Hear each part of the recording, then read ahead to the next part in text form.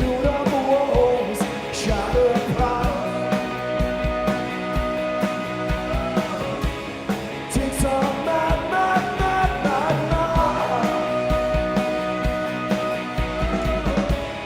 build up walls, shatter pride.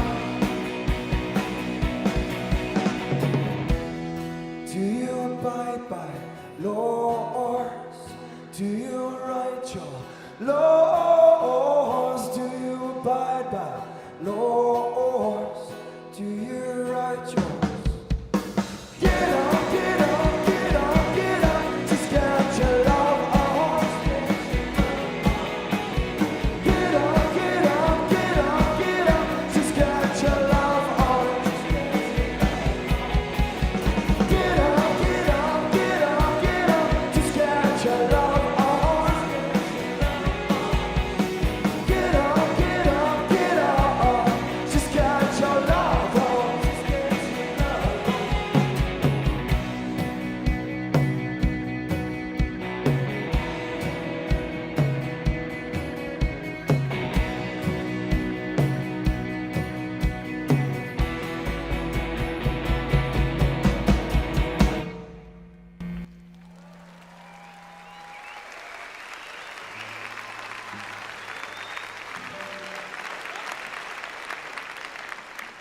Be the anomaly, the aberration, the glitch, the inconvenient, the divergent, the string of junk code, the stubborn apple that falls nowhere near the tree or the forest. Be the fool, the bonehead, the idiot in the room. Let them shake their groupthink heads at you. Let them be ashamed of you, embarrassed of you, pissed off at you. They will call you names, and you must let them. Let them jeer, let them point, let them laugh. Be resistant to their mockery. Be the fodder for their jokes. Be a magnificent failure in their eyes. A tiger does not lose sleep over the opinion of sheep. Go ahead, be the scar tissue of their worldview, their normality. They will loathe you. They will fear you. They'll wish they were you. Ladies and gentlemen, David Icke. Thank you. Whoa. Thank you. Thank you. Thank you. Hey. Thank you very much. Thank you. Whoa. Thank you. Thank you very much. Thank you.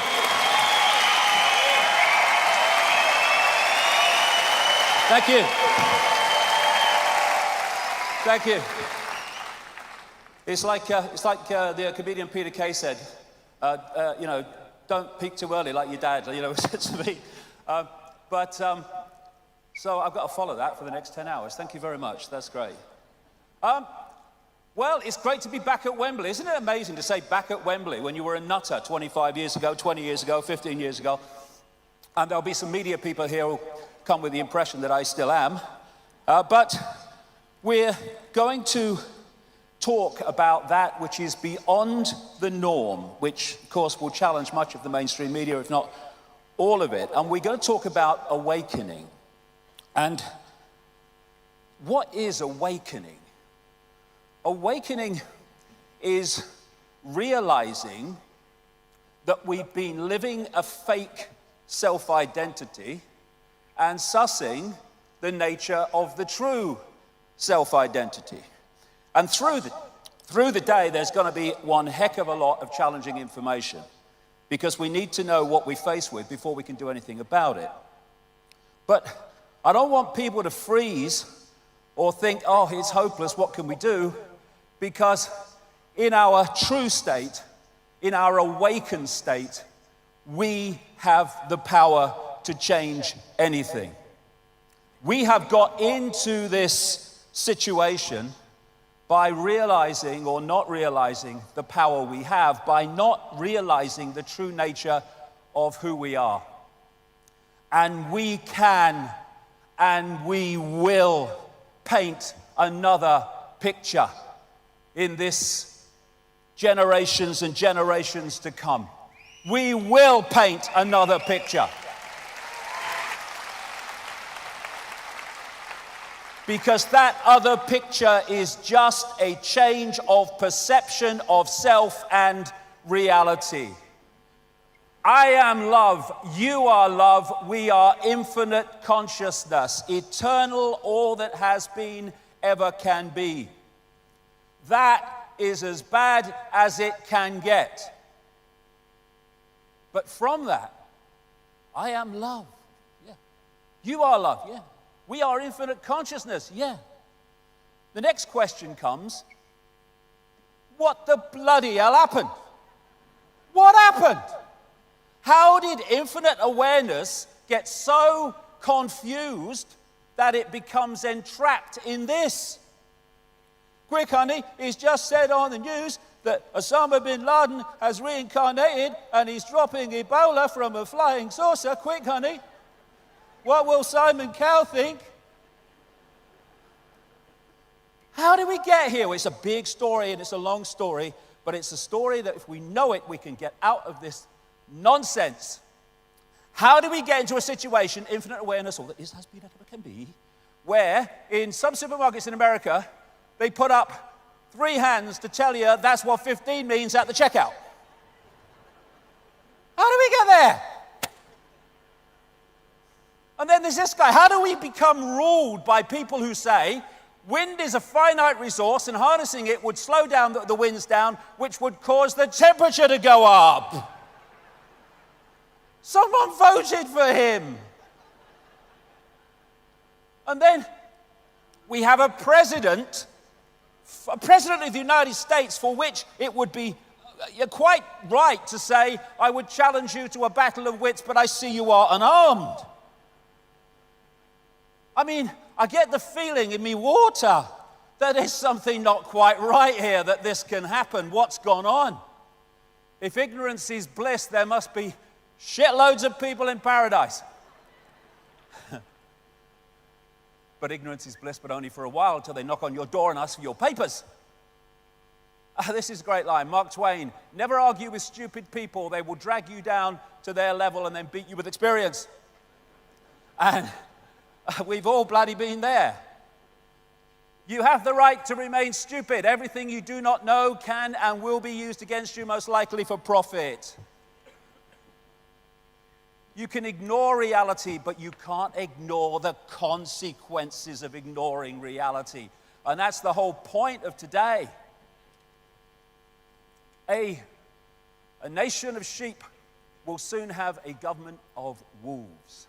And when you look around the world, that is what we have overwhelmingly, virtually everywhere. So how do we go from this to this? Like I say, it's a fantastic story, it's a long story, and an amazing story. And we went there because what we call stupid equals asleep, what we call asleep is hypnotized, and what we call hypnotized is unconscious. We have been systematically put into a state of unconsciousness so that we cannot see what we are part of and what we are experiencing, though that is changing and changing fast. Until you make the unconscious conscious, it will direct your life and you will call it fate. All the time, the subconscious, which we're not aware of, is dictating the behavior and responses of the conscious. And if we don't understand the unconscious, then the conscious will just be a pawn in a game. It doesn't understand. Ignorance.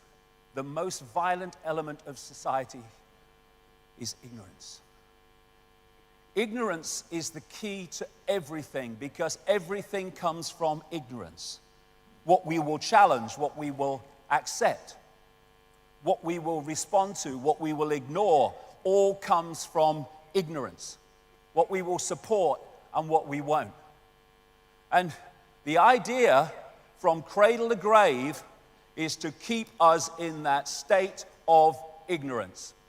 State schooling is stage 1. Actually, it's stage 2. Parents putting their programming onto their children before school is stage 1 if their parents are in that state of mind. But this is the first major program. State schooling decoded. It seems so complex, but all it means is that we're here to program your perceptions throughout your formative years so the state controls your mind for the rest of your life. End of story. And we call it education and learning about the world. No, it's learning about the world that in power wishes us to believe in. And here we go from school and we go into this free society. I'm free, I can do what I like. Go to work, get married, have children, act normal, walk on the pavement, watch TV, obey the law, save for your old age, then repeat after me, I am free. And we keep having to say we're free, and in America they keep having to tell the people they're free every 5 minutes because they might otherwise suss that they're not. Slavery was never abolished. It was only extended to include everyone. And yet people go so out of their way to convince themselves they're not in a state of slavery. This is slavery. But this could be an office where you have to be every morning at 9 o'clock. Otherwise you don't earn the money to survive another month. I mean, spot the bloody difference. Apart from the fact the chickens can't go home at night and watch Simon Bloody Cow, I don't see a lot. Slavery, it works better when you don't tell them. Because then you get no response to the fact that they're slaves because they don't think they are. First stage of disconnecting from slavery, realize you're in a state of slavery. Then you know what to disconnect from. This is great, George Carlin. Oh, you hate your job? Why do you say so? There's a support group for that. It's called Everybody, and they meet at the bar. And that's not true of everybody, but the vast majority of people every morning around the world get up out of bed, if they have one, and go to do something they'd really rather not do, but they got to pay the rent, so they got to do it. They're pissing on us, and we say it's raining. No, we're free. We're free. I've got to vote every 4 years. To vote for different masks on the same face. It's ever so free. Leonardo da Vinci. There are 3 classes of people. Those who see when they are shown, those who do not see. And this system we call life is designed, again from cradle to grave, to make sure as many people do not see. And that's what I call the perception deception. Call my last book Perception Deception. I can't think of 2 words together that sum up our situation more than that. Because when there's a few controlling the many, you can't do it physically. You can do it physically in a small area. You can't do it physically across the world. You have to program the perception of the people so that they see the world the way that suits you. And from perception, again, comes everything. What I will challenge, what I will support, all of it. What I will see as good, bad, moral, immoral, all of it comes from perception, the point of perception. And that is the stadium on which the control of humanity is played out minute by minute. And it's even in their own quotes. These are 3 major CIA people. William Casey, CIA director, will know when our disinformation program is complete when everything the American public believes is false. The CIA owns everyone of any significance in the major media. William Coley, CIA director. Deception is a state of mind and the mind of the state. James Angleton, infamous CIA operative. It's all a mind game. And if we don't fall for it, we don't fall into the trap of seeing that we are slaves while thinking we're free. And here he is, the personification of frickin' evil. Decade after decade after decade after decade. If he went to jail for his crimes against humanity, they would have to throw the key mid-Atlantic, not worth keeping it, and he would have to reincarnate many times to complete the frickin' sentence. It's not a matter of what is true that counts, but what is perceived to be true. Exactly. And if we believe official sources, we are believing what they want to perceive us to be true. And they don't, it's gone off. It'll go on in a minute. They don't call it television programming for nothing. Television programming. Fear Ebola, fear ISIS, fear today, fear tomorrow, fear each other, fear Russia, fear for your kids, fear climate change, fear, fear, fear, fear. Fear everything and then give us your power so we can save you from what we've manipulated you to fear. It's going on day after day after day across the great spectrum of society. It tells you what to wear, what to eat, what to think, what to love, what to fear, who to ridicule, who to condemn. And it makes stupid people famous.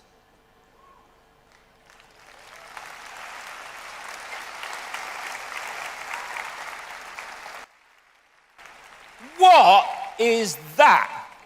What is it? I mean, what is it?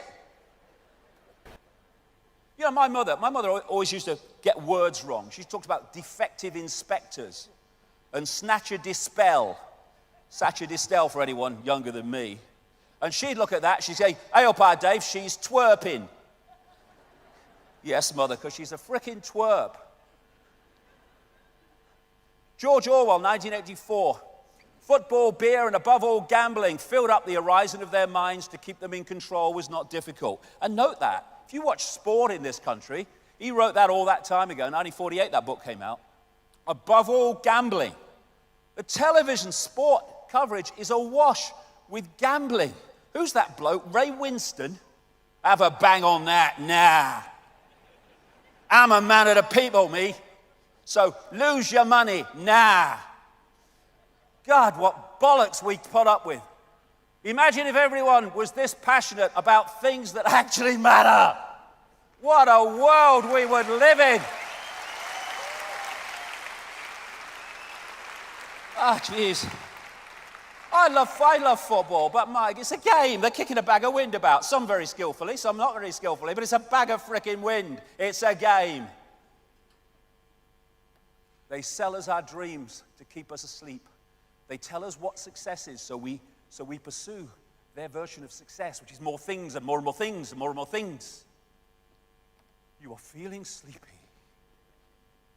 Just watch the watch and live your life as we tell you to live it.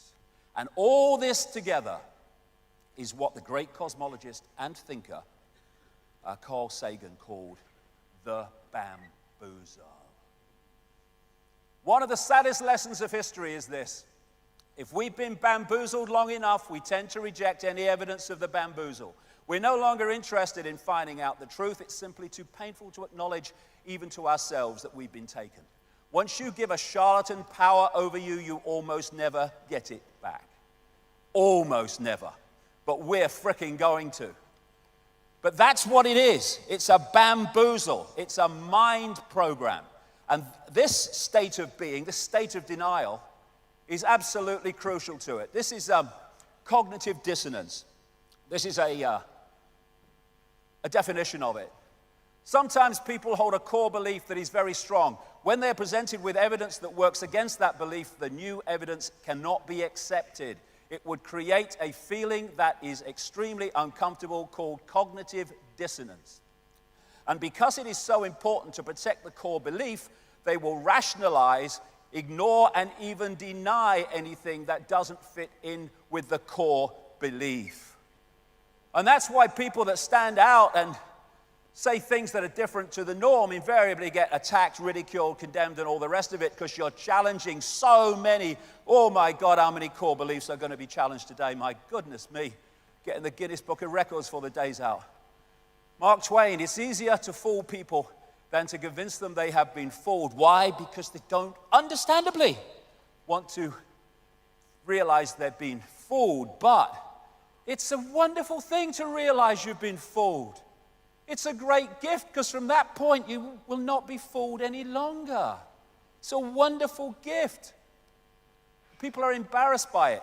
This is another fundamental aspect of the bamboozle. It's called Stockholm Syndrome, a psychological phenomenon in which hostages express empathy and have positive feelings towards their captors, sometimes to the point of defending them. And this scene from the first Matrix movie captured the Stockholm Syndrome so perfectly. You have to understand, most of these people are not ready to be unplugged. And many of them are so inert, so hopelessly dependent on the system, that they will fight to protect it. And so you have people in uniform who are part of what people term the 99%.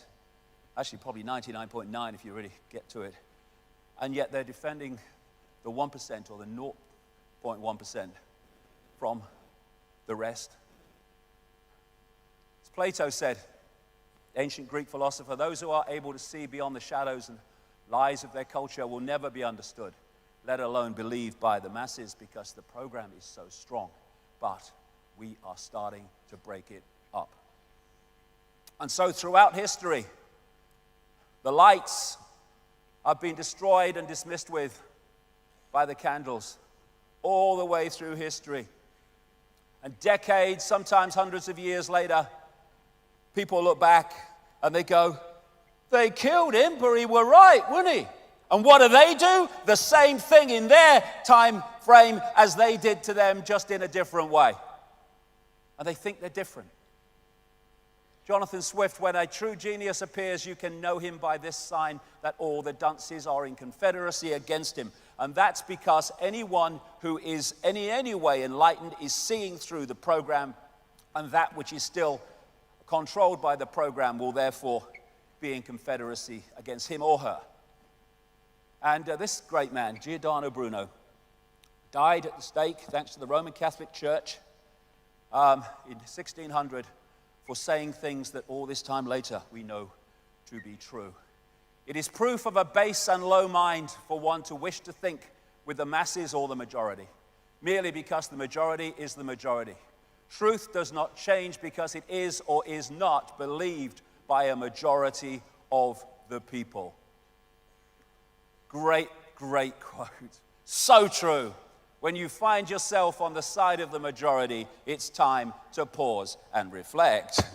Why? Because history shows us that invariably the majority are always following a cul-de-sac or a dead end. Mahatma Gandhi, many people, especially ignorant people, want to punish you for speaking the truth, for being correct, for being you. Never apologize for being correct or being years ahead of your time. If you're right and you know it, speak your mind, speak your mind. Even if you are in a minority of one, the truth is still the truth. And I would suggest that in our reality, this is the truth. We live in a freaking lunatic asylum. All right? Now imagine that you are born into a madhouse. You grow up in the madhouse. Your parents are from the madhouse. Your teachers are from the madhouse. Your scientists and your academics are from the madhouse. Your doctors are from the madhouse. All of them. The journalists are from the madhouse. Doesn't necessarily need to scan very, very far for that, does it? But what then happens is someone who's not grown up in that situation comes along and says, this is a freaking madhouse. But to you, the madhouse is normal because it's all you've ever known. And thus, to you, someone saying the madhouse is mad is themselves mad. It's one of the great examples of human inversion, this inverted society. And as this man said, brilliant, birds born in a cage think flying is an illness. What you've been brought up with is your normal, however bloody mad it may be. It is no measure of health to be well adjusted to a profoundly sick society. And that sums up the madhouse. That sums up the madhouse. People who have become well adjusted to a profoundly sick society to the point where they think it's normal. And who runs the institutions of this world? People like that, because of the system that puts them there. It's great. An idiot is a genius to another idiot, because that's their perception of what a genius is.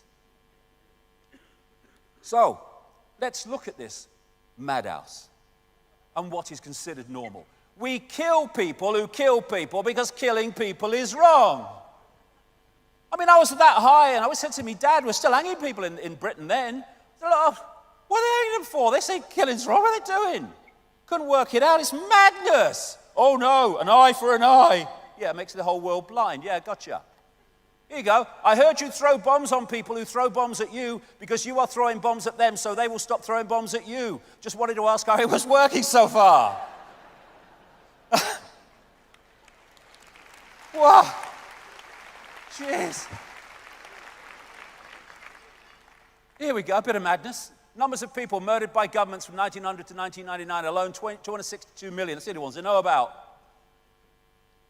What it took to develop this fighter jet would have given every homeless person in the US a $600,000 home. Always money for war, not for peace and people. And there's a reason for that, which we'll come to later.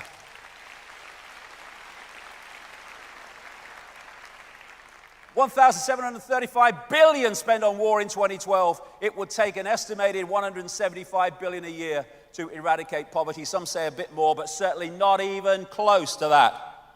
Why? Inversion. It's not something that's a crisis that's natural. It's a scam. There is no need for one single person on this planet to be hungry and to be homeless. No reason whatsoever.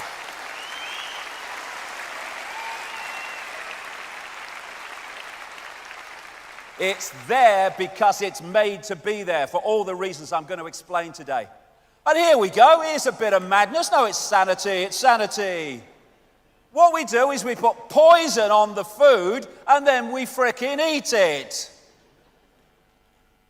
And that's considered sane. And you get these people, they say, what do you mean organic food's better than the food with poison on it? That's crazy. What? That's what they say.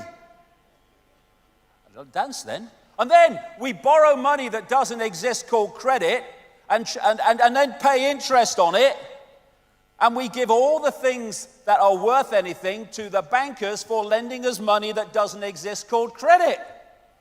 Hey, it's a crazy world. No, it's not. It's not sane. And this is all going on now. This is all going on more and more day after day. Well, you've got to protect us from terrorists. The people putting them up are the terrorists. Think while it's still legal. Now, people might think that's a bit of a joke. It's not. No.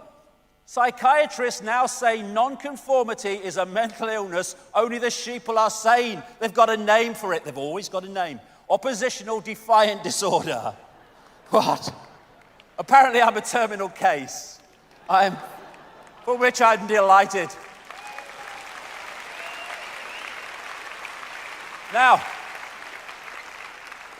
pulling this all together, what we're looking at is what I call bubble people. Bubble people.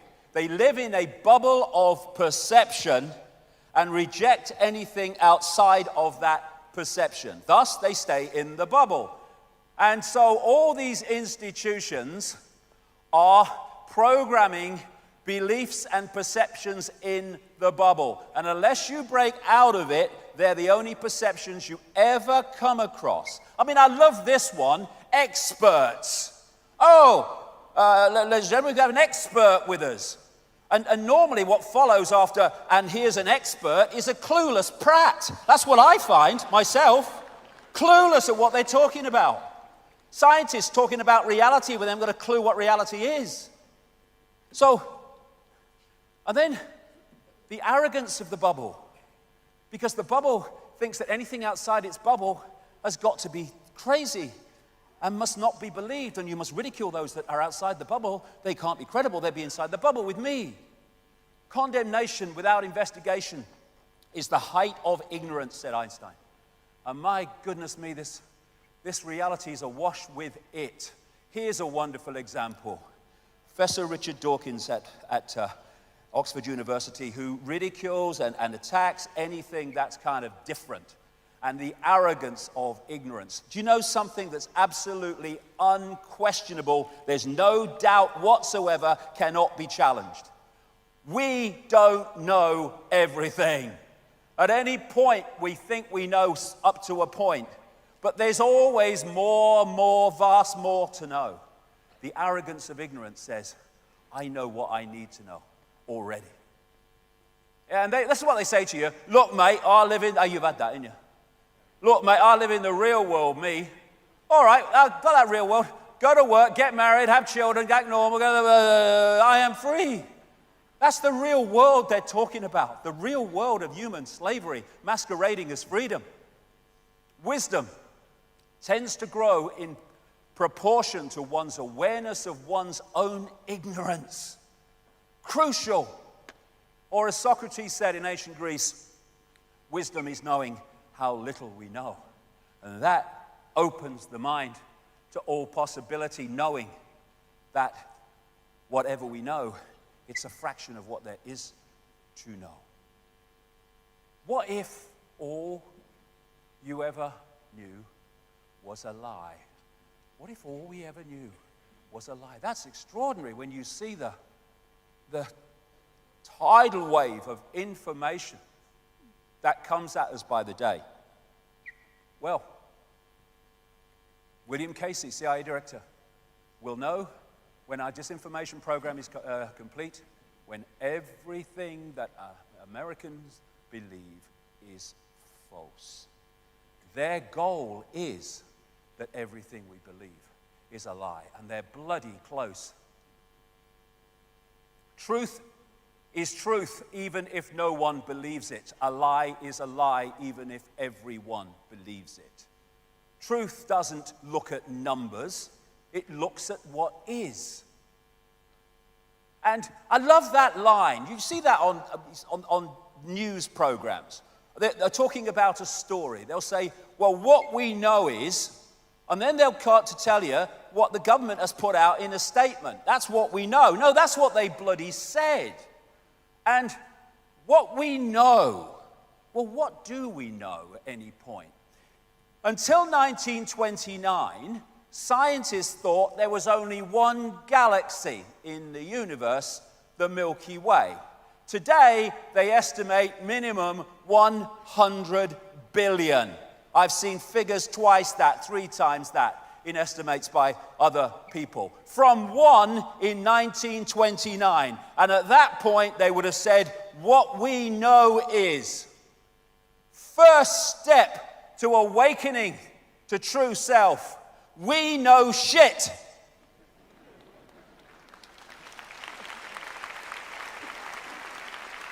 From that starting point, we got a chance of knowing more than shit. Re-examine all you have been told. Dismiss what insults your soul, and that includes every word I say today if it insults your soul. Emancipate yourselves from mental slavery. I love the way he sings that, Bob Marley. None but ourselves can free our minds. So true. It's our mind. Only we can free it. And people think about enlightenment as it's some kind of, trotting down country lanes with violins and little butterflies flying around with beautiful colors. Actually, it is this, brilliantly set out. Make no mistake about it. Enlightenment is a destructive process. Enlightenment is the crumbling away of untruth. It's seeing through the facade of pretense. It's the complete eradication of everything we imagine to be true. Blank sheet of paper, starting again. What goes on that blank sheet of paper has now got to convince me. And I don't care if you got letters after your bloody name or letters before your name. I couldn't give a damn. I'm deciding my sense of reality, not the system.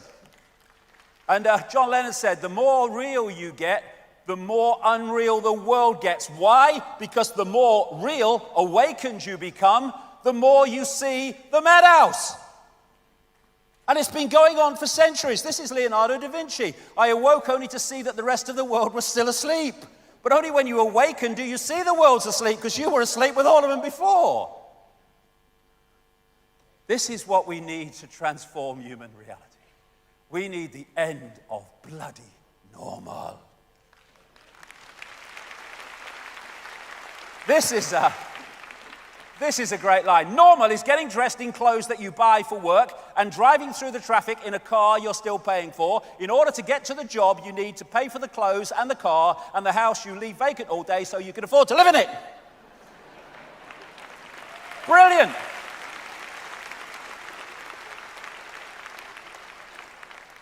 And when one person suffers from delusions, we call it mental illness. When a society suffers from them, we call it normal. Because who decides normal? That which controls the information within the society.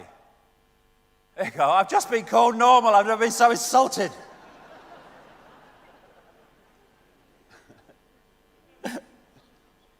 Here, do you know they've said I'm not normal? I can't bloody believe it. Someone told me the other day. Icke is mad. He's not normal. You know my response to that? My response has always been, thank bloody God for that, right? What a relief. A world that's insane thinks I'm mad. Thank you, God. Phew. History shows us that the people who end up changing the world are always nuts until they're right, and then they're geniuses. History is alive with it. As I said in a book years ago, today's mighty oak is just yesterday's nut that held its ground. Long enough for perceptions to change. Can you remember who you were before the world told you what you should be? Can any of us remember that? When we're born into a world and from day one we're told who we are, what we should do, what reality is, what we should aspire to, what we should oppose, all of it. Just a program. This is my space. I'll decide what comes into it. And I don't care if you're a parent or a school teacher or a bloody politician, a scientist, an academic. I decide what comes into my space and my reality, not you. And when we do that, we can start to change. If you sense more, there is more. Yes. It's people get stuck in the mode of thinking. And when we feel something, what does it feel? You can say, well, it feels right. It shouldn't, but it does. This is the true self. This is the program self. Know the truth by the way it feels. And that's all I can say today. Because my goodness me, there's so much information coming. But know it by how it feels. And let it run, even if you're incredibly skeptical, which you have every right to be. Let it run and let's see the pieces go and then make a decision at the end. But how does it feel? Not how does it perceive from my belief system. Awaken, awaken, awaken. Awaken from the program. And what's the first stage of that? The very first stage. Leonardo da Vinci had it. All great acts of genius began with the same consideration. Do not be constrained by your present reality. Because if we're constrained by a present reality, we're going, yeah, truth, academic school, work, yes, death, I'm out of here now. I'm going round and round and round and round. That's all you can do unless you cease to be constrained by your reality and break out of that circle and look elsewhere. When you can see through the illusion, you are the solution. Because then the illusion ceases to have power over you and your perception of self and reality. Is this real life or is this fantasy?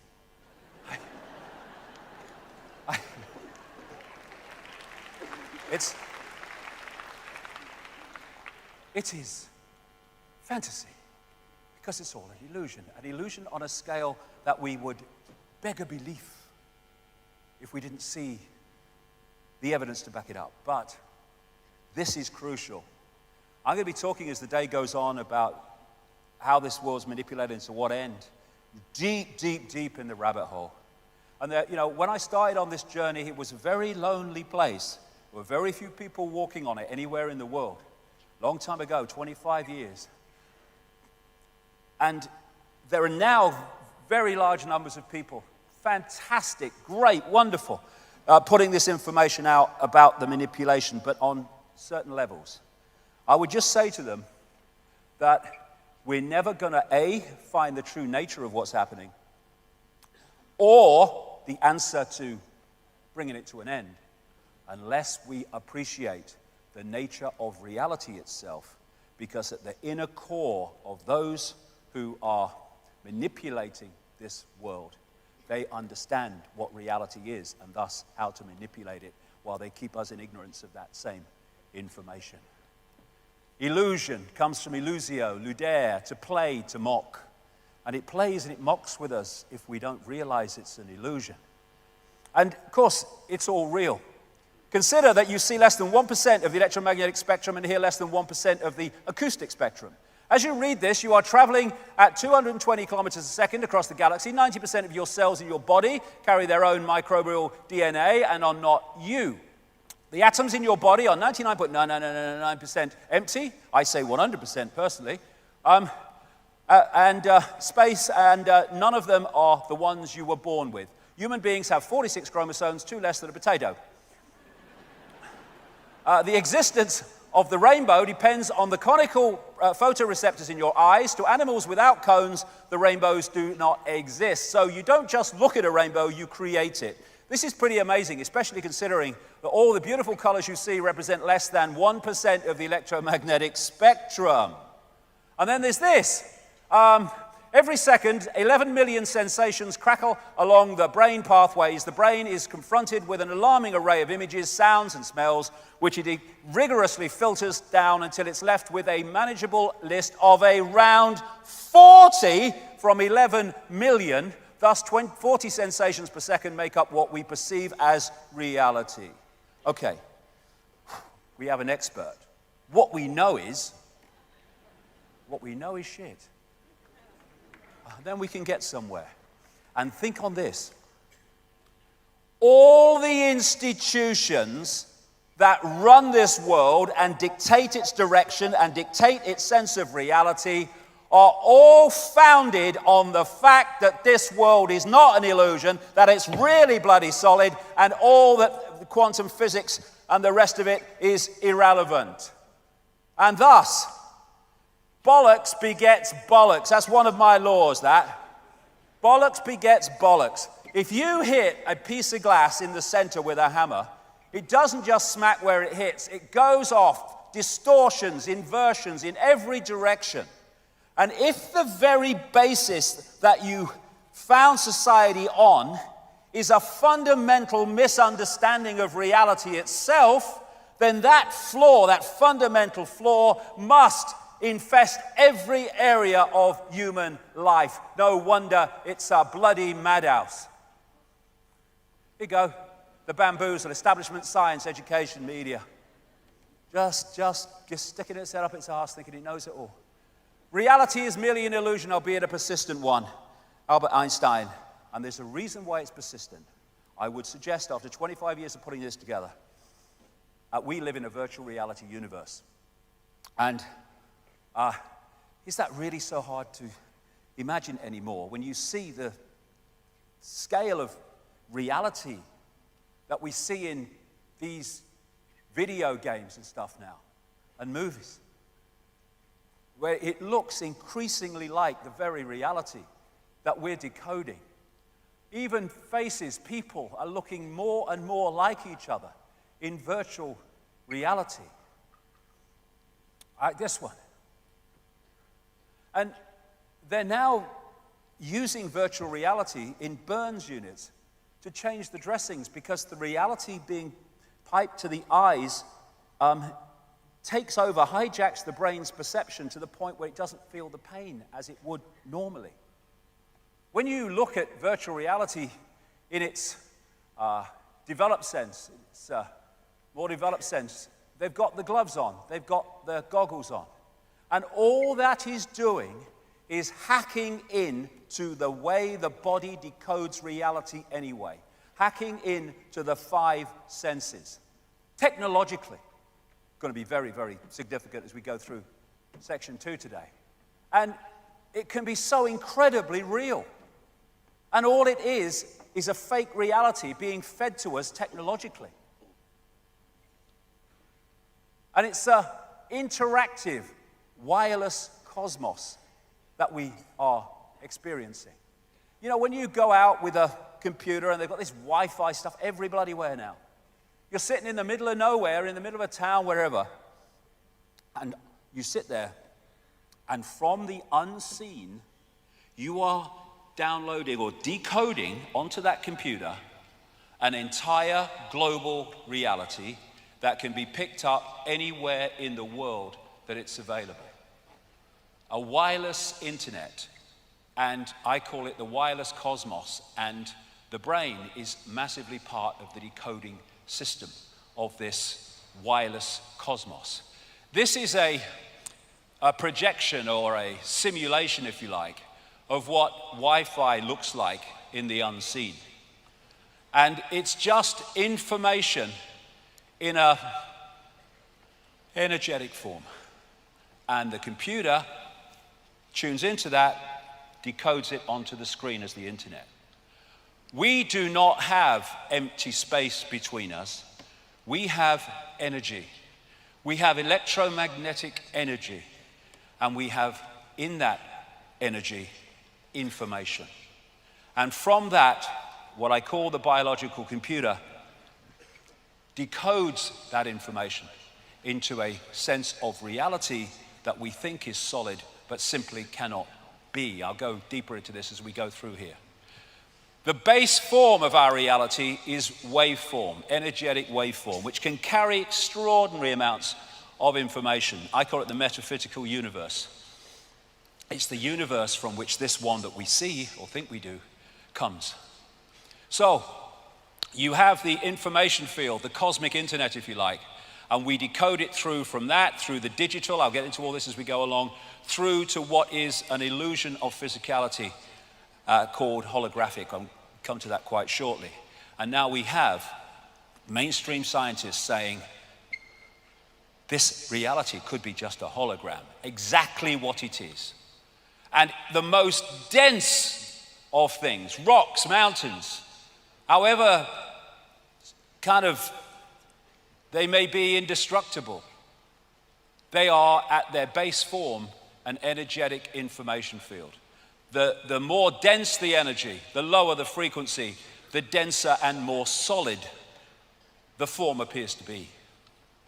And Nikola Tesla, the genius from which so much came, one of the great scientific geniuses of modern times, who in effect gave us the electrical system. He gave us radar because it was stolen from him.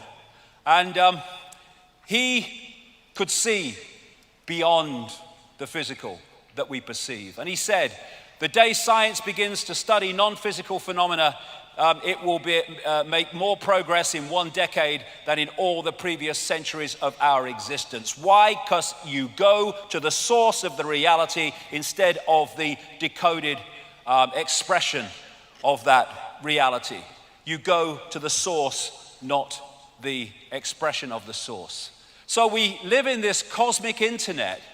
On one level, it operates on an electromagnetic level. Of course, the brain is working electrically as it interacts with it. And the reason that animals can be so sensitive to things that humans can't be, because they read the newspapers and watch Simon Cowell, but is because they have not gone through this system of programming. So they are naturally sensitive to these information fields and can pick up changes in it, which is why animals can feel earthquakes coming before they come. So what is the internet? People say, well, it's like pictures and text and colors on a screen. Well, yes, it is, but only on the screen. Everywhere else, it's electronic circuits and all that gadgetry. What is television? Well, it's pictures on a screen. Yes, it is, but only on the screen. Everywhere else, television, in the analog sense, is frequency fields, or the electrical kit that they do now with digital. And our body-mind, the body-mind as I call it, is like a computer system which allows us to experience this reality. And that is just like sitting in an office. The person at the desk that can see the big picture is consciousness beyond the program, consciousness beyond mind, consciousness beyond the reality that we perceive, and that is experiencing the reality we perceive. If you cut that from that and isolate that in and of itself, which is what the program's designed to do, you detach people from their true self and their true perception of self. That's the thinker, the brain, the thinker, working it out. That's the knower. And if you detach the thinker from the knower, then the thinker is left helpless to have its thinking programmed by that which has been responsible for the disconnection of the isolation. So, if you program that level of self that's directly experiencing this reality, body, mind, with all this programming, you disconnect it from this, and that's how infinite consciousness can become an idiot. The brain is not who we are. It is a processor of information and a communicator of information. As this man rightly said, looking for consciousness in the brain is like looking inside a radio for the announcer. The radio is just decoding information. That's what the brain body is doing. We are conscious in a very narrow band we call conscious. That's what we perceive and think we're awake. But beyond that is the unconscious, the subconscious, which goes on and on into infinity. And the idea is to isolate the conscious from the greater self. So what we are in this reality is simply a point of attention, which the body focuses into a tiny range of frequencies we call the world. I'll get into that in a second. A point of attention. But if we get caught in the program, that point of attention is so focused on here that we lose connection with the greater self and all the other insight, knowledge, awareness that is open to us when we connect with it. Not some guy in a spaceship, our greater self, our greater consciousness. Consciousness is, what I call consciousness, is like the ocean. Whereas mind, it's the same substance, but it is far more limited. Like ice is the same substance as water, but it's in a completely different and more limited state. And if we get caught in that and disconnected from that, big trouble. And you know, when you look at the oceans, they say it's the South China Sea, they say it's the South Atlantic, the Indian Ocean, the North Atlantic, same bloody water. Same water. But what we do is we give our water, our infinite self, names, like Ethel Jones and Arthur Smith. And we give them identities without realizing that we are just points of attention within one infinite, eternal consciousness. We are like the white waves in an ocean. They look different to the rest of the ocean, but they're just a different expression of the ocean. This is a fantastic picture. This sums up humanity. We are expressing our point of attention as a uniqueness, which is wonderful. A unique personality, a unique person, a unique perspective, a unique point of attention. But at that time, we are connected to all the other points of attention in infinite awareness, which in the end are all us and we are all them. And so, when we go to war, we go to conflict, we are fighting ourselves. You hit yourself around the head with a baseball bat, they put you away. But we're doing that all the time because we've got caught in the illusion of the fact that we have space, empty space between us, and we're all individual to the point where we're not connected. The ocean is the droplet is the ocean. Drop the droplet in the ocean. Where does the droplet end and the ocean start? The idea of the conspiracy is to keep that droplet disconnected from the ocean. And when they do that, we have the world that we live in. Great line, Leonard Cohen. If you don't become the ocean, you'll be seasick all your life. And so many people feel this ache, this sense of disconnection, this sense of longing that they can't put words to, because one part of them, one level of them knows that we're all one. Everything is all one. Leonardo da Vinci learned how to see, realize that everything connects to everything else. It's an ocean. We are a point of attention, but we are the ocean. My God, that's what we are. We're the freaking ocean of infinite consciousness. What a job they've done to persuade us we're Ethel from the store. Near-death experiences have experienced this. So often, the common themes of what they say is incredible. How they leave the body and suddenly past, present, and future are all happening at the same time, in the same moment. How they have multiple levels of awareness at the same time. In the body, they had one level of awareness because the body focuses us in these frequencies, locks us in like a computer. From one of my books, the fear of death comes from the ignorance of life. There is no death. There's just a removal from the vehicle into consciousness, in awareness of itself again. But you get people frightened of death and they'll give their power away to doctors and chemo freaking therapy and all of it because they want to stay alive because they fear death. There is no death. There's just a change of point of attention. That's all it is. Point of attention, point of attention. I'm terrified. If people say to me, don't you frighten, they'll kill you. Well, so they kill me, all right? I'll leave the body and I go, oh God, I'm terrified. Oh my goodness, it's such a nightmare becoming all that is, has been, and never can be, in full awareness of itself.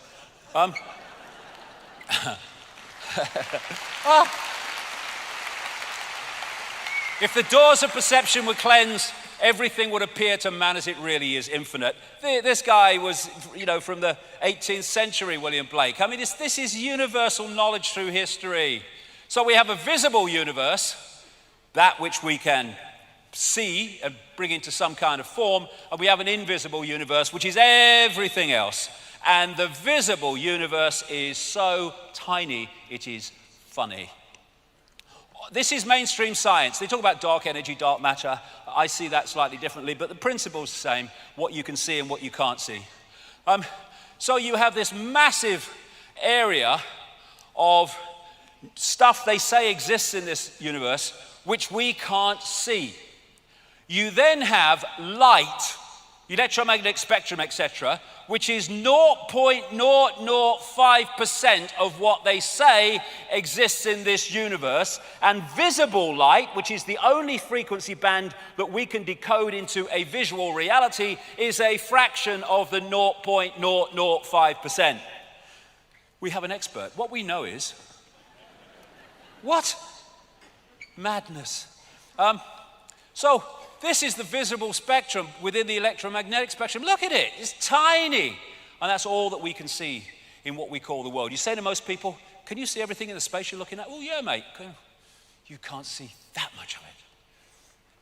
So we are in a frequency band. We call it the world, we call it reality, but there are other frequency bands interpenetrating this one, like radio stations and television stations, sharing the same space. And what you perceive is what you can decode, what you are decoding. And so through the body we perceive in a visual sense what the body can decode, which is this little band of frequencies. You go outside the body, now you're perceiving much greater frequencies, and thus your reality changes.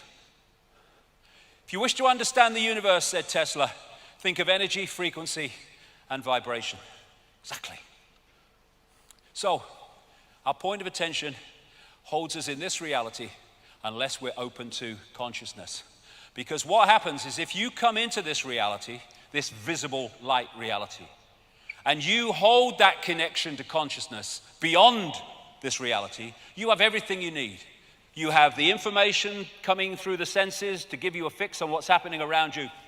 But you have the big picture that's outside of this reality, that's not programmed by its perceptions and its sense of limitation, which can then feed you insight, inspiration, intuition, to give you insight beyond that which you are directly experiencing. But you get disconnected from that, big problem. You're now trying to get your entire fix on reality from the reality you are in. And if a network controls that reality and that information that's coming at you, they are going to program your sense of reality for life.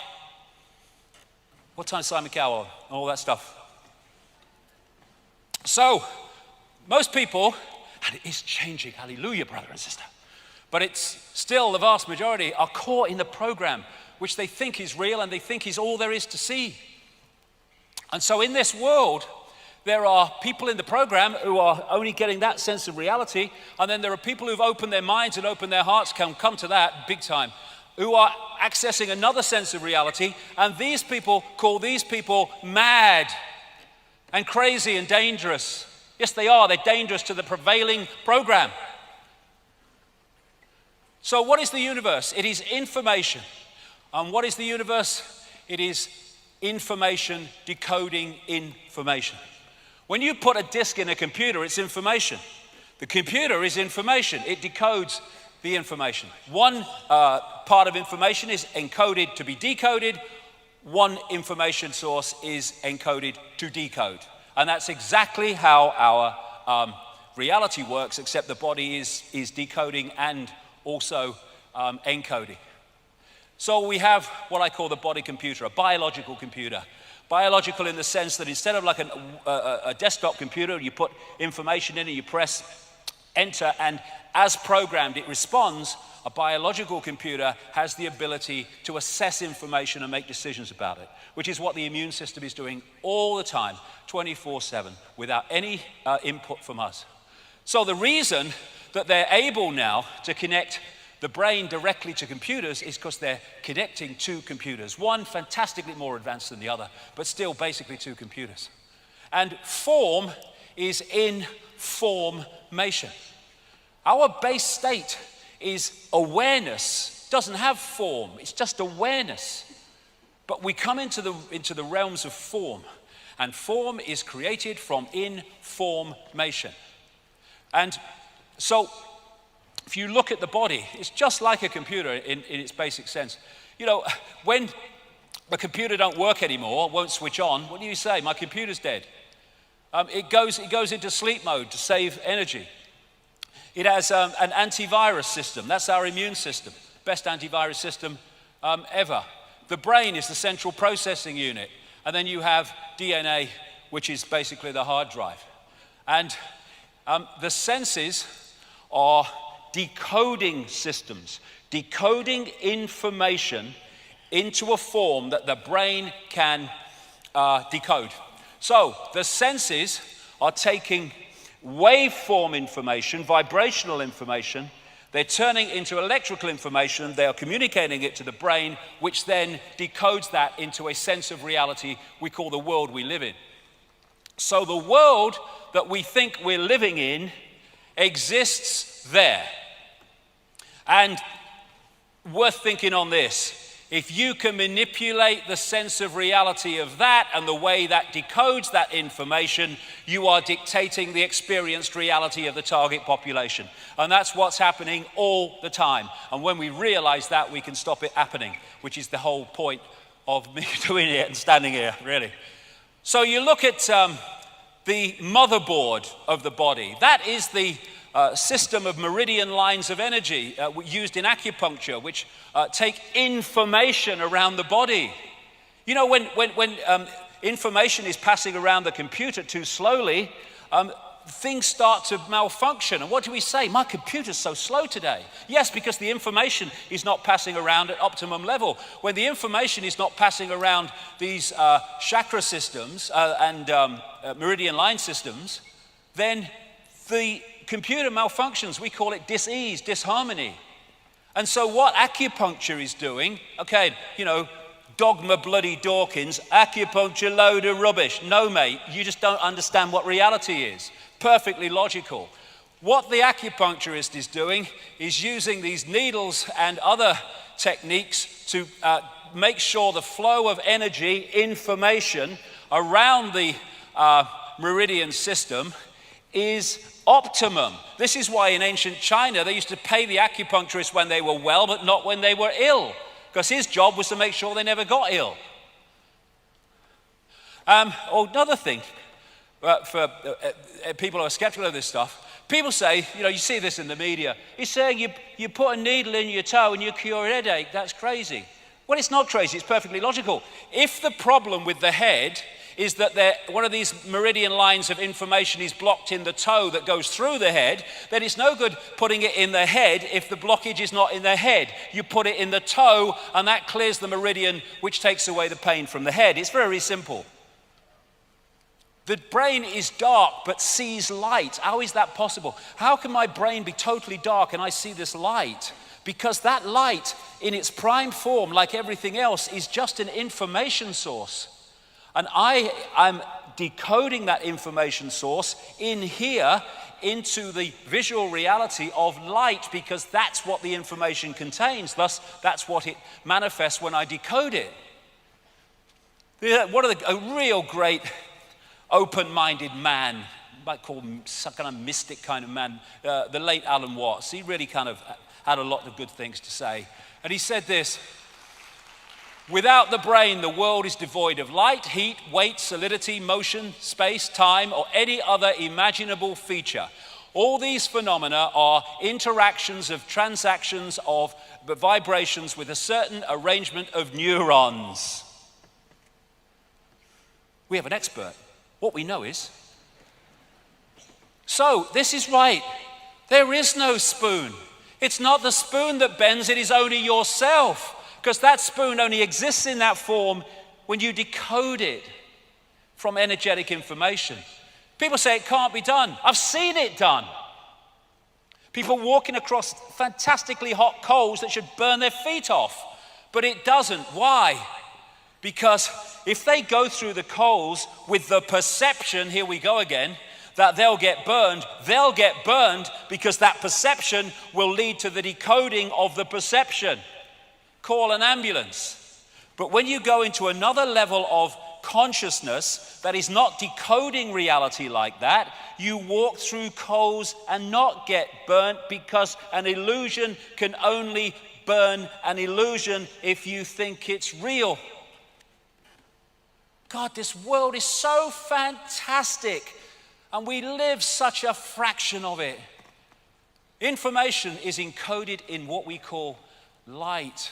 White light contains all the colors of the spectrum. Isaac Newton called the rainbow a spectrum because out of the Latin word for apparition or phantom, that's where we get the word spectre from.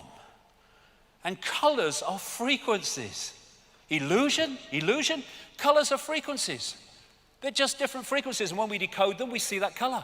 And we think those flowers are red and yellow. They're not.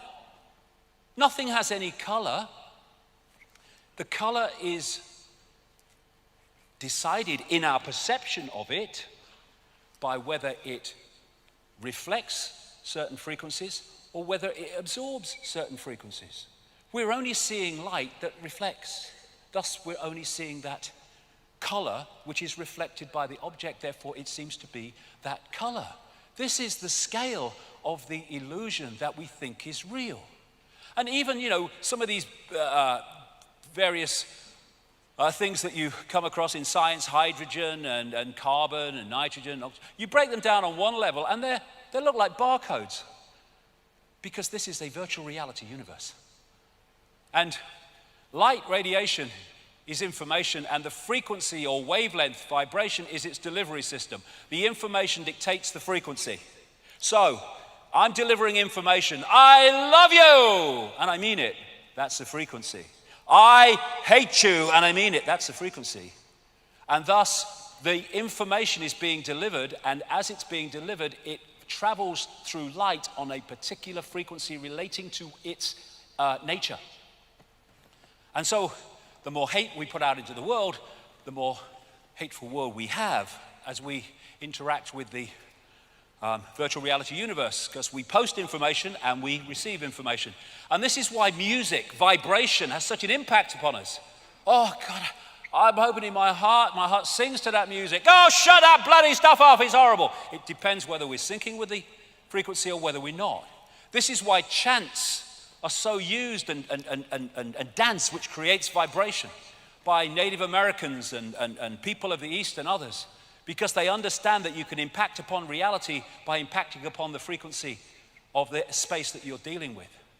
And this is really, I think, one of those whoa moments. As the frequency increases, the amount of energy carried by the wave also increases in proportion to the frequency. So, when you open your mind and open your heart, your frequency goes up. Provable fact, measurable. As your frequency goes up, you're now being able to hold and access more and more and more information. And thus you become more aware, more knowledgeable, more insightful, more intuitive. And what the system wants is to push us down the other way, so we watch Simon Cowell. So what we're doing is decoding information into this reality. This reality is a shared reality, but it's a decoded reality. And it's operating in our heads, decoding information. And how we decode it depends upon our perceptions of reality. So this Matrix scene is absolutely spot on. This isn't real. What is real? How do you define real? If you're talking about what you can feel, what you can smell, taste, and see, then real is simply electrical signals interpreted by your brain. Now, you manipulate the way the brain interprets those signals, gotcha. And that's what's happening. And bollocks begets bollocks. Because once you are operating in a society that doesn't take in the very nature of reality, you're in a flawed society all the way through. Now, this is an example of how information is carried by everything and how we impact upon information as we interact with this virtual reality universe. Sad to say, I'm sure he's not sad where he is now, but I'm sad that he's gone. Dr. Emoto, the great man from Japan, who I co-wrote a book with in Japanese some years ago. I didn't write Japanese, he did. But he unfortunately left us a few days ago, and I'd just like to mark that point by saying what a fantastic contribution he made in his work to the understanding of the nature of reality. Because what he did was he took water, put it into little containers, and he would apply to that water sounds or words, and then he would freeze it very quickly. I've been to his place in Tokyo where he did it.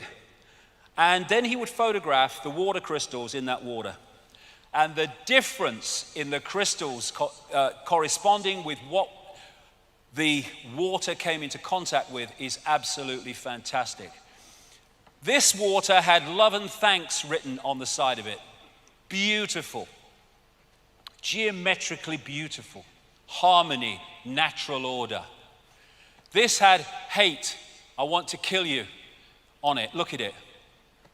And people say, well, how does that work when you put words on water and that happens? Simple.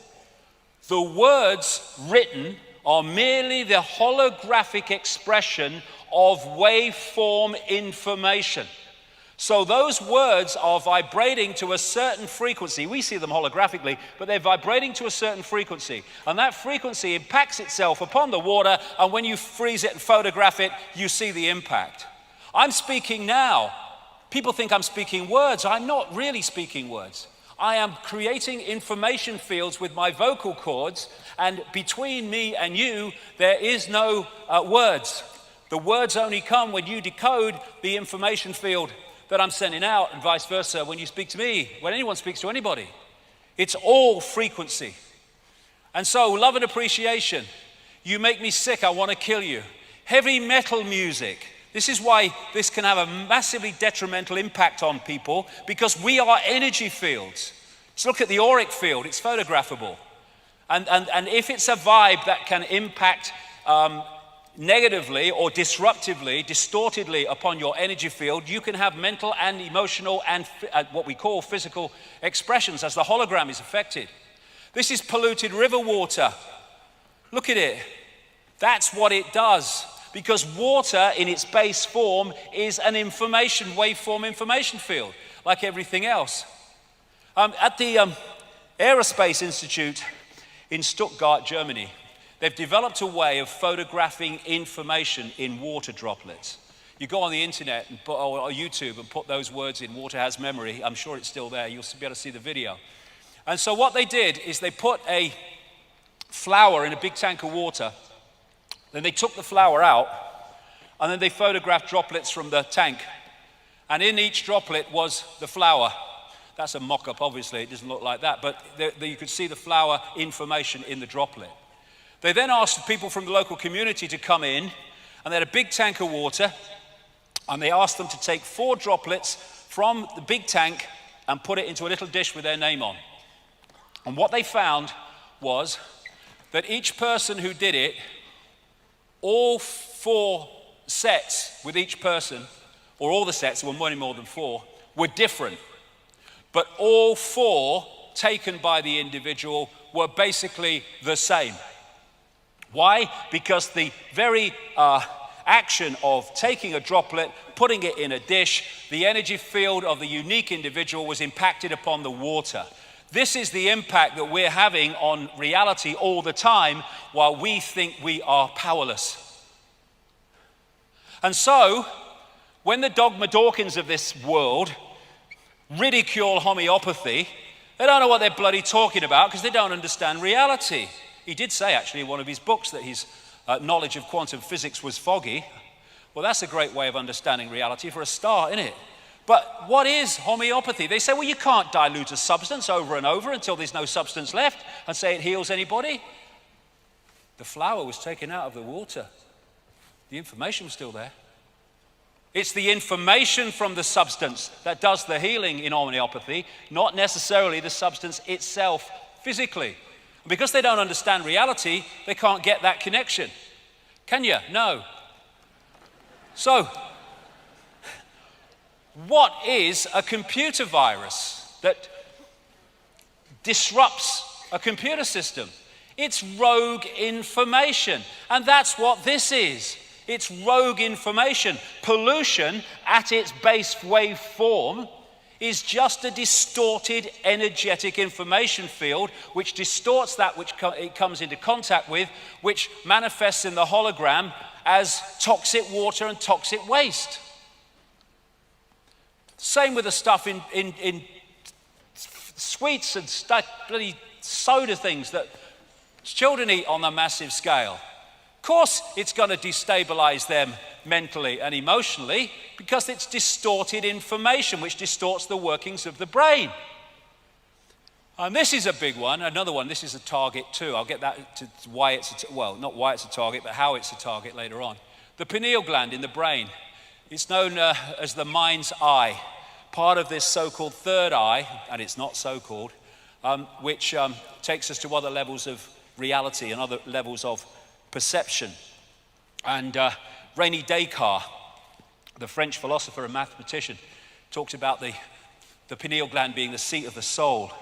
It's not the seat of the soul, it's the way we massively interact with this cosmic internet. Interestingly, when you look at the pineal gland, which is a bit like a pine cone, and other parts that relate to it, it's kind of very much like the eye of Horus or the eye of Ra in Egyptian belief. And it's so vital to the way that we manipulate but decode reality, and can be manipulated to decode the reality that the system wants. So this is in the Vatican, a pine cone. This is a calcified pineal gland, because what has calcified it? Fluoride in the water. Fluoride in the water calcifies the pineal gland, which is massively important in the way we decode reality. Coincidence? Not a bloody chance. So this pine cone theme has been used in culture after culture to symbolize the pineal gland, because they knew its massive importance, the all-seeing eye on their level of how we decode reality. And people say, well, a little pineal gland, how can you decode a whole reality like that? Well, as I've been telling people for years, size doesn't matter, right? Look at it. You've got this little thing here, you stick it in a computer, and from this little thing, you can pull down an entire global reality called the World Wide Web. And the pineal gland has the same rods and cones found in the eyes are found in the pineal gland. because it is part of this other level of sight. And we think that what's happening is the world is coming this way. It's not. It's not. The world is going that way. We are decoding information, and the projection of what we perceive to be our reality is coming from within us, the other way round. So when we have this universal kind of belief through the ages, where people say, everything is within you, the world is within you. Yes, it is. And the world that we experience is dictated by the world that's within us, our perceptions, our attitudes, our belief systems. This is Anita Mojani, wrote a book called Dying to Be Me, all about near-death experiences. And she said, I believe that the greatest truths of the universe, she had a near-death experience, don't lie outside in the study of the stars and the planets. They lie deep within us in the magnificence of our heart, mind, and soul. Until we understand what is within, we can't understand what is without. Because what is without is a projection of what is within. And manipulating what is within to manipulate what we experience apparently without is the whole basis of the conspiracy. So we can decode reality and it can be beautiful.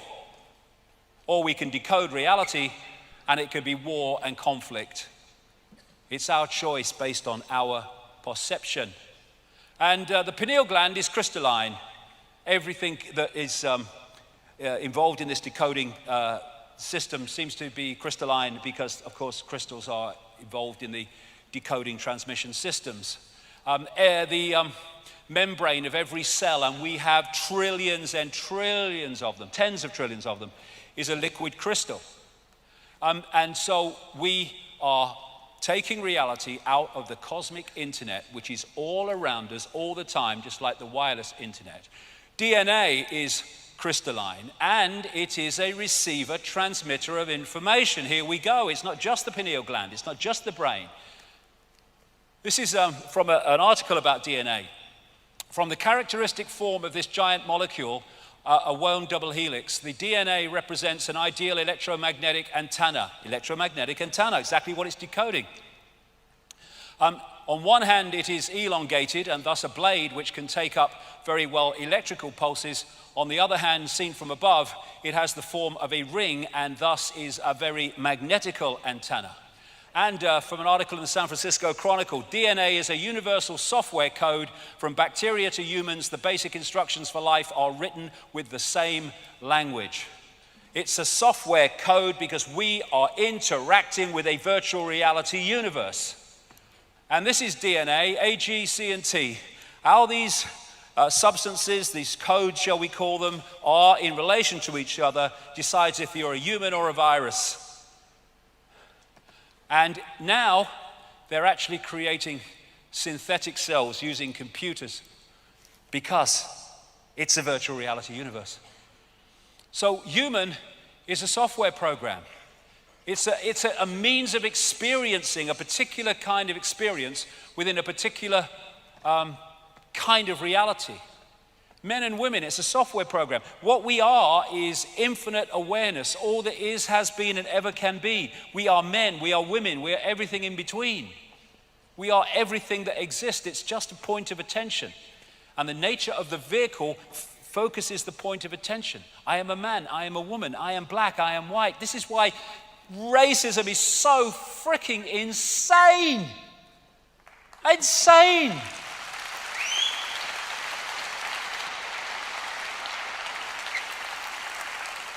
My spacesuit's a different color to yours.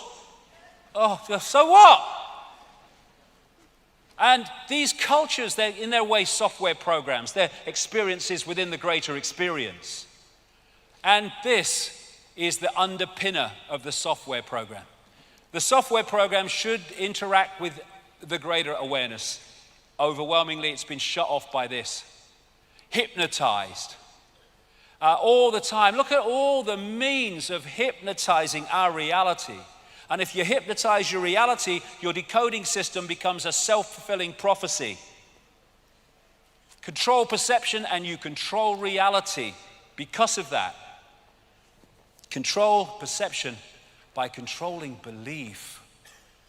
They couldn't care less what you believe as long as you believe it vehemently, because that vehemence, that focus will decode reality in a very limited way because of your belief. Accidents happen, that's what everyone says, but in a quantum universe, there is no such thing as accidents, only possibilities and probabilities fold into existence by perception.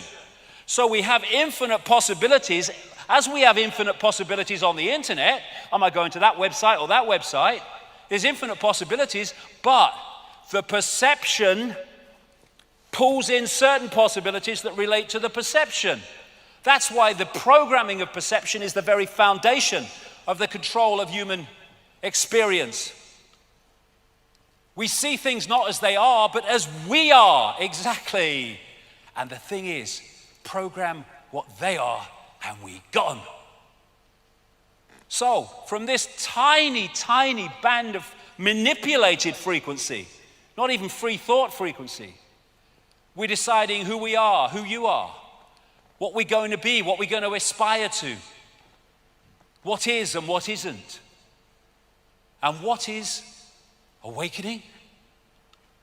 Awakening is awakening from this, from the person, persona, which in Latin comes from the word meaning actor's mask. And that's what the persona is, an actor's mask, a facade that gives us a sense of false self-identity. So, these people being normal. And then you lift the program and we call it awakening. All you're doing is disconnecting your sense of reality and self from the program and seeing what's beyond it. Ever tried having a conversation with someone who had a belief system that is rigid and will not move? Waste of frickin' time. And when you're in that mode, you're like in a maze, but you don't know you're in a maze. You think it's free life and free movement, but you're in a maze and you're being guided down the maze. And then someone gets on top of the maze, looks down and says, "It's a frickin' maze. It's going nowhere. You're mad." Great line this. Those who danced were thought to be quite insane by those who could not hear the music. And those who could not hear the music are because they're in these bubbles and they won't allow the music, the knowledge from greater levels of awareness in, and thus they can't hear it. We have a system that gets people to look at the world like that. And what chance have you got of seeing what is when you're looking at the world like that? Focused on one tiny area of frequency, and all this is all us, untapped because of the focus. Thank you. The eyes are useless when the mind is blind. Why? Because the mind is, through its perception, dictating reality. We are all one.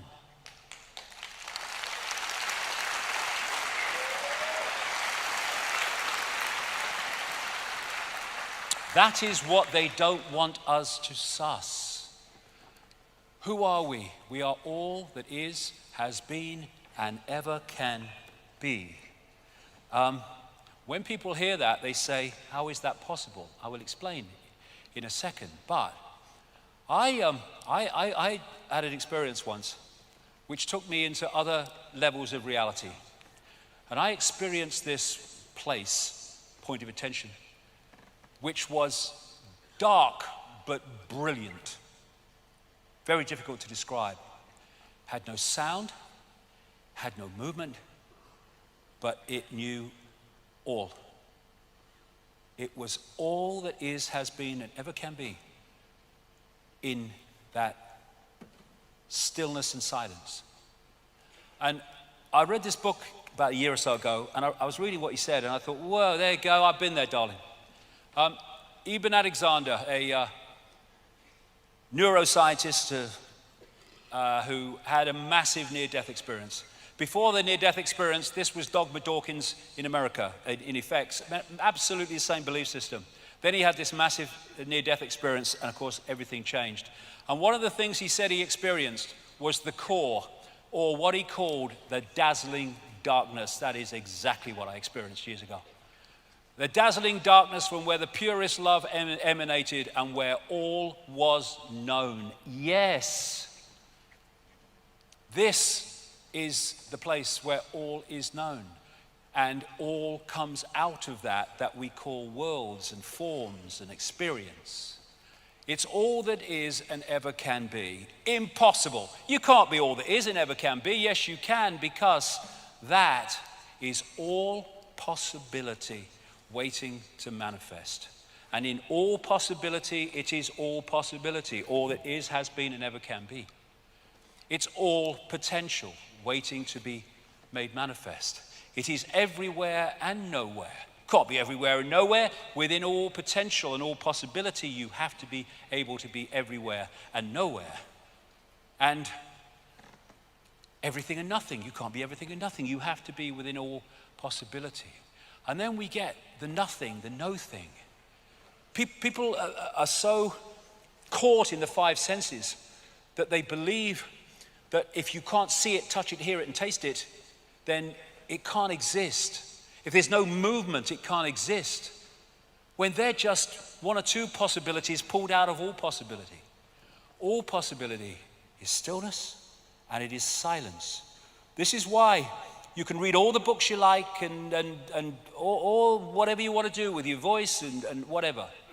But you go into a state of meditative silence and you get inspiration that you'll get in no way from words, because you're going into that all that is state. And this is Nikola Tesla, a mainstream scientist, yes, in the strict sense, but way beyond that, because he was aware of that which is beyond the so-called physical. My brain is only a receiver. In the universe there is a core from which we obtain knowledge, strength, and inspiration. I have not penetrated the secrets of this core, but I know it exists. He's talking about the same thing. So from this all possibility, these worlds are created by thought, by imagination, and they're all illusions in terms of physicality. So, what do you mean the world isn't solid? It certainly bloody looks solid, and we experience it as solid. But it can't be, for a start, because they tell us that this reality is made of atoms. Atoms have no solidity, and thus they cannot a physical solid world make. And as someone said, if you take the nucleus of the atom, it is, in relation to the size of the atom, about the size of a 10-cent piece. All the rest is empty space. And if you go into that deep enough, you'll find that is too.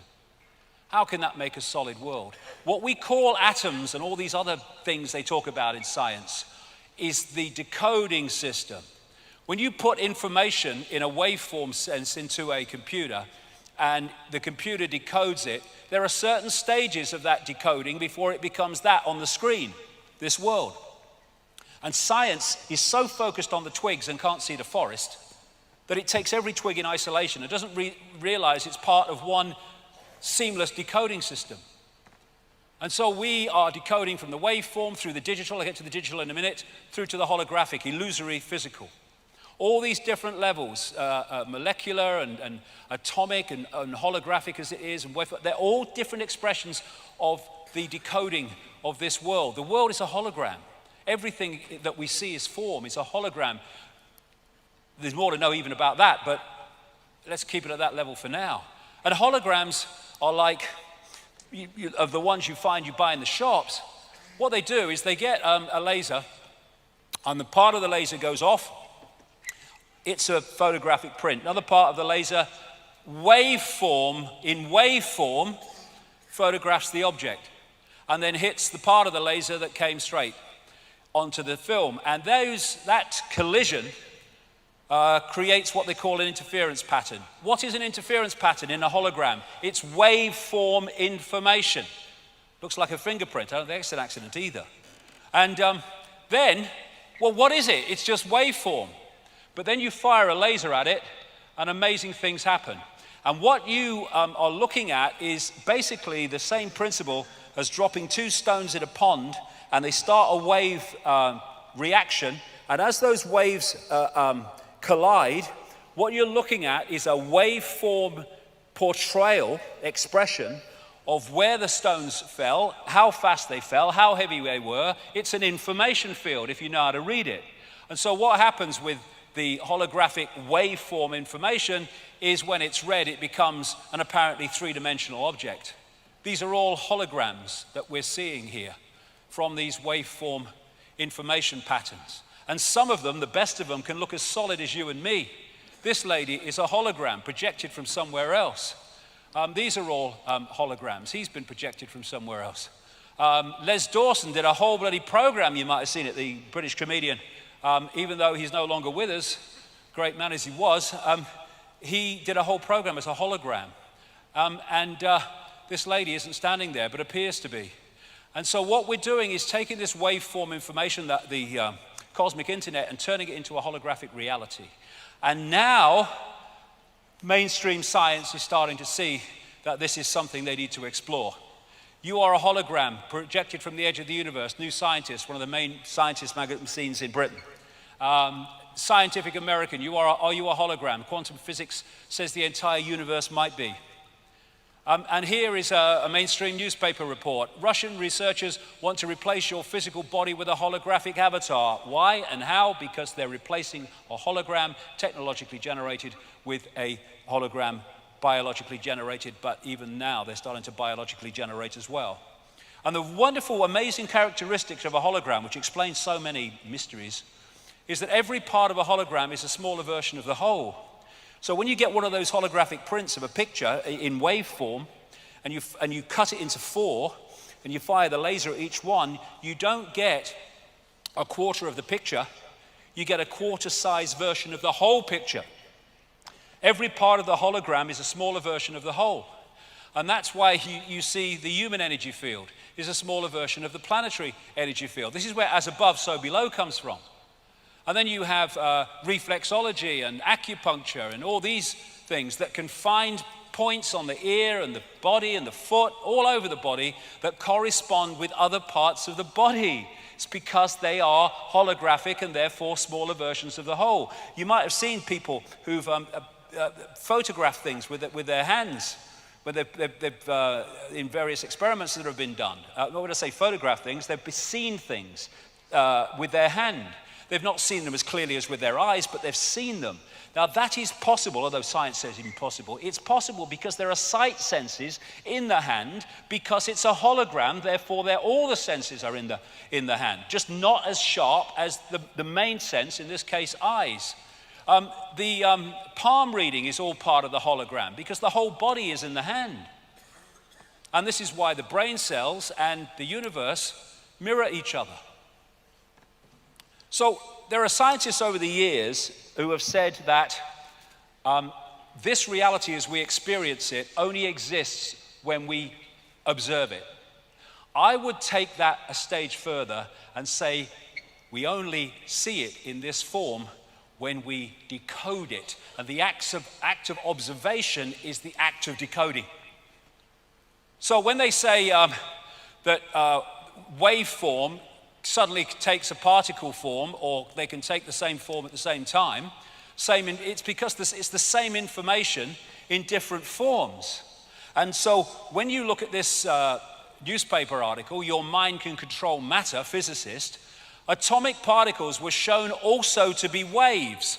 Whether they manifested as waves or as particles depended on whether someone was looking. Observation influenced the physical reality of particles. In more technical language, observation collapsed the wave function. It decoded the wave function into holographic reality. So when we are not looking at this reality, we're not decoding it, it's just a waveform information field. Same with us. So that's the base form of the body. It is an information field. We decode the body through into this as well. And if you can manipulate the way we decode reality, you can manipulate what we perceive. This is an example I've given many times, but I use it every time because it is so brilliant to explain what I'm trying to say here. There was a guy called Michael Tolbert. He wrote a brilliant book called The Holographic Universe about the scientific evidence for the holographic nature of what we call physical reality. And he told the story in that book of how he had a friend, his father rather, who had a party at his home, and he got a stage hypnotist along to do party tricks. And he got this guy called Tom, and he took him through the various things. And then towards the end, he said, Tom, when I bring you back to a waking state, you're not going to be able to see your daughter in the room. So at that point, he brings the daughter and stands her right in front of Tom. And Tom, the father's looking in her belly. So he brings him back to a waking state, apparently, and he said, Tom, can you see your daughter? Tom's looking around, can't see him. So everyone else in the room could see the daughter. He can't see the daughter. So the hypnotist went round her back, and the small of her back, he held something. He said, Tom, can you see what I'm holding? He said, well, you're holding a watch. Daughter's between him and the watch. He said, there's something on the watch, Tom, can you read it? He leaned forward, he read an inscription on the watch. Now, Dogma Dawkins and everyone else in the mainstream would say that's impossible, perfectly bloody logical. Because the base form of the daughter, like the base form of all of us, is a waveform information field. And if you don't decode that into the holographic reality, your holographic five senses can't see it because it's not in its reality.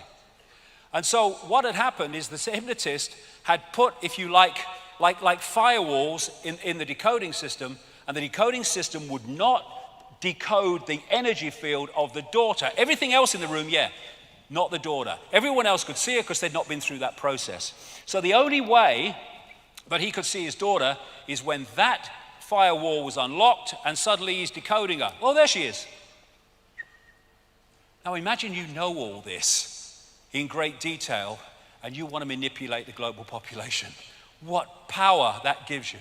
And look at how the same information is there wherever you look with people with an open mind. Tesla, my brain is only a receiver. Central American shaman, we are perceivers, we are awareness, we are not objects, we have no solidity. We are boundless, we, or rather our reason, forget this, and thus we entrap the totality of ourselves in a vicious circle from which we rarely emerge in our lifetime. And the whole focus of the system is make sure we don't emerge. Who creates the universe that we see? We do. And thus, if we change our perceptions, we can change what we decode into a reality, and we can change society. We're not going to do it by stockpiling weapons. We're not even going to do it by mass protests. We're going to be doing it by creating a different reality, by coming from a different perception of what reality is. All that we see or seem is just a dream within a dream. And because everything is one, the dream is the dreamer, and the dreamer is the dream. They're both expressions of each other. And this is a massive way that this is manipulated, the right and left side of the brain. This is mainstream science here. This is not, where I'm coming from alone. Left side of the brain is structure. It's language. It's numbers. It's hierarchy. It's the world that we see. Right side of the brain is inspiration, intuition, creativity. It's the musician. It's the artist. It's the creative in anything. And this is Mercedes-Benz in an advert that was actually emphasizing these two very different functions of different sides of the brain. And what the system does, because it knows that this is where creativity is, this is what connects the dots. Because this sees the tapestry, this sees the strands. If they keep you in the left brain, it's all dots. You get in the right brain, the dots are a picture.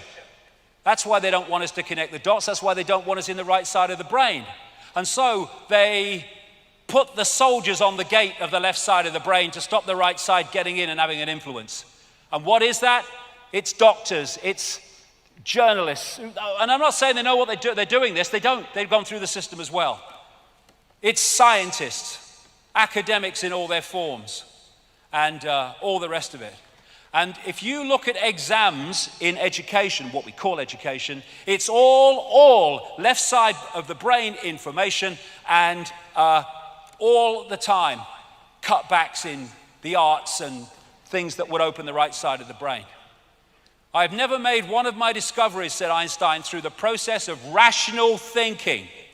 No, through going to another level of awareness beyond the village idiot of rational thinking as we perceive it. Cosmic communication. This is the wireless internet on an electrical level. There's a whole area of science now called the electric universe.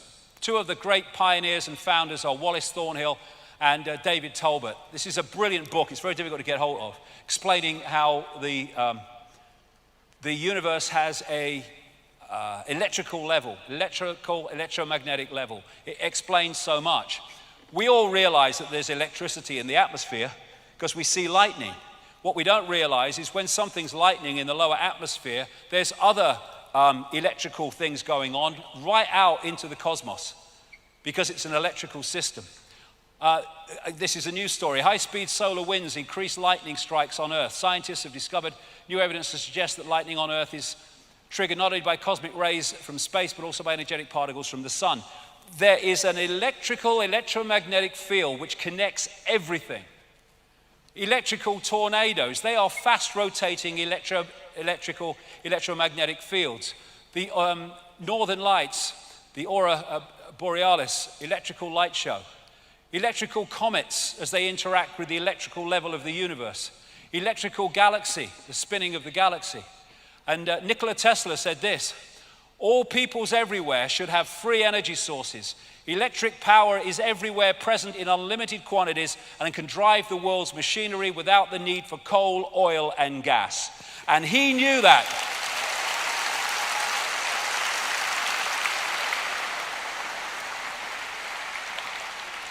He knew that, and he died penniless in a hotel room in New York in 1943. And who are the forces that are suppressing this knowledge? The very sources that are telling you we must deindustrialize because of global bloody warming. That's a load of bollocks anyway.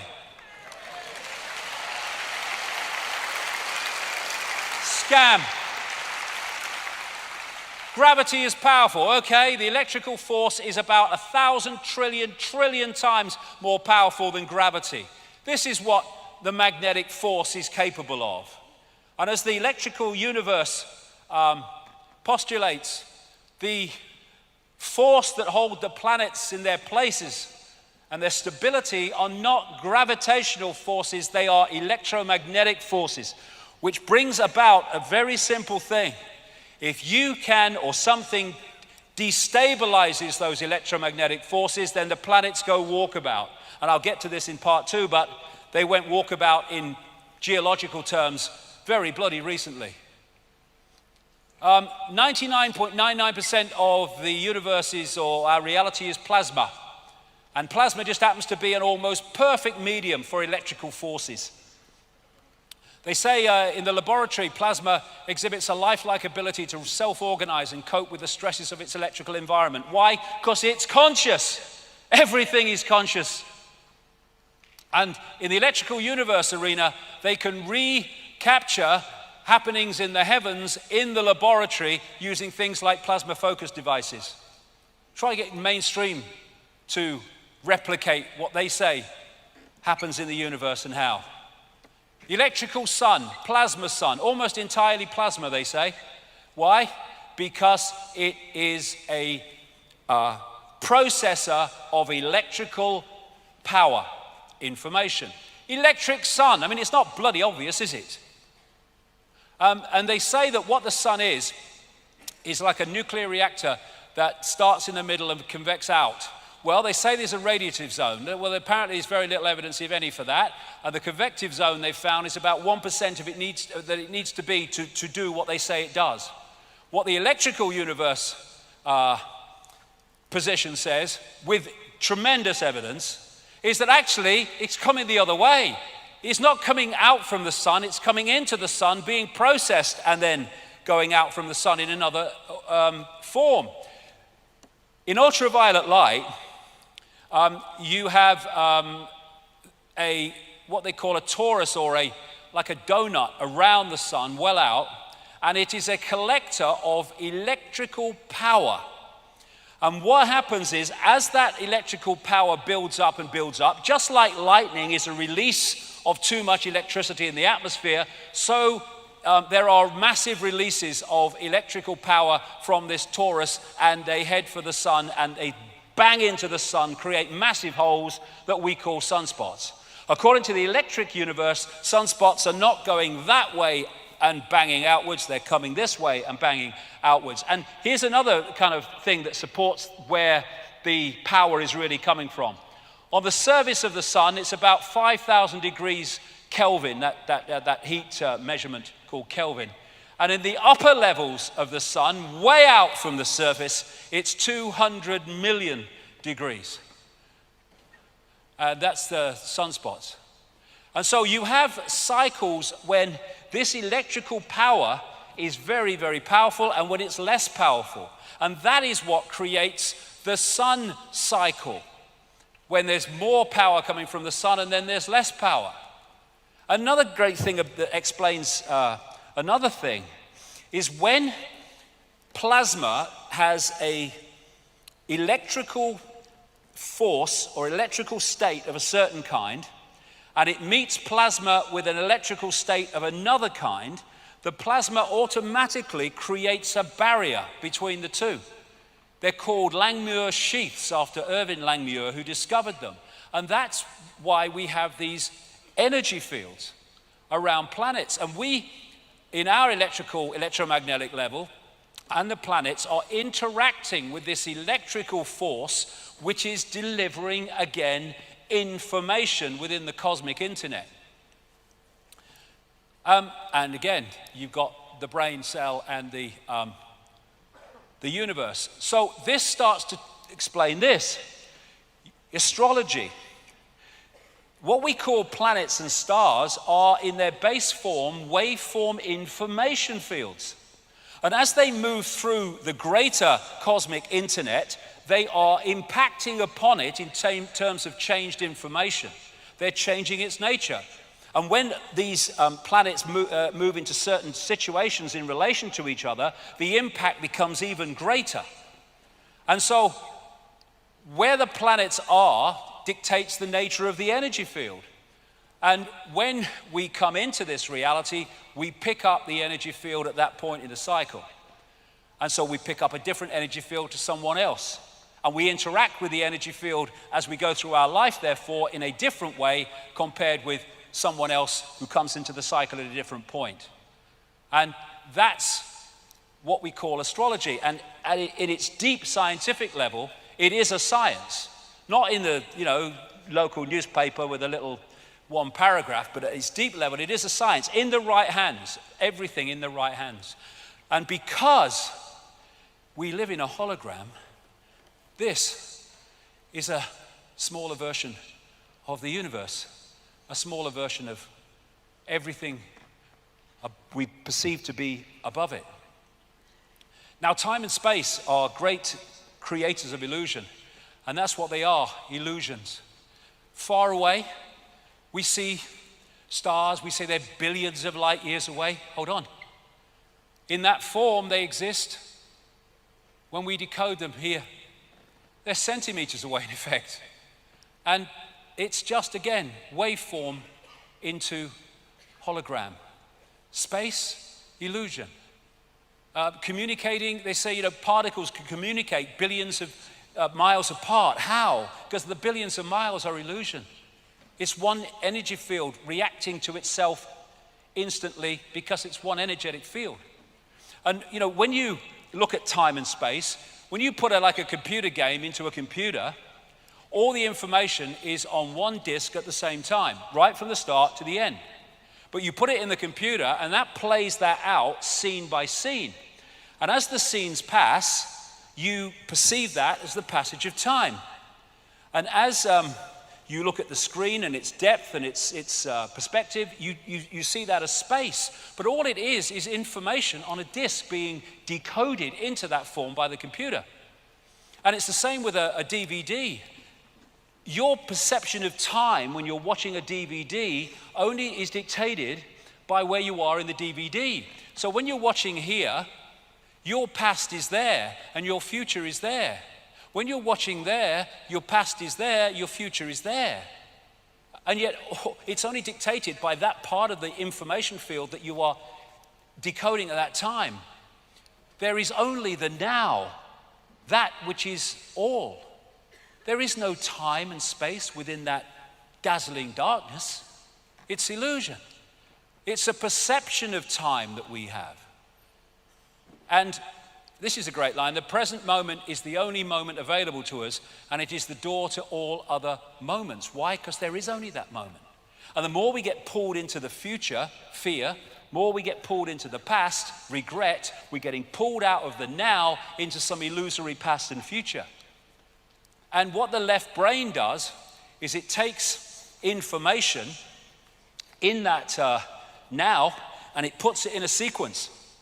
And that sequence appears to us to be the passage of time. We're back to the DVD. Einstein said, when you are courting a nice girl, an hour seems like a second. When you sit on a red hot cinder, a second seems like an hour. That's relativity. Relativity is what? Your perception of how you decode reality. Time doesn't exist, clocks exist. Time is just an agreed upon construct. We have taken distance, one rotation of the Earth and one orbit of the Sun, and divided it up into segments, then given those segments labels. Why it has its uses, it's been programmed to live our lives by this construct as if it was real. We have confused our sharing construct with something that is tangible, and thus we have become its slave. We have a line that doesn't exist in the ocean. That's tomorrow, that's yesterday. It's not even bloody straight, look at it. And yet time controls ours. This is another newspaper article. Prison of the mind. Prisoners could serve 1,000-year sentence in 8 hours. Future biotechnology could be used to trick a prisoner's mind into thinking they've served a 1,000-year sentence, a group of scientists have said. Why? Because it's all an illusion. University in London has done a study on time and found that when great sports people are playing, they go into another relationship with time where they decode it to be slower than the rest of us do. That's why, we see balls going across a tennis court and you think, how did he get that back?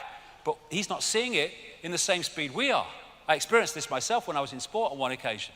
And so you have these, people from the so-called past which seem to be ahead of their time, like Da Vinci and Giordano Bruno, and all those things that Da Vinci came up with 500 years before they were shown to work. And people say they were hundreds of years ahead of their time. They weren't. They were beyond time. They were able to access that level of awareness beyond the program, thus beyond time and space, and that's where they got that knowledge. It doesn't matter if it's the Stone Age here or now. If you access that awareness, you can get that inspiration. The power of the heart, love, intuition, and intelligence. We've got this chakra system, this vortex system. This is the key one, the master one, which relates to the physical heart.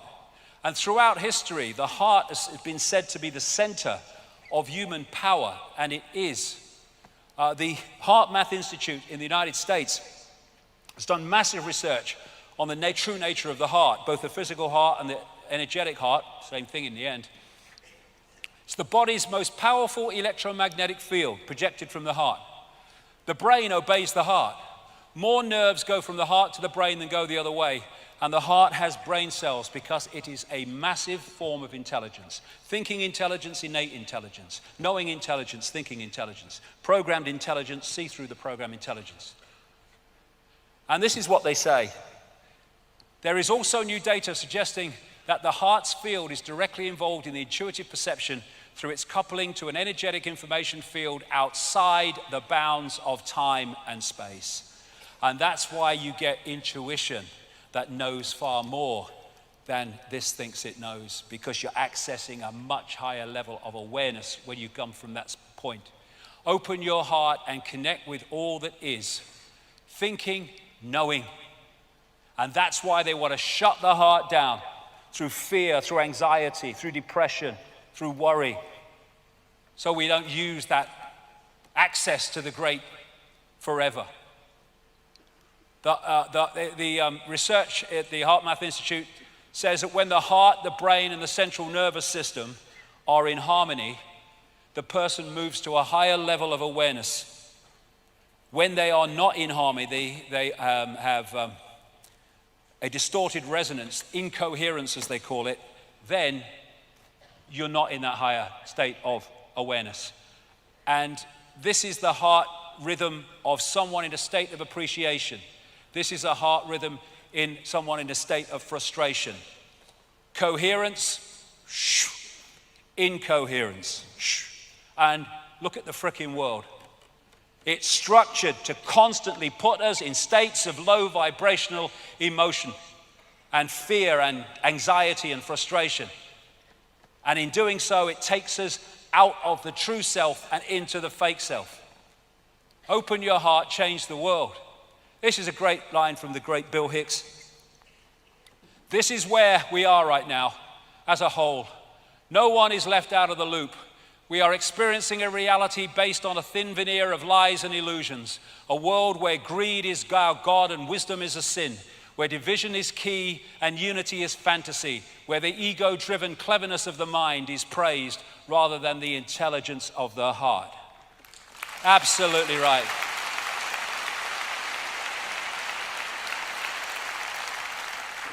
So let's quickly go to the digital construct, because I've been talking about going through the waveform, through the digital into the holographic. Numbers are simply expressions of states of waveform information. This is where numerology comes in. When people keep getting the same numbers recurring in their lives, God, not that number again. What's recurring is the same energy information fields. So on one level, it's a waveform. On another level, it's digital. It's numbers. This is why numbers are so important and so important in esoteric lore. And now we've kind of gone full circle, and now they are creating digital holograms, which is getting so close to what we're actually experiencing. It's unbelievable. This is, again, a mainstream article, and they look so real, digital holograms, so real that when Ford focused a digital hologram to show off a car concept model, people stopped, afraid to walk into it. They thought the holographic car was really there. That's the reality we're experiencing. That's a hologram, a digital hologram. And what they've now established is that these ACGT codes of DNA, they can be expressed, as with computer language, as a 1 or 0 on-off electrical charge. In other words, they cross over. And the Fibonacci sequence of numbers, where you add the number before to the next number to get the next number, 1 and 1, 2, 2 and 1, 3, 3 and 2, 5, can be found throughout nature, in the way that shells grow, the nature of the form of the human body, all these things, storms, waves on the sea, fingerprints. You find this because we're in a virtual reality universe, and one level of it is digital, so it must express itself like that. Symmetrical mathematics not only shows the nature of mathematics within our reality, it also emphasizes the holographic nature of our reality relating to those mathematics. So, given all that, is the universe a simulation? I've been saying it is for years and years and years. And here we have a mainstream article again. Physicists may have evidence that the universe is a computer simulation. How? They made a computer simulation of the universe and it looks sort of like us. And this is from the Massachusetts Institute of Technology, for anyone that thinks that, that's just kind of fantasy. This is what human science can do now. Biology is fundamentally discrete, based on a sets of nucleic and amino acids combined into genes and proteins. And computers are fundamentally discrete, based on bits of data processed by logic gates. The latter have long been used to study the former, but a range of emerging technologies are now making it possible to directly convert between these representations. Just as analog digital and digital analog converters provide the interface between computers and the physical world of sensors and actuators, biology digital and digital biology converters are allowing computers to create and control biological worlds. They're starting to be able to create biological virtual realities now, or they're on the road to it. What if there's a much greater force? I think there might be, I don't think we're at the cutting edge of knowledge in all that exists, ever has been, personally. What you could be doing in terms of creating a reality. And this is a study at the University of Bonn into whether we live in a simulation. And this is a report. They say that they may have evidence that the universe is a computer simulation. They pointed out in a paper called Constraints on the Universe as a Numerical Simulation that simply being a simulation would create its own laws of physics that would limit possibility. I said in books years ago, the laws of physics that we think are laws of physics here are not universal. They're the laws of physics in the way this reality works. That's all. They're not universal. What are the laws of physics? Click, click, enter. Whatever you bloody make them. Scientists talk about a phenomenon known as the GZK cutoff, which is an apparent boundary for cosmic ray particles caused by the interaction with cosmic background radiation. The University of Bonn paper says that this pattern of constraint mirrors what you would find with a computer simulation. They say that like a prisoner in a pitch black cell, we would not be able to see the walls of our prison. And this is right on the other side of the world. James Gates, an American theological physicist, professor of physics at the University of Maryland and director of the Center of String and Particle Theory. This was reported in Physics World. There may be evidence to show that our reality is a simulation akin to the movie The Matrix. Yes. Gates and his team of researchers discovered equations in the fabric of the universe that contain embedded computer codes of digital data. They take the form of 1 and 0 and 0, the binary system of on-off electrical charges used by computers, and he says we have no idea what they are doing there. I think I can help him. Computers and other electrical technology are embedded with mathematical sequences known as error-correcting codes or block codes, which return data to its original state if something changes or interferes with it during transmission. Gates and his team have found these sequences within the fabric of our reality, but they don't know what they are doing there. They're holding the reality in place for reasons I'll explain in part 2. And what I would say, the biggest blocking code of this reality, this fake reality, as I'll explain after lunch, the speed of light. The speed of light is not the fastest speed, it's pedestrian. How can you have a fastest speed within all possibility? It is the walls of the reality, the fake reality that we've been manipulated to decode, believing it to be real. And they've been talking for centuries and centuries about the fact that this is some kind of enclosed world. And it is. And like a prisoner in a pitch black cell, we may never be able to see the walls of our prison until we wake up. So, put this all together, and we're living a fake identity.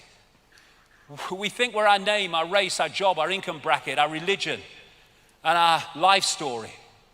I am whatever the system tells me I am. No, we're not. We are what we are, infinite possibility. Jim Morrison, great quote. The most important freedom is to be who you really are. You trade your reality for a role, a mask. You trade your sense for an act. You give up your ability to feel. In exchange, you put on a mask. There can't be any large-scale revolution until there is a personal revolution on an individual level. It's got to happen inside first.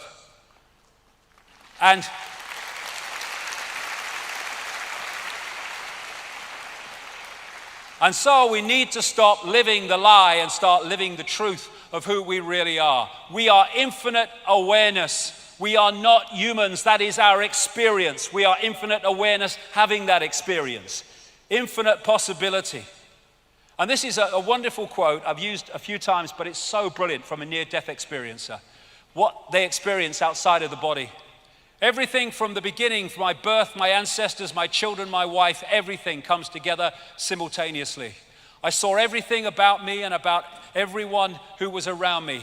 I saw everything they were thinking now, what they thought then, what was happening before, what was happening now.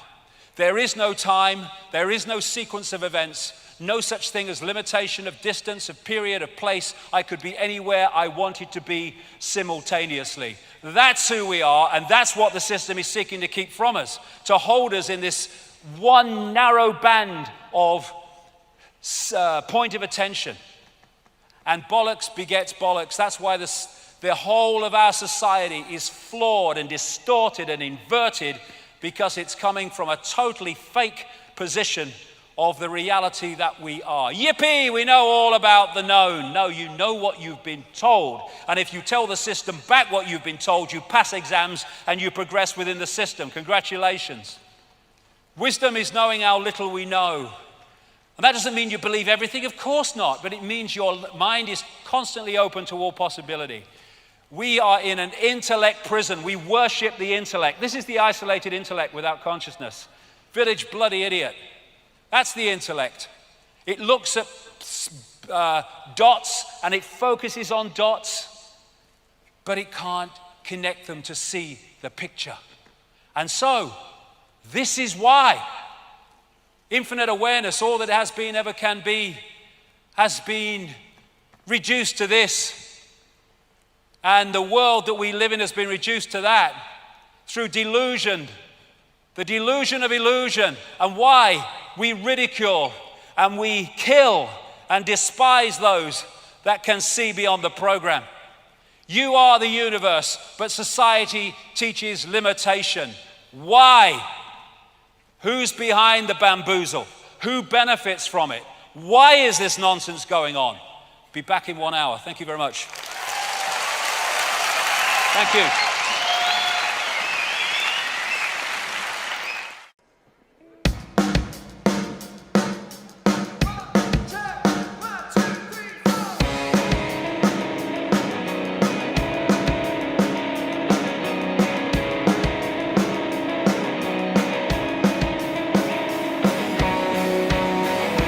We were born to the floor.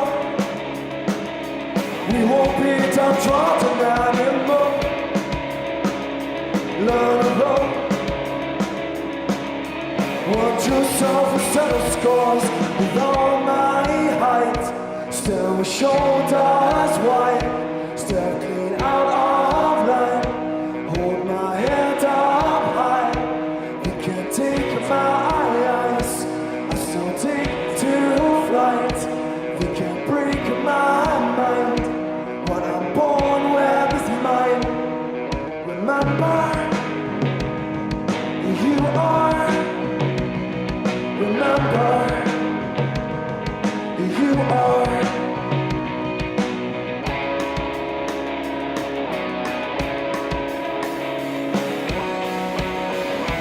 Find your feet. Take to the streets. No crowd, gloriously. The first elite has no power over me. With all my height, still shoulders wide. Stepping out of line. Hold my head up high. You can take my eyes.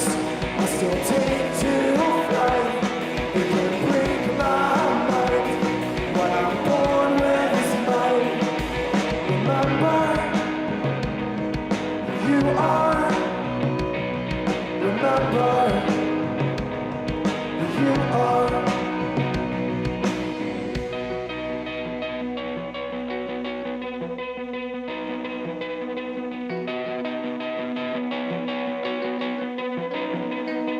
Stand as one, stand as one, stand as one.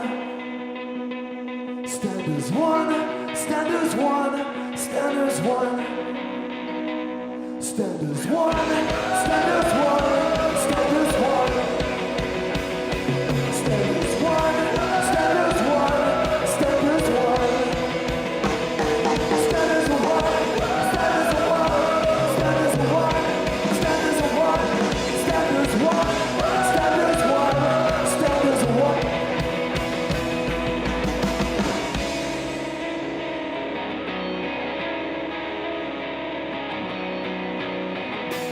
Now with all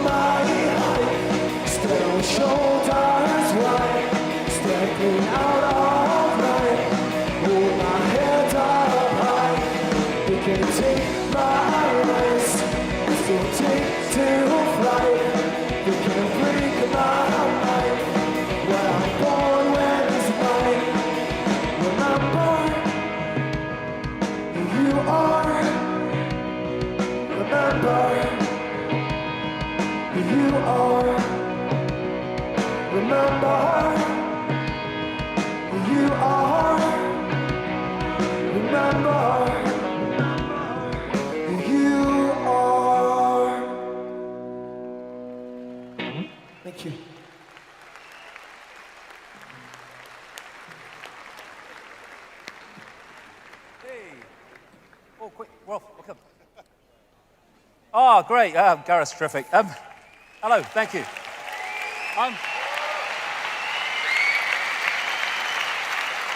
Just to say in relation to Gareth, the song he started out with today, Get Your Love On, it's available in the foyer for a donation. I think £1 is the less donation, and all profits for anyone who buys it anywhere go to Gaza charities. So, well done, Gaz.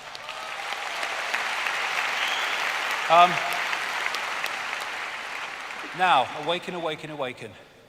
Well, we got into some challenging information here and in the next section, so let me focus again.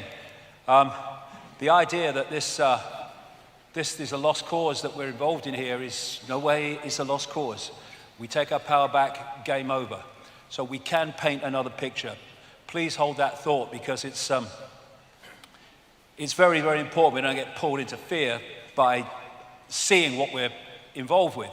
Now, Gino Krishnamurti said something very, very true when he said, if we can really understand the problem, the answer will come out of it, because the answer is not separate from the problem. They're indivisible.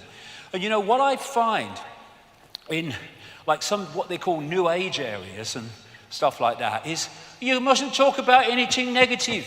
Oh no.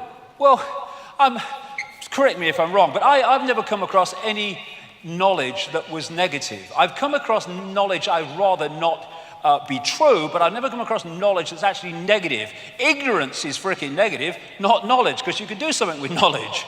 And so the idea that we should be frightened of looking at things as they really are, I mean, it's just another version of looking the other way and hoping it will go away. It won't. So when people say, well, what's the solutions? Well, fundamental to any solution is to understand the nature of what we're dealing with. Because then we've got a much better chance of dealing with it. We know what we've got to deal with. And, a lot in the conspiracy research arena, like I said earlier, brilliant. There's so many people involved in this now. But the vast majority of them will not go even close to where we're going to go in the next 2 hours or so, because of religious belief systems, or because, well, even if it's true and I say it, I'm going to lose my credibility. I think you lose your credibility if you don't go with what you believe to be true, and you edit that on the basis of what will people think of me if I say it. That's how we got into this freaking mess. And unless we understand how deep the rabbit hole goes and what we're dealing with, we're never gonna find an answer to it. And just stockpiling weapons and fighting the system is just playing into the system's hands for reasons that will become clear, indeed, possibly already have. So we are infinite awareness, capable of multiple realities and perceiving multiple realities. We've been caught in the bamboozle, which has led to this and this through the control of perception. So who or what is ultimately behind this? Or at least the depth of the rabbit hole we've got so far? Well, they ain't, for a start. Because they're just here today, gone tomorrow, people who are just puppets of a system that's here yesterday, today, tomorrow, and the next day. It's not him. I don't care if he's supposed to be the most powerful man in the world. He ain't. He's another bloody glove puppet.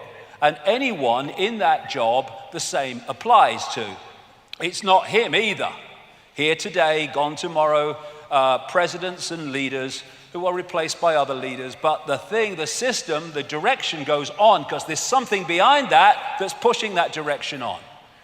And nor even is it the corporations. They're still at the level of playing out the control.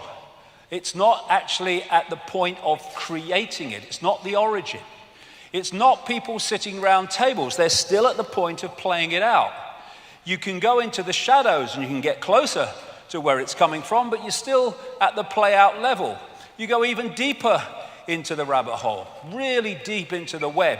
And that's where you find people like the Rothschilds and such like. You don't see us, but we control your life. But there's levels beyond that, where it's coming from. But where is it? Okay, well, I'm going to cut to the frickin' chase, really. The truth doesn't change because you don't want to hear it. Now, obviously, I can't go into great detail with this. I mean, the perception deception is that bloody big. The whole day is about connecting dots to show the picture.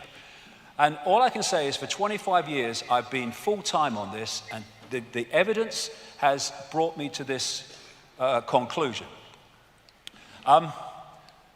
There's no one out there, see? All that is, there's no one out there. And when you think that what we're seeing is only what is within a narrow band of visible light, and then you think what possibilities lie beyond that in the great infinite forever, the idea that we are alone is absolutely beyond ludicrous. And the fact that you can be seen as crazy for believing that shows how inverted the system is. This reality, this infinity, is teeming with different expressions of life. And some of it's interacting with us. This is Professor of Mathematics and Astronomy at Queen's Mary University, London, Bernard Carr. He said, our consciousness interacts with another dimension, actually many other dimensions. Our physical senses only show us a three-dimensional universe. What exists in the higher dimensions are entities we cannot touch with our physical senses. Exactly. So, the idea that we just operate in isolation of everything else is, for me, crazy. So like I say, I'll cut to the chase. This reality that we're experiencing has been hijacked by a force that some ancient people call archons, but there's different names right across the ancient world for the same force, the same entities. This is when the penny drops, when all these different names for the gods all over the world turn out to be different names for the same force, because they're described in the same way. And all over the world you see this. In the Far East, Central America, and other places, they're known as the serpent gods. The Zulus call them the Chitahuri, the children of the serpent. They're the Anunnaki in Sumer, Babylon, now Iraq. They're our snake brothers to the Hopi people of North America. They're the star people, many, many examples of that. They are the demons of Christianity. To the Gnostics, they are archons. And to the Islamic and pre-Islamic world, they're called the jinn. And in their prime form, they are energetic in nature, but they can take form, as I will talk about. So, like I say, they're described so much in the same way, because they're different names for the same thing. So, the Gnostic people, not the Christian Gnostics, the pre-Christian Gnostics, that ran the great library at Alexandria, and they also manifested as the Cathars in southern France. They say that the archons are made from luminous fire. The jinn, according to Islamic and pre-Islamic belief, are made from smokeless fire. And you see this correlation of description wherever you go. Now, this, for me, was one of the great finds ever in terms of understanding the nature of what is happening. At Nag Hammadi in Egypt, about 77 miles north of Luxor on the Nile, in 1945, a sealed jar was found with loads and loads of documents in it, leather-bound. And they told the beliefs and the perceptions of this people called the Gnostics. And the Gnostics had a completely different view of reality than religion, which is why the Roman Catholic Church and the Roman Church tried to destroy them wherever they got any strength and any foothold. They ran the great library at Alexandria, which had something like 500,000 scrolls detailing the beliefs of the ancient world and the history of the ancient world, destroyed by the Roman Church. And like I say, the Cathars, who were destroyed again by the Roman Church in 1244, I think it was, at that place in France, Montségur, that fort on the hill where I've been a couple of times. The religious establishment wanted these people destroyed because they were dangerous, because they had the truths they didn't want the people to know about. And this is what these scrolls and this find at Nag Hammadi said 1/5 of the texts, and there were lots of them, were about a force they called the archons, which they say created our physical universe, and they equated them with the Judeo-Christian Yahweh Jehovah God. And when you see the Old Testament kill 'em and flog 'em and all that stuff God, it fits precisely with the descriptions of the archons by the Gnostics. So what they say in these writings, in these texts, is that, well, first of all, archon means prince, ruler, authorities, or from the beginning. That's why they use the word archon. They said that the archons and the Lord Archon, which they called the demiurge, was a fake god that created our physical or material reality as we perceive it.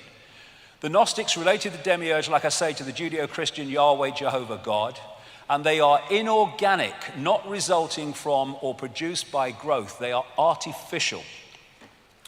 And they say in these texts that they created the inorganic parts of the solar system, but that the sun, the moon, and the earth were a system that were of itself and different from the rest, which was kind of interesting with what will come later.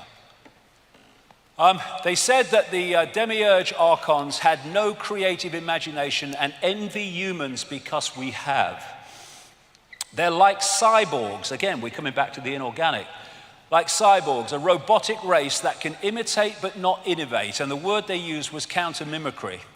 Now, what they were saying, in effect, is if you gave these archons a blank sheet of paper, they could create nothing on it. They don't have that creative imagination, that what was called intentionality. But you give them something with a piece of paper with something on it, and they can twist it and manipulate it once it exists. And they used the term fantasia, because these entities, they said, just as the Islamic people say about the jinn, have the ability to create virtual reality illusions. They're mind parasites. They possess humanity and manipulate the way they perceive everything. And they say the word you could use more than any about the archons was deception. They are deceivers. And what they create is an inversion of the natural order, which will become so crystal clear as we go along. Why? Interesting, like we see these different names, and actually for the same thing. The classic Satan is called the deceiver and the demon of demons, as this demiurge is called the archon of archons, the Lord Archon. Now, as I've kind of studied this and put it together, it seems to me that what we're looking at is what I would call a self-aware distortion, and it's self-aware inversion. Now, this is why the first 2 hours of today was so important. Everything is conscious. Even a distortion is conscious. Even an inversion is conscious, but it's conscious in a way that reflects the inversion and the distortion. And if you look at what we call evil, it is live written backwards. Evil is simply an inversion of life, an inversion of perception, and evil is extreme ignorance, which is the inversion of truth and awareness. And because this force, this archontic force, shall I call it, is an inversion of life, that's why it and anything attached to it is obsessed with death, which is an inversion of life.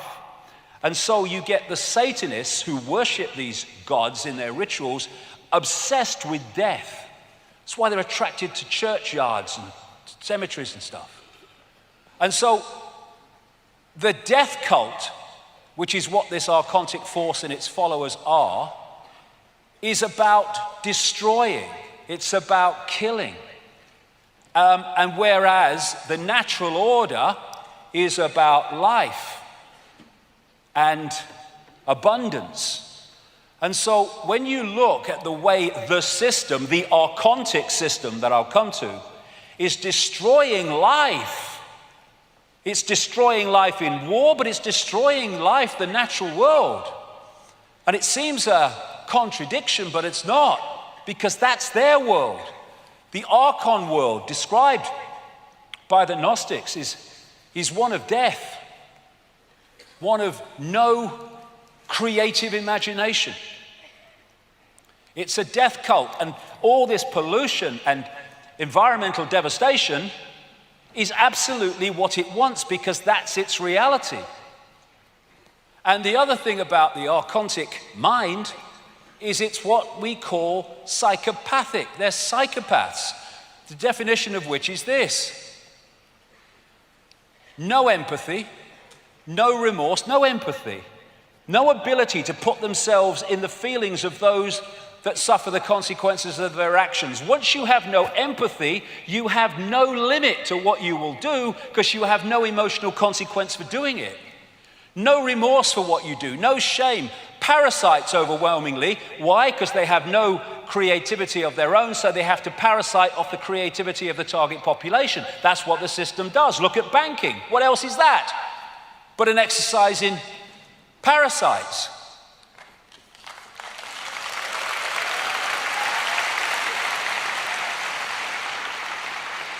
And these people, which manifest as many world leaders and all the rest of it I'll come to, are pathological liars. What is a pathological liar? An inversion of truth, inversion. And they'll do whatever it takes to get their end goal.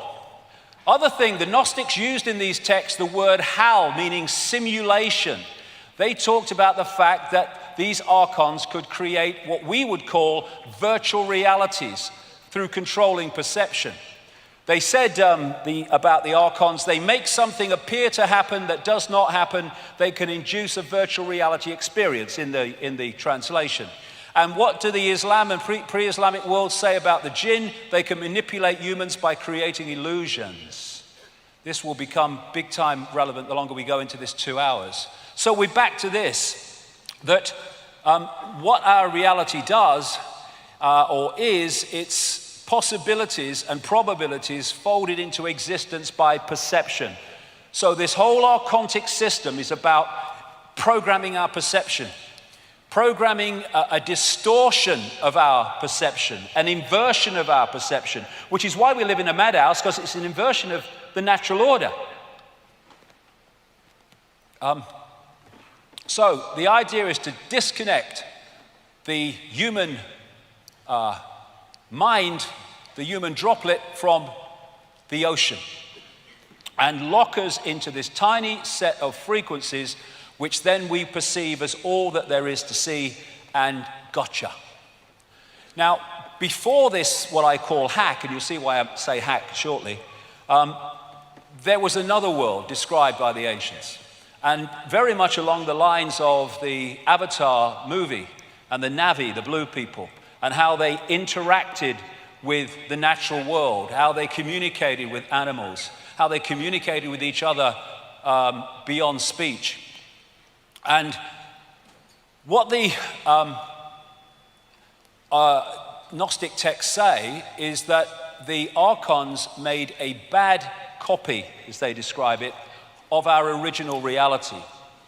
The original reality was that kind of Avatar world. And when you say that without the first 2 hours, it would sound ludicrous and ridiculous, and that's impossible. But we're not dealing with the physical. We're dealing with information. That world is an information construct which we decode into a lovely world. This is an information construct which we decode into the world that we have today. And the idea, this might need a battery, Nate. The idea is was to create this illusory reality and replace the old reality, and then this needs a battery, I think, because it's going on me. Anyway, and then tuning humans into that bad copy. Now, when you think about it, we're tuned into an information field of certain frequencies. We decode that into a reality. If we are then moved, our dial is moved, so we're decoding something else, we just decode another completely different reality. And that's what is meant by this bad copy. So This is an image that sums it up. I'm walking outside in the sun. You don't have to be in the sun. You just have to decode the fact you're in the frickin' sun. And it's the same with this bad copy. You just decode a reality and you think it's real because it's the only one that you can perceive. So you can decode a reality of the avatar kind, and then you are fed a different information source, tuned into it, ways that I'll come to, and then you decode a different reality, what I call the archontic reality. And this, I would strongly suggest, is the fake reality that we have been decoding through what we call known human history, modern human history, and further, that we think is just a natural world. It ain't. If you can create a virtual reality simulation, then you can create an alternative to it as well, which is what the bad copy is. And you're tuned to it through something called entrainment. Entrainment is the process by which, if you have 3 violins and they're all plucked to the same note, therefore they are the dominant frequency, put another violin in there, either plucked to another note or not plucked to any note, and it will start vibrating in sympathy with them, because they're the dominant frequency. And if you can create a dominant frequency, then you can start to entrain the human decoding system into that frequency, and suddenly you're decoding a completely different reality. And once that happens, they gotcha. If you don't realize that's what's happened, because to you, well, this is how it is, mate. This is the world, isn't it? Well, what world is it? That's my question. And, you know, I liken this archontic distortion, inversion, to a computer virus. It absolutely fits. A computer virus, in our terms, obviously not exactly the same, infecting human perception. So what is, like I said earlier, a computer virus? It's rogue information.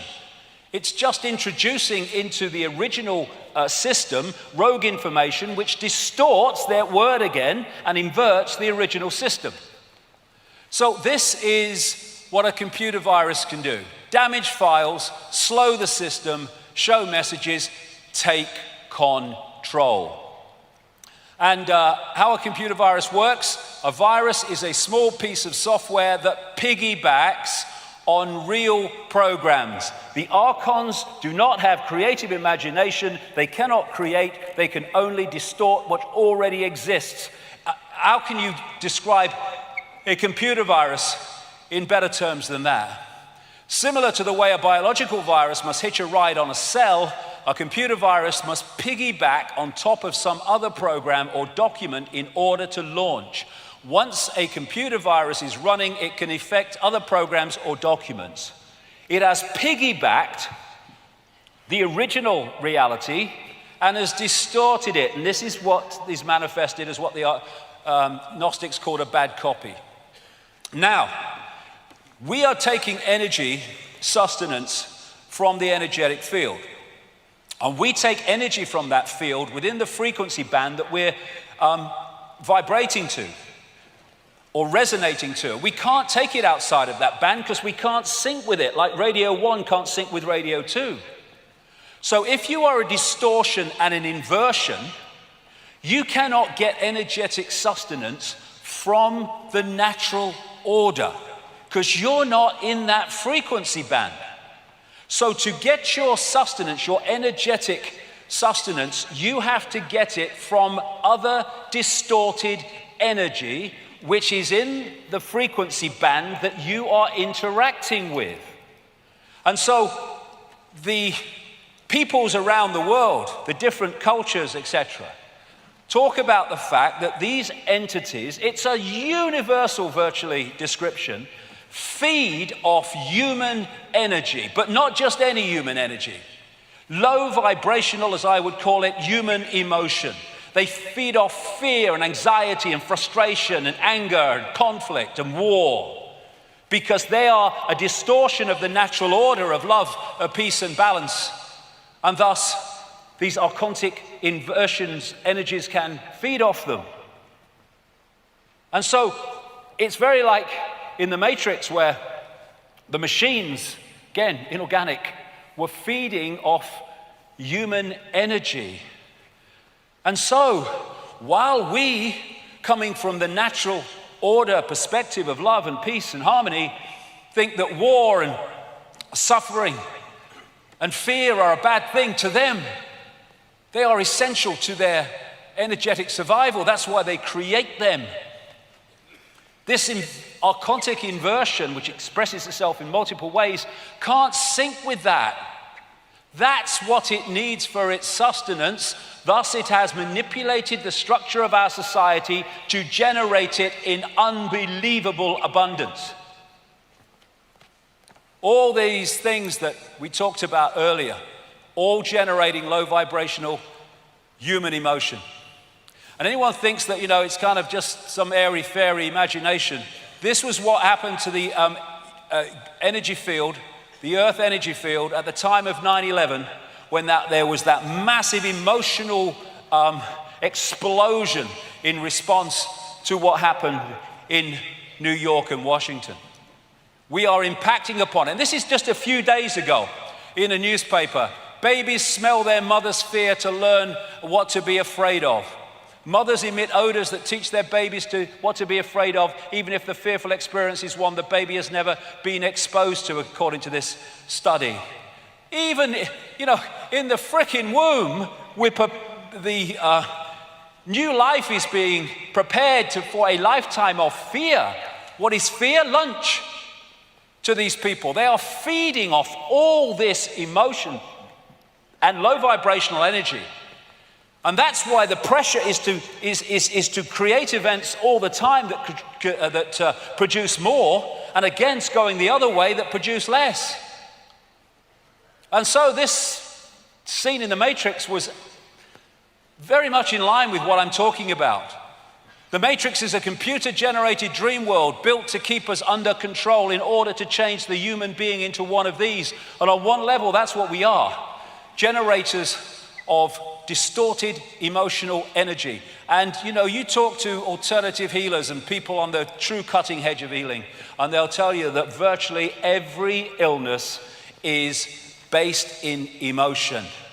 Because emotion creates energetic distortions, not only to be absorbed by these entities, this distortion, but also to be trapped in the body, which manifests then as dis-ease, disharmony in the body, caused by emotion.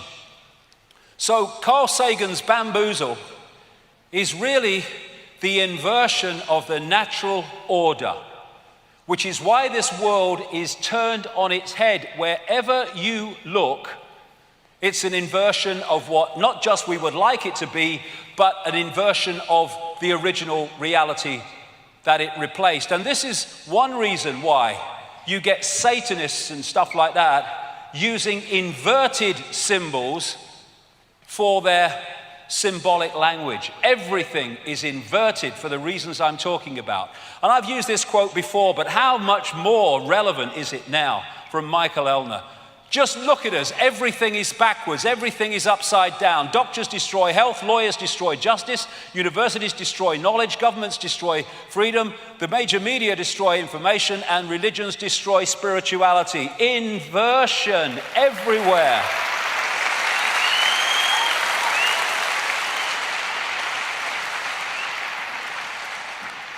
And these expressions of this archontic force are genetic liars, because lying is an inversion of truth.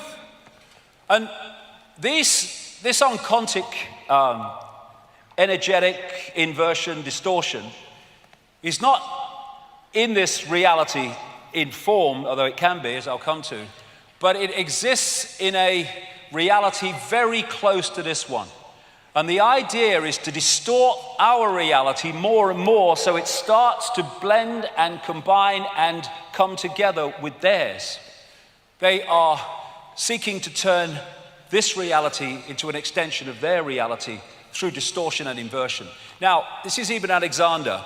He said that when he had his massive near-death experience, the first place he went to was very unpleasant. And to me, what he described was very much like this archontic realm that I'm talking about. He said he heard the sound of rhythmic pounding that was distant yet strong, a little like a heartbeat, but darker and more mechanical, that keeps coming up. Cyborg. Like the sound of metal against metal, as if a giant subterranean blacksmith is pounding an anvil somewhere off in the far distance. Pounding so hard that the sound vibrates through the earth or the mud or wherever it is that you are. Reptilian, worm-like creatures crowded past him, he said, and sometimes rubbing against him with their smooth and spiky skins. Faces bubbled up out of the darkness and became ugly and threatening. The pounding intensified and became like the work beat for some army of troll-like underground workers. He became aware of a smell, a little like faces, a little like blood, a little like vomit, a biological smell, in other words, but of biological death, not biological life. And whatever, that fits absolutely the descriptions of these entities and this inversion. And they're seeking to bring their reality into ours by syncing their frequency. The Golden Age society, the way it's described, and again in the way the Avatar movie portrayed that society, was a heart society. This was the point from which they interacted with the world, the heart, which allowed them to experience reality outside the bounds of time and space. When you come from the heart, you don't do hatred. The heart doesn't hate. The heart doesn't seek to destroy. And so this inversion was about taking the point of interaction with the world from the point of love, heart, into the emotions. And how do we see now our society and how people interact with it from the level of emotional response and emotional reaction instead of here? And when that moves to that we interact with the world here, the world dramatically changes. And so, like I said earlier, with this heart coherence with the central nervous system and the brain, once we get into this, we start to disconnect from the heart, disconnect from beyond time and space, and start to have this as the governor of our perception. And if you take it in a computer game terms, the idea is to pull us into the lowest level where this archontic force works from. Now, these Gnostic writings have been estimated to have been buried in that sealed jar between about 350 and 400 AD, which corresponds with the destruction of the great library of Alexandria run by Gnostic thinkers. But it's suggested that they were possibly written about 100 AD. In those documents, all that time ago, best part of 2,000 years, they say that the archons can take form, and the main forms they take are reptilian entities and those known today as greys. The archons describe the greys as like an unborn baby or fetus with grey skin and dark, unmoving eyes. That was nearly 2,000 years ago, and it's the same description as what we call grey entities today in the modern world. And of course, I've been saying for a long time now that behind the human networks of control is a reptilian form. But I did say a long time ago, I didn't think it ended there. I thought it went into the realms of something else, and this something else is this archontic inversion, I would suggest. So when I was talking about the reptiles, of course, I got lots of ridicule. Hey, he's mad. And my response to that has always been the same as well. This has been my feeling about what they say.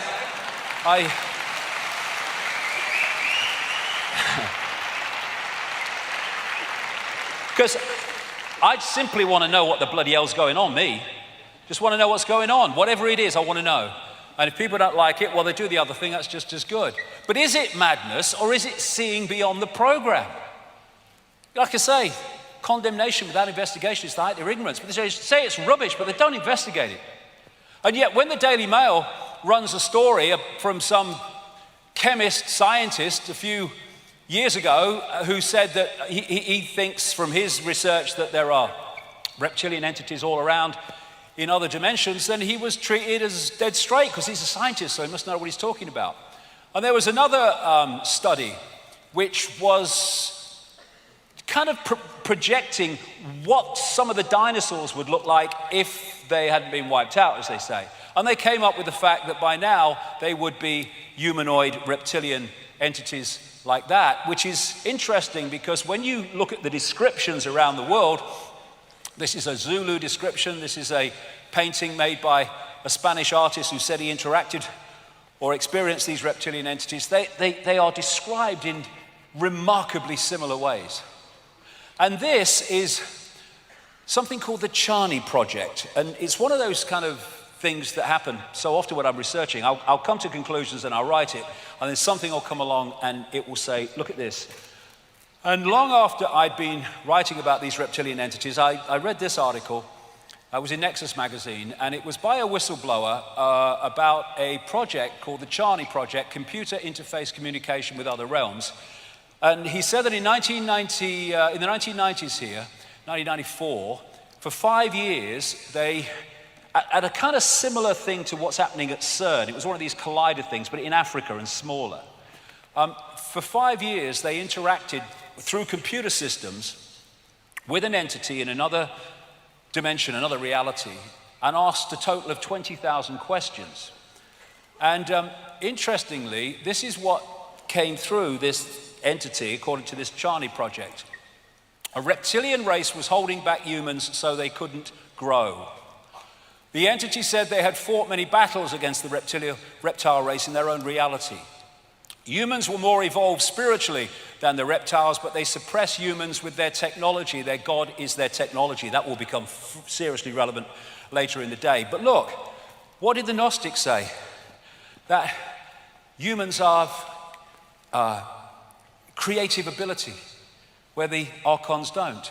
It says here, more spiritually evolved than the reptiles, but we are suppressed through technology. And what I was talking about, tuning humans into the fake reality, this brings us to endless stories of the manipulation of human genetics. Some appear in things like the Bible, but you find them all over the ancient world, again, relating to these gods of different names, which turn out to be basically the same. So in the Gnostic writings, they talk about, and remember, these have been in a sealed jar since about 350 AD. They've not been tinkered with and changed like the biblical texts that were expressions of these in many ways, but were out in the public arena and therefore could be changed. These have been sealed all that time.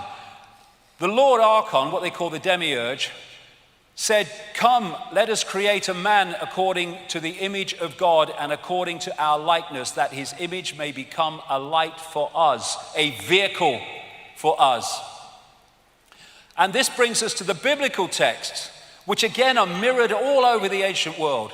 There were giants in the earth in those days, and also after that, when the sons of God came into the daughters of men, and they bare children to them. The same became mighty men which were of old, men of renown.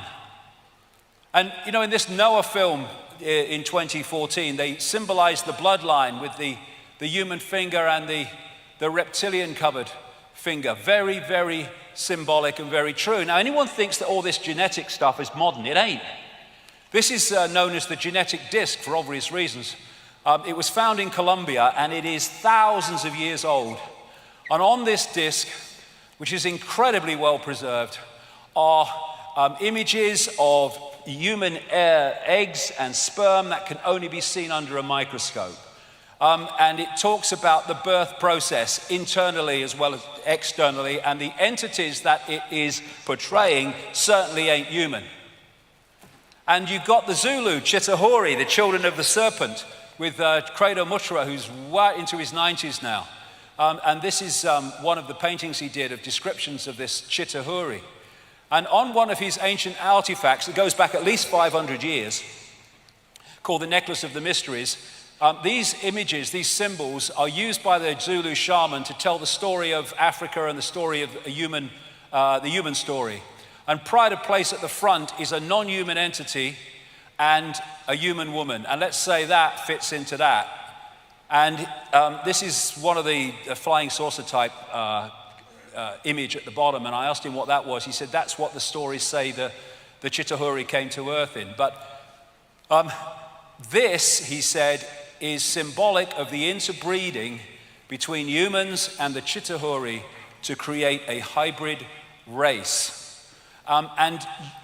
This is the whole point. If you're at that level of understanding how reality works, you don't have to have literal interbreeding to change the human form into some kind of hybrid.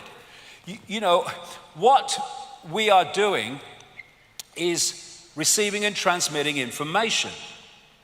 And if you change the information that the receiver-transmitter decoding system is receiving, and that information relates to the human form, you can mutate the human form simply through getting people to decode that information.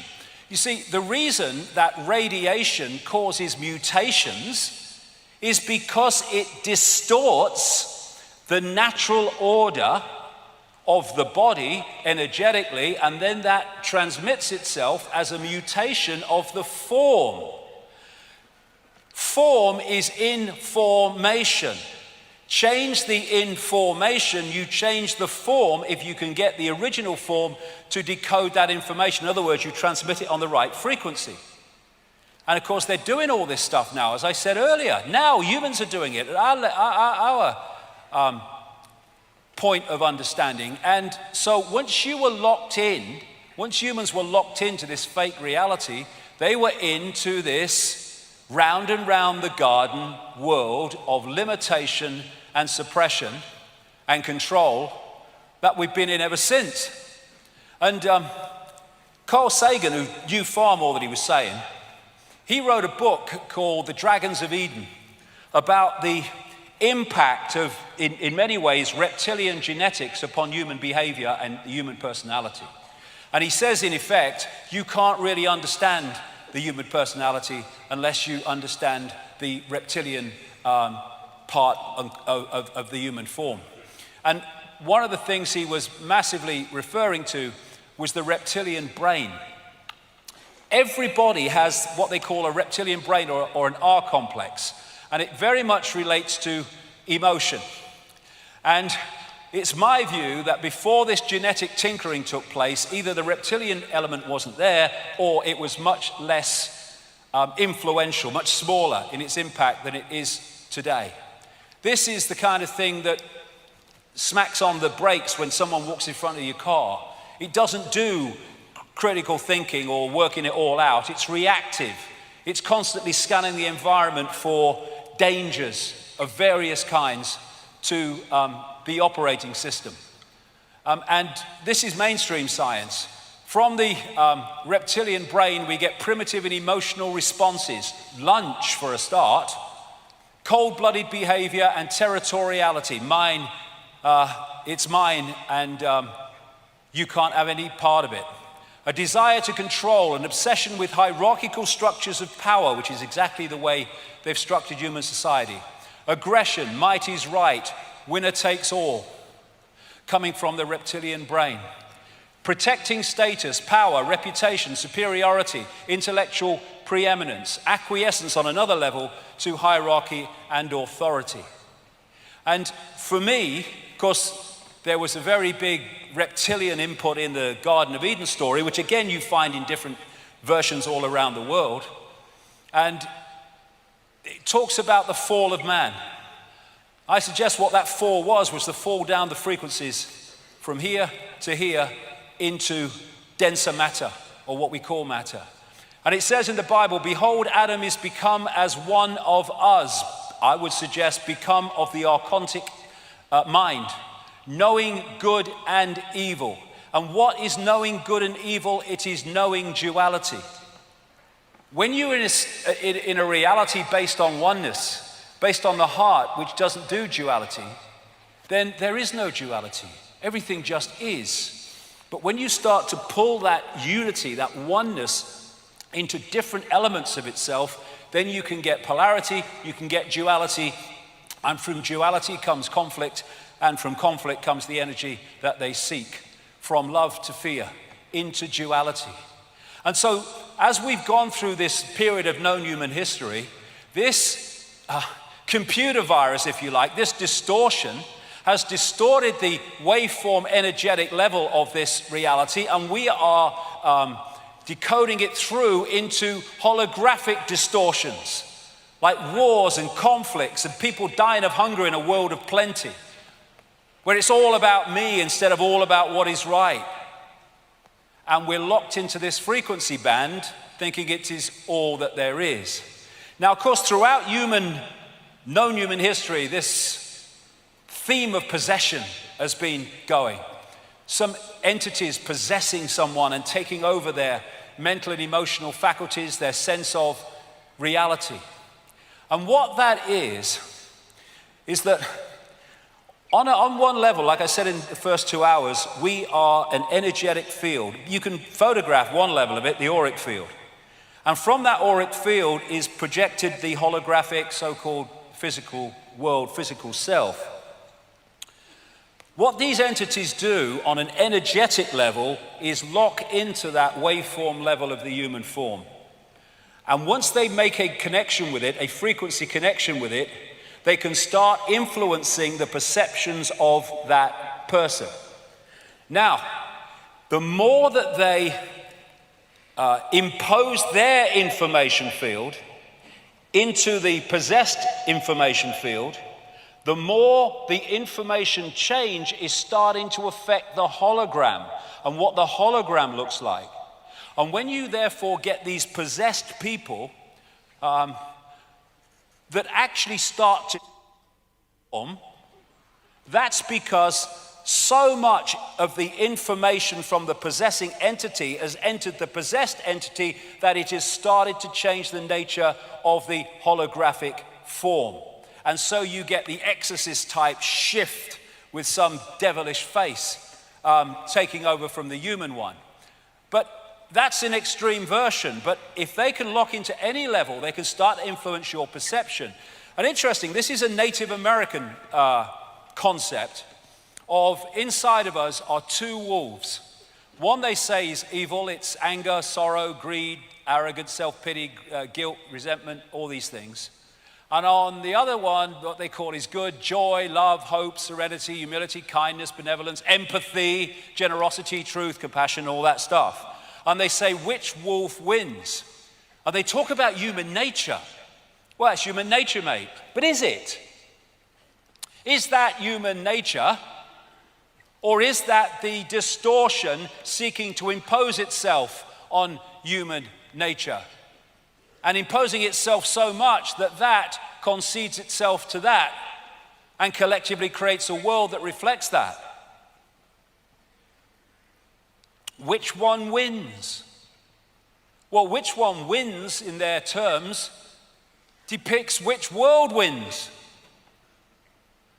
That love, benevolence, empathy, think of the world that would create and once was before the hijack, compared with the world we have now, where we are manipulated more and more into destruction and conflict. Giordano Bruno again. The divine light is always in man and woman, presenting itself to the senses and to the comprehension, but man rejects it because that divine light is beyond the program, consciousness beyond the program, and if we don't reach that level of frequency, we cannot connect with it, and that's what the archontic forces are focused on doing, is holding us out of that connection. So, in plain sight, reptilian gods, it's all over the place. The oldest form of human worship is the worship of the snake or the reptile or the serpent. It goes back at least 70,000 years in Africa, Botswana, the Salido Hills, where the San people, better known as the Bushmen, say that the great python came with a bag of eggs to create humanity. I would say actually to manipulate humanity that existed at that time. This is a guy called Reverend John Bathurst Dean. I won't go through it because we've got so much to get through and I've been through this before. He wrote a book called Worship of the Serpent in 1933. It was a work on the study of worship of the serpent and the snake and the reptile imagery all over the world. It was massive. And he concludes that what follows after his research and all that is that the most ancient account respecting the cause and nature of the seduction of humanity must be the one from which all the rest are derived, which represent the victorious serpent, victorious over man in a state of innocence and subduing his soul in a state of what he would call sin into the most abject veneration and adoration of himself. And he's talking there about the whole concept, wherever he looked, of the fall of man was always related to some serpent figure, not just in Christianity, all over the world. Now, you can find serpent figures. This is a serpent, female and baby. This was one of the finds in the area now known as Iraq, Sumer, Babylon, etc. And it was the Ubaid people, which preceded Sumer a long, long time ago, BC. And you can see in the way they portrayed the pharaohs in Egypt. The cobra, as Credo Mutwa pointed out to me, is a massive symbol of this, what I would call now archontic race, this reptilian race that can take a reptilian form.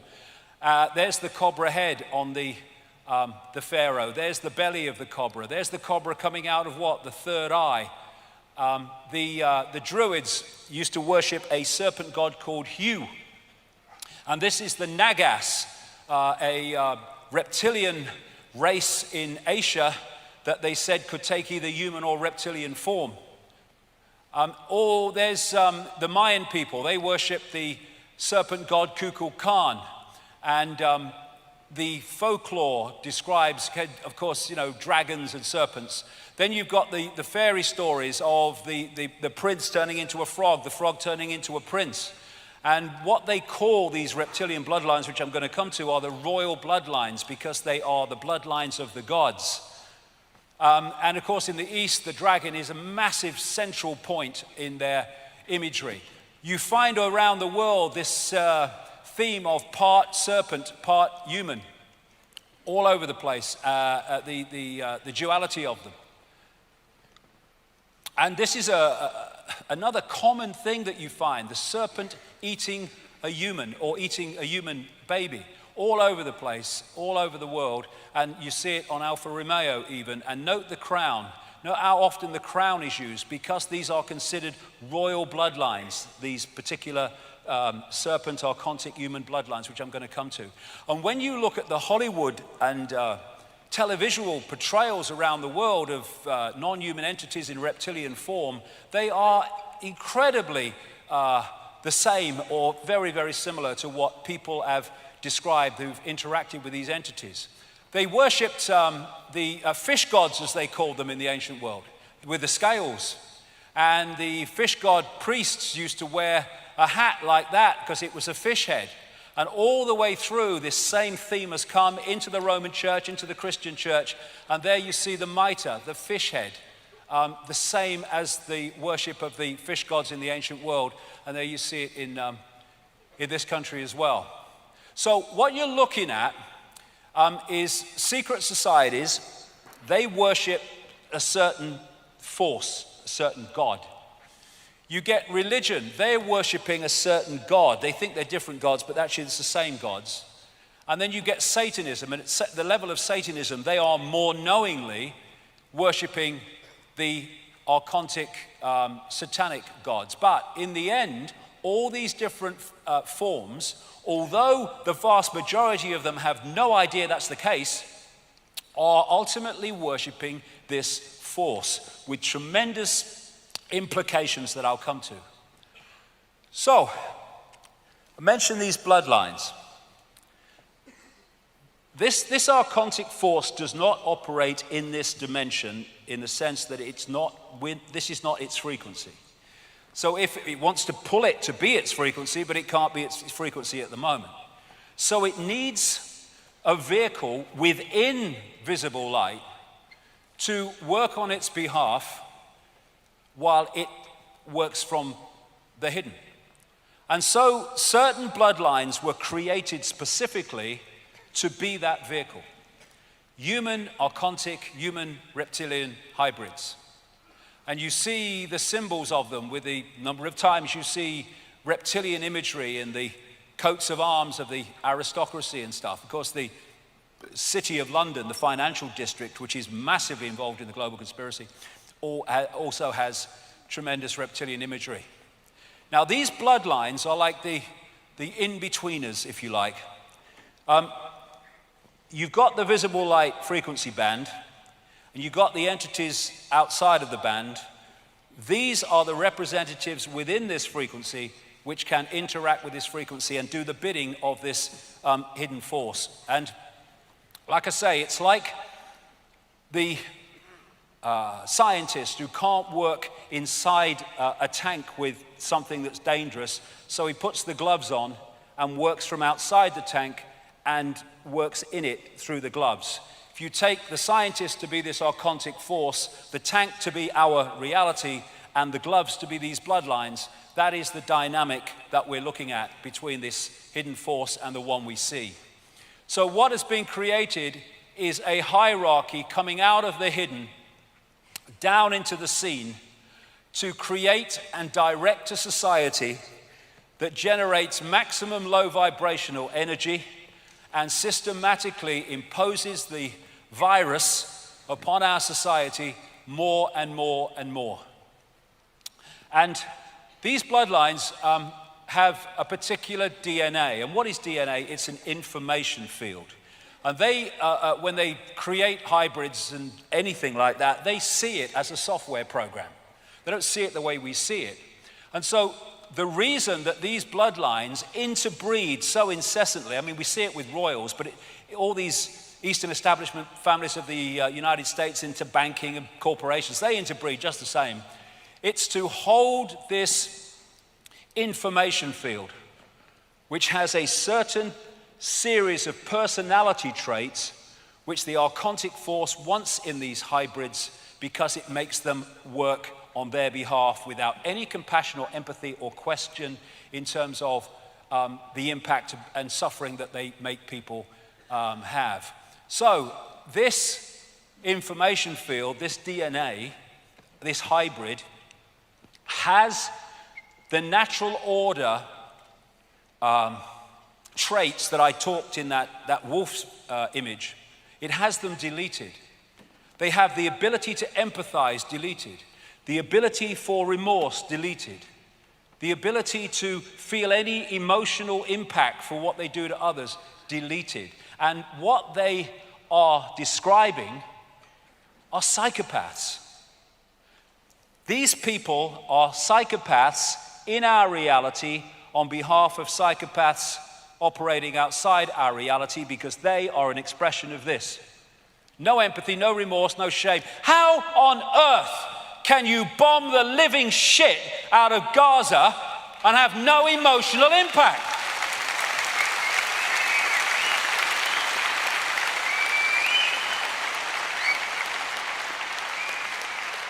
How can you lie to justify the invasion of countries that kill and maim millions? How can you do that? Only if you have no ability to empathize and you have no emotional consequence for your actions. So, you think politicians are on the world? No, it's something very different, which the major politicians are an expression of. Some know, many don't. And the reason that these hybrids are so, I'll call them the elite for want of a word, are so important is because there is a hybrid genetics. It means, because when you go back, genetics is just an information field, a frequency field. The frequency of the hybrid is closer to the frequency of the archontic entities than the general run of the human population. So the ability to possess, control, and dictate their behavior is far more powerful with the hybrids than it is with the general population that have a different genetics. And this is a Swiss clairvoyant called Anton Steiger, who was telling the story of his life in an article. He wasn't talking about any of this stuff. He was just saying experiences he's had. And this was one of them. He can see beyond what we call the physical into the energetic levels. When I see people in business or politics who are particularly trapped by the material world, for example, I notice that they no longer have any light bodies at all. In many of these people, the point of light at the heart chakra, here we go, which is otherwise always present, is no longer visible to me. What do we call psychopaths? Heartless people. Instead, I see something like a layer of shiny tar around them, in which a monstrous being in the shape of a lizard can be distinguished. When such people speak on television, for example, I see a crocodile shape manifesting itself around the person like a concave mirror. I don't see the light of their throat and forehead chakra. And I've talked to people all over the world that can see beyond the physical, who don't describe exactly the same, but it's very, very similar in terms of this possession. There you go, there's one of them, look. It's just a trick of the light, don't worry.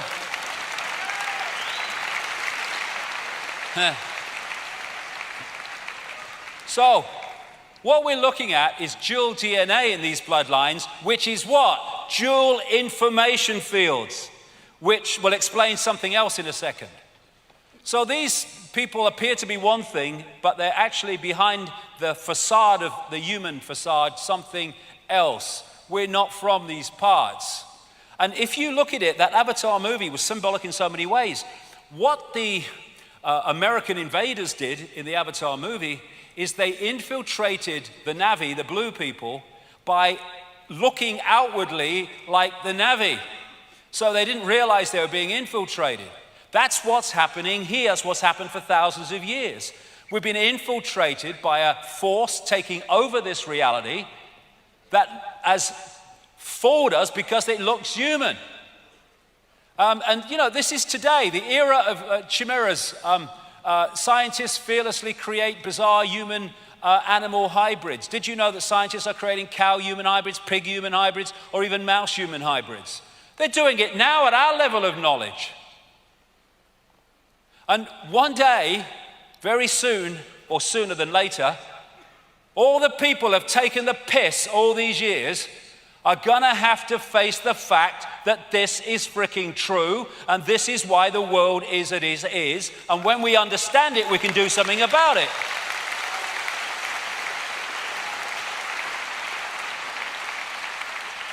So shape-shifting, another thing, you know, I'm supposed to be kind of off with the fairies. It's so simple once you understand reality.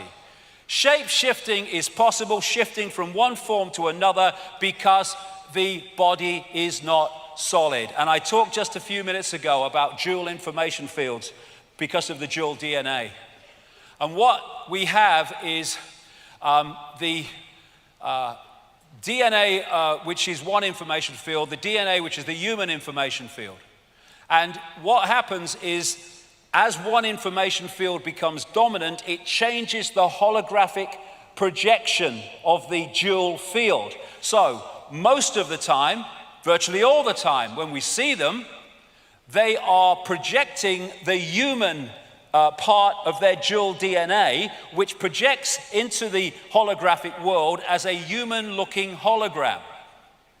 When there's a shift, they could do it at rituals, and they can also do it when they go through really extreme levels of fury and emotion, emotional anger.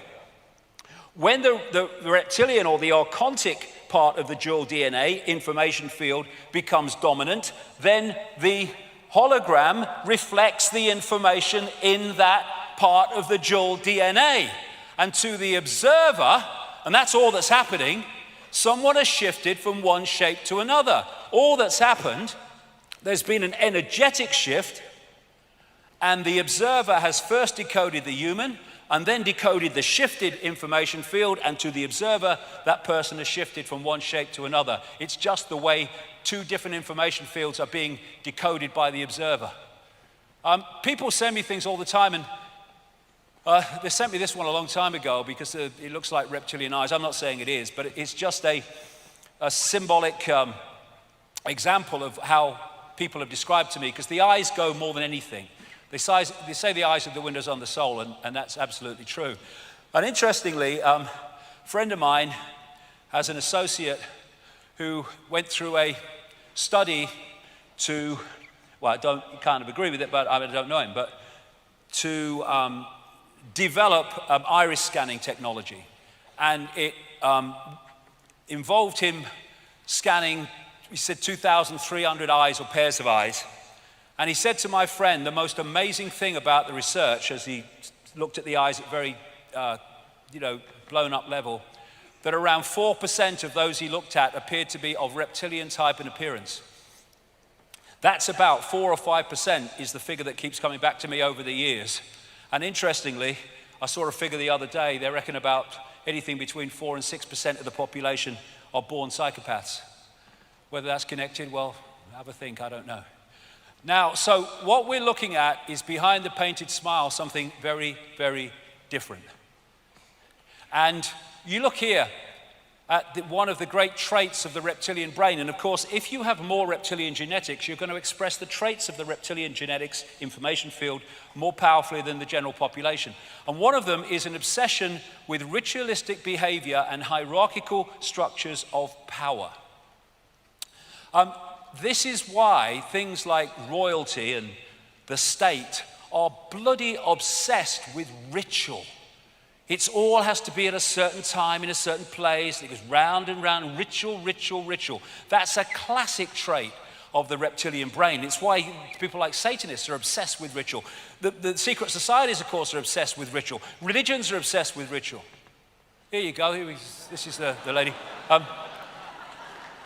They're so freaking happy, these people, aren't they? Hey?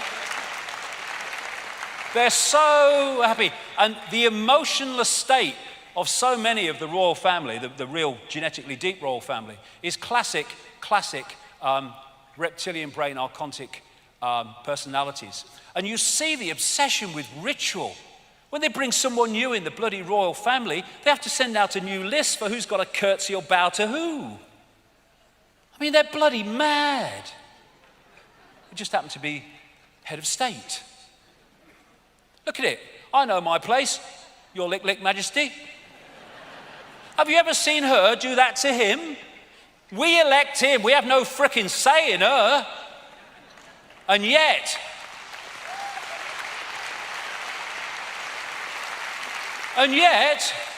all these professions that are supposed to be serving the people and anyone who wants to become a citizen, they don't have to pledge allegiance, an oath of allegiance to the people or the countries, to her, to the frickin' monarch.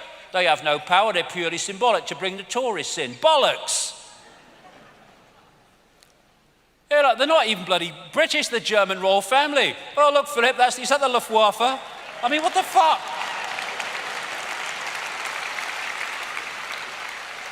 I mean, they place them in here, that's your head of state now, well, thanks very much. Does she speak English? Look in this one. We parasite off you when we have contempt for you, but you just let us do it while asking God to save me. What the fuck? God save the Queen! Bollocks to the Queen! What? And I have to bloody smile. There's a big England football match and all the players are lined up and the crowd are there and we're all patriotic. Oh, yeah, we are. And they go, long to reign over us. God save the Queen.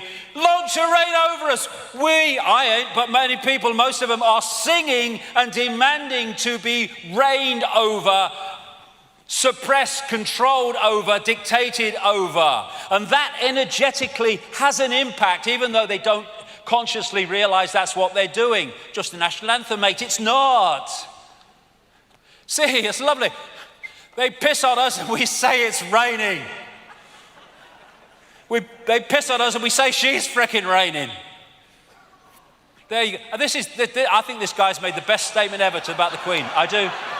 I love it. I think that's brilliant. It's fucking lovely. That's just absolutely perfect. Give that man a knighthood.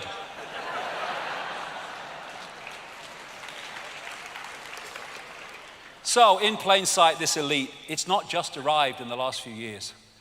There's been a journey.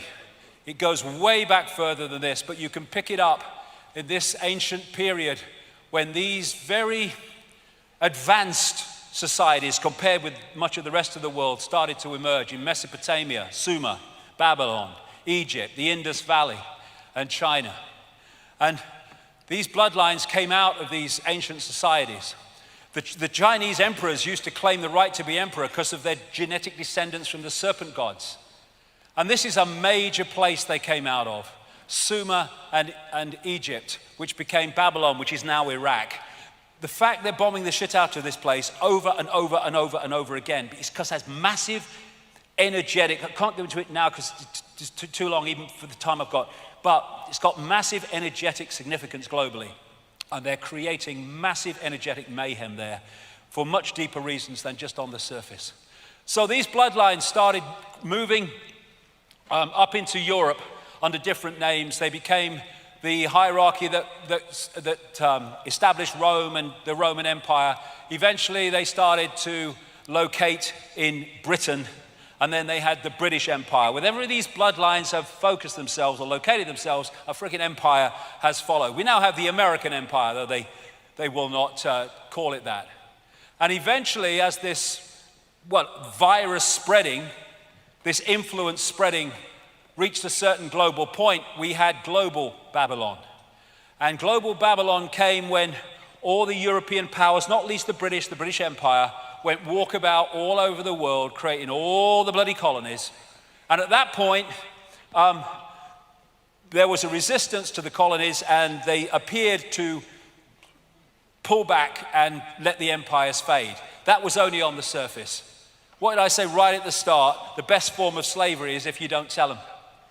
What actually happened is what was left out in those countries when the empires apparently receded were the bloodline under different names, the secret society network which manipulates them and their agents into power, and they've gone on controlling those countries ever since. The United States, major world power on the surface, controlled from Europe on the secret society level of the network. And what they've created, which we have today, is a vast web with the archontic inner sanctum dictating out through these various organizations, which I'll get to as we go through the day, a policy, a global direction of society to more and more centralization of power, more and more control, more and more surveillance, more and more takeover of everything, and more inversion of the natural order.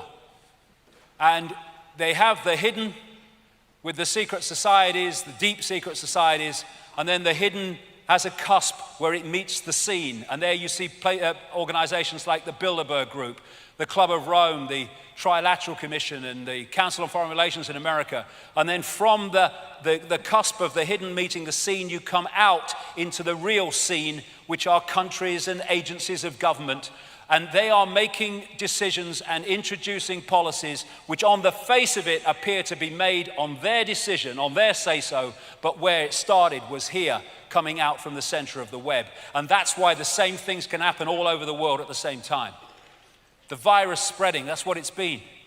So, we have these apparently different aspects of the hidden and religion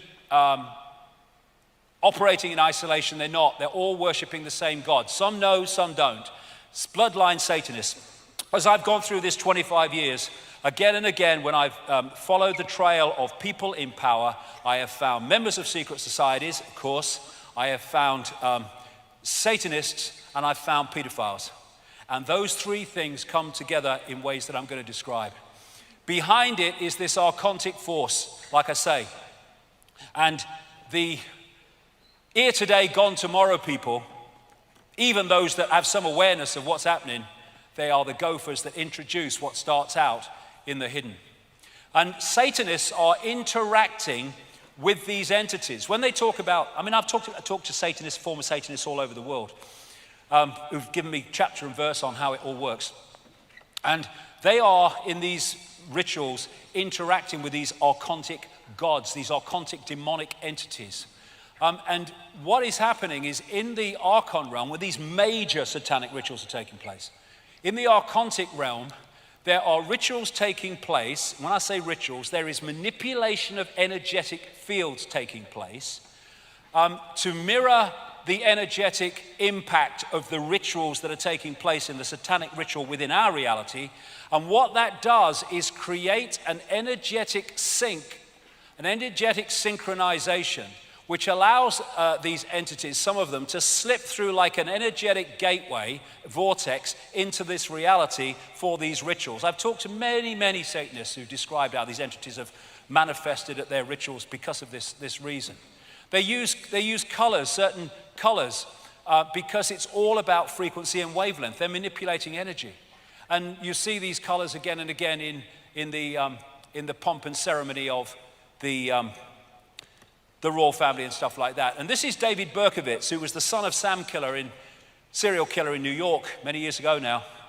And he said in letters to a Christian minister in jail, yeah, I did it, but I did it on behalf of a satanic coven. And he said this in one of his letters, absolutely spot on. Satanists are peculiar people. They aren't ignorant peasants or semi-literate natives. Rather, their ranks are filled with doctors, lawyers, businessmen, and basically highly responsible citizens. They are not a careless group who are apt to make mistakes, but they are secretive and bonded together by a common need and desire to mete out havoc on society. It was Aleister Crowley who said, I want blasphemy, murder, rape, revolution, anything bad, low vibrational energy, suppress the energetic sea in which we are interacting. And this satanic network goes into politics, it goes into banking, it goes into the media. Of course, not everybody, not even nearly everybody, but key people that are directing society. This is a Swiss banker quoted in a magazine a couple of years ago, 3 years ago now, in the Russian magazine Novy Den. These people, he's talking about bankers, are corrupt, sick in their minds, so sick they are full of vices, and those vices are kept under wraps on their orders. Many are into Satanism. When you go into some banks, you see these Satanistic symbols. My God, you do. Like the Rothschild Bank in Zurich.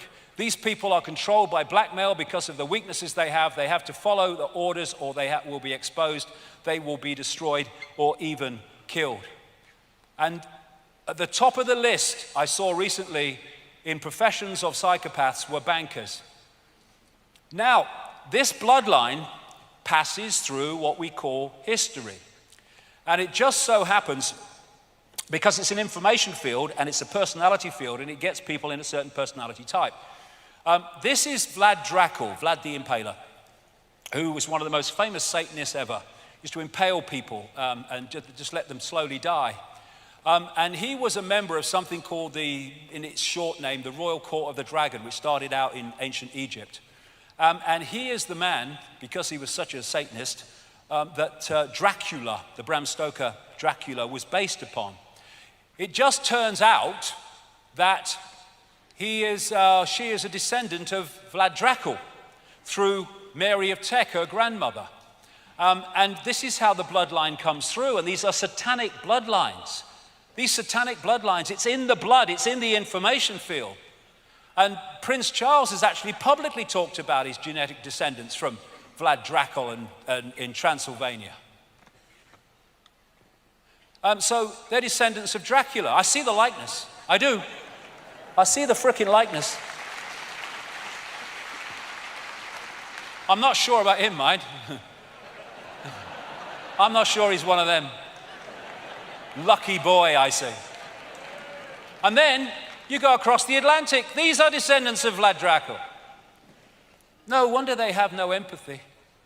They go doing their satanic rituals at places like Bohemian Grove in Northern California, worshipping a 40-foot stone owl, the implications and symbolic nature of which will be coming along. All these people, this is Moloch, one of the ancient gods that they used to, in the Bible it talks about sacrificing children through fire to Moloch. That's Moloch. And what we're seeing, talk about entrainment, where you can be pulled into a frequency and that frequency starts to influence you. All over the place now you're seeing satanic imagery. In Grammys go satanic, the satanic stage shows, videos and all that stuff. Here's the Thriller. It was all about kind of Satanism with the serpent eyes with Michael Jackson. They making vampires sexy through things like Twilight. Then we have Halloween, we're just coming up to, Satanism light. It's pulling people in. The real Halloween sees phenomenal numbers of children and others, but children sacrificed all over the world. It's one of the great satanic ritual days. And now they've got kids turning it into a form of Christmas, which is another form of their ritual, which I'll come to later. And the real trick or treat was when the Druids knocked on people's doors and demanded a sacrifice of a girl, and then, sacrificed her, killed her, and burnt her on the bone fire, where bonfire comes from. And now we're having kids do it, trick or treating. It's pulling kids into this frequency. And here we have in America a satanic temple to distribute materials to school children in Florida. And there was an Australian Satanist who, just before he died, wrote a long document about Satanism and its influence, not as an apology, he supported it. And one of the things he said was that they do rituals on particular points on the Earth's energy field, particularly powerful vortexes, and they do their really dark, horrific rituals because they are seeking to lower the vibrational frequency of the energy field, the energy sea in which we interrelate. And this is what he said. What is most people do not realize is that Satanism is a ritually based practice, and that this repetition has over time left strong impressions upon the morphic field. Control the sea and you control the fish. It's all about frequency suppression to keep us in density and out of multi-level connection. So religion is Satanism light. It's like a public version of it if you look at the rituals. The people who worship the gods of the major religions are worshiping these entities under different names. But they all call them God, but they're actually these entities. We'll come more to that as we go along. And that's why you see this universal religion. There's virgin mothers and babies all over the frickin' world. I mean, where do you look? It's like a franchise. All over. And yet Christianity picks it up. It's the one. It's not. It's just another one of the ancient religion. I mean, this is Satanism light, when they're eating the body of Christ as a frickin' biscuit and drinking his blood as a bottle of Merlot. I mean, frickin' hell. But it's what they do in reality in Satanism. It's Satanism light. What a bloody image on which to base a religion. What is that going to do to you, focusing on that? That's sacrifice. There's an inverted pentagram from a major clergyman in the bloody Church of England. And all religion to me is a form of bloody madness, because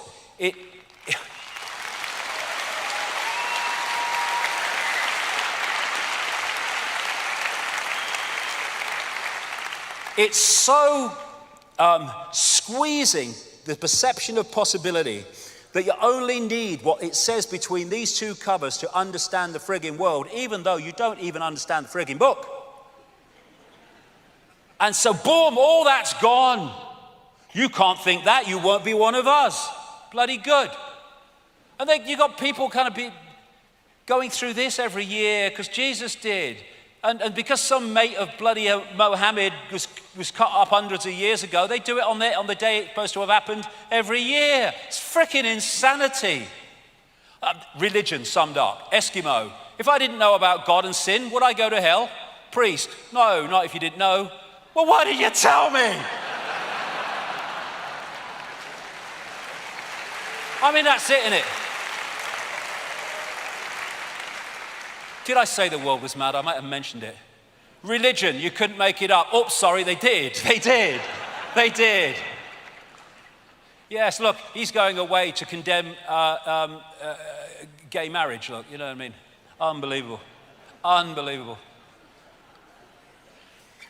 And look where these major religions came from. These major points that I told you the bloodlines came out of. When you look at that Sumer, Babylon, Egypt, out of there came Judaism, came Christianity, came Islam, came many other of these sub-religions. And as this guy said, Robert Ingersoll, there can be but little liberty on earth while men worship a tyrant in heaven. The question is, given the Gnostic writings and the other information from cultures galore, what is the nature of that tyrant in so-called heaven? Now, into this mix comes this. I said earlier that when I investigate people in power, invariably, not all the time, but invariably, you come over secret societies, Satanism, and pedophilia. There's a reason for that, and it fits into what I'm talking about. In 1998, I put this book out, The Biggest Secret, which exposed former Prime Minister Ted Heath as a Satanist, child-killing, child-sacrificing, child-torturing pedophile.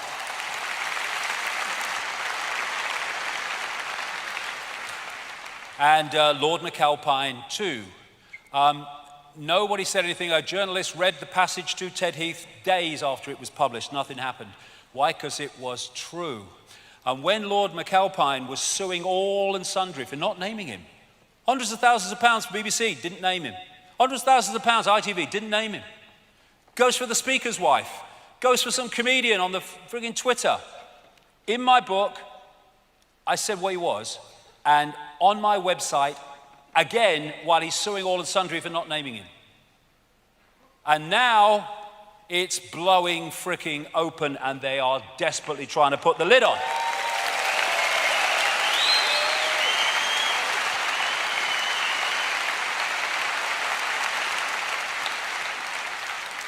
Pedophilia is absolutely infesting the establishment at multiple levels, right to what they allege is the top, for reasons I'll come to. All over the world is the same. The number of children being abused by the rich and famous, never mind others, is absolutely staggering, and there's a reason for it. The scale of child abuse worldwide, shocking beyond belief. Yes, this is the question. We need to keep asking about everything. Why? Then you might find answers. Why is Satanism and pedophilia so interrelated and interconnected? Well, this is a Central American shaman, Don Juan Matos, who said this about entities, the archons that he called the flyers, describe him in the same way, feeding off the energy of children. Sorcerers, people who can see beyond the physical, see infant human beings as strange luminous balls of energy, covered from top to bottom with a glowing coat, something like a coat of plastic adjusted tightly around the cocoon of energy. The glowing coat of awareness is what the predators consume, and when a human reached adulthood, all that is left of that fringe awareness is a narrow fringe that goes from the ground to the top of the toes. That fringe permits mankind to keep living, but only barely.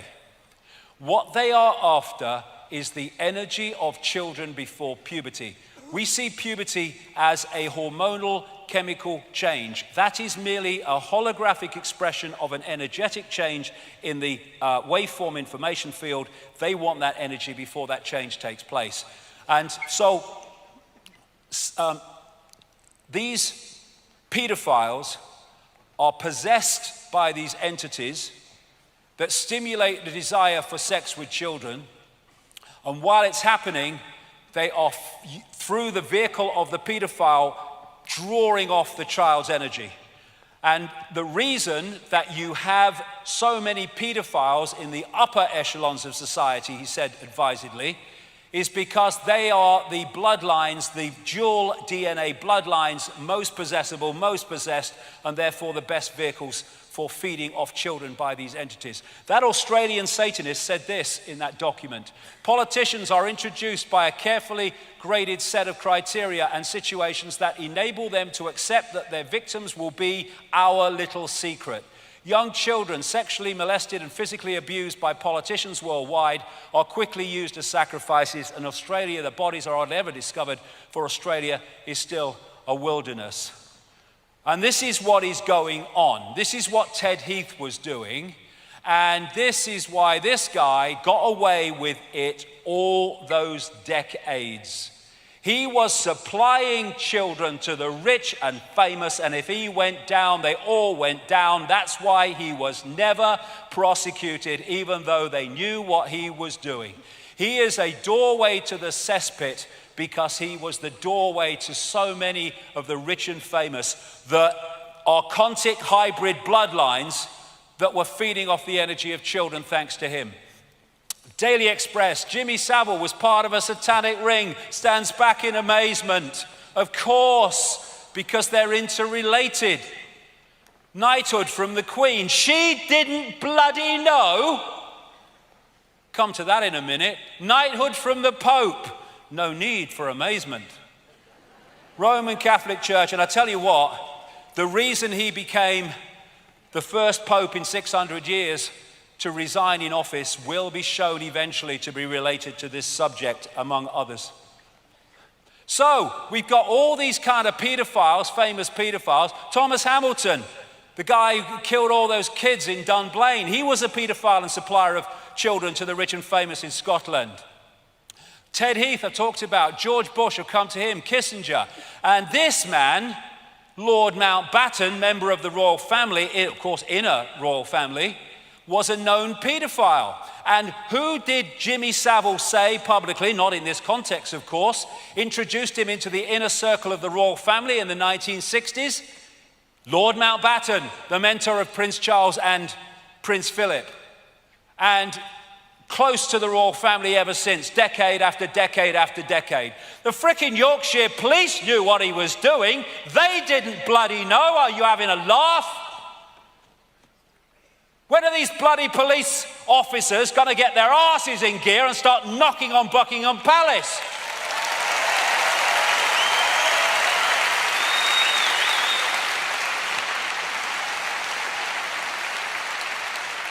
Why was record-breaking paedophile and child procurer Savile an inner circle royal buddy for decades? I knew about him in 1998 when a close friend of Diana for 9 years before they fell out, called Christine Fitzgerald, told me all about him and his necrophilia, sex with dead bodies, death cult. That's why he volunteered to be a porter in a hospital, so he got to the mortuary. And she said Diana thought he was a sleazy man. She couldn't stand him. But he said, when asked, why are you on the inner circle of the royal family? I get things done and I work deep cover. Bloody hell he did. Bloody right he did. And that's why his back was always covered. Who, what, where, when, and with whom? The reason they're desperately trying to put the lid on this is very simple. When the truth comes out about all this, the political and royal establishment will collapse. That's why they're trying to do it.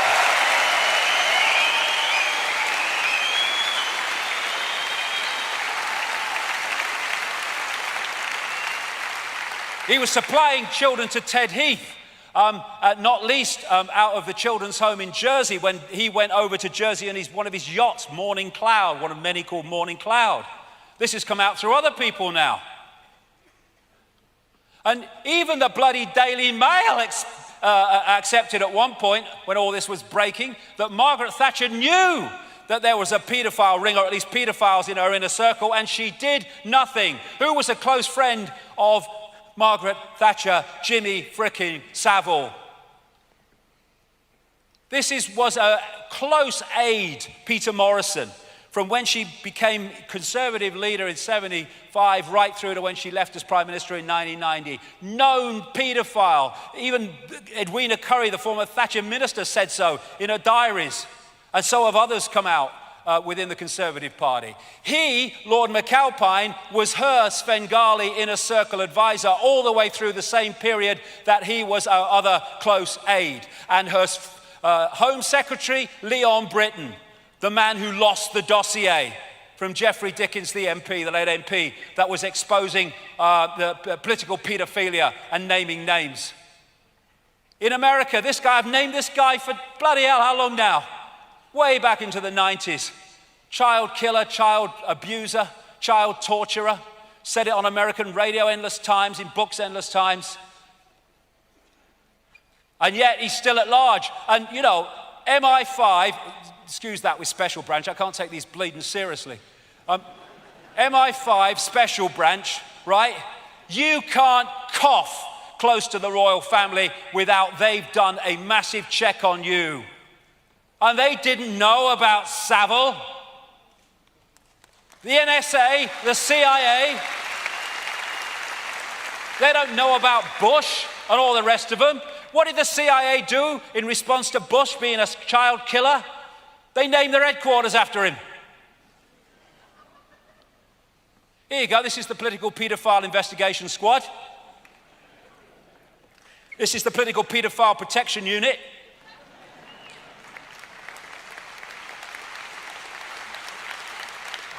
And we keep coming back to the big picture.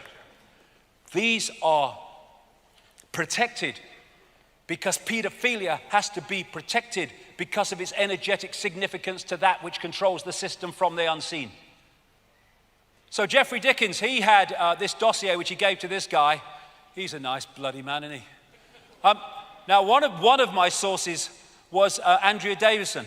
She was a lady that represented the abused at the North Wales inquiry, care home, what a joke. And she worked, was an operative within British intelligence. I met her in the 90s. Lovely lady. And she's now on the run in South America because they fitted her up for a crime that appears not only she didn't do, but actually never took place.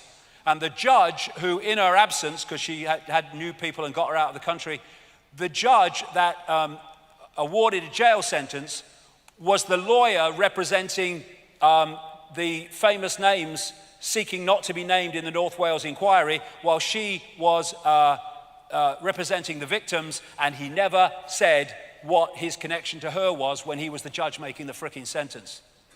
And he gave her some of the infamous Dickens dossier with the names on. And her house was raided by North Wales and Derbyshire police, who took it away never to be seen again. It's a massive fricking cover-up. Here you go. Oh shit, right, usual strategy, order an inquiry and make it, go nowhere, sorted. Except that it wasn't. Here you go, we'll leave no stone unturned except for those with our people underneath.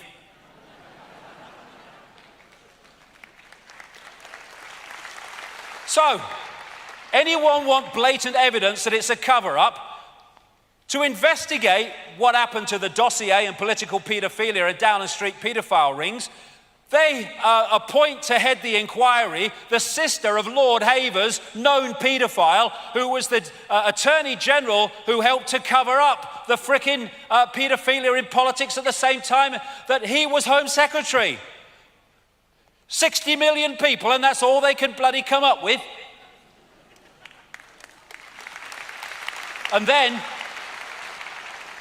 when a lot of us who kind of understand this started putting out the fact that this was all going on, Daily Mail, to their credit, picked it up and made a big splash about it. She had to step down. And so who did they say in her place? The Lord Mayor, Fiona Woolf, 60 million bloody people plus, and they can't find anyone that doesn't live in his frickin' street and has dinner with him. What?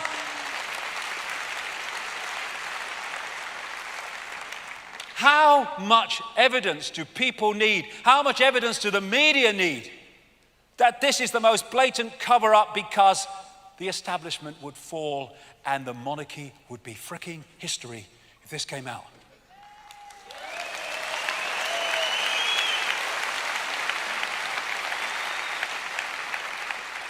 Protect the kids, no, protect the archontic abusers. So all these different areas of the system, ultimately through the hierarchy, end up there. And their great language is the language of symbolism. Interestingly, reptiles communicate through imagery rather than other forms of communication, apparently, I was reading recently. The language of symbols. Why? Why do they have this symbolic language? Well, Confucius once said, signs and symbols rule the world, not words or laws, and there's a reason for that. Because a symbol, like everything else, is just an information field carrying the information that it represents. Going to give you a number of examples as we go along here about this. And so, a symbol, we see it as a symbol, yeah, but that's the hologram, that's in the hologram. It's actually a vibrating information field, which enters the eyes. But it enters the eyes without fanfare. I can be looking at a symbol, I might not even know I'm looking at a symbol. I might be subconsciously looking at a symbol because it's just in my eye line and I'm not aware of it. But I'm taking in on a subconscious level that information field. But I don't know I am. Whereas when you're getting communication to the ear, it's still a vibrating information field, what we call sound.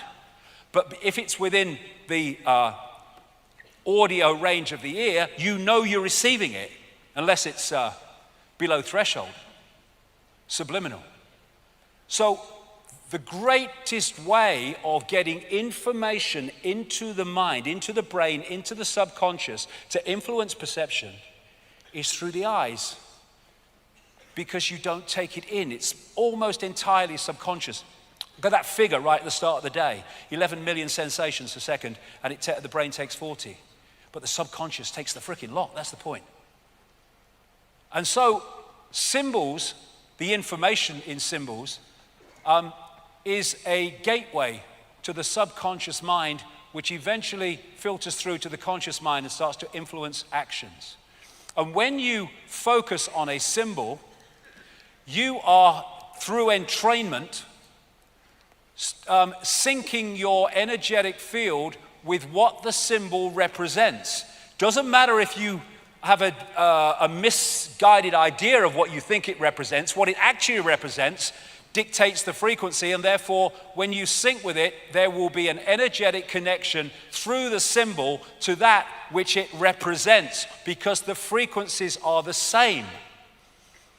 So when you're focused on that, that's taking you into a certain low vibrational frequency. I mean, like I said, a symbol of a religion. Energy flows where attention goes.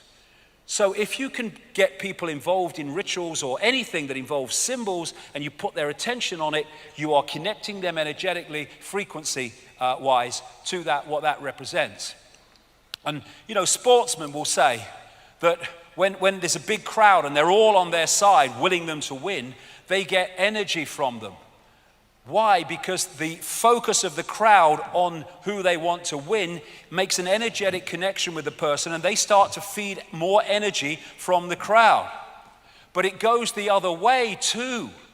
When massive crowds focus on the symbols of this archontic force, whether it's personification or literal symbols, they're making the energetic connection, and their energy can be trawled because there is a frequency connection. And when you have these massive, massive rituals with unbelievable numbers of people, they're trawling energy. Go to a football match with a massively powerful atmosphere, and the hairs at the back of your neck stand up. Why? Because of the electromagnetic field generated by the crowd. That electromagnetic field en masse is what these people trawl. When you go to like Mecca and they're focusing on this, and we'll come to what that is shortly, what that represents is creating a frequency connection through what that represents to what that actually is. When they focus on Mecca, they're focusing on that Kaaba cube, and there are consequences energetically for that. When you have a satanic stage show and the crowd, the kids are focused on it, what it's doing is locking them into that frequency.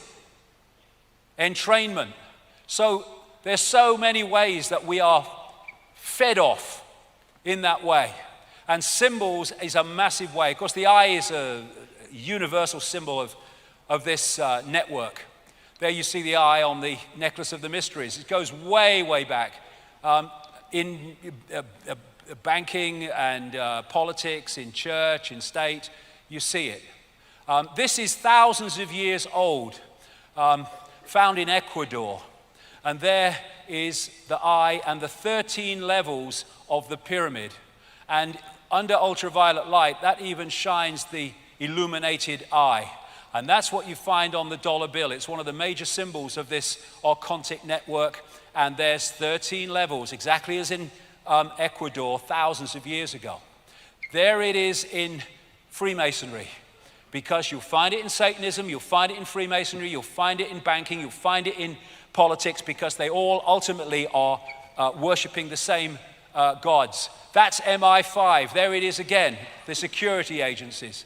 MI6, again, the pyramidal shape. This is a church. I think it's in Poland. And here we go, old twerper's back. There you go, have a twerp. Stage show, there it is, classic. And these are locking people in. There's Madonna. What's the chances of this? Katy Perry, Angelina Jolie, Lady Gaga, CBS, Jay-Z. Unbelievable. What's the chances of Chancellor Merkel doing that every time? That's bloody ludicrous. It's not even a natural thing to do. And then you look, I mean, this is unbelievable, this. Animated bloody cartoons and stuff. This pyramid and all-seeing eyes fricking everywhere. I'm not going to go through them all because of time, but every one of the shots that you're going to see has got that in it. Look at them, all over the bloody place. And this is feeding something into the subconscious of those who watch, overwhelmingly kids. The programming starts subconsciously from the earliest age. The Olympics in 2012, the one-eyed man, the eye. Here you had the Monsters, Inc. The central character had a single eye, and the monsters were feeding off the energy of children. It was their sustenance. And then you have this is unbelievable again, the number of personalities who get photographed covering one freaking eye up in some form. I mean, look at it. And there's hundreds more. And most of them won't know.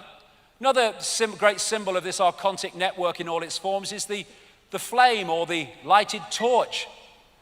And what the Gnostics said was that the archons are made from luminous fire, the jinn were made from smokeless fire according to the Islamic belief, and the archon phoenix, that all comes from this archontic symbolism, the phoenix rising from the ashes in fire. And according to Freemasonic historians, the phoenix morphed in terms of symbolism into the more acceptable eagle, and that's why you have eagles on so many flags and state logos. So all this is putting information into the subconscious mind to filter through to the conscious mind. So, in plain sight, Saturn.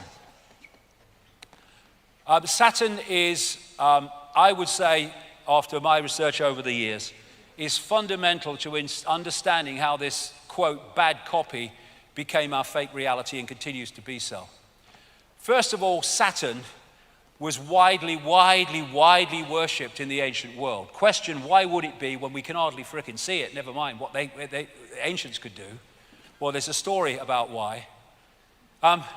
This, as we see it today, wasn't always like it was, and in geologically very recent times, it wasn't like this.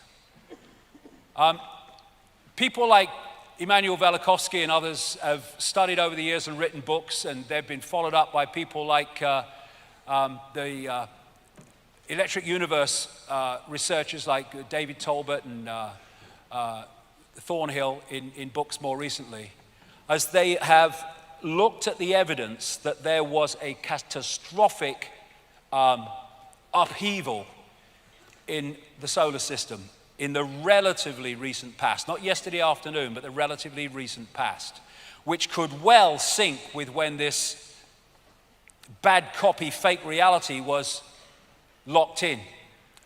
All over the world you have global destruction myths and catastrophe myths manifesting under names like Atlantis and Lemuria and Mu, but they are unbelievable in their common themes of how they describe what happens. And after this movement of planets, which was a massive disruption of the electromagnetic order, as I mentioned earlier, which meant the stability had gone, they ended up where we see them today. Now, this is a fantastic book. I almost can't get it now, and if you can, it costs a fortune. But it represents a magnificent piece of research by this man, David Tolbert, one of the people involved in the Electric Universe information. It's called the Saturn myth. And what he did was study the worship of Saturn all over the world, studied its symbolism, studied what they said about it, studied why they said they worship Saturn. And what came out was this, that Saturn, once upon a time, was anywhere but where it is now, and at the time it had no rings. Come to that as we go along.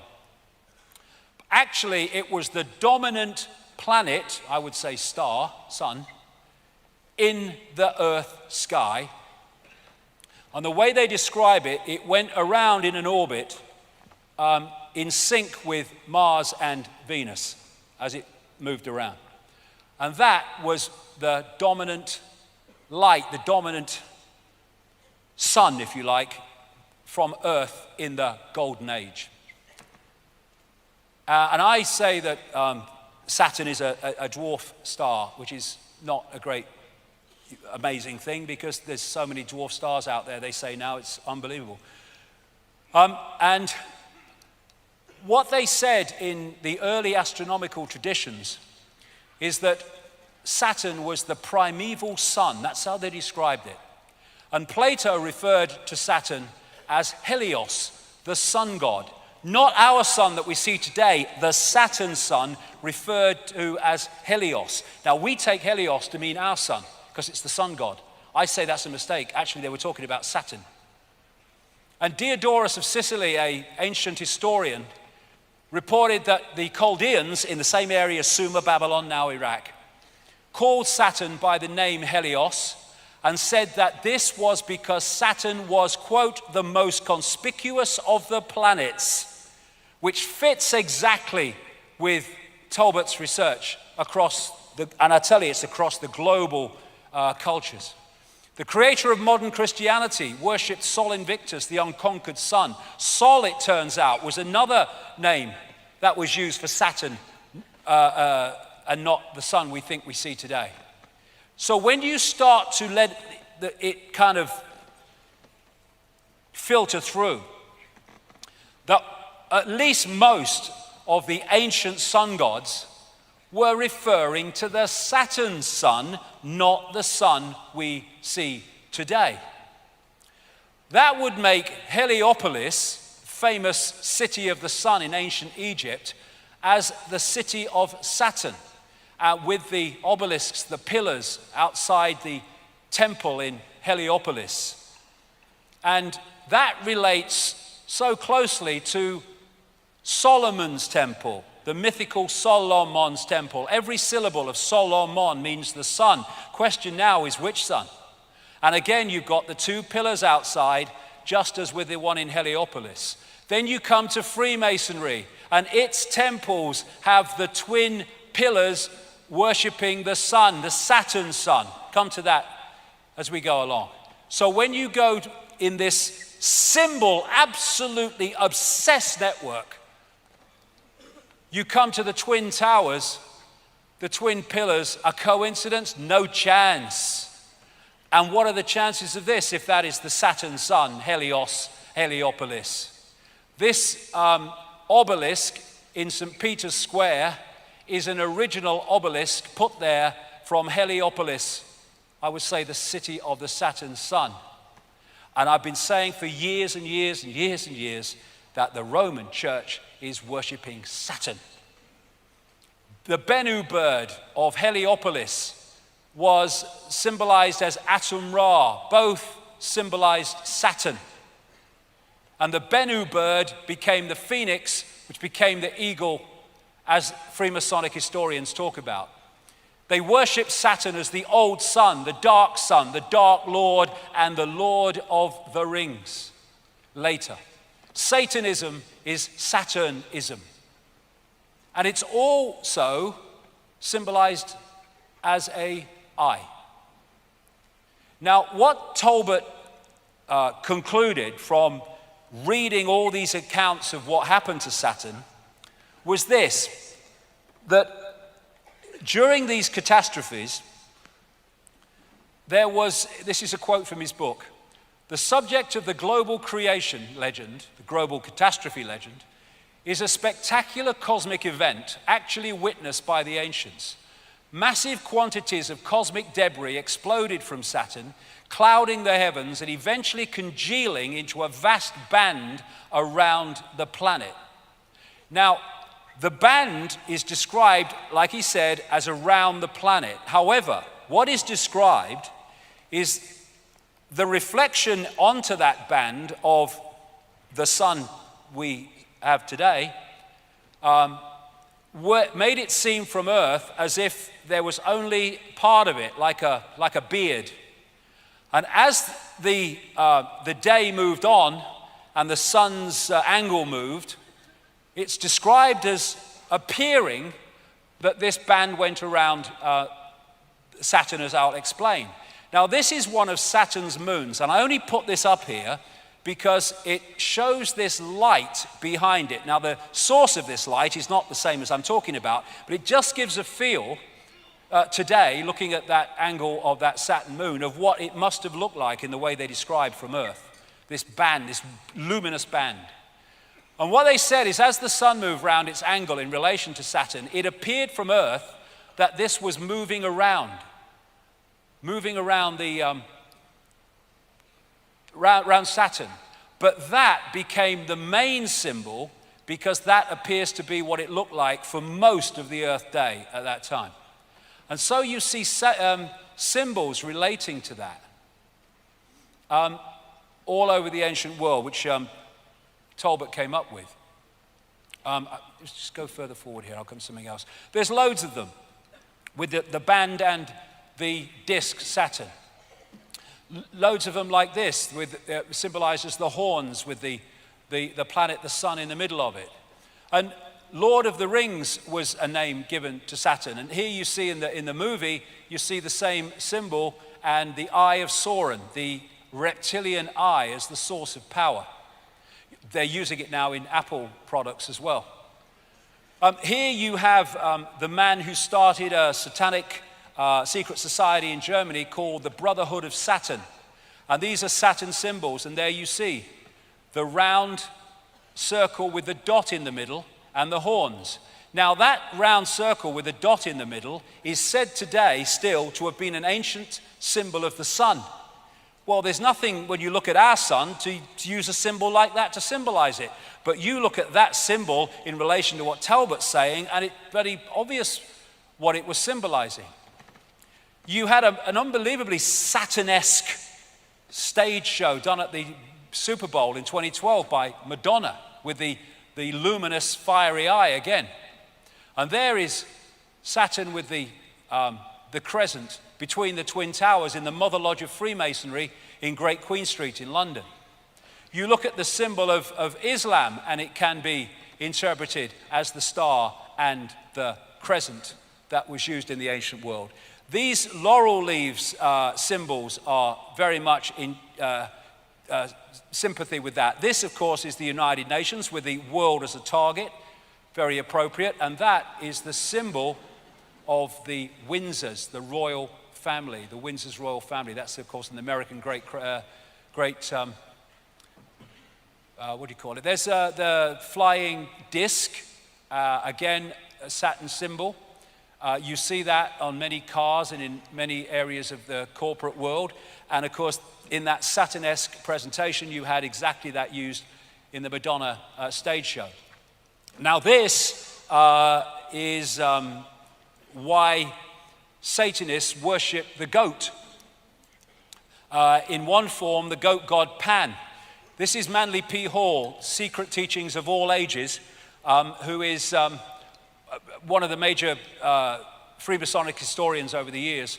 He said Pan was a composite creature, the upper part, with the exception of his horns, being human, and the lower part in the form of a goat. The god himself is a symbol of Saturn because this planet is enthroned in Capricorn, whose emblem is a goat. And that is where that comes from, Baphomet, one of the most famous of satanic worshipping symbols. And you see them on this ring is Baphomet on Beyonce. She's dressed, Lady Gaga, as Baphomet. And there is Baroness Philippine de Rothschild with Baphomet massively round her neck. I am staggered, I don't believe it. The owl is Saturn, the owl of Bohemian Grove. Apis or Apis, the Egyptian Saturn god, the bull god, the god of Saturn, and that's where you get the golden calf and all that stuff. And again, you've got the money system symbolized as the bull as well. Now, I said earlier that numbers are just digital expressions of frequency waveform information fields. This is called the magic square of Saturn, and it's also the magic square of Freemasonry, of course. And why it's magic is whatever way you go and you add those numbers up, they come to 15. Don't matter which way you go. Now, in numerology, you add the numbers until you get a single number. So 15 in numerology is 666. 666. And that represents the energy frequency of Saturn, which I'll come to. Now, this is the sigil of Saturn, and they get it by drawing between the squares of the magic square from 1 to 2, 2 to 3, 3 to 4. And that's how they get that. Now, if you turn that up on its side, you get that, which is what that is. The most obvious symbol of Freemasonry, because they're worshipping Saturn, which is an expression of this archontic fake reality. That is the symbol of Balmoral, the Scottish home of the royal family. Exactly the same, the sigil of Saturn. This is an ancient symbol of Saturn, the six-pointed star, the Star of David. It's not, they just hijacked that. It's a symbol of Saturn going way, way back. And this is where the name Rothschild came from. They had a red version of the six-pointed star on their house in Frankfurt, where the Rothschild dynasty came out of. And in German, red shield is Rothschild. The very name Rothschild comes from a symbol of Saturn. And they then took it and put it on their fiefdom of Israel. Saturn. Same with many law enforcement symbols. There it is as an ancient depiction of Saturn, six-pointed star and the moons. There's the six-pointed star on this necklace of the mysteries. And here it is again. And all of these are from Asia. It is not a unique Jewish symbol. The Rothschilds took it as a symbol of Saturn and put it as a Jewish symbol. No one is more manipulated by the Rothschilds than the Jewish people of the world. No one.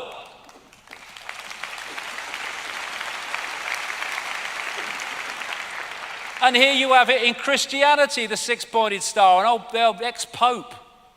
And there it is between the pillars in the Mother Lodge of Freemasonry in Great Queen Street in London. It's all Saturn. They're all pissing in the same pot, all of them. Now, another ancient symbol of Saturn is the black cube, which you see all over the place. And this is interesting. We're going to get in now into how this matrix actually works. This is a permanent hexagon storm in the North Pole of Saturn. It's 2 Earths wide, and it's going all the time, and it rotates exactly in sync with Saturn's radio emissions. And in geometry, the hexagon is also the six-pointed star, and is also the cube. They are different expressions of the same energetic state. And so when you look at this is just a crop circle, but that's coincidental. You look at that crop circle, and it's a hexagon, a flat hexagon. Look at it again, but see it three-dimensionally, even though it's exactly the same picture, and it becomes a cube. They are different expressions of the same energetic state. So a hexagon is also a cube, is also a six-pointed star in geometry. And therefore, this cube, the Kaaba at Mecca, is a symbol of Saturn, and that's what they're worshipping, though they don't realize it, though the inner circle will. The black cube that Jewish people put on their third eye as part of their ritual is Saturn. And when they worship at Mecca, they even make them sit in concentric bloody circles. They'll have them going round next. And so when they are doing their circling of that symbol of Saturn, that which is that frequency can feed off it. This is the symbol of Saturn in terms of astrology. And this is the symbol of the Soviet Union, which was created by the Rothschilds. The symbol of Saturn, the hammer and the sickle. Sickle become relevant shortly. In fact, now. This is the ancient Greek god of Saturn called Kronos, the bearded man, holding the scythe. And Kronos is Father Time with the scythe and the beard. Chronos, chronology, time. It's where it comes from. It's going somewhere. Saturn is the god of space and time, so it is said.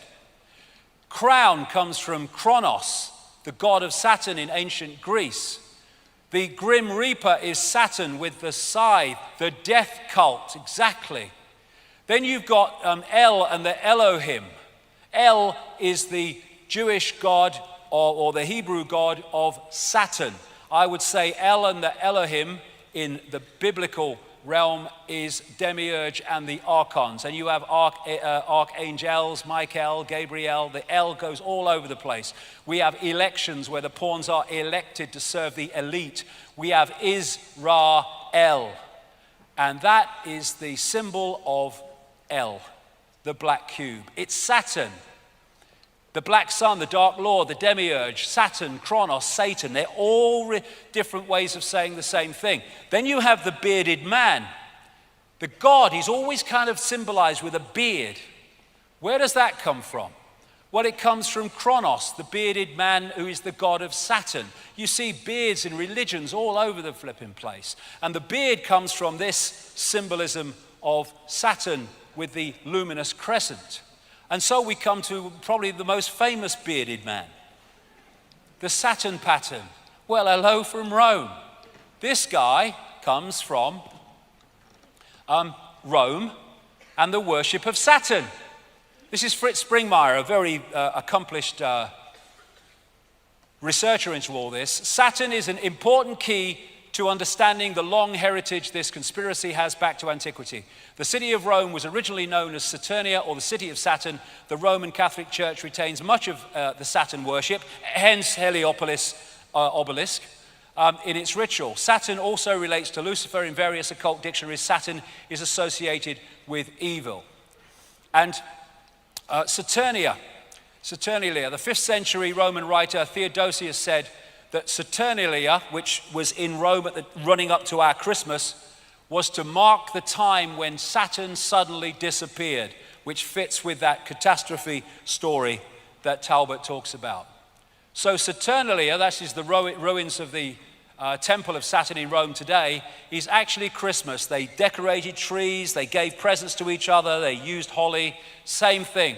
And Santa is an anagram of Satan, Saturnalia, it's Kronos, the Saturn god. Now the bearded man is often used for Saturn. This is William Blake, who was a very deep thinker and knew a lot of inside information. And he painted this picture in 1794 called Ancient of Days. Ancient of Days is one of the phrases used in the Bible to describe God. And he depicts him as the architect.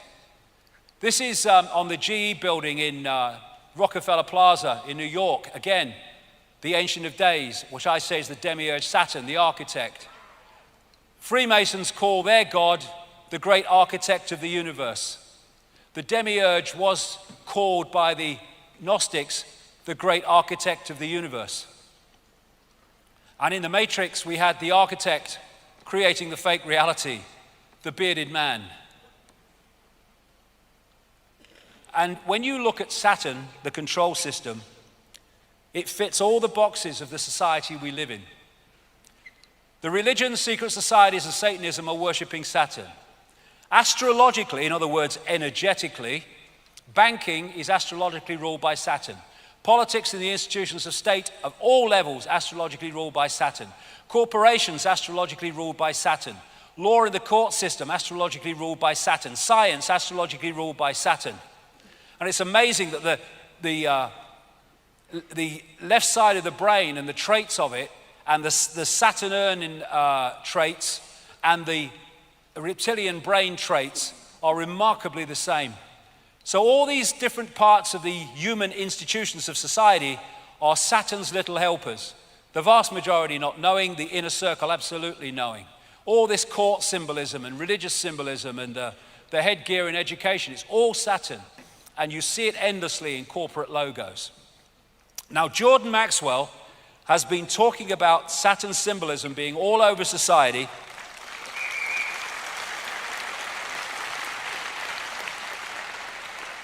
for decades and decades and decades and decades.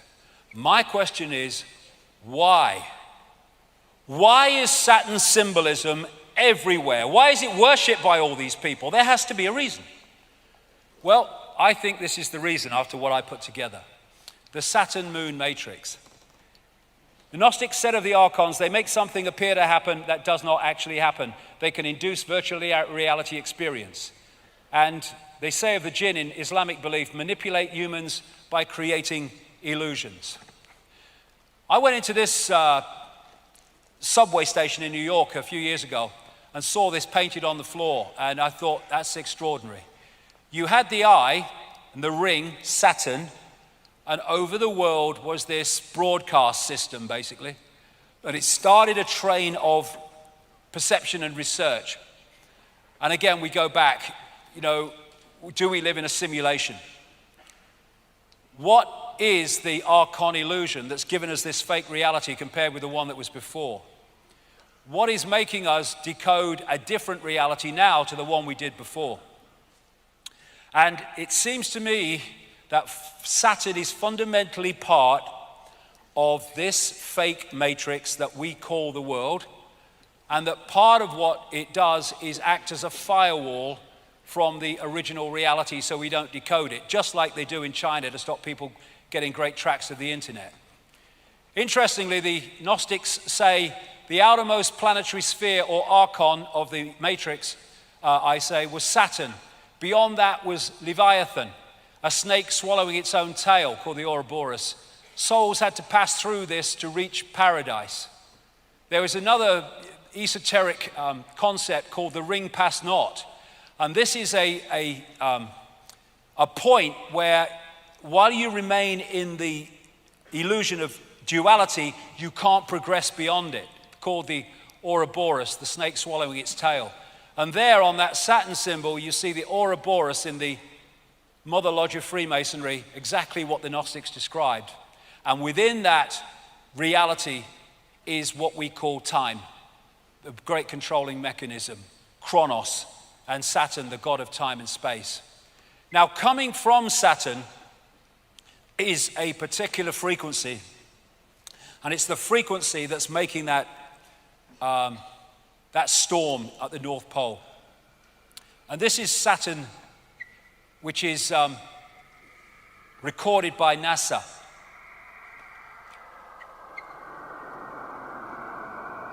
Nice, man.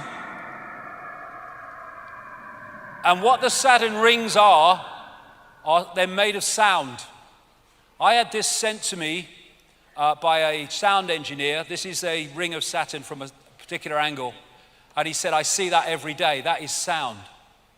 And there's a thing called cymatics, which is creating patterns purely by sound, where they put kind of particles on a metal plate, and then they play sound across, and the sound, which is an information source, makes the patterns move into a certain sequence. And as the sound changes, the pattern, the sequence, the symbol changes.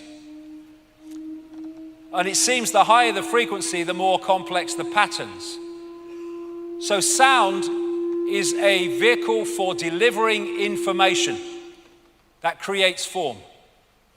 And this is a cymatic symbol, the six-pointed star, created purely by a particular sound.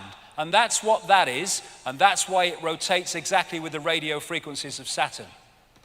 This is a standing sound wave, and it's an eye storm, at the south pole of Saturn, which is permanently going round and will do so while the sound coming from Saturn is that sound and that frequency. There's a standing wave, looks like an eye, done in a studio.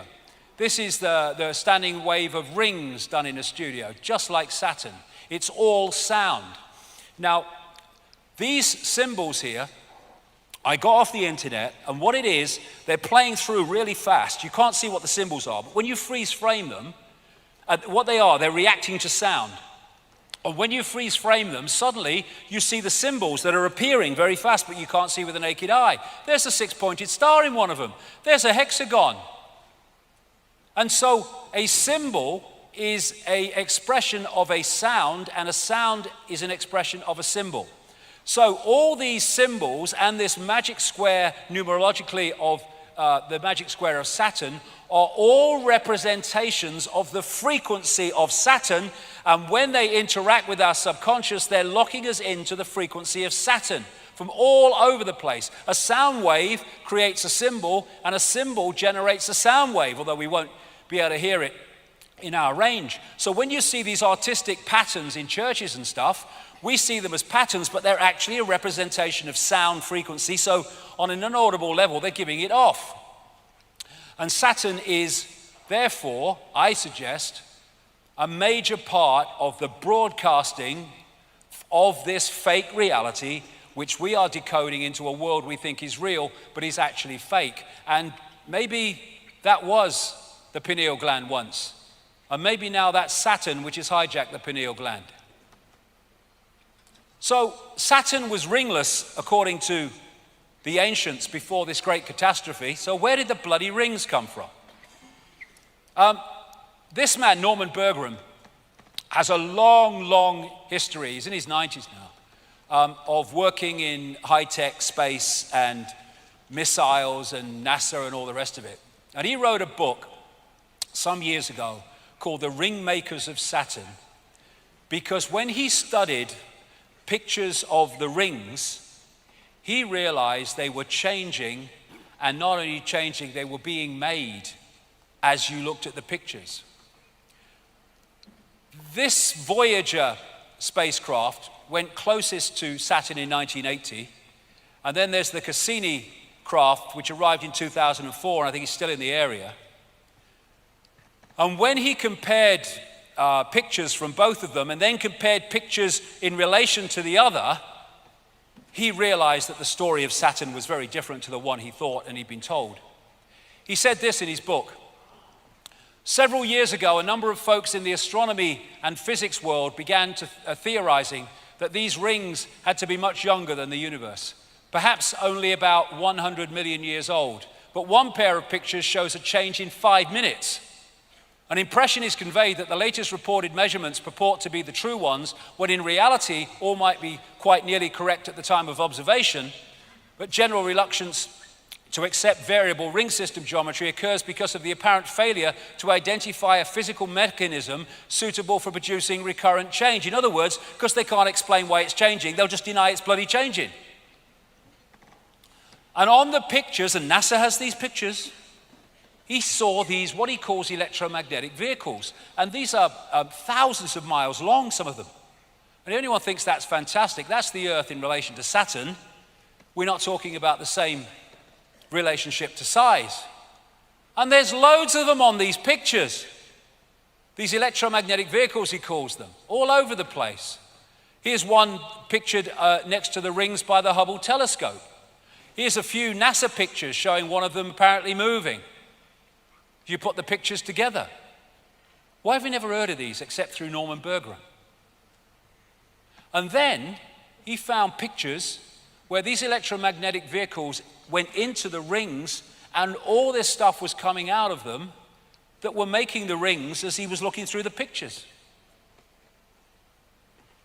They're not natural. They say the water ice and stuff is in the rings. I reckon you'll probably find that there's a certain crystal in the rings that is generating the frequency. And this is from just a couple of weeks ago. The mysteries of Saturn's expanding F ring. Saturn's most distant ring is twice as bright and 3 times as wide as it was during the Voyager flyby's flybys in 1980 and 81. The great mystery of Saturn's rings, how they formed, why are they like that, we don't know. Well, maybe we do. There's this massive ring that was found in 2009, about 3.7 million miles out from Saturn, but around Saturn. Get 1 billion Earths in it. And I'm suggesting that actually that broadcast comes across to us. The Saturn matrix is a band of frequency which we are tuned to, and we think it's real. It's a virtual reality as described by the Gnostics. Now, I'm going to move on quickly because we want to run out of time, but the moon, as I've said before, is fundamentally involved in this. I read this book, Who Built the Moon? The evidence for the fact the moon is not a natural body is fantastic. And interestingly, what the book found was the relationship in terms of mathematics and all the rest of it of the Earth, the moon, and the sun is completely different to anything else in the solar system. And what the Gnostics said was the archons created the rest of the solar system but did not create this. The maths involved in the Earth, Moon, Sun system is nothing less than staggering. They've been put together with the accuracy of the proverbial Swiss watchmaker, the book said. That's why the moon is about the same size as the sun, almost exactly at the time of an eclipse. And the moon is perfectly placed, said this BBC documentary, to sustain life, but that's pure luck, a cosmic coincidence. I don't think it is. We never see the other side of the moon. We only see one side of it. And they say in the book, the moon is bigger than it should be, apparently older than it should be, and much lighter than in mass than it should be. It occupies an unlikely orbit and is so extraordinary that all existing explanations for its presence are fraught with difficulties, and none of them could be considered remotely watertight. They've got no idea. They first of all had the whack theory, something like a Mars-type planet whacked into the Earth and bits became the moon. That didn't work out. They had the double whack theory where it came back and had another go, and so they go on. And these scientists saying here, the best explanation for the moon is observational error. The moon doesn't exist because it shouldn't if it's natural. It seems easier to explain the non-existence of the moon than its existence. And they've smacked the moon a number of times with massive explosions and impacts. And what's come from that is the evidence says the moon is actually hollow. This is NASA scientist, again, Gordon MacDonald. It would seem that the moon is more like a hollow than a homogeneous sphere. This man from MIT said the lunar orbiter experiments had vastly improved knowledge of the moon's gravitational field and indicated a frightening possibility that the moon might be hollow. The moon is inside out, said this scientist. And as Carl Sagan said, a natural satellite cannot be a hollow object. These scientists from the Soviet Academy of Sciences, I talked about this at length in my books, wrote a major article in 1970 suggesting very strongly, with considerable evidence, that the moon was actually a construct. And people like Ken Johnson, who've worked for NASA on photographs from the moon, he's come out and said actually there are non-natural phenomena all over the moon, including bases, things you can't explain that are not natural. And there are towers which have been smudged out, some of them not very badly. What the heck is that on the moon? Here's a close-up of it. I mean, what's that? That's not natural. So where did it come from? Who put it there? This is called blue gem, or the blue circle, which it kind of shines electric blue. Was seen as a light from the 1700s by astronomers. Now we can see what it is. 29 miles in diameter. What the bloody hell is it? No one can say. And in so many ways, the moon appears to be something akin to the Death Star moon in the Star Wars films. And indeed, two moons of Saturn look remarkably like the Death Star moon. And it, as I put it together over the years, is like an amplifier of the Saturn broadcasts, which are then fired at the Earth with far greater power and thus influence on our reality. And if you put that there, it kind of gives an indication of what I'm saying. Now, talked about that Charney project and what came out from it. Long after I've been talking like this about the moon and its influence on our reality, this article came out, and in part of what was said in it, it talked about the moon. They said this entity that they connected through a computer system with said the moon is not a natural heavenly body. Life was better for humans before the moon came. Moon forces control time and manipulate the mood of humans. The moon is there to control the Earth's mood, emotion, and a big calm would come over the Earth without the moon. There would be only little storms, not big storms. The old race, Archons, captured the moon from space and located it next to the Earth. That is said to have happened by many, many ancient cultures. People and animals without the moon would become calm and peaceful, and anxiety and fear would dramatically decline. The oceans would be much calmer, heavy thunderstorms and lightning would be rare, and the climate would be balanced with no extreme heat or cold. Telepathic interdimensional communication would become widespread, and people would be able to see new colors, higher frequencies in an enhanced color spectrum. And that fits with the fact that this frequency, this matrix, is suppressing human expansion of awareness, keeping us in the box. There would be major changes. This really left field, this one. There would be major changes to the human respiratory system as blood and breathing chemistry changed. Those born after the moon's demise would be able to hold their breath underwater for hours at a time. The Saturn-Moon matrix. That's the reality we think is the world, the one that is locking us in to this round and round and round free society. Go to work, work, buy, consume, die. Work, buy, consume, die. That's the matrix that's playing us.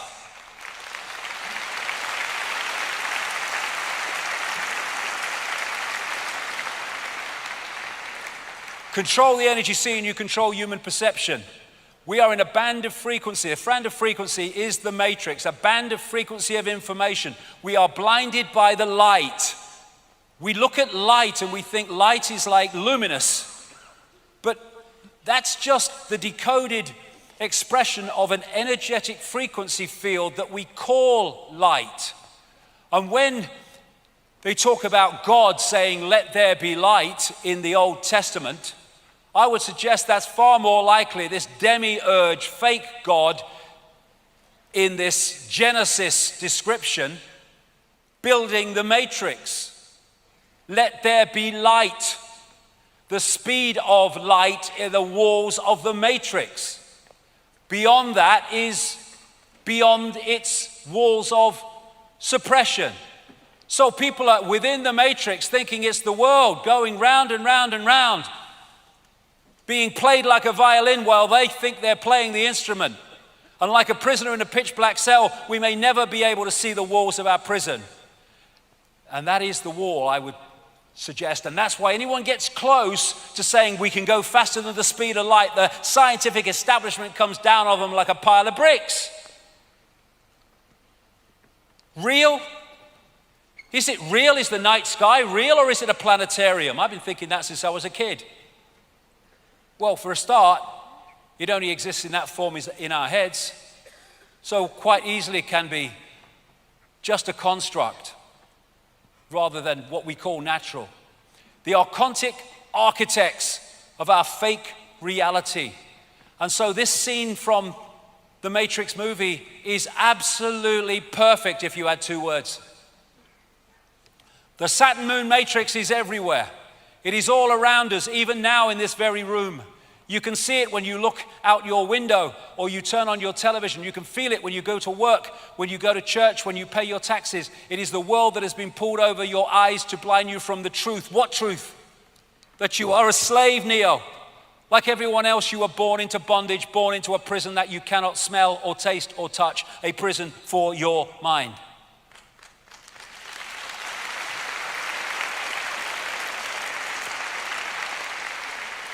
Human world, no, it's the Archon world, and they're trying to make it more and more the Archon world, which is why the world is changing.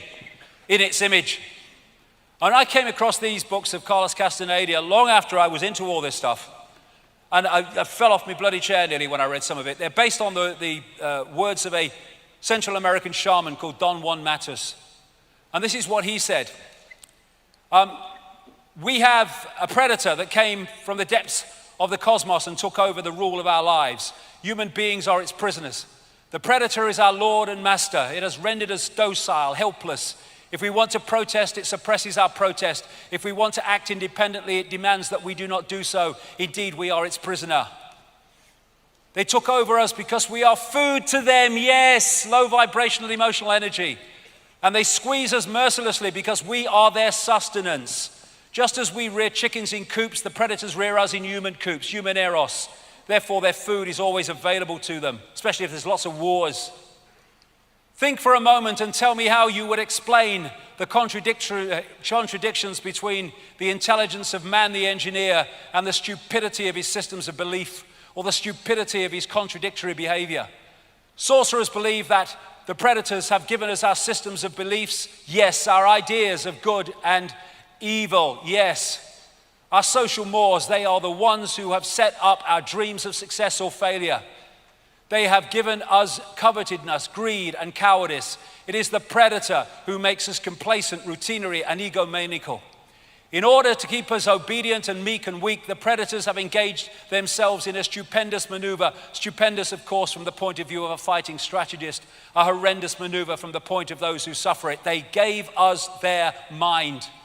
The predator's mind is baroque, contradictory, morose, filled with the fear of being discovered any minute now. They gave us their mind because they gave us their frequency, and we are decoding their frequency and thus becoming part of their hive mind. The hive mind, the archons, the reptilians, and the Borg in Star Trek, classic representation of the archons. All of these different groups are said to operate with a hive mind, a hive mentality. And we've been connected to it. The Borgs, they were like transhumanist type figures, exactly really in the cyborg way that the Archons are described. And the Borg used to fly around in black, dark cubes. Why do humans blindly follow rules? Because they blindly follow the matrix. Don Matter said, I know that even now, even though you have never suffered hunger, you have food anxiety, which is none other than the anxiety of the predator who fears that any moment now its maneuver is going to be uncovered and food is going to be denied. Though through the mind, which is after all their mind, the predators inject into the lives of human beings whatever is convenient for them, and they ensure in this manner a degree of security to act as a buffer against their fear. Sorcerers of ancient Mexico reasoned that man must have been a complete being at one point, with stupendous insights, avatar society, feats of awareness that are mythological legends nowadays. And then everything seems to disappear and we have now a sedated man. What I'm saying is that we have against us is not a simple predator. It is very smart and organized. It follows a methodical system to render us useless. Man, the magical being that he's destined to be, is no longer magical. He is an average piece of meat. There are no more dreams for man than the dreams of an animal who is being raised to be a piece of meat, trite, conventional, imbecilic. And what they've done, because of our superior creative potential and expansion of consciousness potential, they have, although they are inferior to that in terms of potential because they are a distortion, they have reduced our, or that of the vast majority of humanity, to a lower level of awareness than they have. And thus this fits the situation perfectly. In the kingdom of the blind, the one-eyed man is king. We are the blind. The archons are the one-eyed king. But when we become the two-eyed, third-eyed, true consciousness that we are, game fricking over.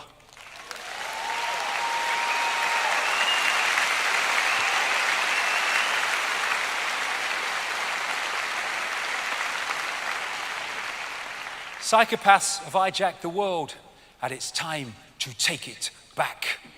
I have no power is what the Matrix keeps telling us, and what the agents of the Matrix keep telling us. You have to look to authority. We have the power. Awakened, we have the power, and humanity is awakening.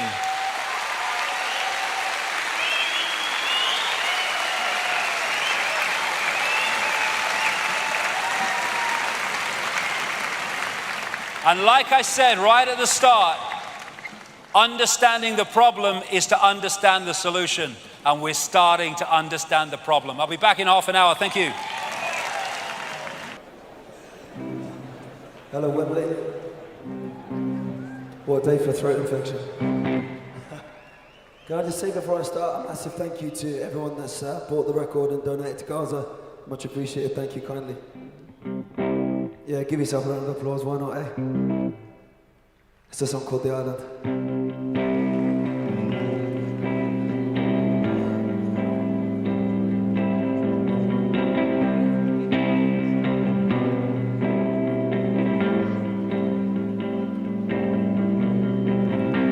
I'm selling up and I'm closing down. Shuttles dragged down to the ground. I'm boarded up and painted white. Graffiti covers up the signs of life and take my hand. Just feel love and feel loved. Take my hand. Feel love and feel loved. Feel love and feel loved.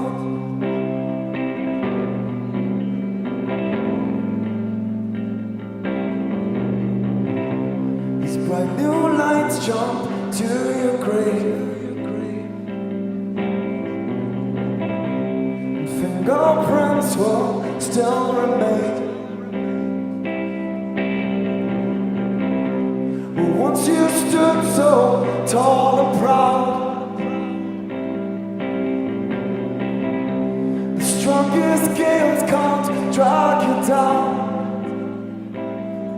to ground and take my hand. Just feel love and feel loved. Take my hand. Just feel love and feel loved. Feel love and feel loved.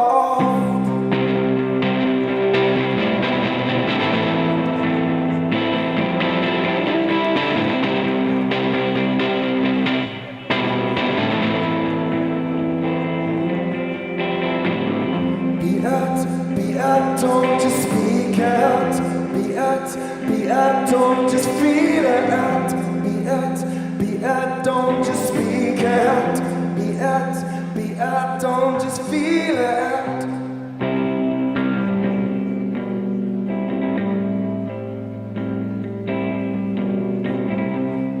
And you cannot be replaced.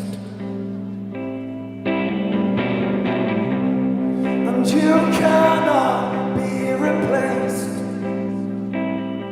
Erased out. Take my hand. Just feel love and feel loved. Take my hand. Feel love and feel loved. Feel love and feel loved. Feel love and feel loved. Thank you kindly. Cheers. Oh, cheers, Gaza. You know that boy. He's not a boy. He's a man, but he's my boy. He was offered a lot of money to be supported to become a big pro, and the condition was he distanced himself from me and what I'm saying, and preferably changed his name. and off was the second thing he told them, hey? Fantastic.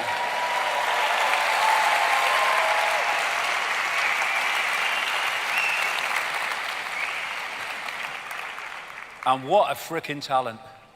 Now, we're gonna bring this down to today, what's bloody happening now. So we sort out the wheat from the chaff and all this massive things that happens in the news every day. And when you see it connected, you can see what's going on. We've had the Icke hijack, I've talked about that, and how they feed off human energy, how they've locked us in this frequency field, frequency range, and how all these different aspects of society actually have the same master. And if you are deep enough in this web, then you can start to access what the projected future of this conspiracy is, and you can start to write novels that appear to be from imagination, but actually they're from knowledge of where the projected future is going. And when people like me have written books years and years ago, which about things that are now unfolding, it's really simple. If you can access the projected agenda and nothing comes to intervene in that projected agenda, then the projected agenda is going to happen, and therefore you predicted the future. But the idea is not to predict the future, it's to alert people so we head that future off. And that's what today's about, and that's what this section's about, because I'm relating it very much to today. That changed itself just by doing my shirt. That's a miracle. Of course, George Orwell and Aldous Huxley, 1984 and Brave New World, they knew each other. Huxley taught Orwell, real name Eric Blair, French at the elite Eton College, and they were friends, and they had access to this projected agenda. And I've been saying for a long time that Brave New World and 1984 were not from the imagination, not entirely anyway, they were from knowledge of the future. And that's why they've been so prophetic, so amazingly bloody accurate in terms of how things have unfolded. Now, one of the connections they had was into a secret society called the Fabian Society, which is behind things like the creation of the British Labour Party, also very active in Australia, and was behind the London School of Economics and all that. And the Fabian Society has a logo, a wolf in sheep's clothing, which actually gives it all away, really. It doesn't mean if you're in this Fabian Society, you're into the conspiracy, but the inner core knows what's bloody going on. And if you can get into that inner core, you can predict the future, and that's what those two did. Now, it wasn't just a story, 1984, it was knowledge of the future, and that future is now, and that's why so much is coming that he talked about. Now, I'm not going to go through all this, but I will pick ones out as I go through the various subjects. This is another example of this prior knowledge of this projected agenda. This is a guy called Dr. Richard Day. In 1969, he was a Rockefeller insider. He was involved, an executive of Planned Parenthood, which started out as a eugenics operation. I'll mention that as we go through, which again is connected in ways to the Fabian Society. And he stood up in 1969 to a conference of pediatricians in Pittsburgh, Pennsylvania. He asked them to put down their recording equipment and not take notes, because he was going to tell them how the world was going to change. Why this guy did this night, no one seems to know, but he did. And one of the doctors did take notes and did some interviews later, saying what this guy had said in 1969. What he said is the world that is unfolding and we're living in now. And he said it in 1969, which wasn't a kind of million years ahead of 1948 when 1984 came out. But I'll mention some of that as we pick what he said, as I pick out different subjects as I go through. Now, what they are doing is manipulating us to either build or accept the building of our own prison and masquerade it as freedom or protecting us from terrorism and all that shite. And it's systematic. This is a guy called Edward Bernays, and he is known as the father of what we would call today spin, social engineering, manipulating perceptions. And he said, we are governed, our minds are molded, our tastes formed, our ideas suggested largely by men we have never heard of in almost every act of our daily lives, whether in the sphere of politics or business, in our social conduct or our ethical thinking. We are dominated by the relatively small number of persons who understand the mental processes and social patterns of the masses. It is they who pull the wires which control the public mind. In other words, understand how we create reality and interact with reality, and then download and program your version of reality that you want people to believe. It's systematic. And here is a wonderful example of it, Archon education. If only it was. Control perception and you control reality, and you can get them as young as you can and plant their reality from the earliest possible age. Here we are, buses waiting to take inmates to the programming centers, because that is basically what they are. And teachers overwhelmingly have no idea that that's what they are. They're pawns in the game as well. They are passing on the curriculum and teaching in ways that they are told to teach, which is programming a perception of reality by emphasizing that and ignoring or suppressing alternatives to it. Einstein said brilliantly, everybody is a genius, but if you judge a fish by its ability to climb a tree, it will live its whole life believing it is stupid. What schools, what education should be in a natural order world is not how do we get children to be what we want them to be, but how do we get the best and the potential out of every child in their unique sense and unique self. That's what education should be.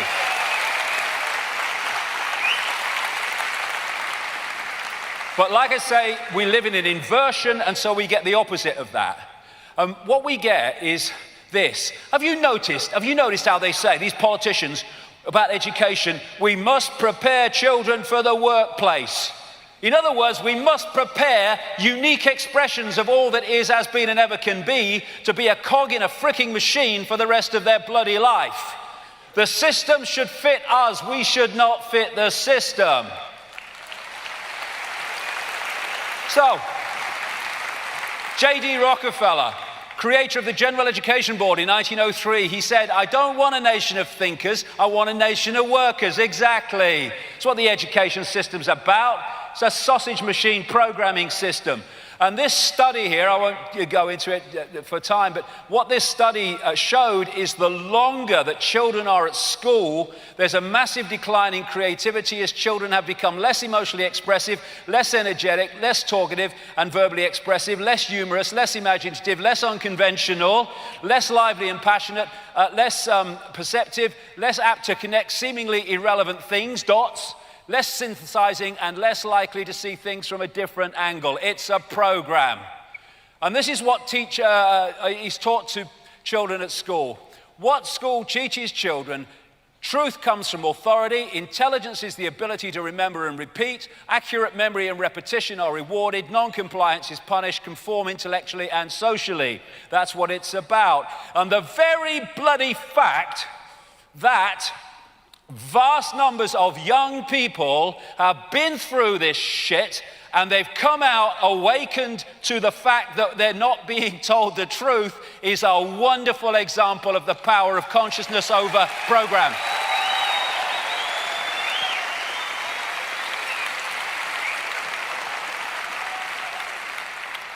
School's out. Ah, the 6-week holiday. I'm out of prison. They're prisons.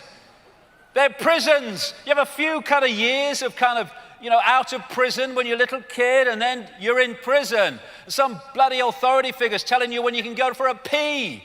You see that thing the other day in America? They're saying that children can't go to the toilet during lesson time unless they have a doctor's note. These people are mad. And talking of mad, 2-year-olds should start school, shed Ofsted teeth. What it should say is 2-year-olds should start school, says 2-year-old Ofsted chief. Bloody idiot. But what did Richard Day say to that doctors' convention in 1969? Schools will become the hub of the community. In other words, they will take more and more and more power from parents, which is exactly what's happening. Another thing he said, children will spend longer at school but learn less. That's the idea. State schools should offer 12-hour days to boost performance of poor students, says Department for Education. Preparing kids for the brave new world. And what they do is they lock people into the left side of the brain and they take them out of their individuality, their creativity, so they become cogs in the machine. For me, No child should go near school until the age of 6 or 7, and then school very, very different. They should play and they should let their imagination flow so their right brain is wide bloody open.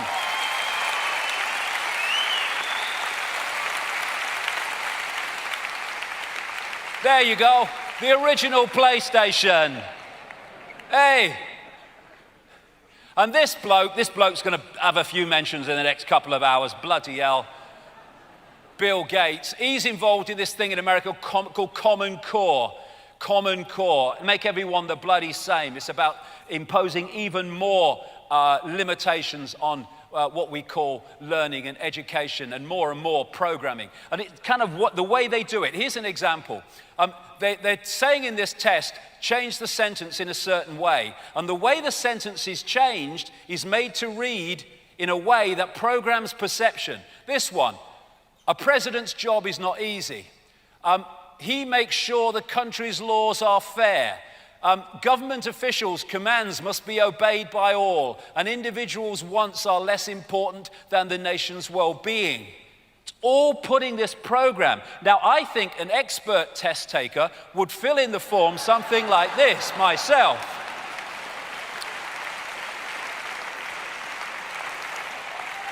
And then we might get somewhere. Here's George Carlin. Here's a bumper sticker I'd like to see. We are proud parents of a child who has resisted his teacher's attempts to break his spirit and bend him to the will of his corporate masters. Thank you. Put that in the back window. I used to smoke pot and go to class, sneak in 10 minutes late with a bullshit excuse, slink down low behind at my desk, pray to God nobody asked me any questions. I was the best teacher ever. All right, there you go. And they're taking the piss now. What they're doing is putting people into a lifetime of debt to pay for their own frickin' programming. That's what they're doing. Look at these student bloody loans. You know, get into debt for the rest of your life, brackets control, and then you'll pay for your own bloody programming. Here you go, education. Be a good citizen, accept the program. Bollocks to that. Talking of programming, Archon Media. Control perception and you control reality. The media is owned by a tiny few corporations, which in the end are owned by the same network of families. And they're dictating and suppressing and dictating and emphasizing information and suppressing information that gives another view of reality. How to control what people think. Create or buy out major news agencies and TV channels. Only publish stories that promote your agenda. Maintain debate within a strictly limited range of views and subjects. Focus on traumatic events to keep the public traumatized and in fear. Label anyone who exposes your system and manipulation as a conspiracy theorist. And that's what they do all the bloody time. I tell you, conspiracy nuts. I love this one. For God's sake, Trevor, always you with that conspiracy stuff. I'm telling you, the man and the dog are definitely working together. And it just shows you how words, see what the media's doing, and most of them don't even realize they're bloody doing it, some do. They're telling you what you're looking at. So in Afghanistan, he's a terrorist. In Syria, he's a rebel, as long as he's not on Assad's side. In Iraq, he's a terrorist, and in Libya, he's a freedom fighter, right? They're all violent, bloody tossers. That's what they all are. And how you crop a picture. There's the picture. Crop it says one thing. Crop it says another thing. Manipulating is so easy. And then you get this manufactured conflict, as if we've got media choice like we've got political choice. So in America, they've got this lady called Rachel Maddow of MSNBC, left, Democrat, liberal. And then you've got Bill O'Reilly, so far out, he's outside the building in the frickin' street, he is. And they argue with each other and they all that stuff. And they give you the impression, oh yeah, there's some political debate going on. But there has a common theme and there is a common denominator.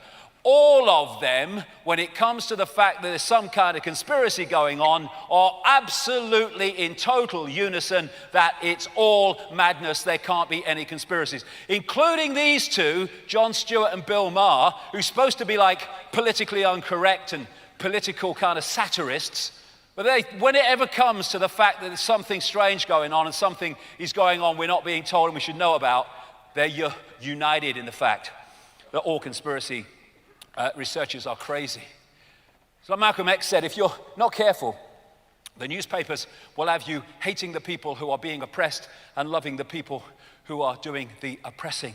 Don't we see that in this propaganda against the poor and people like that in our society? Let's hate them and let's love the people who are oppressing them. Exactly what he's talking about.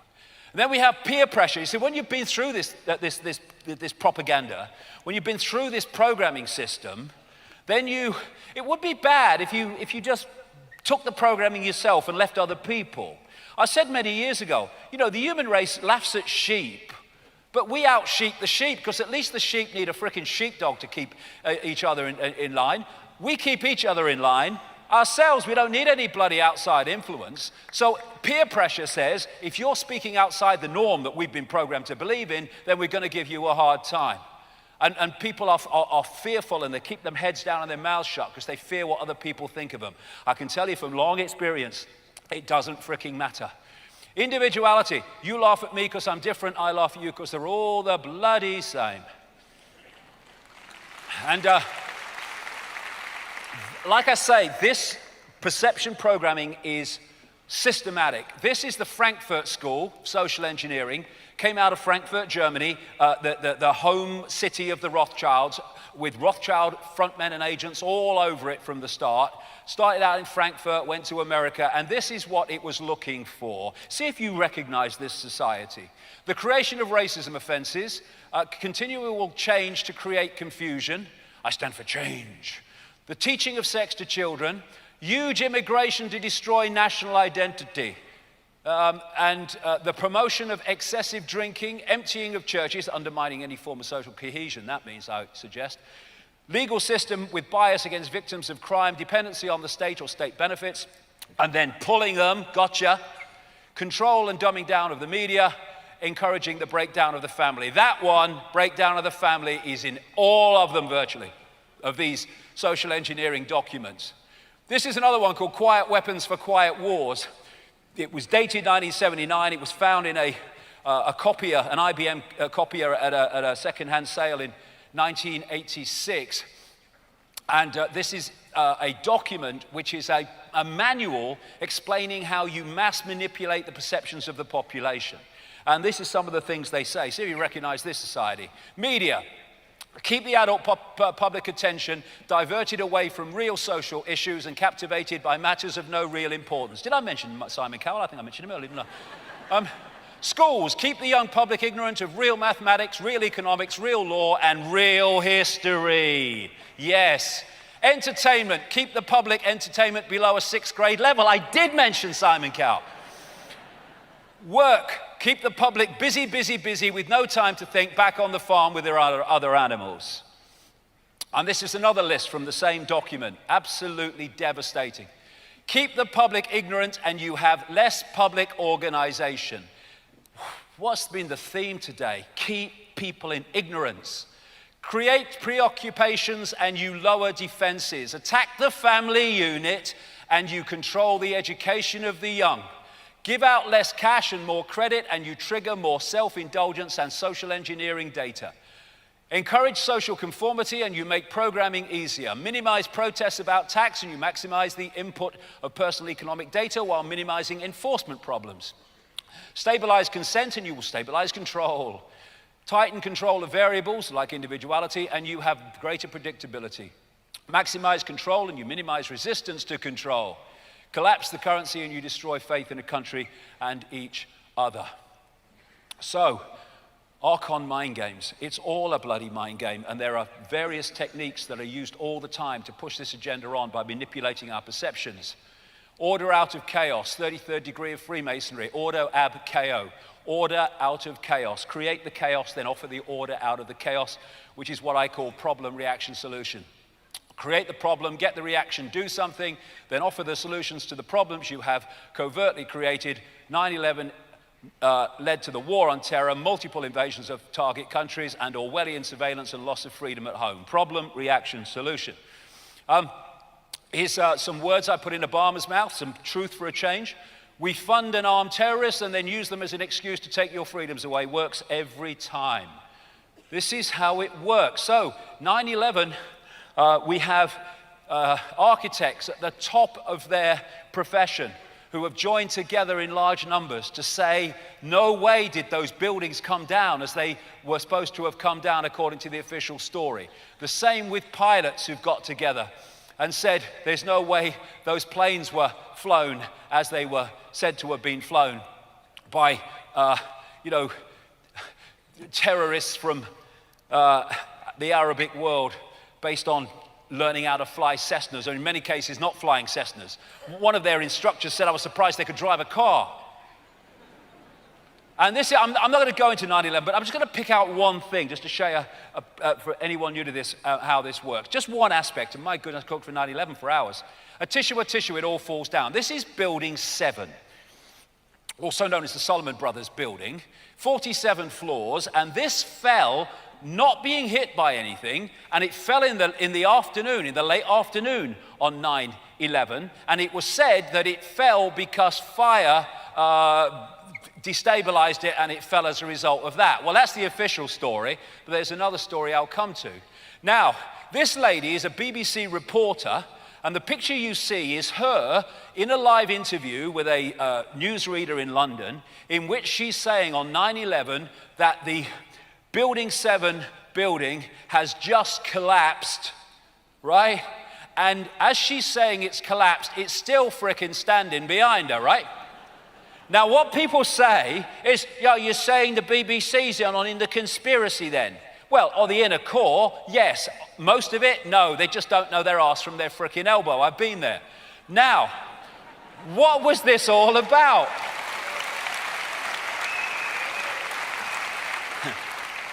What was this all about? When they're unfolding a scam, a manufactured terrorist event, what's running side by side is the propaganda going out in sequence with it. What they did was put a fact that had fallen out about half an hour or more before it actually did. They got out of frickin' sequence. And so it was reported before it happened. Look at this, a controlled demolition. This is Building 7, look at it. Falling in on itself. Absolute classic. And if we look at this one, just watch these red dots here when it changes, those positions. Look, there's the frickin' things going off and bringing it down. It's classic controlled demolition, which they said it was, like the towers, it was brought down by natural, if you like, things that destabilized it. Now, as I said, the official story is Building 7 fell because it was destabilized. But this guy, Laia Silverstein, some people call him Larry, but I like to keep to the truth. Laia Silverstein, he was one of the co-leaseholders of the World Trade Center, and he bought the lease just weeks before 9/11, and when he bought it, massively upped the insurance in the event of a terrorist attack. Now, this is what he said in an interview, which you can see on the internet, about the collapse of Building 7. I remember getting a call from the fire department commander telling me that they were not sure they were going to be able to contain the fire. And I said, we've had such a terrible loss of life. Maybe the smartest thing is to pull it. And they made that decision to pull, and we watched the building collapse. Right, just a few little problems with that, Mr. Laia Silverstein. A, fire departments do not pull buildings. B, putting the explosives in the right place to let it fall in on itself in a controlled explosion takes weeks, sometimes months to put in there, not a few minutes, you fricking liar. You know what happened.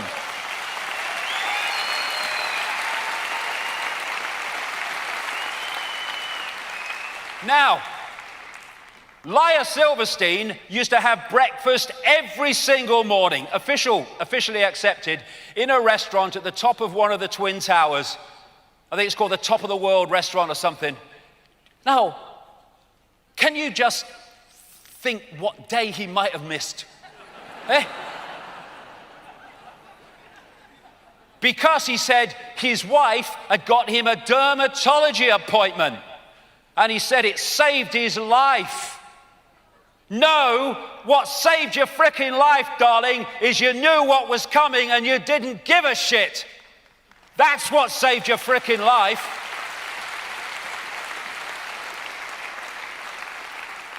And what's that? No empathy, no remorse. Archontic personality. Attar, Muslim fanatic. According to his American girlfriend, widely quoted, he loved pork chops, used cocaine very liberally, and was anything but a Muslim fanatic.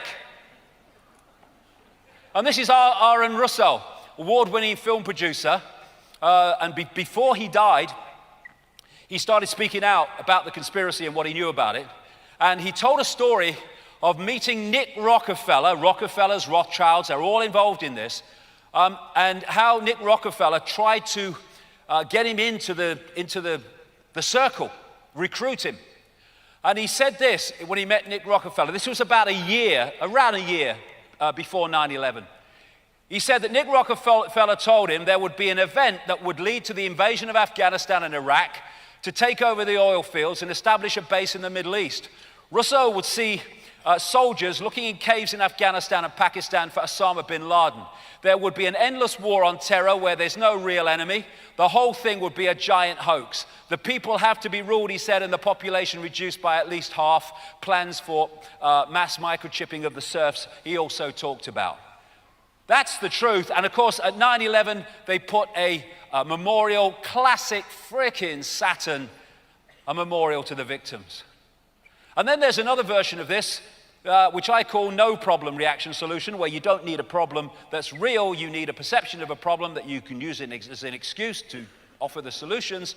And they are climate change caused by human activity, global warming, they are weapons of mass destruction in Iraq, and all that stuff. All the time we are getting no problem reaction solutions as well. And the antidote to this problem reaction solution, create the problem, get the reaction, offer the solutions to the problems you've created, is who benefits? Who benefits from me accepting the official version of this? And invariably, who will benefit is anyone that wants to take on this conspiracy, this agenda, which I'm going to describe in some detail as we go along here. Alongside problem reaction solution, there's what I call the totalitarian tiptoe, where you go to your long focused goal, but you go in steps so you don't alert too many people of the direction you're going until you're there and it's a done deal, and then it doesn't really matter. This is a classic totalitarian tiptoe, where we went from a free trade area to a centralized fascist, communist, bureaucratic dictatorship, which we have now. And it was what we have now was planned from the start. But if they'd have said that at the start, people would have been outraged. So they've done it in steps, calculated. This is Jean Monnet, a founding father of the EU, they call him, and a Rothschild frontman. In a letter to a friend, the day after I was born, in 1952, Europe's nations should be guided towards the superstate without their people understanding what is happening. This can be accomplished by successive steps, each disguised as having an economic purpose, but which will eventually and irreversibly lead to federation. It's been a stitch-up from the start, and everything else is a smokescreen. So we went from the USSR, oh, USSR, fear, fear, to the EU SSSR. And the only difference is, really, that they've got a European Parliament that gives it the coating of democracy when it's got no power at all, and the rest of it is bureaucratic dictatorship.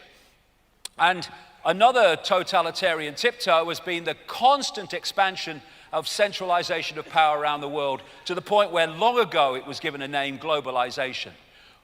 And the idea is to create interdependence between all nations, so you have a loss of independence, of running your own affairs, because you are constantly in hoc or looking to other people to do things that you can't do for yourselves. That's the idea, interdependency. And this is the structure that they want. And the whole thing is about centralizing power. The more you centralize power, clearly the fewer people have control over more and more people. You centralize more, even fewer people have control over even more people. And what happens is, the more you centralize power, the more power you have centrally to centralize even quicker. And so centralization of power goes faster and faster and faster because of that sequence. They want a world government that would dictate to every country. In fact, they want the end of countries. They want a world central bank that would dictate all global finance. They want a world single currency that would be purely electronic, no cash, for which there are massive implications for freedom. If you go into a shop now and you ask for something and you say, I'll pay with a credit card, electronic money, and they say, no, sorry, won't accept your card, you can still pay cash. When there's no cash, what that decides dictates if you can buy and what you buy and all the rest of it. They want a world army to impose the will of the world government, and that is NATO. Way back in the 1990s, I was saying, watch for NATO starting to operate outside of the North Atlantic area as it expands itself into a fully fledged world army, and look at where it is now, all over the bloody place. Microchip population. They want a microchip population connected to a computer system, for which there are enormous implications. We'll get to that later. Obviously enormous implications. Under that, they want a series of unions. Not just these, they want a Middle East union and others, but these are some of them. And they're all mirrors of the European Union. And by the time you get here to nation states, and they want to break nation states up into regions, they have no power whatsoever. And the power's moving more and more into so-called democratic operations like the World Trade Organization and the World Health Organization, which are Rothschild, Rockefeller creations from the start, because they love us and they want to help us. And readers of my books over the years will see how I've been saying they want these unions all over the place, including the North American Union. And now you've got people like David Petraeus, the former head of the CIA and big military man, and House Minority Leader Nancy Pelosi. I can't believe it when I see her. You are a politician, you make decisions, you can breathe. I can't work it out when I see her. Unbelievable. The fact that she's in high levels of politics shows how mad the world is. But what they're talking about now is introducing the North American Union. Exactly as people like me have been saying all these years. Not because we're genius, but if you know the agenda, you can predict the future for reasons I've said. And this is the virus spreading, this centralization of power. So then we come to the Archon Web, because somehow they have to globally construct and organize this. And all these different elements of global society end up with the same controlling force. And the way they've structured it is like a transnational corporation. You have a transnational corporation, whatever it is, and they'll have a headquarters somewhere. And then they'll have companies and subsidiaries all over the world, and the subsidiaries will answer to the headquarters. So you'll go into the same corporate bloody restaurants wherever you are in the world, because it's dictated centrally.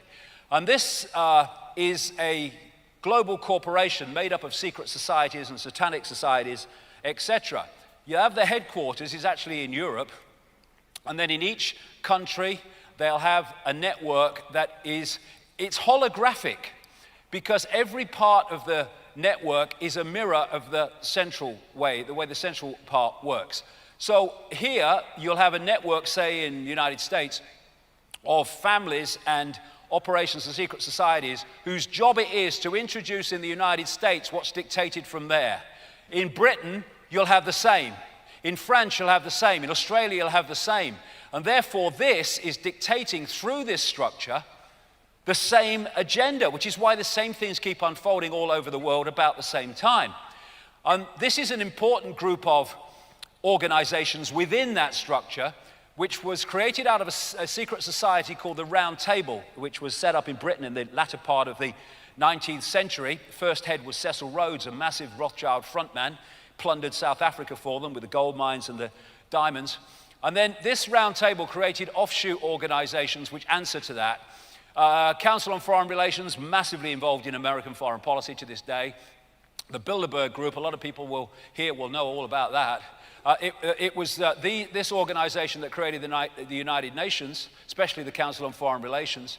The Trilateral Commission, that's another operation out of America. And this, the Club of Rome from the 1960s, was specifically set up to use the environment and threats to the environment as excuses to transform global society. That's where ultimately global warming comes from. So you've got these organizations that seem to be independent, but they're all answering to the same masters. So the idea is that you keep the population in ignorance of all of that, so they haven't got a clue how they're being manipulated. And you hoard the knowledge in the upper echelons of this structure. Archon politics.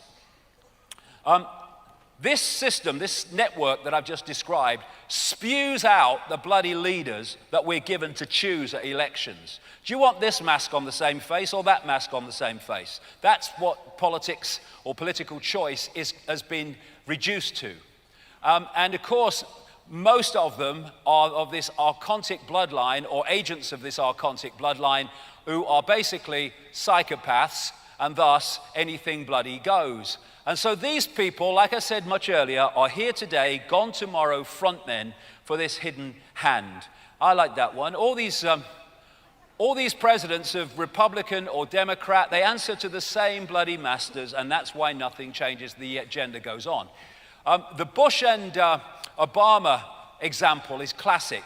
During the Bush years, the Bush administration was controlled by a group in the shadows, some not in the shadows, they were seen, called the neocons or neoconservatives. This was widely reported in the media.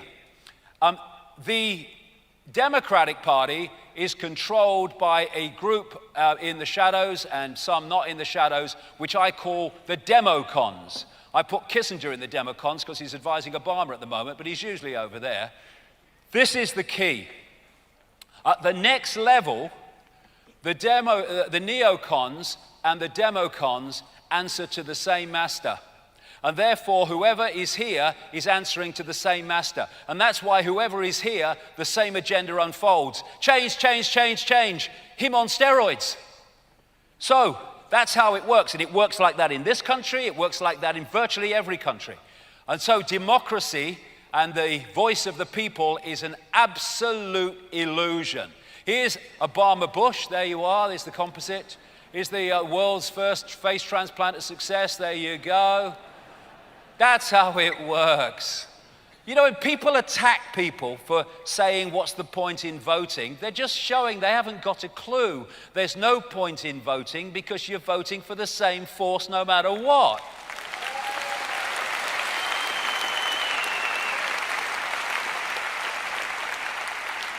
By not voting en masse, you're saying we've sussed it, we're not having it anymore. We're not giving you credibility by supporting a rigged system. And then people say, well, so-and-so will get in. It doesn't matter, because they're all the bloody same. And the way they do it is this pyramid system. All political parties all over the world are pyramid systems. When you enter the political party, you've got to do what the political party wants to rise through the ranks to the top, become a minister or whatever. And if you go against the policy because you have a mind of your own, and you're not just a political bloody pawn or clone, then you don't get up there. So all the people that get to the top are the ones that have done what the system wants. And so the top of the pyramids are dictating to everyone within the pyramid. Anyone that's got a mind of their own is a rebel. He can't become a minister. He can't become a member of the shadow cabinet. And in this way, ultimately, although the vast overwhelming majority of these people have no idea this is the case, the same force is dictating through all of them. If not directly, then by controlling and manipulating the system they're operating in. That's a great line, isn't it? If voting made any difference, they wouldn't let us do it. Ain't that the truth?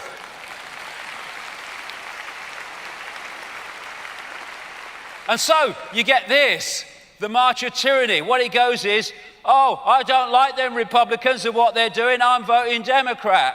I don't like what their Democrats are doing, who can I vote for? Well, you've only got the I'll vote Republican. Oh, I'll vote Labour, I don't like them. I'll vote Conservative, don't like them either. Who can I vote? I'll vote Labour. So it fricking goes on. It's an illusion. If anybody can give me any policies that take Clegg and Miliband and Cameron off the same bloody postage stamp, I'd like to bloody hear them. And then behind that, you've got the legal system, which is imposing the will of the political system. I'm a judge, and that means I do whatever the government tells me. They're not all like that, but you want something that's absolutely not going to go wrong, you put a safe man in to have the inquiry. Lord Hutton on David Kelly, I rest my case. So, don't cheat, don't lie, don't sell drugs, don't kill. The government hates competition. And when you go deeply into that, especially in America, and don't sell drugs, you find that's exactly what they're doing through their agencies. Archon Hunger Games. This is now, we're getting into the society they want us to live in and the one we're seeing unfold by the day. And it's time to stop it bloody unfolding. Of course, the Hunger Games was this movie that involved a reality TV show which was about terrible brutality. Every person for themselves, and the one standing had killed or others had killed all the rest. And this is what Dr. Richard Day said in 1969. Violence in the media and movies will be increased to desensitize people to violence and make them feel that life is short, precarious, and brutish. It's part of the social engineering. But the reason I call it the Hunger Games Society is in that movie, the society was broken up into sectors. Each sector was responsible for certain specializations. And then and these were all in abject freaking poverty, basically. And then you had the capital, where a tiny, tiny few people lived parasitically off the efforts of the poverty-stricken masses. And that's what they want. We had the elite in the capital dictating to the masses through a vicious police state. And here we have the Hunger Games in Britain. Woman in £1 million hat makes speech about austerity. Oh, what a load of bollocks it all really is. And have you noticed, my government. Now this is the structure that they are moving towards. They want a tiny few at the top that take all the wealth, have all the control, and all the benefits.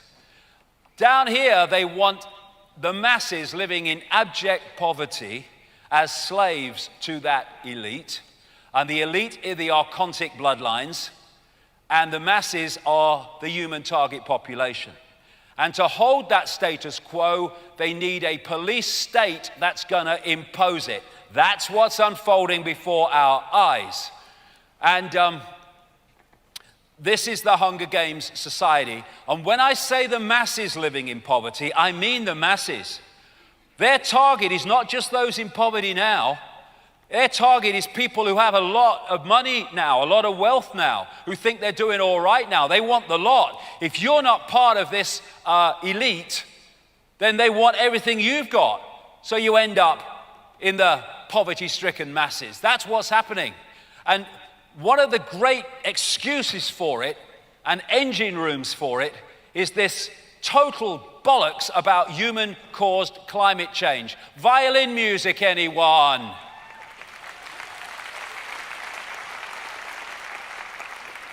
Here he is, Al Gore.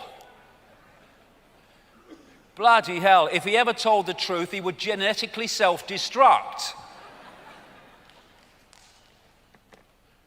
The big lie of Big Al. It's a scam, and it's a scam to change the nature of human society, justified by saving the planet, which these buggers are destroying. And look, it's become the new red in terms of communism. It has. Save the planet, be a slave. This is the head of the Green Party. Get rid of any cabinet ministers or senior governmental advisors who refuse to accept the scientific consensus on climate change, or who won't take the risks to the UK seriously. Well, what if they don't take you seriously, darling? How about that?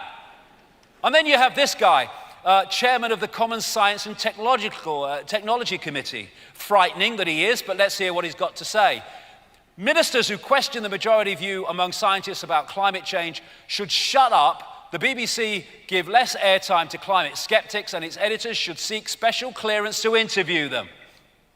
Appearances on radio and television by climate skeptics should be accompanied by a health warning or health warnings. And then you have this lady, Professor Kari Norgaard of Oregon University. Cultural resistance to accepting the premise that humans are responsible for climate change must be recognized and treated as an aberrant sociological behavior. This is where we're going, to shut up those exposing the lie.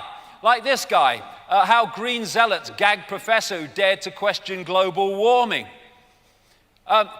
No A-level for climate change denier. My son Jamie was told by his teacher when he was at school that if he said in his exam that he didn't agree with global warming caused by human activity, and he said so, he would not pass. That's the society that we frickin' live in. The Global Warming Survival Handbook by David de Rothschild. And all these blokes, they wheel these people out whenever they want a concert to bloody program the masses. Bollocks begets bollocks. Once you have the fact that human activity is not changing the climate in the way they say, then everything that comes from that must be bollocks in things that are done on the basis that they are. And it is. So, here are the greenhouse gases, the major ones. You would think that CO2, carbon dioxide, is here. You got to, the propaganda, it has to be. No, this is it. And the green bit is the only part that is from human activity. The rest is natural, and without carbon dioxide, we would not have a planet that we do. And that is water vapor and clouds. So we must tax and ban condensation. There we go. Now, this is Professor Leslie Woodcock, Empress Professor, University of Manchester, this great list of things that he's been responsible for. And he said this: water is a much more powerful greenhouse gas, and there is 20 times more of it in our atmosphere, around 1% of the atmosphere, whereas CO2 is only 0.04%. Carbon dioxide has been made out to be some kind of toxic gas, but the truth is it's the gas of life, inversion. We breathe it out, plants breathe it in, and it's not caused by us. Global warming is nonsense.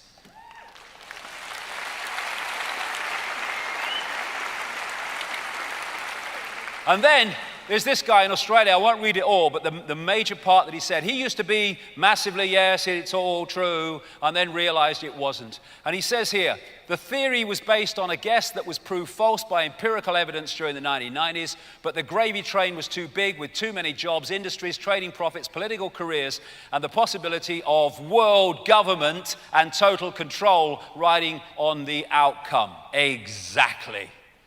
Now, here's the hockey stick. It just shows that suddenly, whoa, it's gone through the roof. We're all gonna die, start swimming. But what they did to create that hockey stick and that perception deception is they missed this off, the medieval warm period. All that time ago, 1000 AD forward, when the temperatures were much warmer than they are today. Where was the human-created carbon dioxide then?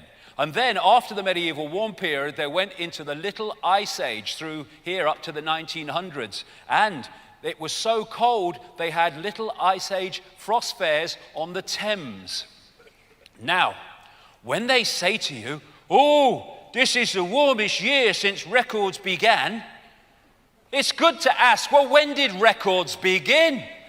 And loads of them started during the Little Ice Age, which gives a massively distorted view of comparison. This is the truth. From 1997 to 2012, and it's gone on now to 2014, temperatures did not rise. That's why global warming became climate change in the propaganda. Global warming, it goes up, it goes down. That's what it's always done. 7 years ago, Big Al said the ice cap is falling off a cliff. It could be completely gone in the summer in as little as 7 years from now. We are 7 years from then, and it's just increased by 43 frickin' percent.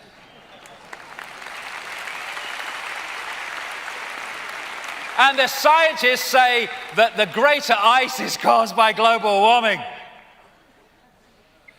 Yeah, but this guy's bettered it. This guy's bettered it. French President Hollande, ISIS terror caused by global warming. Did you know the moon is made from fromage? And this comes from CERN. They found that there was virtually a perfect correlation between climate change and the penetration of cosmic rays into Earth's atmosphere throughout history. In other words, you can't be saying temperature is affected by the sun. That is crazy. Have you noticed they never mention the sun? Never mention it. It's CO2. It's the frickin' sun. Goes through cycles. That's why it goes up and down. And here's the Club of Rome, created in this network to use the environment to transform global society.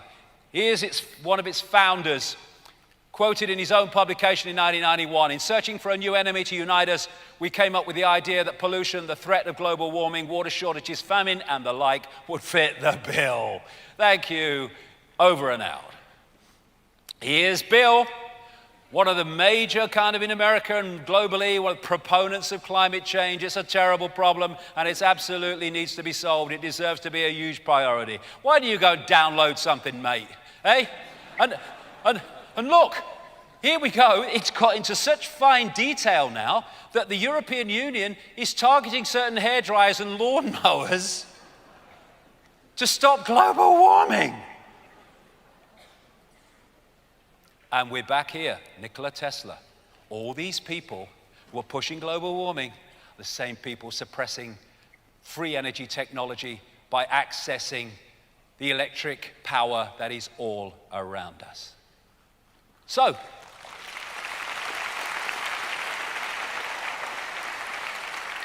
I've put a few truth words into Gore's mouth here. Makes a change. He must be feeling very strange.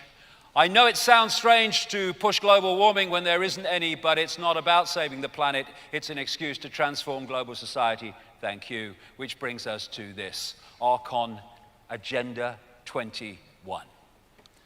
This is the agenda for the 21st century, hence its name.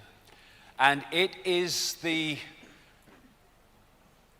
plan to introduce that Hunger Games society under the name Agenda 21. Agenda 21, these are from its own documents of various kinds. Agenda 21 involves this: an end to national sovereignty, many, many sources of that. State planning and management of all land resources, ecosystems, deserts, forests, mountains, oceans, and fresh water, agriculture, rural development, biotechnology, and ensuring equity, i.e. equal slavery. The state to define the role of business and financial resources. Abolition of private property, it's not sustainable, except when they have it. Restructuring the family unit, everywhere you see that. Children raised by the state, straight out of Brave New World. People told what their job will be. Major restrictions on movement. Creation of human settlement zones. Get to them as we go along. Mass resettlement of people who are forced to vacate land where they currently live. Dumbing down education, mass global depopulation in pursuit of all of the above.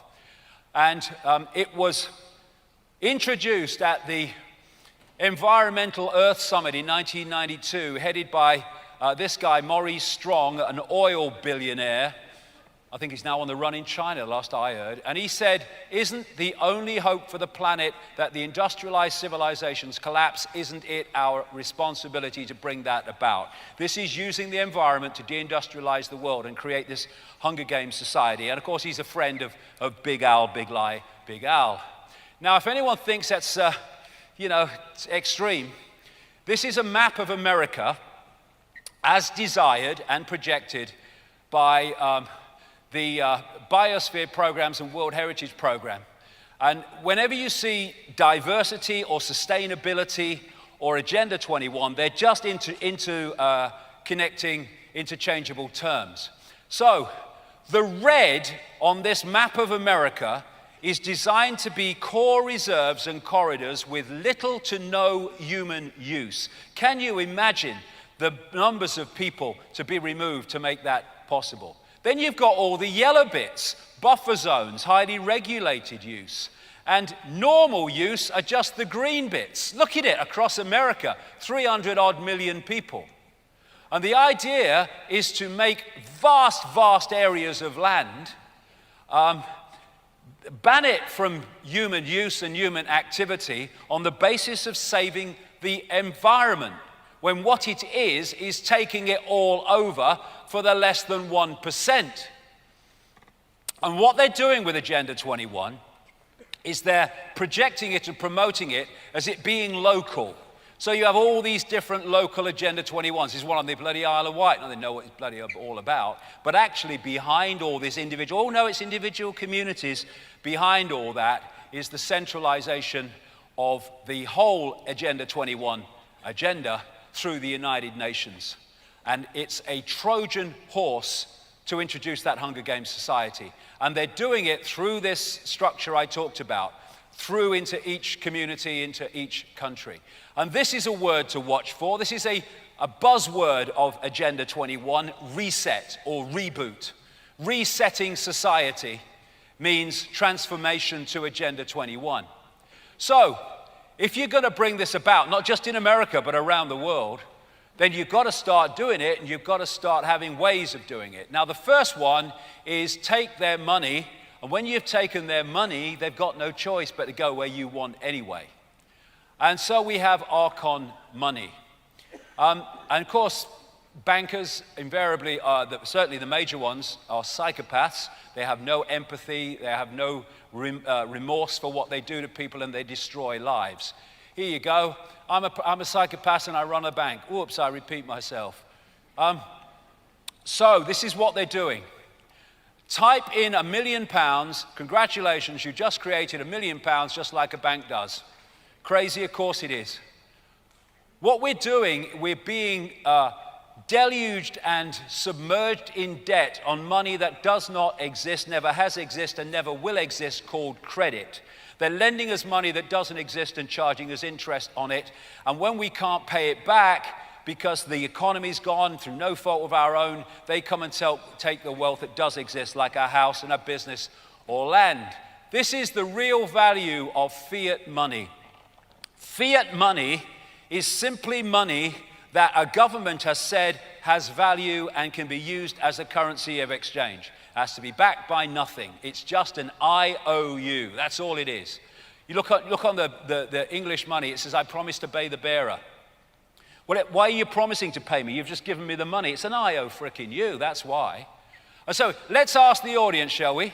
If all the money is created out of debt and lent, and that's the point, all our money, a whole currency, is created from the start as an interest-bearing debt. Why? Why aren't governments creating their own money interest-free? Why? Because governments are controlled by the same network that controls the banks. If all money is created out of debt and lent out with the application of interest, how can we pay it off? A, print more money. B, tax the poor. C, give banks bailouts. D, in the end, you can't. It's impossible. And this is why it's impossible.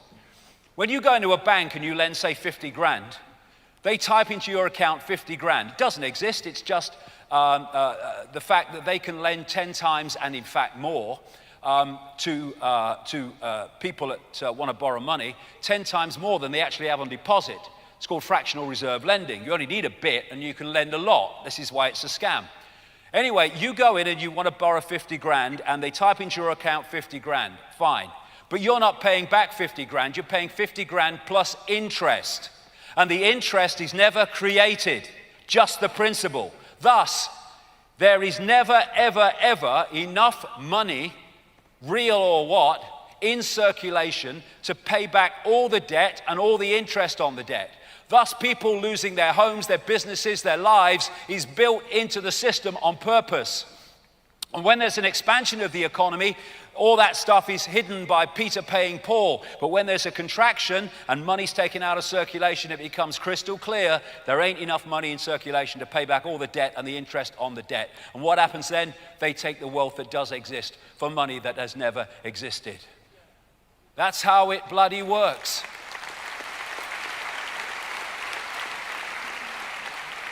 Give a man a gun and he can rob a bank. Give a man a bank and he can rob the bloody world. And that's what they've frickin' done. The Rothschilds, we are the banking system. When you control the system, it doesn't matter if this bank goes down or whatever, you control the system. When you control the World Cup, it doesn't matter who's in the final because you control, whoever wins, you still control the tournament, you still control the game. Nathan Rothschild, the guy that built up the Rothschild Empire in Britain, I care not what puppet is placed on the throne of England to rule the empire on which the sun never sets. The man who controls Britain's money supply controls the British Empire, and I control the British money supply. When we have one world electronic currency, whoever controls that controls the world.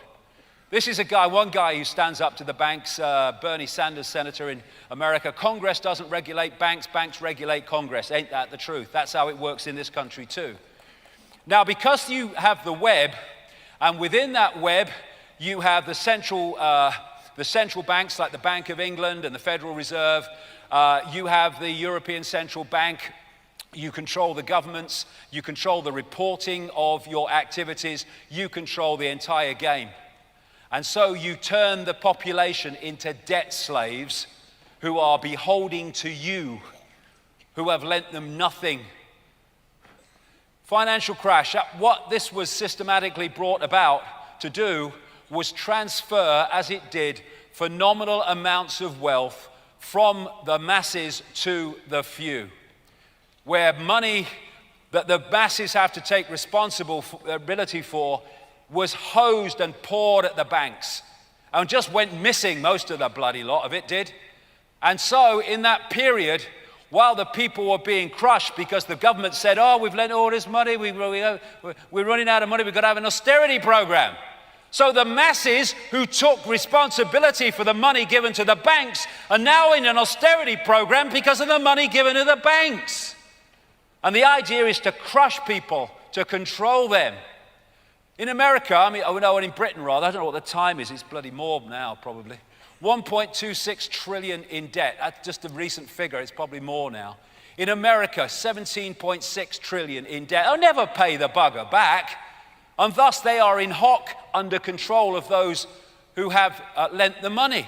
And what they're doing with America, I've been saying it for decades, is they're destroying America so that America can be absorbed into this global system that I've just described. The United States is being financially dismantled step by step to come under the jackboot of the global government. And so, when you look at this Hunger Games structure that we're moving towards, but we can stop it, we will stop it. The idea is to pull all the people that are not there into this mass of global poverty and therefore control. And that's why there is a war against the middle classes all over the world. The middle classes being those that are doing kind of all right. They're not in real bad straits, they're doing all right. They don't want, and some of them are doing really, really more than all right. But if they're not part of the 1%, they want them as well. And that's why they're targeting all over the world what we term the middle classes in moving jobs abroad. And this is what Dr. Richard Day said in 1969. He said there's coming the curtailment of US industrial preeminence. This is exactly what's happened. Now, talking about pulling everyone into the Hunger Games society that isn't part of the elite few, that's what this was about. They're now calling them bail-ins. They've transferred vast amounts of money through governments from the masses to the elite, but there's still people who are doing okay. Well, they want them.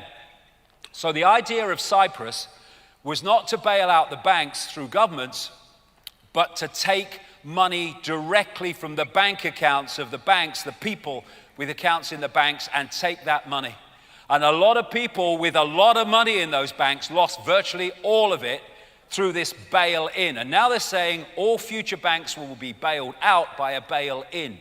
And there are examples after examples now of how they're changing the laws so that they can come straight into the bank accounts of people and just take it.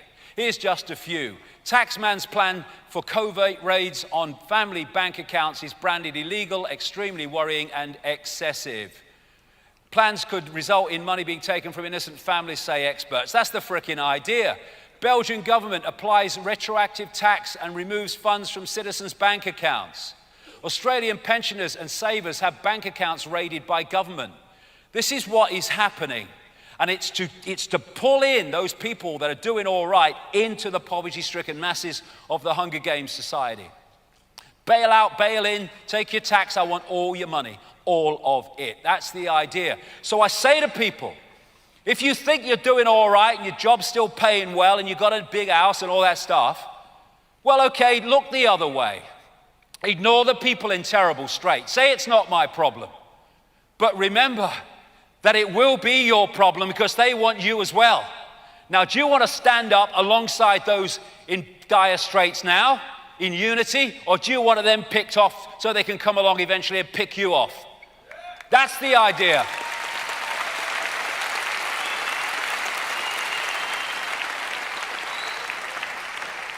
Talking to the Hunger Games Society, look at it now. US incomes, look at it, whoosh. UK property wealth, whoosh.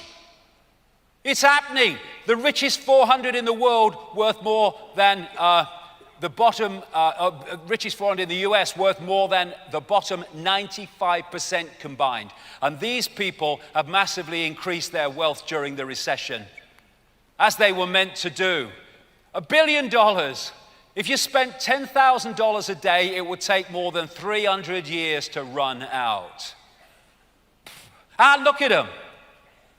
All those billions. Bill Gates, 76 billion at a rate of $17,000 a minute. And at the same time, this is happening. Inversion. We're seeing the elite and we're seeing the gathering masses. People can be left to this. Well, that grotesque amount of wealth they'll reincarnate 100 times to spend. Because money is power in this system. And putting spikes to stop homeless people sleeping. What is that? No empathy, no remorse. Archontic mind.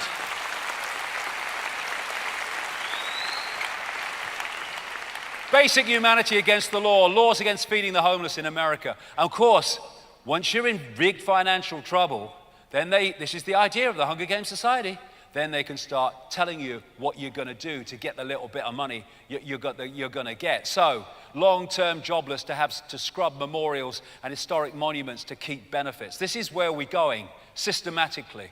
And these United States Federal Reserve, the World Bank, the IMF, the European Central Bank, they're all assets of the Rothschild-centered system. And they're all following that same agenda. This is a great line.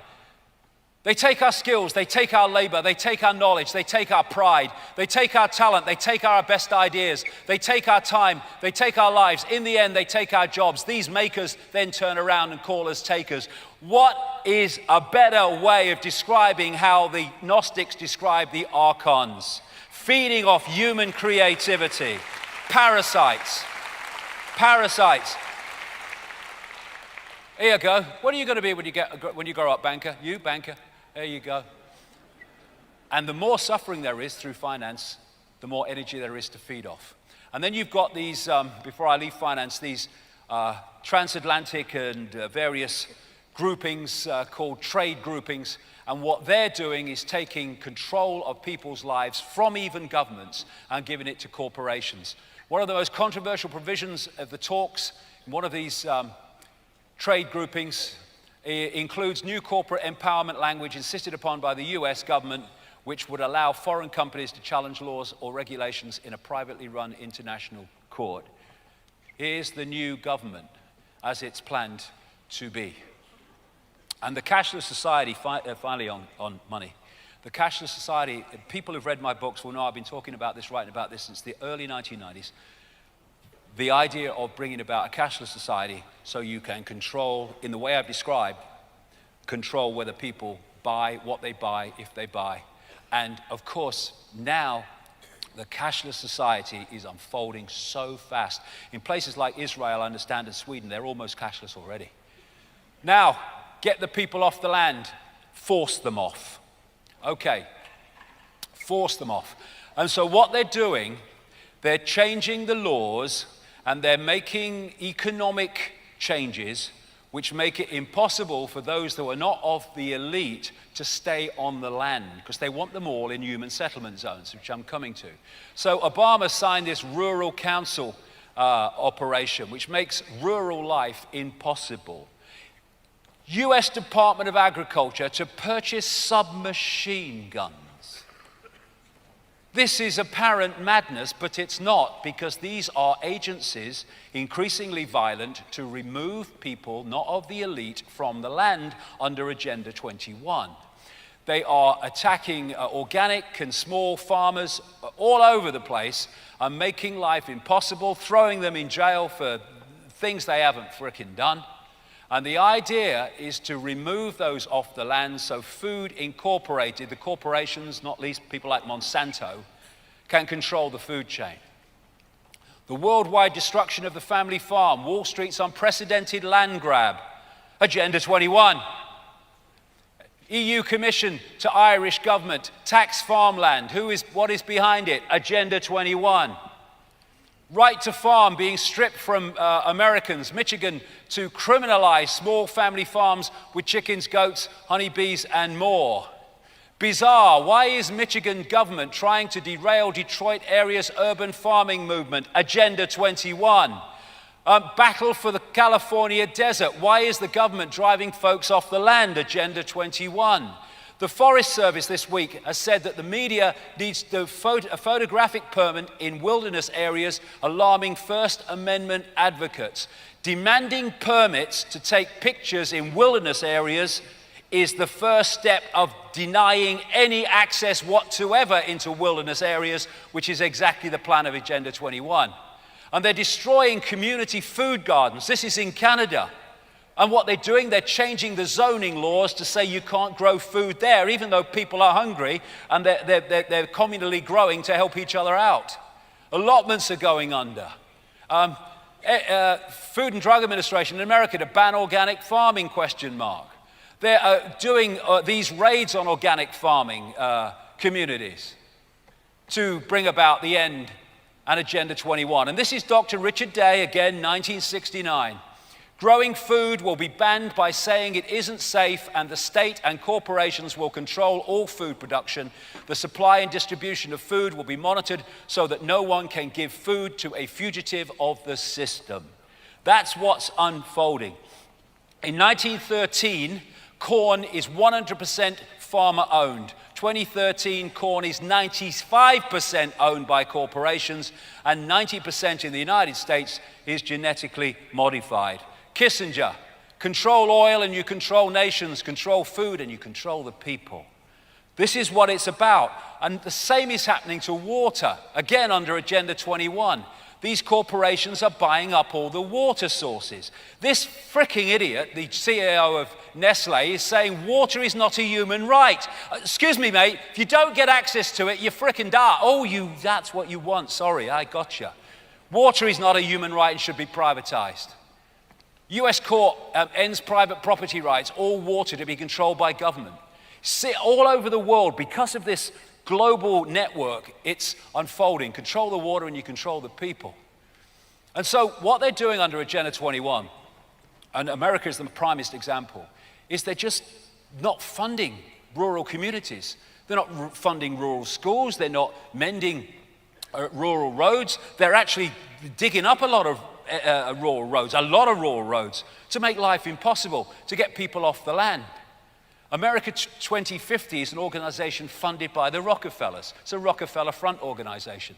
The Agenda 21 depopulation of rural areas has begun. It's everywhere. Irish councils plan trying to strip people of right to live in the countryside. And you know when this guy came in, bloody Blair Mark II, never said it in the election campaign, suddenly announced he's going to sell off all the forests. Do you remember that? Going to sell off all the forests. What do you mean? You never mentioned that. That was Agenda 21.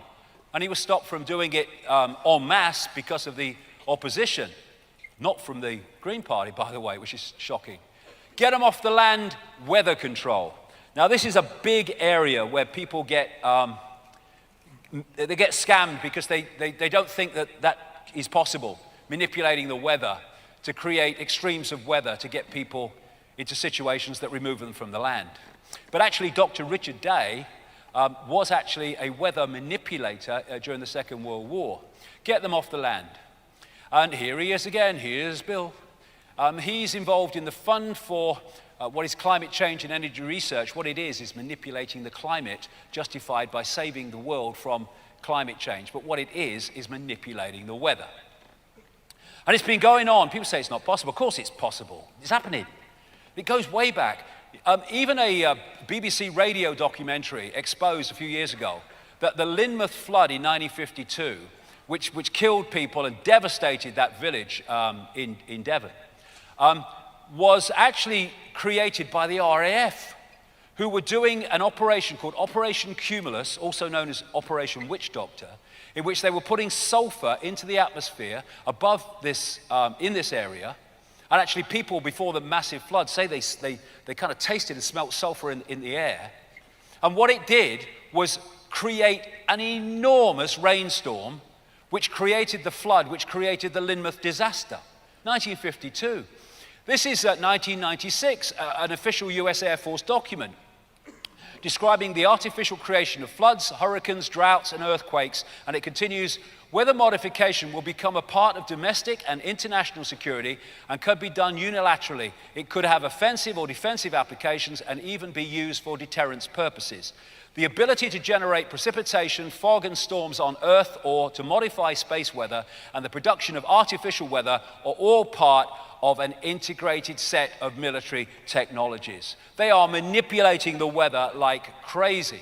And one of the ways they do it is this operation in Alaska called HARP, which fires high-power radio waves into the ionosphere and has weather effects. But it's not just HARP.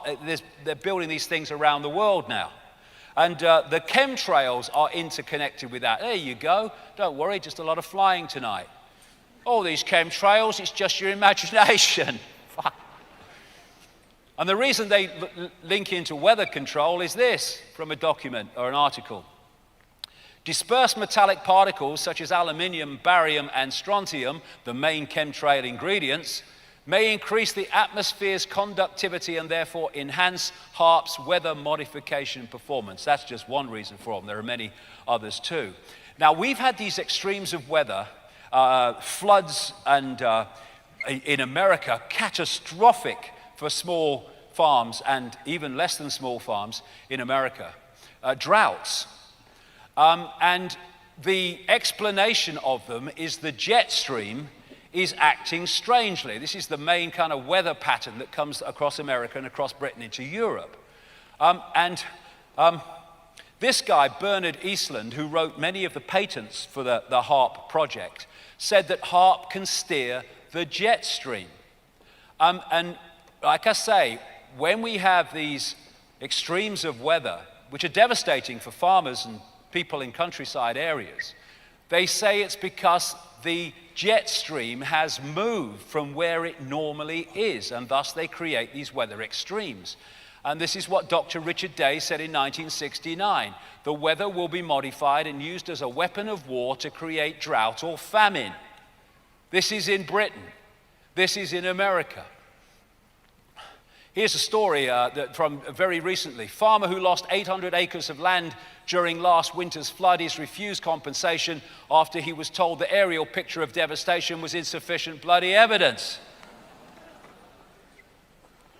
And then in America, in recent years, they've had catastrophic droughts. It's a catastrophic one and then some in California at the moment and through this summer. This is the one in 2012. That's the area of extreme drought. And here's a story from this week. 14 California communities now on verge of having no water. Mass migration out of California seems imminent. And it's a doddle to keep the rain away, and it's a doddle to make it come in massive quantities. And what is happening as these people are forced off the land through all these things? The major corporations are buying up that land in massive, massive quantities. Get them off the land, fracking. Well, amazing. A red flag and a flashing red light should always start when something comes out of nowhere and it's suddenly everywhere. Suddenly, fracking, what's happening? It's every bloody where. Countries all over the world are having fracking protests. Where did that come from? Because it's the agenda pressing the button for this stage called fracking. Here we go. Farmers fear fracking could spell financial ruin. They're now letting people in this country drill under their bloody homes, put whatever they like under their bloody homes without any oversight. And what the fracking is, I mean, you know, you say, look, I'm sure you didn't get that right. Explain it to me again, because that's madness, okay? That's madness, right? So just explain it again. Well, what they're doing is they're forcing at high power water full of hundreds of chemicals into the ground. They're breaking up the structure to get to this stuff they want, this gas or whatever, shale gas. And they're causing earthquakes because they're breaking up the structure. And then all these chemicals are going into the groundwater supply, and we're supposed to frickin' drink it. That is the astonishing story of fracking. And when governments, in the face of such unbelievable nonsense, still push on with it, it's the agenda.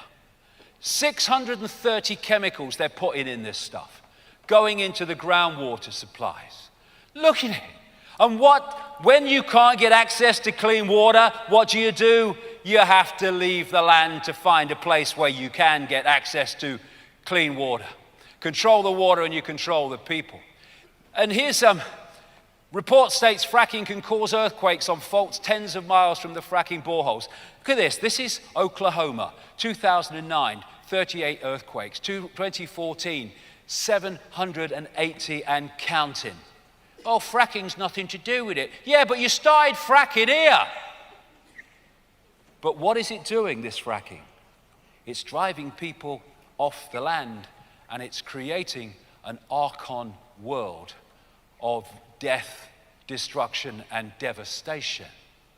So, they force people off the land. Where are they going to put them? This is Agenda 21, human settlement zones. As you saw, it's in their own documents.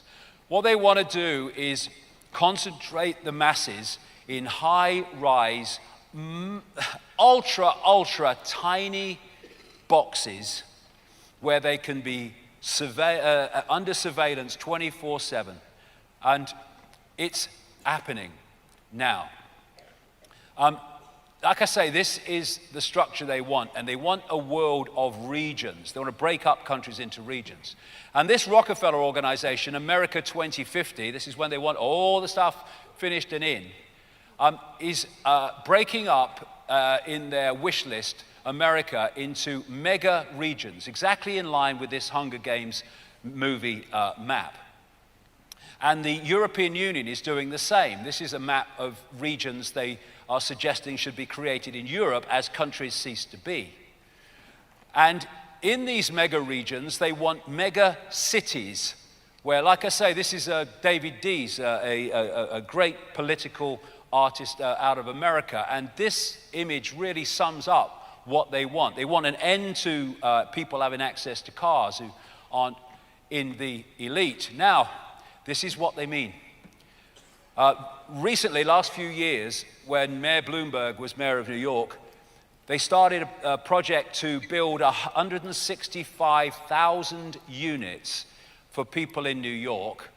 And these yellow lines are the size of the units. They are 10 feet by 30. And this is absolutely in line with Agenda 21.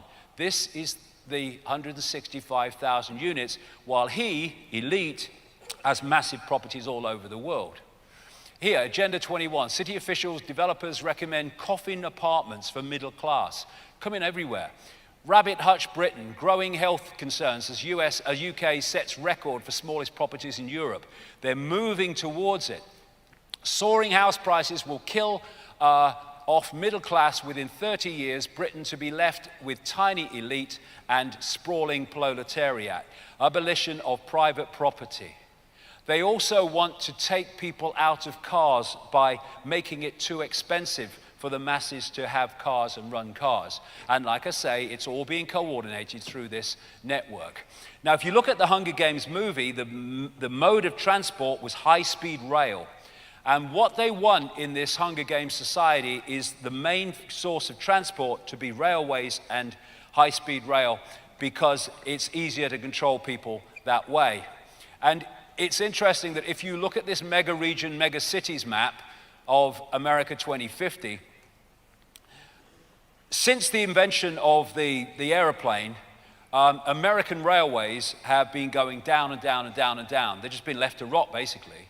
And then suddenly, in the last few years under Obama, enormous amounts of investment have been made into building high-speed railways across America. And when you take that map and then you put the high-speed rail map of America and the list of years they want to introduce it, it absolutely fits over that mega regions, mega cities map. This is what we're seeing in this country and throughout Europe, the building of these high-speed rail systems in line with Agenda 21. And I know for an absolute fact that some of the people who are doing it under being railway executives actually work for NATO. So then is Archon food. All these things are connected. I'm connecting dots here. All these different things which people oppose and protest against are actually all different expressions of the same conspiracy. There is a war on the human body. There's a war on human health.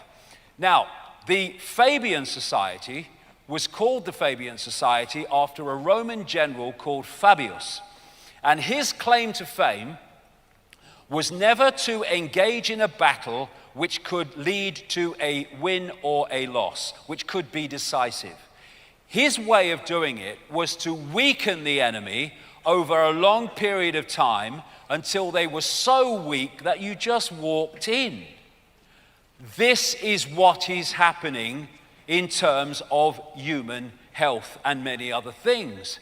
They are systematically weakening the target population so we become so weak that they just walk in and do what they like. And fundamental to that is the war on human health. Here we go, weapon of mass destruction. GMO. Genetically modified food designed to genetically modify us. This guy, David Suzuki, a geneticist, any politician or scientist who tells you that these GMO products are safe is either very stupid or lying.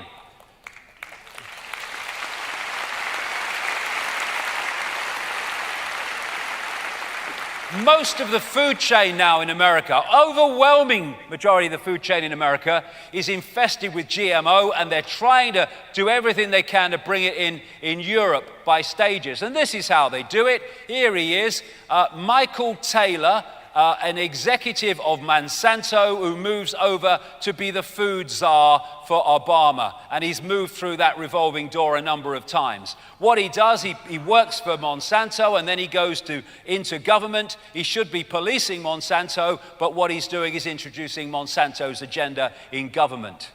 Here's Bill again. 500,000 shares in Monsanto. He owns the most evil company on earth. And he says he wants to make the world a better place. I don't believe you. This is the GMO scam. You will eat what we tell you to eat. Got it. This is why all this systematic contamination is going on. And here we're dealing with a force that I was talking about through the day that is about mutating the species so we decode reality in a different way. And all these GMO products, they need these poisons to go with them. And what happens next? You eat it. And it's part of this war on the human organism, the human health, to weaken it. I mean, you would think on the face of it that it's madness to do this. But there's method in the madness of those who know why it's being done. Monsanto's darkest secret, Roundup's effect on the fetus. Get the baby before it's even born. Look at this. Paint thinner in children's cereal exposed. It's bloody madness, unless you know the agenda and what it's designed to do. Here are McDonald's, shit in any bloody language. There you go.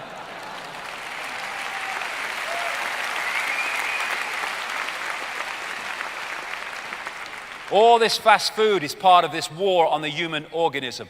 And junk food can be as addictive as heroin, and this is why. The receptors of the cells that accept heroin and cocaine and all that stuff also are receptors of the shite chemicals and concoctions that come out of shite chemically infested food, and therefore the body can become addicted to those chemicals. So what they're doing, the GMO, is they're forcing out of existence opposition to GMO so everything can be genetically modified. Genetically modifying the planet. That's what they're doing. And the reason that you get this war again on food supplements and alternative ways of giving nutrition to the body, which they're not getting from the food, the reason there's a war on all that and regulation on all that is to stop people having any other way of overcoming this war on the human body to get nutrition from another source. Archon, Big Pharma, this goes on from there, same thing. You look at these big pharma companies, they lock into the same bloody network. Vaccines. If you want access to the body to devastate the human immune system from an early age, so you make children for life open to things their immune system in a healthy state would suss, then vaccines are your dream come true. The immune system, when it's strong, you're healthy. When it's weak, you're ill. When it's knackered, you're dead. And this is the focal point of the war on the human organism, a war on the human immune system. All these vaccinations that kids have before the age of 6, because it's systematically targeting the health of young people so they'll never be healthy for the rest of their lives, thus easy to control. Vaccine-induced immune overload now affects the majority of US children. Big Pharma wants pregnant women to be vaccinated. Yeah, 2 for 1. This is what you get when you vaccinate kids. And anybody, mercury, antifreeze, phenol, carbolic acid in other words, animal blood, animal viruses, and formaldehyde. They embalm dead people with that. Just a partial list, and here's Billy, one of the major promoters and funders of the mass vaccination of the so-called developing world. India holds Bill Gates accountable for his vaccine crimes.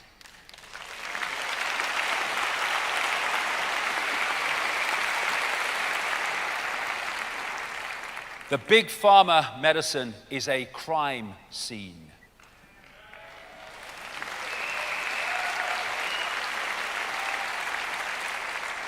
And they're trying to destroy any alternative to it.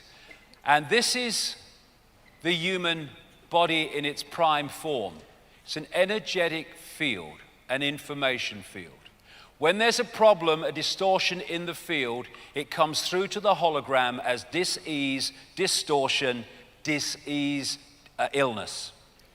So if you are going to sort out the problem in the hologram, you need to sort out the imbalance in the energetic field from which the hologram is projected.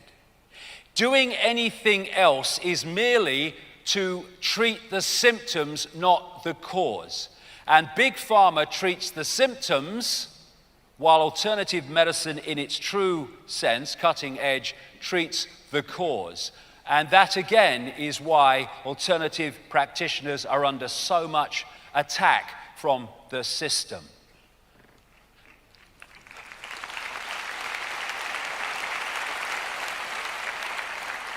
And then there's the big pharma war on the mind, particularly of children. Here's an antidepressant. One of the side effects may include suicidal thoughts. Childhood is not a mental disorder, but you'd increasingly think it was. This is the guy that invented attention deficit disorder, and before he died, he said it was a prime example of a fictitious disease.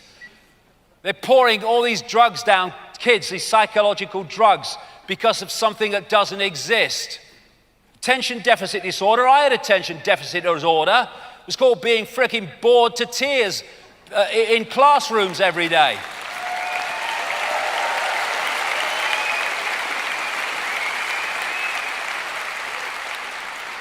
Bombshell, 1 in 13 US children take psychiatric drugs. 10,000 American toddlers now taking amphetamine-based ADHD drugs, which doesn't exist. And now they've made daydreaming an psychological illness. They're calling it sluggish cognitive tempo. See, you're boring me frickin' rigid. It's a disease to drug more children. The drug industry has come up with yet another phony mental illness that says that it afflicts as much as 2 million children, SCT, and one of the symptoms, they say, is daydreaming. Daydreaming is to let the imagination go where it wants to go, into realms beyond time and space. And if anyone daydreams, good frickin' luck to them. I want my kids and grandchildren to frickin' daydream. Daydream. Oh, when I was at school, they were all saying, Ike, stop daydreaming. I thought, I bloody like daydreaming. Leave me alone. And so you have this chemical war on children because the children of today are the adults tomorrow when this Agenda 21 is supposed to be fully flying. And here we go. Aldous Huxley, 1961. There will be in the next generation or so a pharmacological method of making people love their servitude and producing dictatorship without tears, so to speak, producing a kind of painless concentration camp for entire societies, so that people will in fact have their own liberties taken away from them, but rather enjoy it, because they will be distracted from any desire to rebel by propaganda or brainwashing enhanced by pharmacological methods. And this seems to be the final revolution. This is where we're going, and we need to be aware of it. Then, the war on the human body, Archon toxic humans. Not satisfied with toxifying us, poisoning us with drugs. They've got to do it from endless bloody ways. All this stuff in the food, yes, drugs, stuff in the water like fluoride, sugar. A fluoride, rat poison in drinking water, great idea, write that down. Fluoride, officially classified a neurotoxin in world's most prestigious medical journal. What should we do with it? Let's put it in the water. Fluoridation is the greatest case of scientific fraud of this century, if not of all time. Robert Carton, former US Environmental Protection Agency scientist. Dr. Dean Burke, 34 years at the National Cancer Institute in America. In point of fact, fluoride causes more human cancer death and causes it faster than any other chemical. And they want it in the water. Now, that would be madness under any criteria, but like I say, there's method in the madness because it's bringing about what they want. And what fluoride does is calcify the pineal gland and makes it receive and transmit in a fundamentally less efficient and flawed way. Coincidence? No chance. They are looking all the time at the way we decode reality. Dementia can be caused by aluminium, says Professor. Now, what could possibly be a source of aluminium adding to the dementia explosion? In chemtrails. And you look at all the chemicals that we use that is being taken in all the time. I was in the supermarket a few years ago, 2 years ago maybe, and I was looking at this bottle because I was researching this stuff for a book, and I had this list of bloody things which were basically, don't do this, don't do that, if this happens, see a doctor, if this happens, don't do that, don't do that. Oh my God, it was washing up liquid. We're being toxified everywhere. And these toxins are actually energetic distortions. They are distorted information fields in the waveform fabric, which we decode through as what we call chemicals, but they are distortions in the energetic fabric which distort the hologram. And all this is to weaken the target population. Then, going on from this, Agenda 21, as was mentioned in their own documents, it's about culling the population. This is the Georgia Guidestones, which came out of nowhere. They call it America's Stonehenge. And on there, it calls for 500 million in perpetual balance with nature. 500 million. Look at the population of the world today.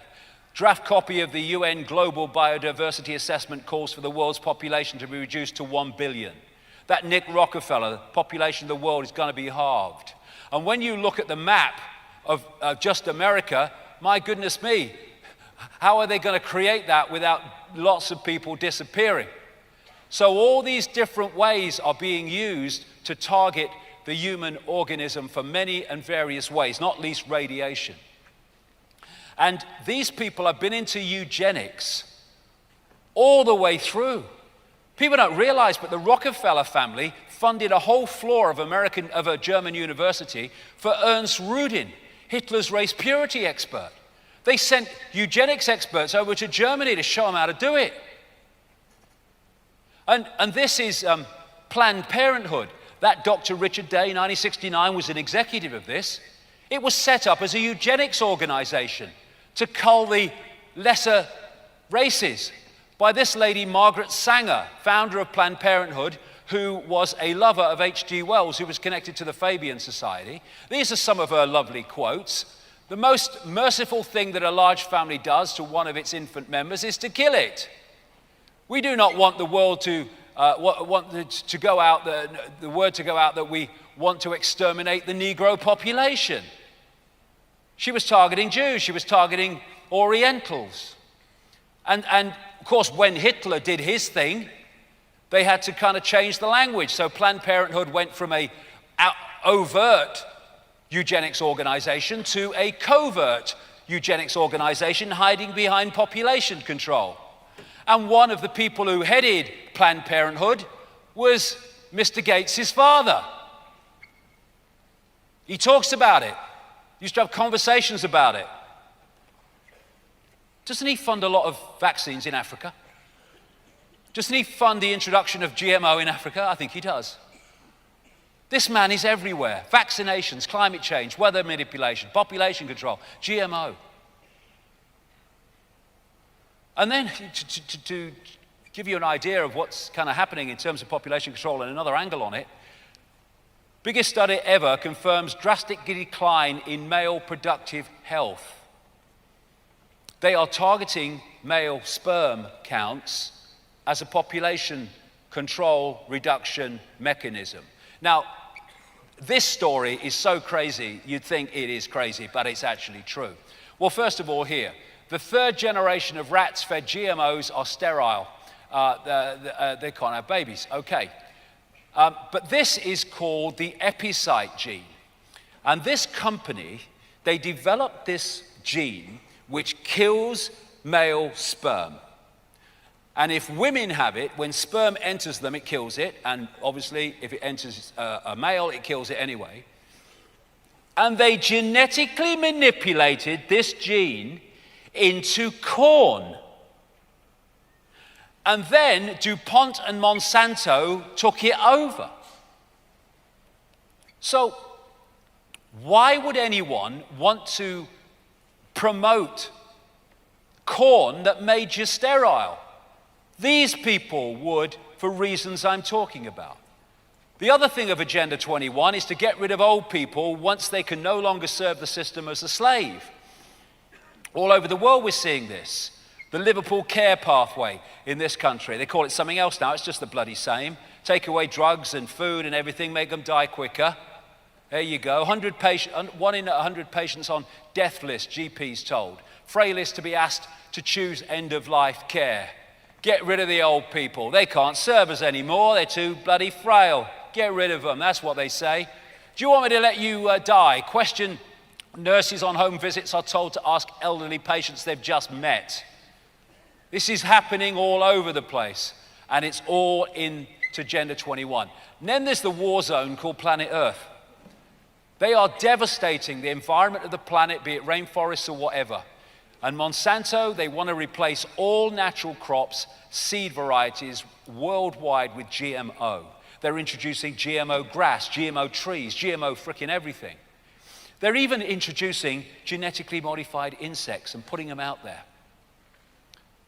They are changing the nature of our reality. They are modifying it so it suits them.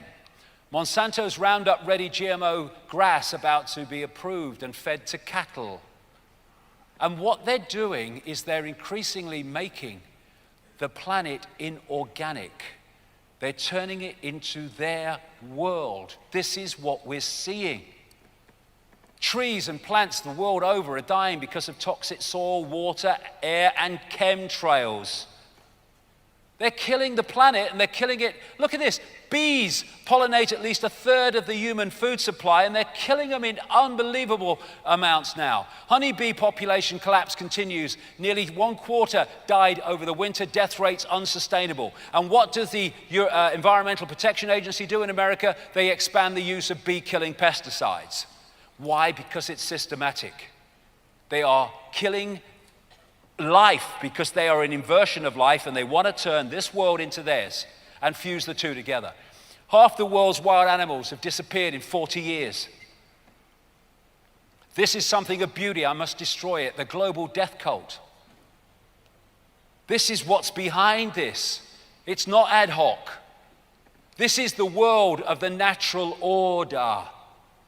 This is the world of the archontic distortion, and they're pushing this world into that one before our bloody eyes.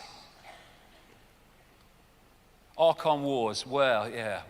There you go. We are the Rothschilds. Governments make our tea. We see governments declaring war. They declare war on behalf of the hidden hand. All these organization, including Rothschild Zionism, which is actually not Jewish people. Rothschild Zionism is a secret society created by the Rothschilds, controlled by the Rothschilds, and they run Israel as their bloody fiefdom. This is not about Jewish people. It's not about Israelis, if they only realized it, and a lot of people do. This is about using Israel.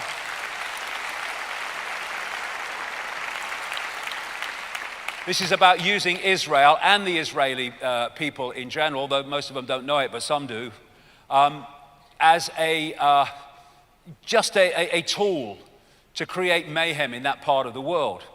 I mean, you know, the truth is, and this has come from people like Shlomo Shland, the professor of history at Tel Aviv University, what we call Jewish people, particularly what they call Ashkenazi Jewish people, they have no historical connection to Israel.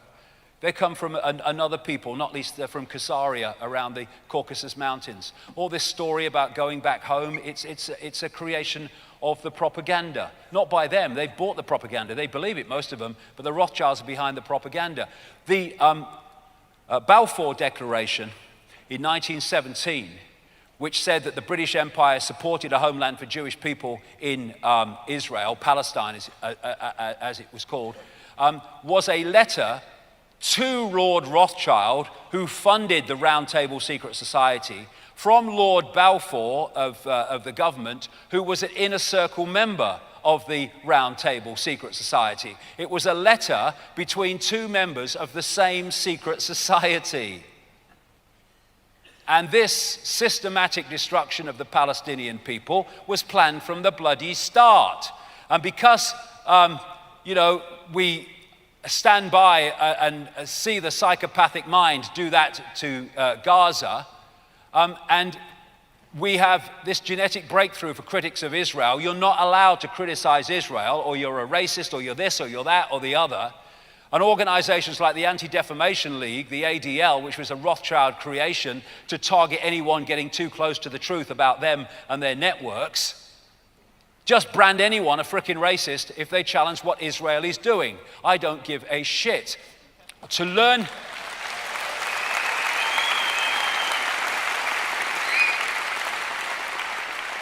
who rules over you, simply look at who you're not allowed to criticize. Voltaire, exactly.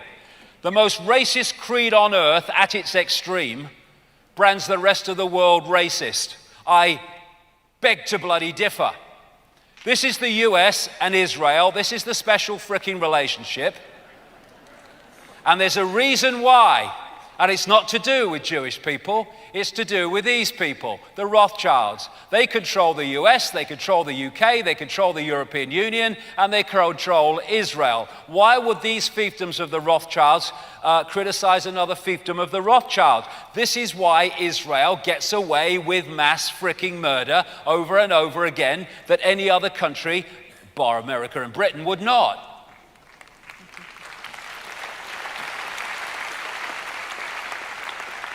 Now, what the American military have done is carve up the world into commands, the arrogance of it. They've got a North Command to internally control North America, South America, AFRICOM, CENTCOM, which is the Middle East, dealing with all this ISIS stuff now, PACOM, whatever they bloody call it, EUCOM. But actually, that's not the American military. The American military is merely a tool of the global network. What that is the first forming of the World Army command structure. So when that is absorbed into the World Army, it will already be in place. That's what it's about. They call it the US government, but it's merely a glove puppet for the global hidden hand. That's why its decisions and policies, like these in this country and other countries, do not benefit the people, they benefit the hidden hand. That's where it's coming from. These people are these secretaries of state declaring war and pushing for war. They're merely tools of this Rothschild and wider network. I've said here, another 30,000 years of this, and we'll have buried all the people we've killed. And 30,000 years, it's probably a bit optimistic, because here's an article, a study, US regime has killed 20 to 30 million people since World War II. But they're the good guys. Always money for war. Always money for war, no matter what. Why? Because it's serving the agenda, and that's where the money goes. Mark Twain, God created war so Americans could learn geography, right? Here we go.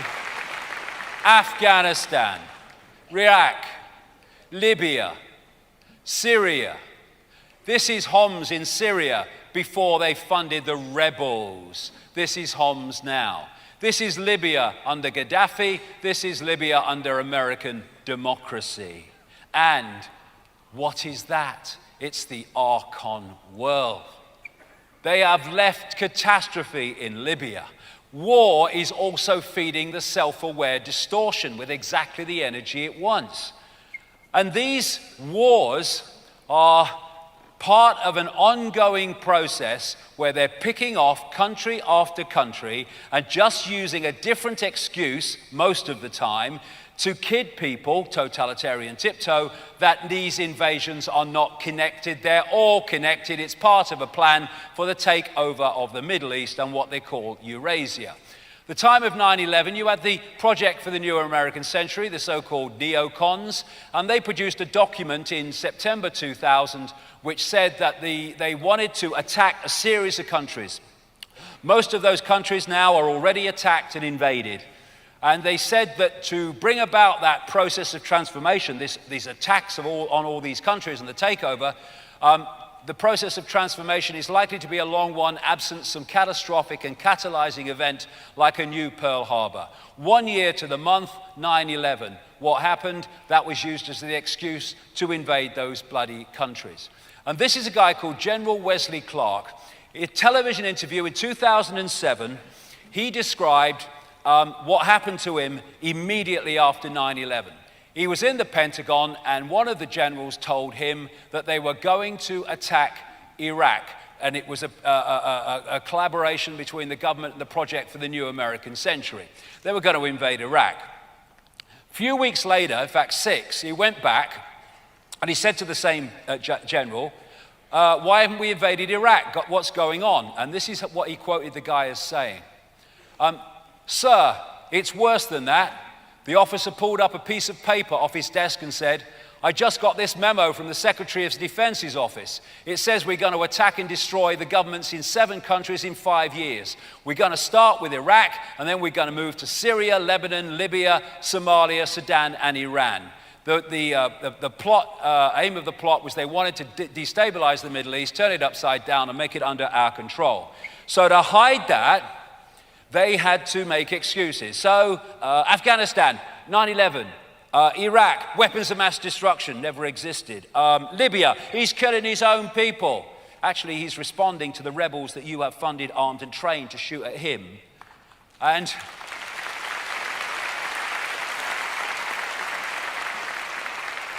then what we'll do is we'll move those rebels over to Syria and we'll say he's killing his own people. And so we have the perception deception to hide all that. It's a movie.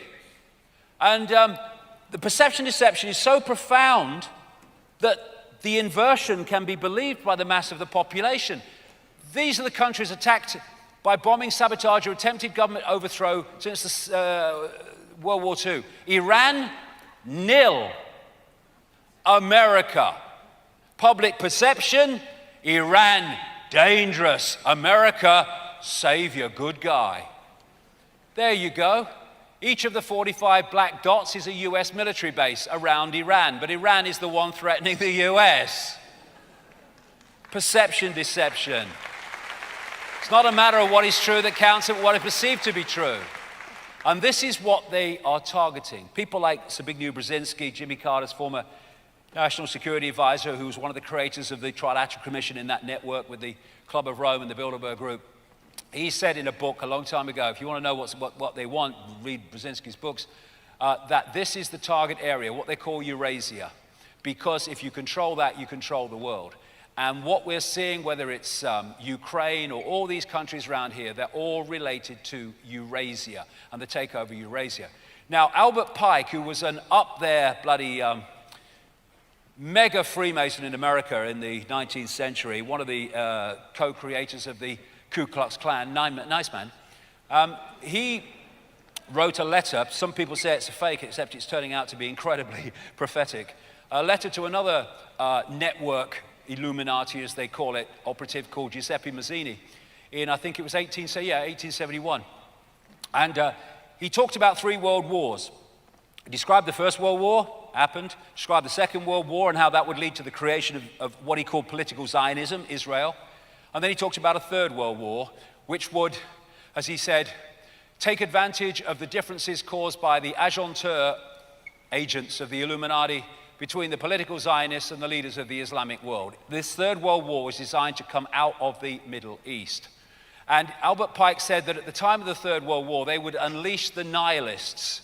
A nihilist, one definition of nihilist is someone who rejects all theories of morality, which of course fits ISIS, ISIL, whatever they're called today, made in America, made in Israel, and to a large extent made in the UK. They're the same bunch. They started out as Al-Qaeda, which was created as Robin Cook, the former British Foreign Secretary, before he died, very soon before he died, pointed out that Al-Qaeda was actually the creation of the CIA. Al-Qaeda means the base or the database, because it was the database of Mujahideen fighters in Afghanistan, which they got together to fight the Russians in Afghanistan. And it's gone through a series of changes from ISIS, ISIL, Islamic State, trained, funded, and armed by these people to be the enemy that justifies the further invasion and control of the Middle East. This is the process: hidden hand, Pentagon, CIA, Al-Qaeda, ISIS, ISIL, Islamic State. CIA is training ISIS while claiming to be combating ISIS, former CIA contractor. The evidence for this is overwhelming and coming out more and more all the time. They've trained these people, they've armed these people, and a lot of the time in Jordan, to create this frickin' mayhem problem to which they can offer their solution, which is what they're doing now, and it's nothing like what they want to do. This is why you find terrorist leaders inside the US aid tents in these countries. This is why you find John Rothschild Gopher McCain with these people they call terrorists in these countries like Syria. And this is al-Baghdadi.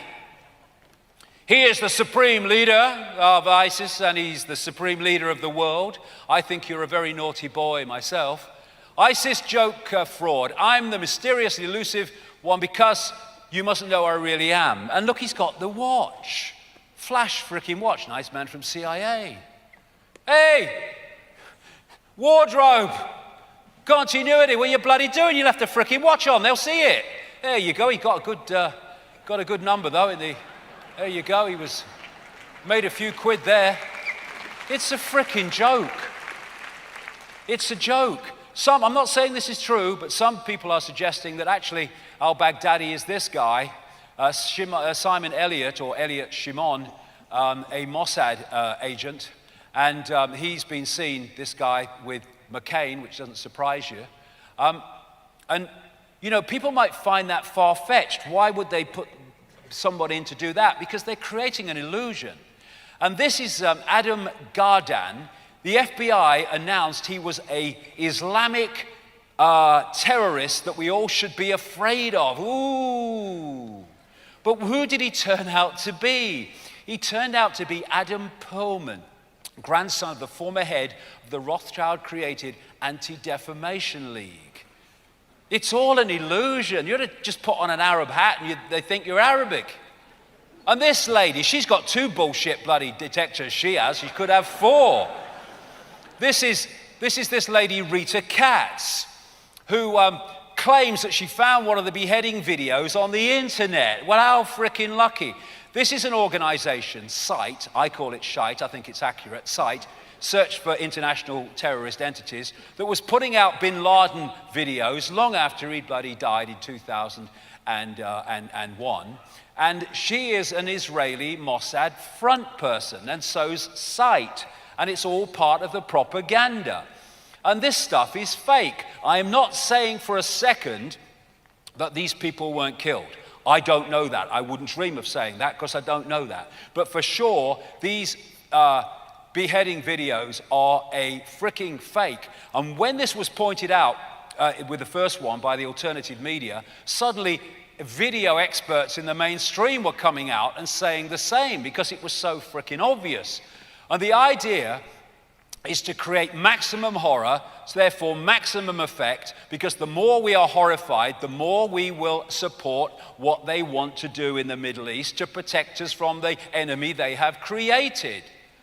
This is the mind game. I don't want another war, but we can't stand back and let Islamic State do what it's doing. That's what it's all about. And then there's these people. They've been radicalized. They've been vegetabilized from where I'm looking. They're going out, Islamic State and all that stuff. They've been played like a violin by the very people they think they're opposing. Top US military official admits our Arab allies are funding ISIS. What happened to those allies? They became part of the terror coalition against ISIS. You couldn't make it up. Kerry meets the Saudis. I just wanted to discuss how we stop the terrorists we're both arming. 2011, Kerry, Assad is a very generous man. When it suits him, Assad is evil, I condemn him. And this is how it works. It's very simple. We arm people when it suits us, our agenda. We kill people when it suits our agenda. We say this when it suits our agenda. We say the opposite when it suits our agenda. That's the common theme. So he didn't get his Syrian war, unfortunately for him, because people sussed it was a scam, but they're in Syria now because they've scammed the ISIS story, and that's what it's all about. And here is the real reason they're in Syria, to remove him and get around the resistance from the people.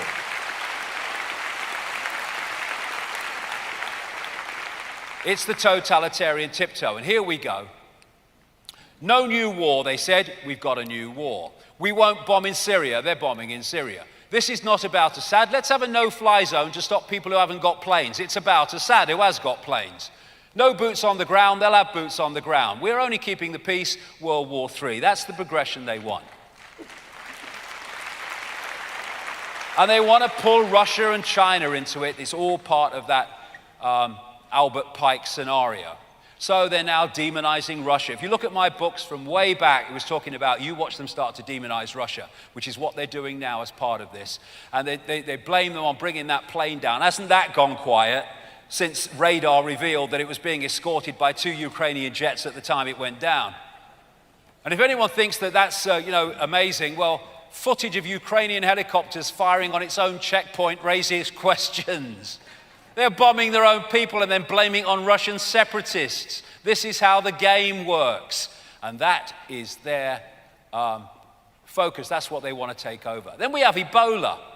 It just happens to be in 2 fricking countries where there are US bio-warfare laboratories. Have you got enough room in America? And the Centers for Disease Control in America have a patent on the human Ebola virus. There you go, Sierra Leone closes down US bioweapons lab. I bet they did, pretty bloody sharpish. Another foreign news outlet links US biowarfare labs to Ebola outbreak. What a coincidence. ISIS, we must intervene in the Middle East. Ebola, we must intervene in Africa. Just a coincidence, nothing to worry about. And then you've got the public health emergency declared in Connecticut over Ebola, civil rights suspended indefinitely, and all that shit that they can use. And this is what fear does to people. This is a passenger at Washington Airport waiting to get on a plane. This is how the perception deception works. Fear. Make them fear and they'll give you their power. Our complete state. If you look at this structure, that is designed to keep this status quo in place. So what we're seeing is more and more vicious, psychopathic police states around the world, in Britain and in America. They have a kill list in America. He can kill anyone he likes if it's on the kill list. He doesn't have to go through any judicial oversight. He can take anyone off the streets he likes and not have to take them through due process. So and so it goes on. There's almost a law against everything now because they want to tie us into a web like a spider ties a fly with regulations and laws. We've got this outbreak of luminous jackets. They're breeding, I'm sure they are, in the night. They're all over the place, these things. They're like roundabouts in Milton Keynes. They're breeding. And you've got a certain type of mentality in the administration of all this. I am a Dalek, rules must be obeyed, exterminate, inability. You know, they've got little cracks in their head where the bloody computer chip goes in. What are you? I'm a government administrator. I thought you were. There you go. I bet they have no idea what prats they look. But what this is about is the way the police are turning from the police as we knew them systematically, because of Agenda 21 and what I'm talking about, into the military. More and more vicious. Go into YouTube and put in police violence. You'll be there for bloody months. And what they've been systematically doing, I've been saying this for years, is recruiting people overwhelmingly on the basis of personality type, not ability to do the job. That's why the good cops and the good coppers are disappearing and these psychopaths are coming in more and more to replace them. Psychopaths who do this.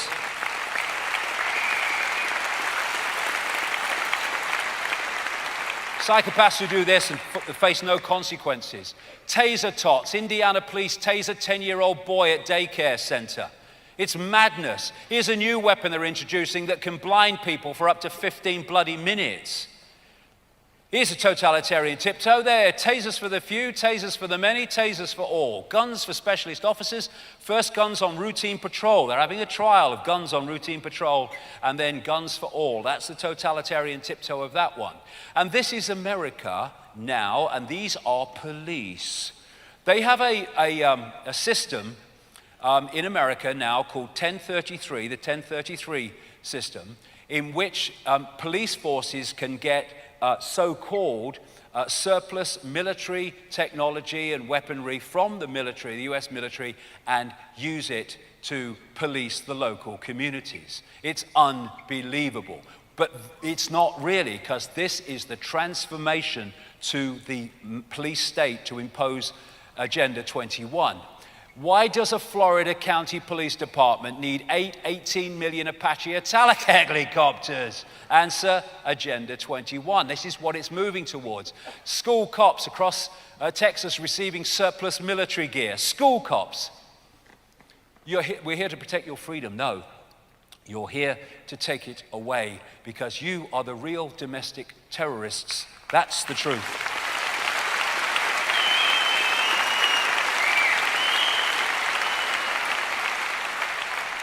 An extremist, a label used to discredit and marginalize anyone whose opinion is a threat to the state because they figured out how corrupt it is while sustaining a constant sense of fear or alarm in the minds of the public. An extremist, someone who's sussed ya.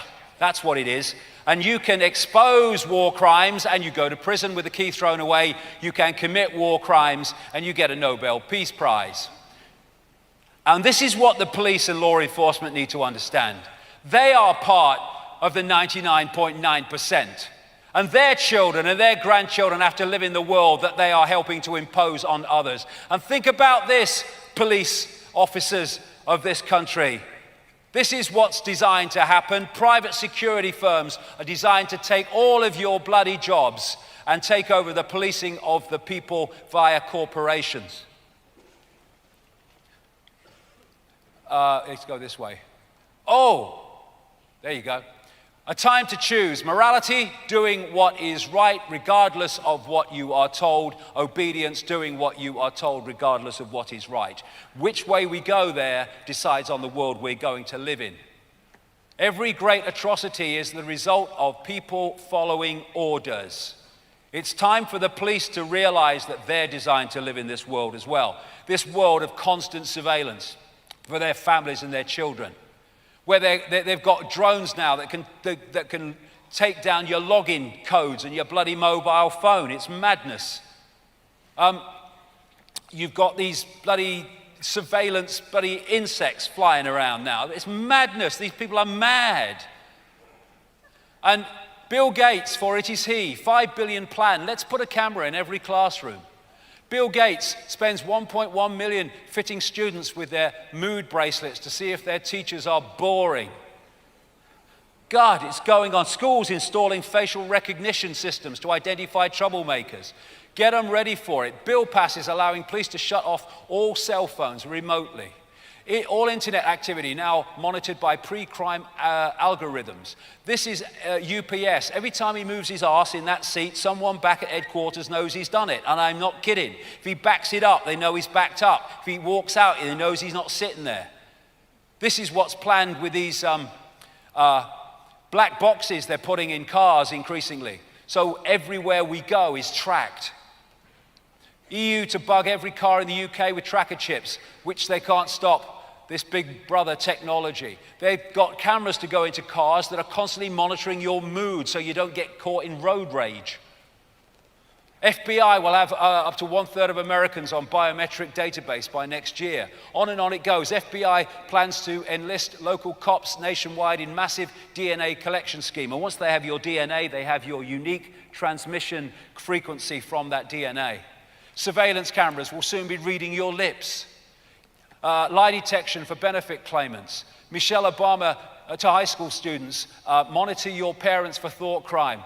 Now, all that is to protect us from terrorists. You having a bloody laugh? That is the fast unfolding global police state of Agenda 21 to impose the society where there are less than 1% have total control over everybody else. That's what's unfolding before our eyes.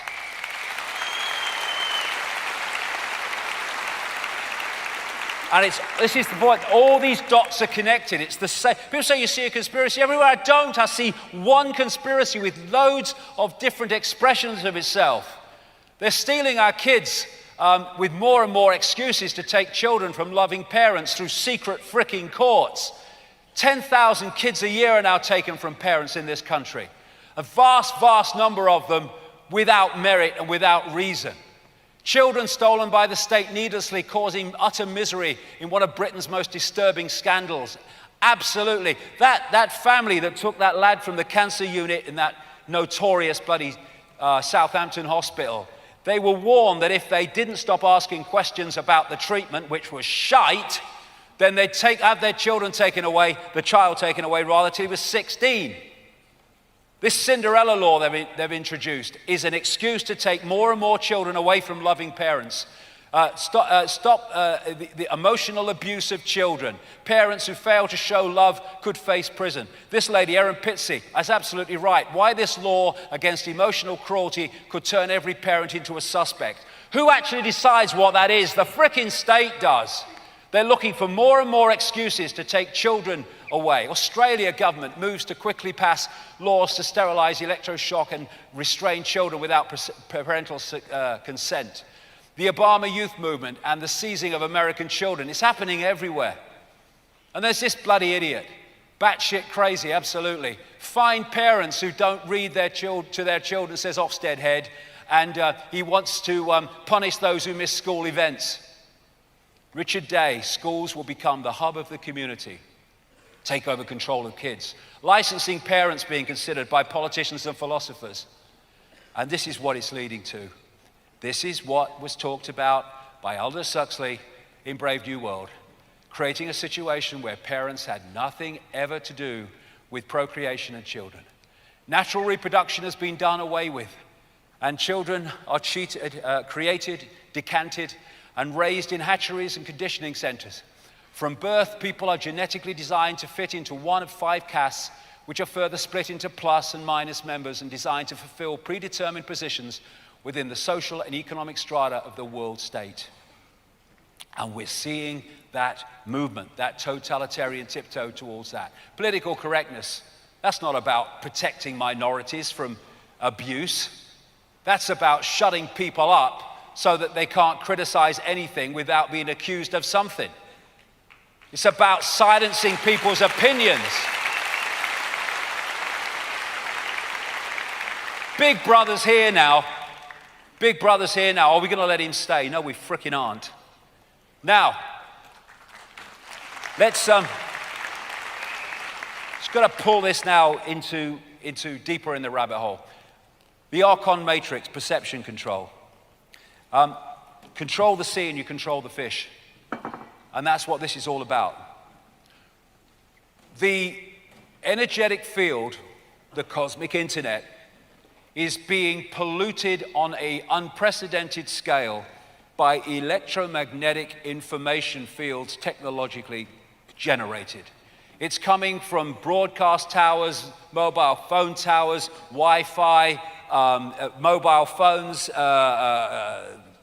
smart meters, all these things. It's absolutely polluting the very energetic sea that we live in with technologically generated, distorted information fields. And there's a reason for this. They are, I put it here, hacking the hack. I'll say what I mean by that in a second. So anything that says smart in front of it is basically designed to talk and communicate with everything else with smart in front of it. It's the big Agenda 21 code word. Smart, smart this, smart that. Smart drugs use microchips to deliver them. Smart meters are there to put an electromagnetic information field into every home and business, which not only can take information from there to a central point, it can deliver information within the frequency band of human brain activity, and it can insert thoughts and perceptions from a distance. That's the idea. Google Nest now talks to washing machines, lights, and even your car. The idea is to create this global grid, which is basically a sub-reality. It's hacking the hack. It's one level from the fake reality. We're now into a technologically generated fake reality, and thus we are even another step, a big step, from connection to infinite awareness. And this is why Google is Wi-Fiing the entire Earth by putting up 180 satellites to put wireless information fields everywhere. It's part of creating this sub-reality, which I'll come to as we go into this final section here. And through entrainment, they can entrain the human organism to tune in, even if they're not in the frequency to start with, and feed them with information and perceptions. These light bulbs, which have and are being by law replacing the ones we had before, are actually shite. Well, most of them are. These are frickin' shite to start with. But it doesn't matter, because that's not what they're there for. They are information transmitters into every home, every business. And that's why they don't just discourage these that have worked perfectly well. they're banning them by law. My flat is full of these frickin' things. I'll have to reincarnate to use most of them, I think. When once I knew they were going to be banned. Hey, target acquired, we've got the bulb. Repeat, we got the bulb. It's madness. But you look at the radiation these things generate and the damage that will do to people and is doing to people. And they've got mercury in them. When they break, mercury is released. And when you look at what the people, the official things say you should do, it's everything but evacuate the frickin' building. So they've got nothing going for them, but it doesn't matter because they are transmitters of information. In the 70s and 80s, the Russians were transmitting a signal into America. They called it the woodpecker signal because it went rat-a-tat-tat, rat-a-tat-tat. And these guys, particularly this guy, Dr. Robert Beck, he studied this woodpecker signal to see how it was working. And this is what he told a Psychotronics Association conference back in 1979. He said that human subjects exposed to certain extremely low frequency waves, which is what we're talking about here, field patterns, reported sensations of uneasiness, depression, and foreboding. He said that he had measured the Russian woodpecker signal and found that it was acting like gangbusters right in the window of human psychoactivity. It was coming in on the frequency of human brain activity. The signal was permeating power grids in the United States. It was being picked up by power lines, re-radiated, and it was coming into homes on the light circuits. Now, it was doing that on light circuits that weren't created for that purpose. These new systems, the smart systems, are created to most efficiently deliver information in that way. When I started saying that, people were saying, that's bloody crazy. Oh, really? Well, now people are getting the internet all over their house through their electrical system. Because electricity is a vehicle for delivering information. And how about this? This very week, from Wi-Fi to Li-Fi. This is a British high-tech startup has invented a light bulb fitting capable of acting as the equivalent of a wireless network in the home. And this is what these smart systems are designed to do. They're sub-realities. They're 24/7 mind control systems. We need to wake up for it. This guy again, Michael Pessinger, said, for the first time in our evolutionary history, we have generated an entire secondary visual, densely complex environment, an electromagnetic soup that essentially overlaps the human nervous system. That's what it's supposed to do. For reasons I'll come to, what they're doing, this archontic force, is they're changing the atmosphere, changing the sources of information that we are receiving, both down here and higher up in the atmosphere, because they are changing our world into their world. And they are like cyborgs, what you would call transhuman. And that's what transhumanism is all about, as I'll come to. They're changing the atmosphere. HAARP can virtually lift part of the atmosphere. You can make it move, do things, one of the creators said. And so what they're doing is they are changing the energy sea into an atmosphere and an information environment which suits them and further represses humans' ability to expand consciousness into the wider awareness. They're filling the atmosphere. This is what Fukushima was about. No way that was a freaking accident if people look at the evidence. Look, this is the smokestack from a small nuclear explosion. This is the smokestack from the explosion at Fukushima. It was created to release phenomenal, staggering amounts of radiation because they're changing the atmosphere. And who created nuclear power? I know for a fact, almost from the horse's mouth, the Rothschilds. So they're changing the atmosphere into the Archon world more and more. Do you know that the technological radiation in our atmosphere now, we're living in, is millions and millions and millions of times what it was 50 years ago.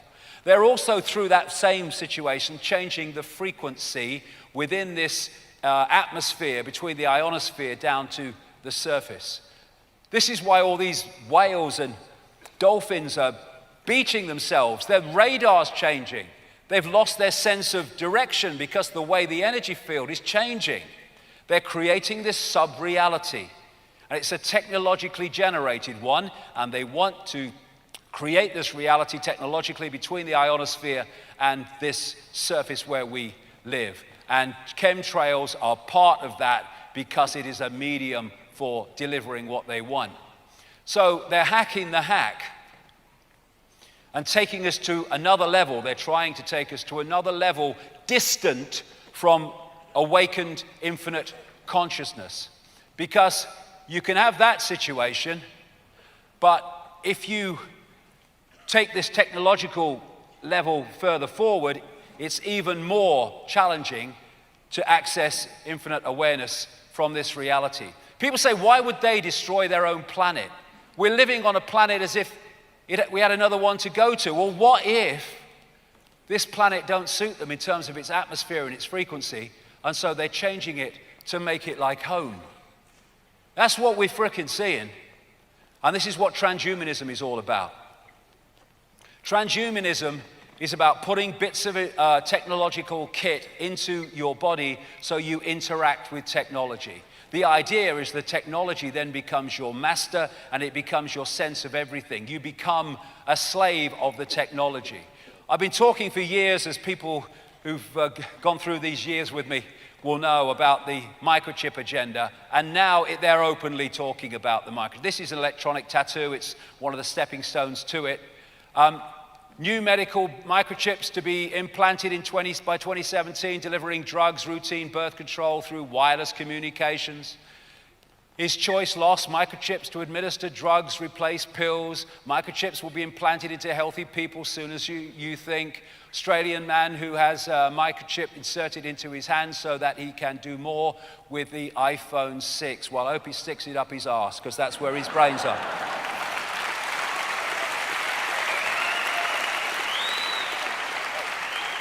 You see, like I said earlier, if you can access what the projected agenda is and nothing intervenes to stop it, you can very accurately predict the future.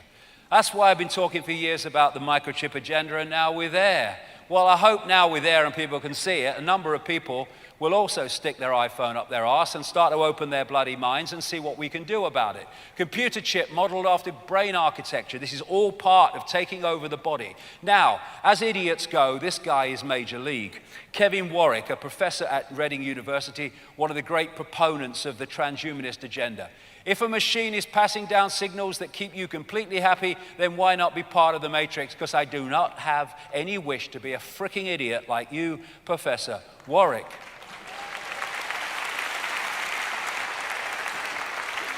Now, I mentioned earlier about Monsanto being the most evil corporation on the planet. It's got big competition. It's got big competition in something called cuddly Google.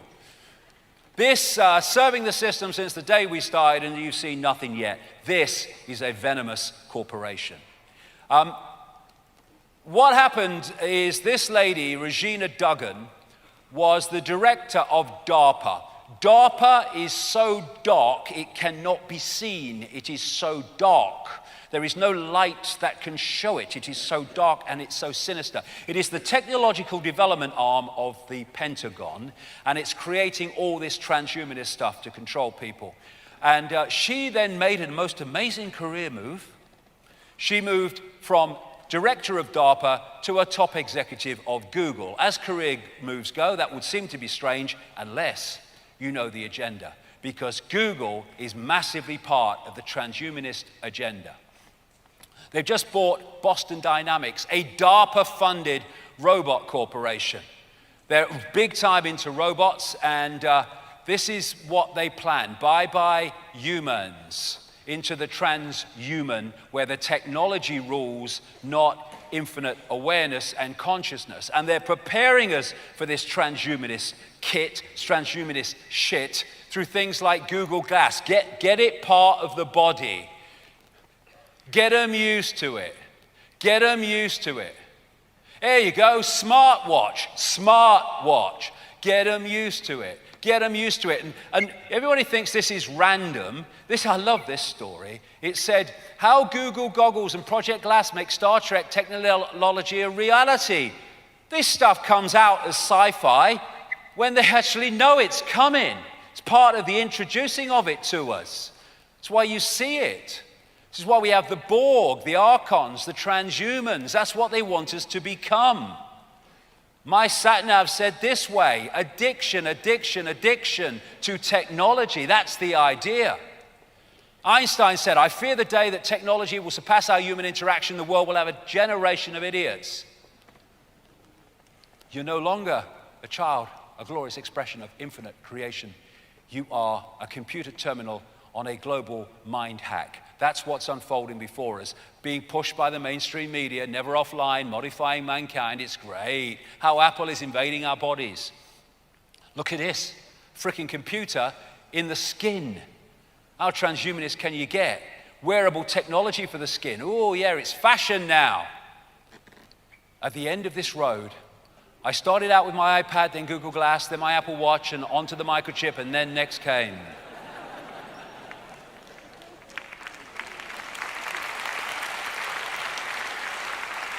And this is what Huxley said: people will come to love their oppression, to adore the technologies that undo their capacity to think. And that's what they're for. If you take the human organism into a technological level of control, the ability of that to access that becomes almost unimaginable. That's the idea. I had the vaccines, drugs, GMO, fast food, Wi-Fi, smart meter, smartphone, Google Glass, fluoride and sun cream, and I'm perfectly fine. I don't know what you're going on about. And this is part of the DARPA and almost certainly Google agenda. The idea is to replace human troops with robot troops to keep the masses under control. They're developing them. It's no good saying they're not. They're developing them. There's videos of it, all DARPA stuff. Artificial intelligence could co-pilot future combat jets, Navy official. Exactly. Robots could learn how to herd humans like sheep, study. That's the idea.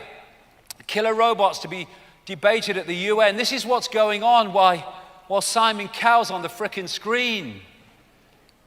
Introducing Alsight, the slightly scary CCTV network completely run by artificial intelligence. The idea is rule by machine, which brings into focus even more how accurate, and why was it accurate, that Matrix movie, where the Matrix was controlled by machines.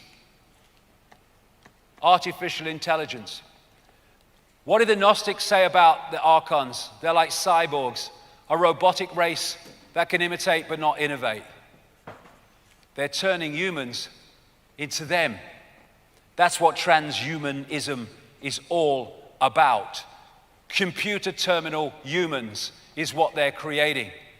The internet is designed to be a technological collective mind.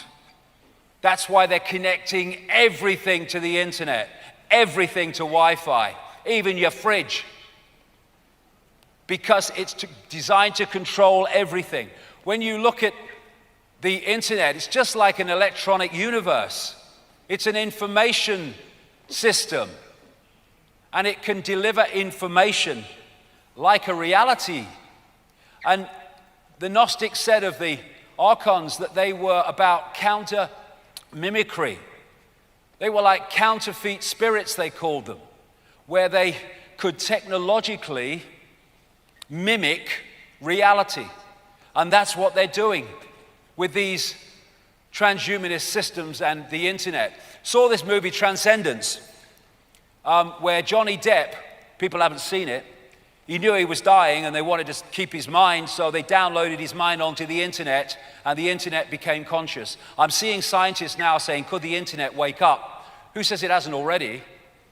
And what happened was that he, through his mind, the internet became conscious and then started dictating all these machines and all these gadgets and what happened that were connected to the internet.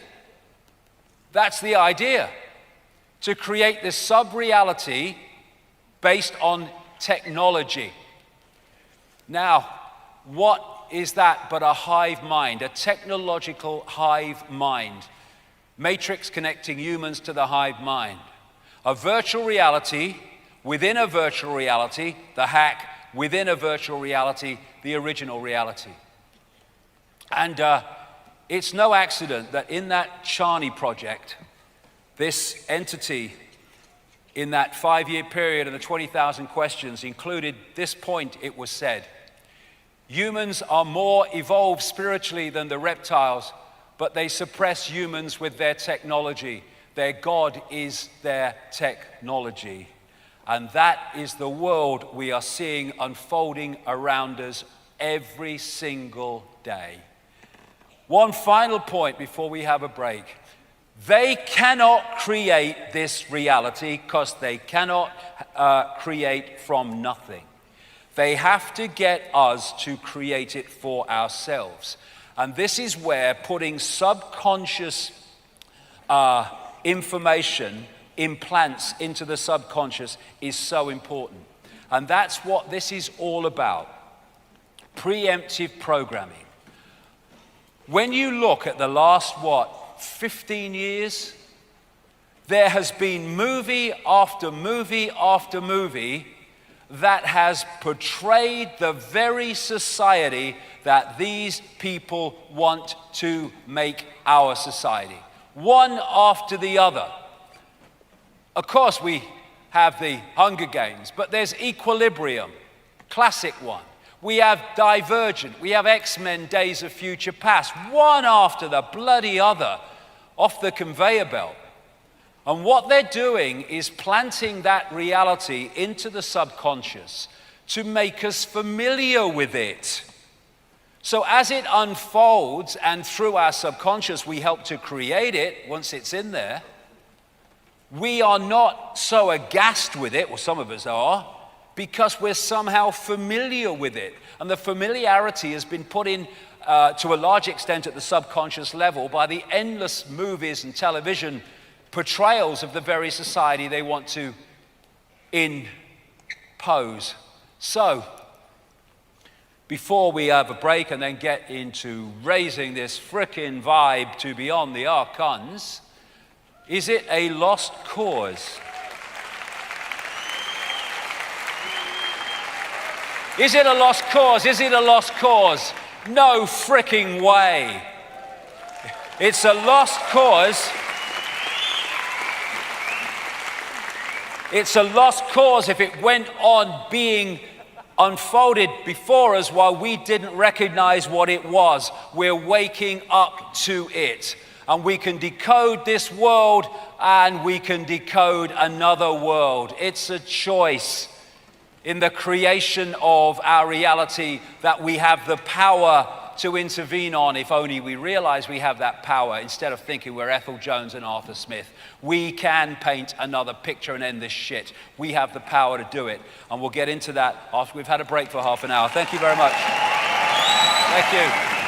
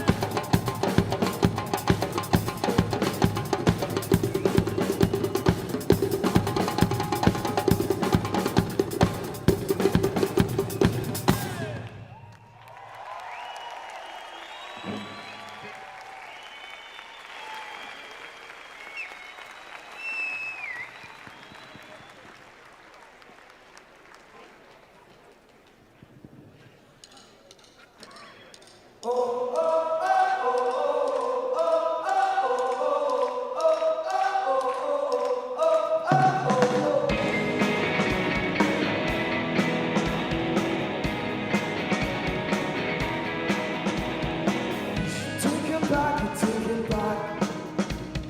Every single word you said a fact.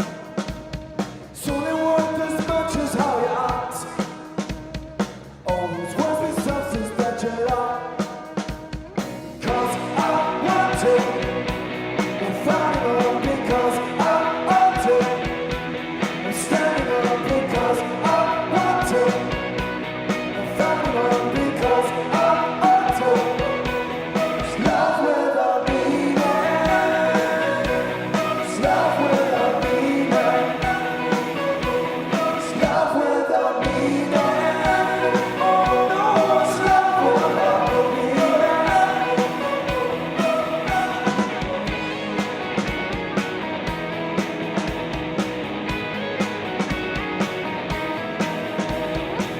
Once I thought and wrote it down. Took me several years to pour it out. Had to turn it up to find myself. Pulled the cover to the cross my mouth. Because I want to. I'm fighting up because I want to. I'm standing up because I want to.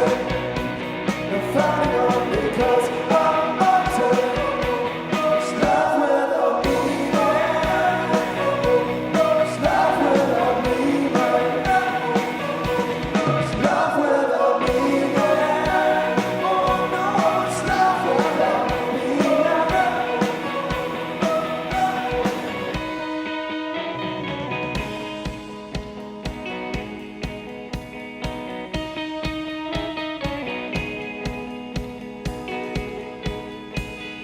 Don't you think you've heard enough of love? Don't you think you've heard enough in love? Don't you think you've heard enough of love? Don't you think you've heard enough in love? In love? In love? 'Cause I want to. I'm fighting up because I want to. I'm standing up because I want to. I'm fighting up because I want to. It's love without meaning. It's love without meaning. It's love without meaning. Oh no, it's love without meaning.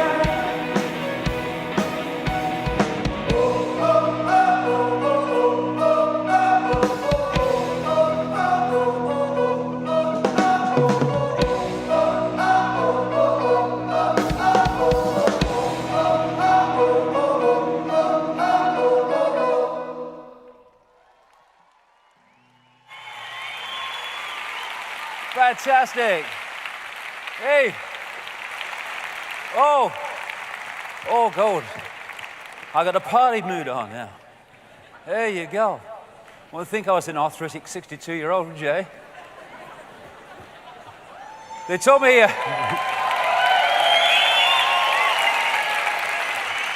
They told me when I was 19 that I could be in a wheelchair in my 30s. I said, bollocks to that. I ain't going to be in a wheelchair in 30s because I got things to do. And so the mind is so powerful.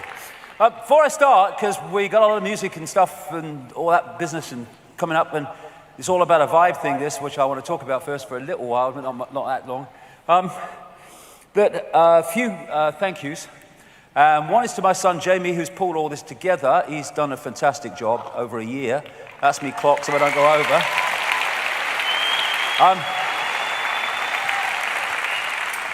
To Sean Ferris at Hawthorne and the company, they were fantastic who put all the technology together. And thanks to Thanks to Wembley Arena. I tell you what, Wembley Arena, they're nice people. I love coming here, and they've been great with us as always this year. And thanks to Zachary, who's made a big contribution to pulling out this sequence we're going through here, which we've actually not rehearsed, so it'll be a bit of fun, because we have not been able to get together. We've rehearsed some of it, not much. So, skin of the pants and all that stuff, but then it's fun, isn't it?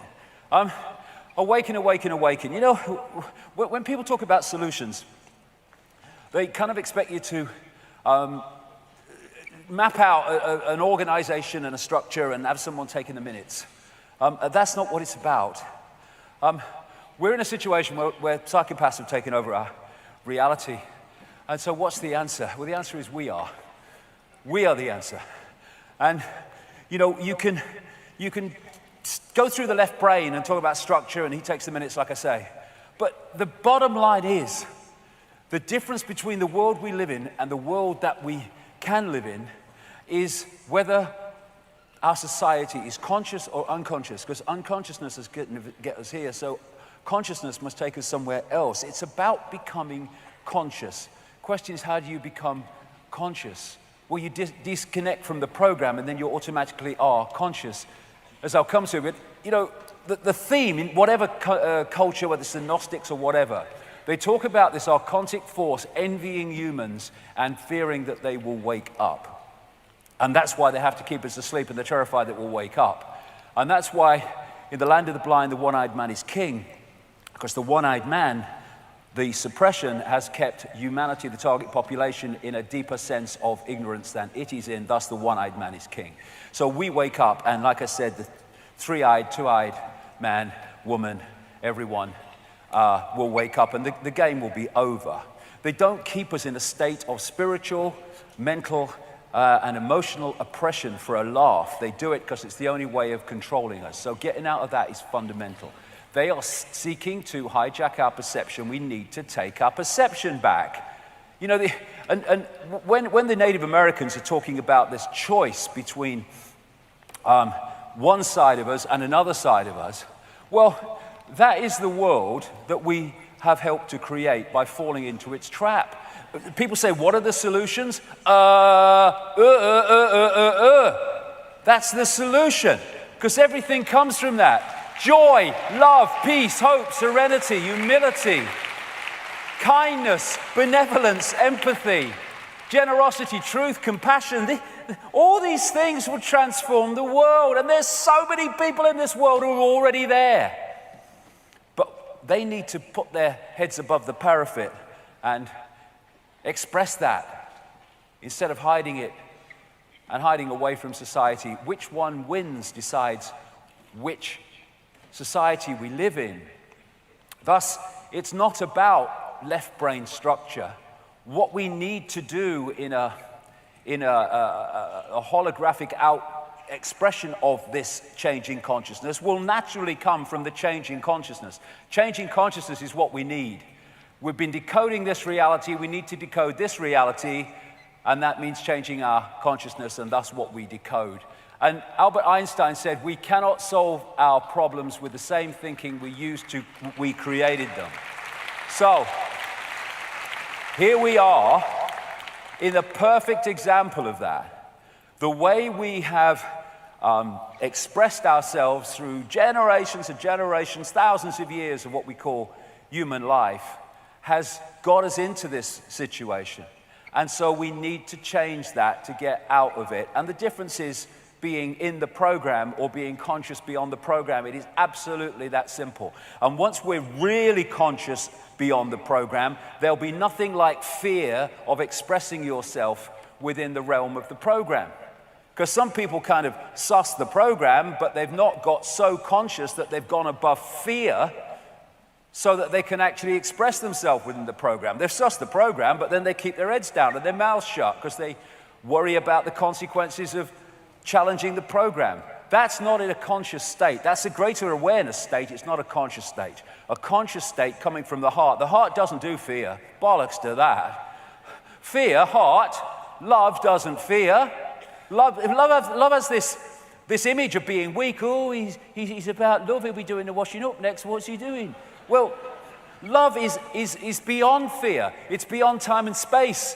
the realm of fear. Thus, it does what it believes to be right, whatever that is and whatever it takes. And when we reach that level, there'll be so many people speaking out and expressing themselves in the program will get absolutely dismantled by people waking up and expressing that awakeness.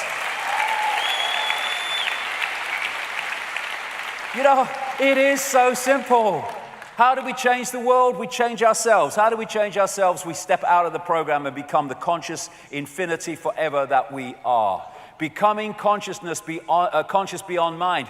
In this, kind of matrix, they'll never kind of see it, like in the quotes I've been giving about the simulated universe. They'll never see it, the walls. Well, the way through the walls is becoming conscious beyond mind.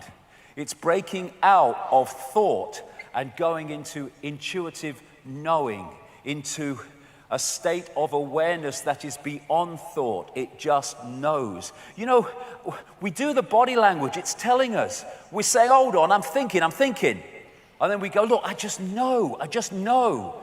Because that's where knowing comes from. And what am I saying? Reversing the inversion. Going from interacting with this reality through the gut and the emotions and starting to interact with it through the heart again. Oh, we can do it. It's a choice. We can do it now. We can do it tonight. We can go on doing it after tonight. It is just a choice. But people often don't make the choice because they think, well, the consequences of making the choice, well, my life will change. Yes, it will.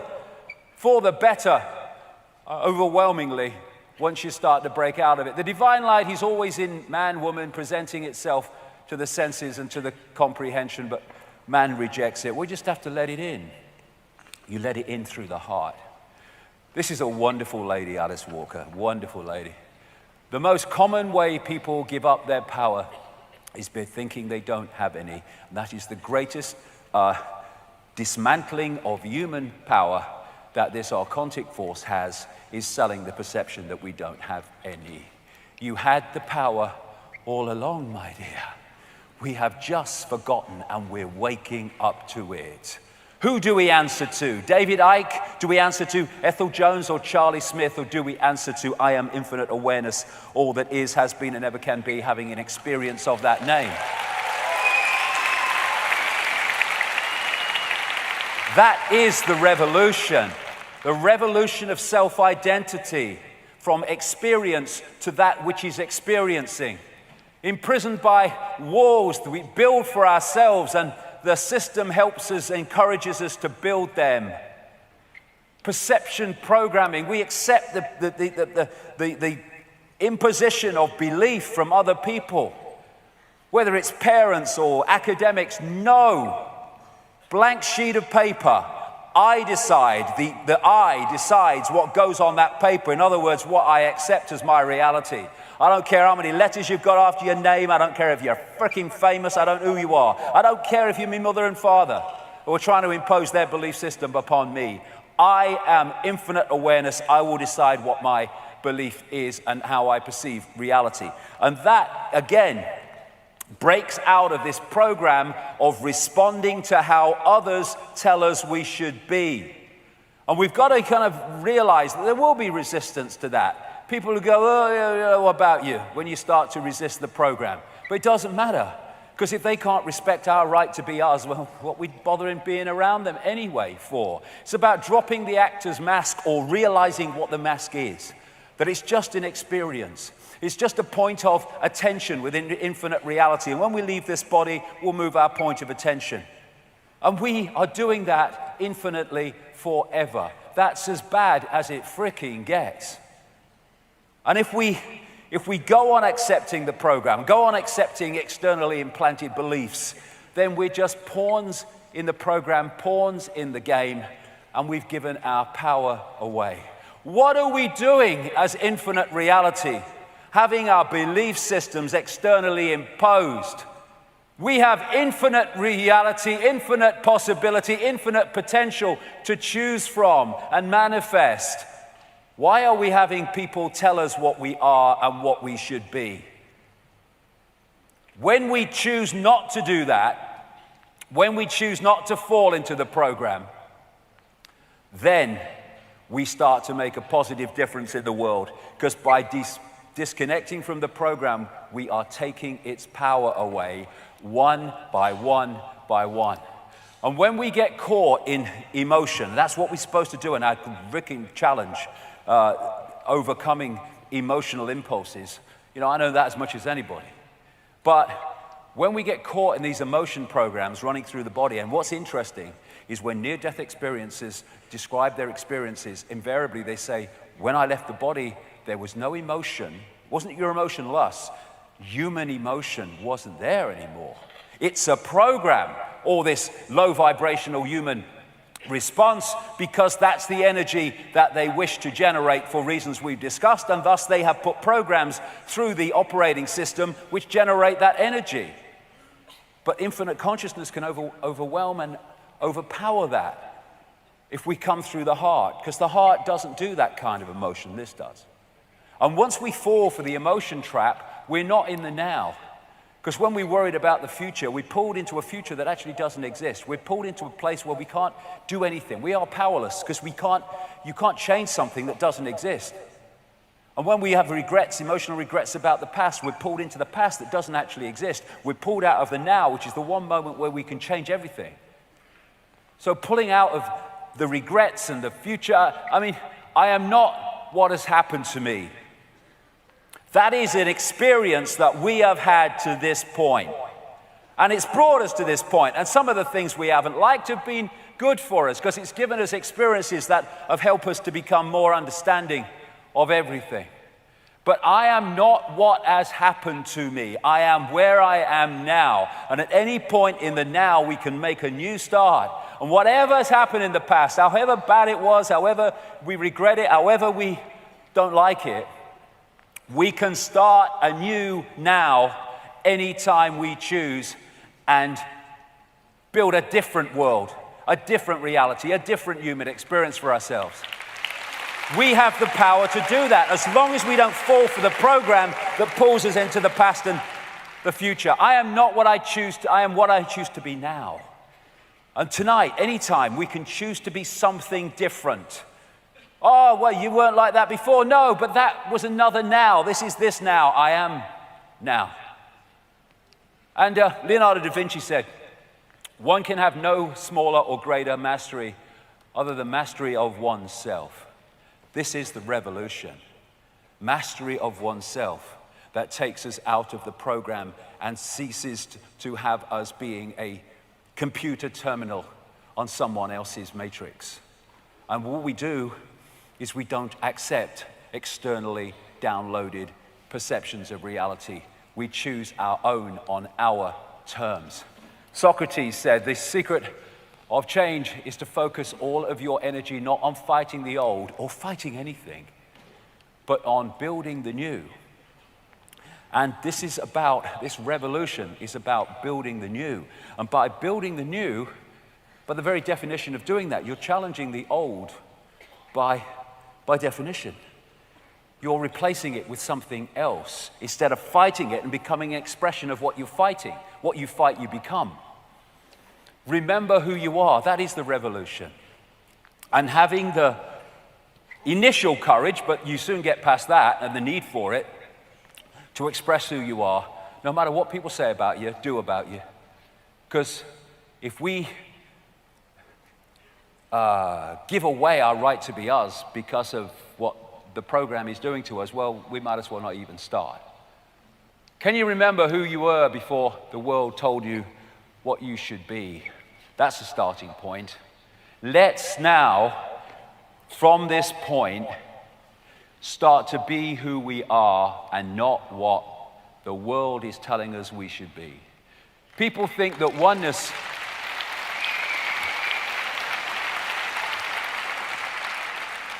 People think that what we call oneness is like everyone's the same. That's the opposite. Oneness is the oneness of all possibility. So to express the diversity and the differences and the uniqueness of infinite points of attention is to celebrate oneness, to celebrate being part of all possibility. The opposite of that is the system in which you do invariably turn out people just the same because they're operating on such a narrow band of possibility. Expressing your uniqueness and being aware of oneness is not a contradiction because it's an expression of each other. This near-death experiencer said, "I detach myself from preconceived outcomes." That's a killer, that. Because once you have a preconceived outcome, this is why I want the outcome to be, and you're not kind of fluid, well, we'll go and see where it goes. Then if that outcome doesn't happen, then you consider it a failure, you consider that it's not happened, and you consider life's terrible. And yet, if you just flowed with it, well, that possibility might manifest, a better one might manifest in somewhere else. So preconceived idea is such a trap, such a prison, preconceived outcomes. And trust that all is well. Being myself allows the wholeness of my unique magnificence to draw me in those directions most beneficial to me and to all others. This is really the only thing I have to do. And within that framework, everything that is truly mine comes into my life effortlessly, in the most magical and unexpected ways imaginable, demonstrating every day the power and love of who I truly am.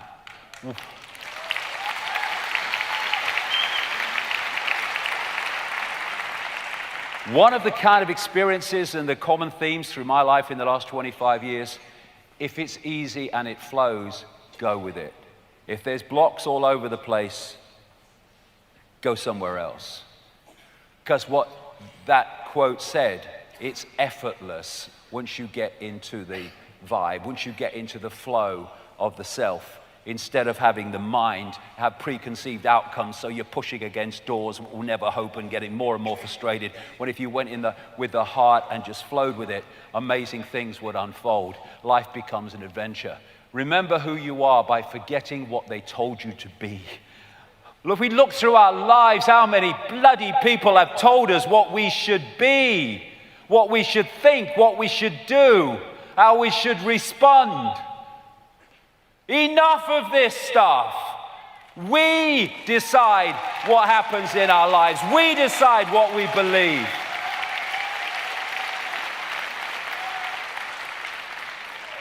That's what freedom is. It's not freedom to have imposed external beliefs. It's freedom from external imposed beliefs. We are one. We are expressions of an infinite awareness. If you don't become the sea or the ocean, you'll be seasick all your life.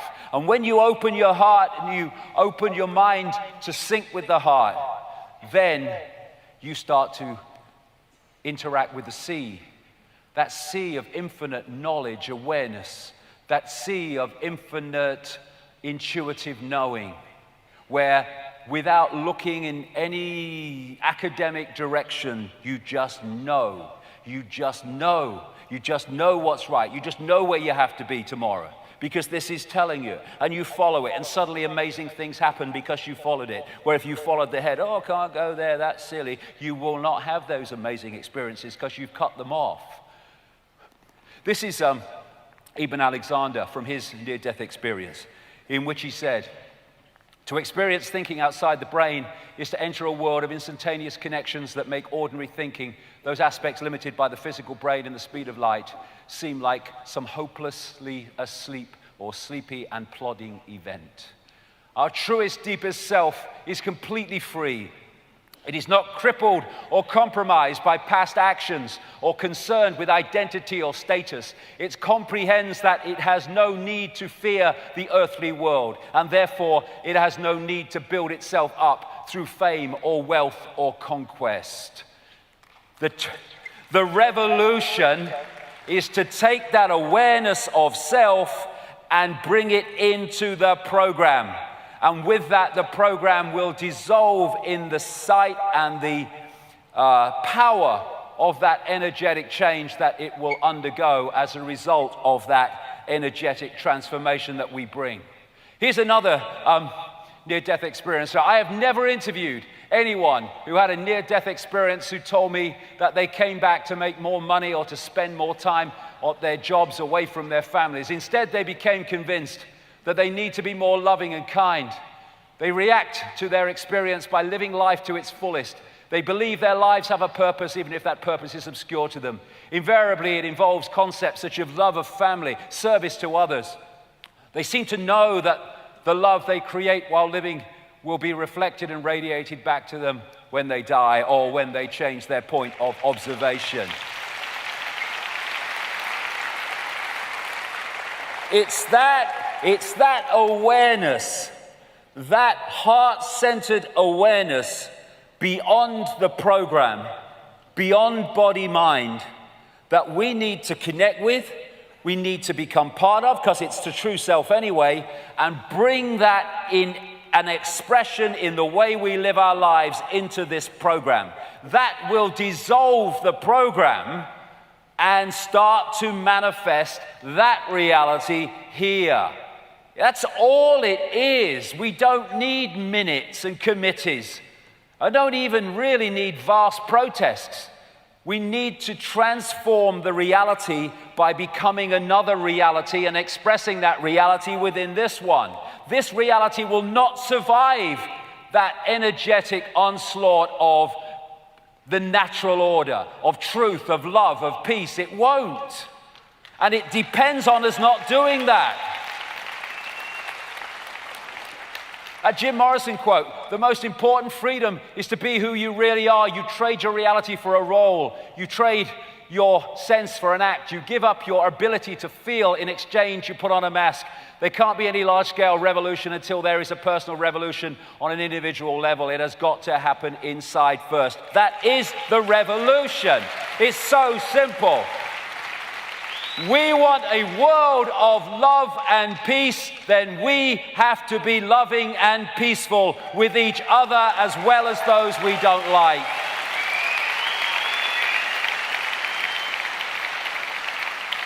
That's it. That's it. It's rejecting the program and rejecting the impulses to follow the program and expressing our freedom, living what we want this world to be, and collectively we will be the world that we want it to be. It's that simple. It's about, as this quote says, breaking down all the pretenses, all the lies that we've been fed, rejecting them, coming to our own conclusions through the heart. This great quote from Osho, the awakened man and woman. People are afraid, very much afraid of those who know themselves. They have a certain power, a certain aura. Why? Because they're accessing high-frequency, vibrational energy awareness information. They have a certain power, a certain aura, a certain magnetism, a charisma that can take out alive young people from their traditional imprisonment. The awakened man or woman cannot be enslaved. That is the difficulty, and he cannot be imprisoned. The awakened man is the greatest stranger in the world. He does not seem to belong to anybody. No organization confines him, no community, no society, no nation. That is the revolution. The revolution of freedom, of being our unique self without permission from anybody. Who's got to give me permission to be me? I don't need it, thank you. I am what I am, I shall express it. I am me, I am free. And this was, this lady, brilliant quote, you cannot stand fully in the truth of your being as long as you continue to demand acceptance, approval, and validation from people outside of yourself. Be willing to piss people off if it means standing up for your truth of who you are.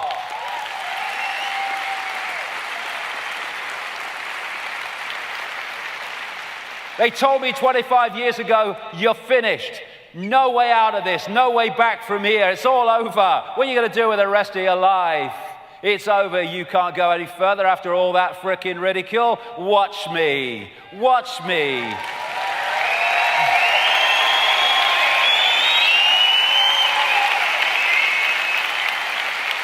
That's the power we have. We don't have to compare ourselves with other people. We are our unique self. We have nothing to compare with. He's got more money, he's got that, he's more famous. Who gives a shit? I am my unique self. It doesn't matter. As long as I express my unique self, I am in my power. I don't need to be anyone else. I am me. I am unique. I am a unique point of attention within an infinite reality. We all are, but we forget that.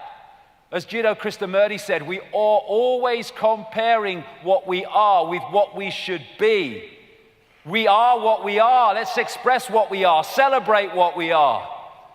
And then the uniqueness, the spontaneity of expressing uniqueness will break the program, which is about suppression of uniqueness and oppression and conformity. We are the revolution if we cease to conform with traditional, programmed, this is how you do it, reality. If you only stay in that area of expression where you are within the program, how can anything move forward? You're going round and round. All the great changes of society and changes of anything, the great visionaries, all of them, have been ones that have walked out of the program and taking the shit for doing so. Because out of the program is the only way you're going to push on in terms of understanding what life is about, who we are, and where we're coming from. The greatest fear in the world is the opinions of others, and the moment you are unafraid of the crowd, you are no longer a sheep. You become a lion, and a great roar rises from your heart. The roar of freedom, of being you and not someone else's version of you.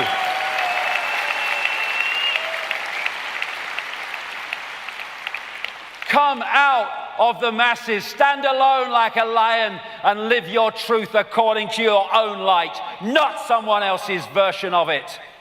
Expressing our uniqueness is a revolution that will change everything because the program depends on that not happening. It is better to live one day as a lion than 100 years as a sheep. What's the point?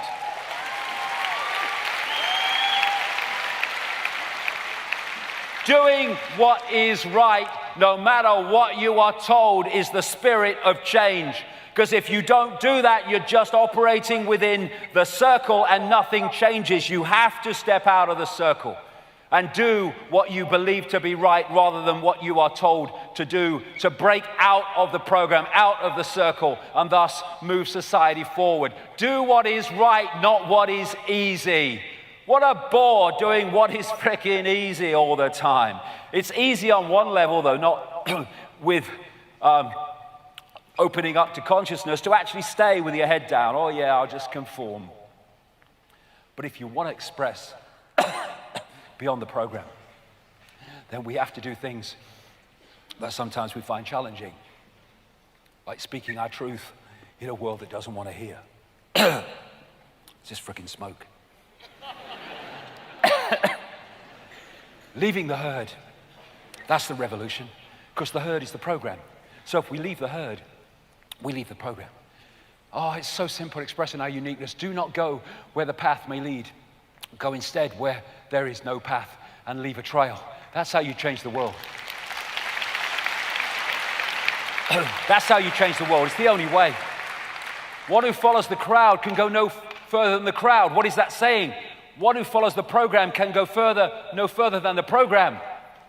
And you stay in the matrix. Those who walk alone are likely to find themselves in places that no one has gone before. And it's those that have gone there and brought that back, brought that awareness back, that have, through what we call human history, changed everything. And the only things that have changed everything.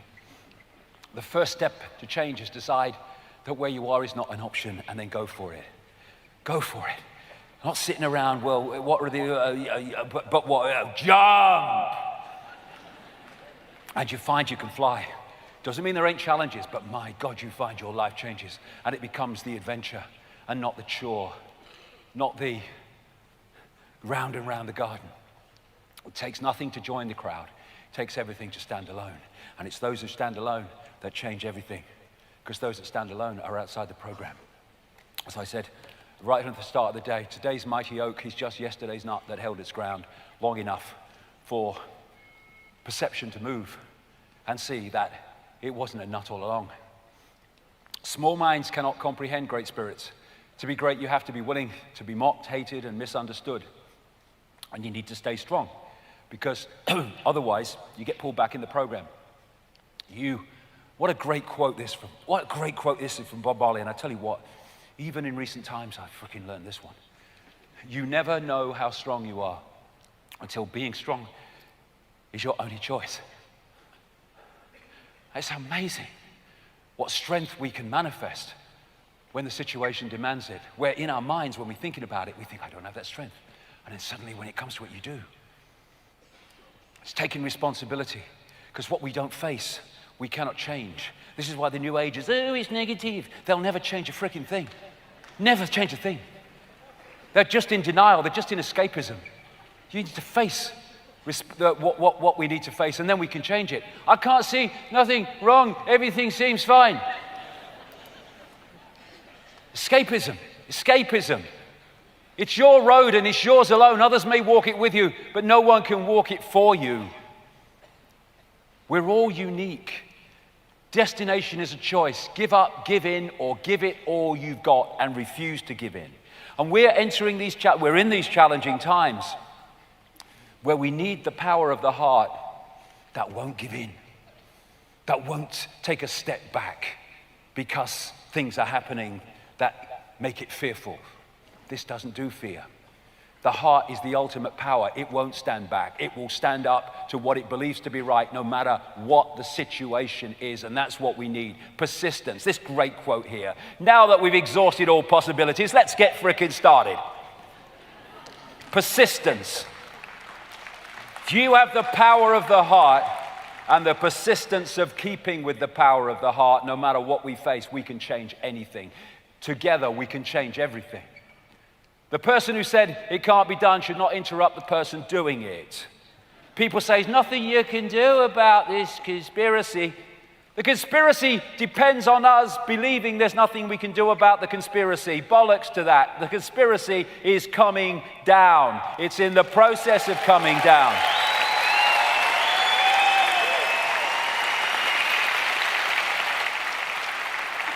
It may not seem like it, but my God, the cracks in the dam are becoming more and more obvious. There's a phenomenal wake-up going on around the world.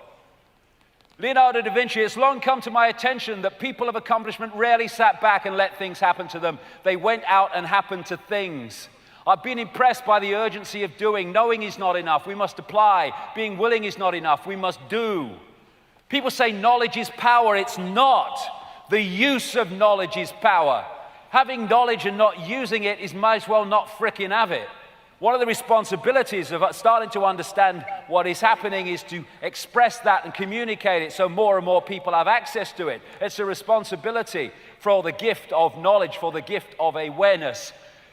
The only way to deal with an unfree world is to become so absolutely free that your very existence is an act of rebellion. That is the revolution.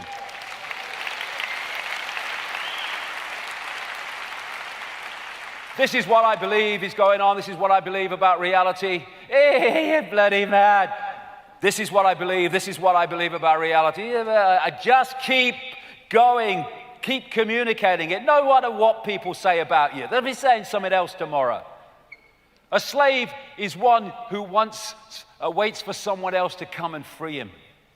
How have we seen that through history? People under oppression waiting for someone else to come and do the business. We need to do the business together. And then, together, there'll be no more slavery. If we stop acting like slaves, there'll be no more slavery. Human race, get off your knees. We get off our knees, we look this system in the face, and we say no more. We're not cooperating anymore with our own enslavement. And the thing is, the power is with us in numbers alone.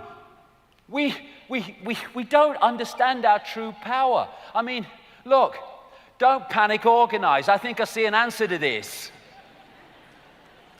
It's in front of our faces.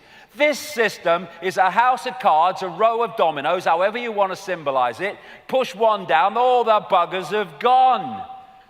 Divide and rule is there to stop us responding to this in unity by fighting among ourselves. I mean, if you've not seen it, it's worth watching on YouTube. This is a video called The Tiny Dot. And what it does is show the numbers comparison between the American people, and this is only some of it, and that which is dictating to the people and dictating their lives and changing the laws that impose themselves on their lives. We are the many and they are the tiny few. And to stop us doing that, they have to divide and rule us. Look, 535 members of Congress dictating to 300 million people. What are we doing? And in fact, it's even less than that are actually doing the dictating. 650 MPs, 63 million people. What are we doing? And it's much less than that again, in fact, who are actually calling the shots. So what they have to do is divide and rule us. So we're fighting among ourselves, and therefore we don't focus ourselves together in unity on the common control system. So they play us off, religion against religion, politics against politics, income bracket against income bracket. And we need to understand that this conspiracy is not designed to enslave Jewish people, Muslim people, middle-class white people, conservatives, Labour, Republican, Democrat, whatever. It is designed to enslave all of us that are not in the 0.1%. That is, for goodness sake, let's concentrate our minds, put down our dividing belief systems, put them aside, and let's unify with what all of us are going to be affected by and increasingly are affected by. Let's look at the control system that wants to enslave us all, and let's work together to bring it to an end, because we have the unity, we have the numbers to do that. We fight among ourselves. Resentment, Carrie Fisher, great quote, resentment is like drinking poison and waiting for the other person to die. Well, let's put this aside, for goodness sake. All this internet stuff you see, all this abuse. You know, at Anonymous, typical example, at Food Nutrition, I'm a 30-year-old fitness fanatic and food expert, and you're wrong, you dumbass. All this is going on. All this abuse. All on these conspiracy sites where all this abuse is going on, and they say they want to change the frickin' world. They're just perpetuating the world that they say they want to change. Look at all this, slaves fighting slaves. Can't we see it? Can't we see that there's a common enemy, if you want to use that word? I don't like it, but there's a common focus that we need to look upon and deal with.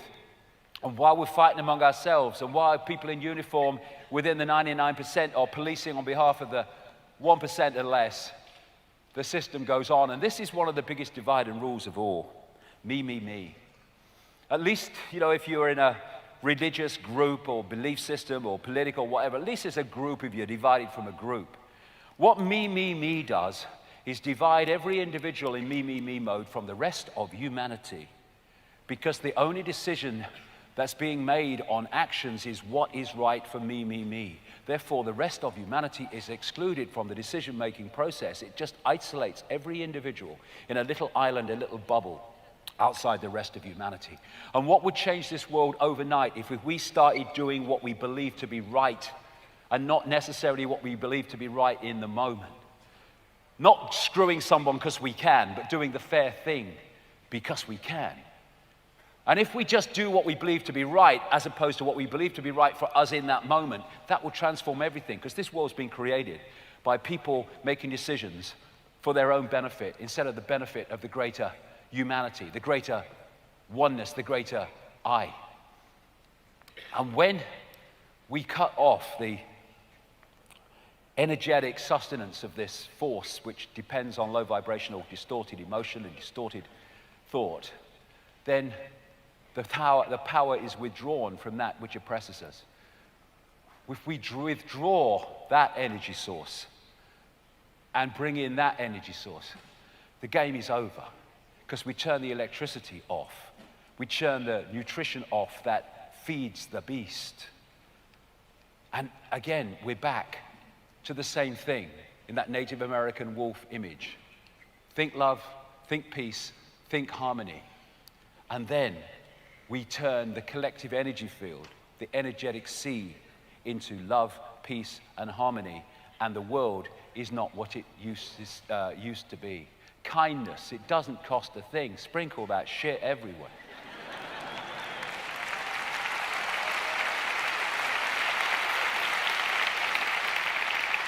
It's a choice.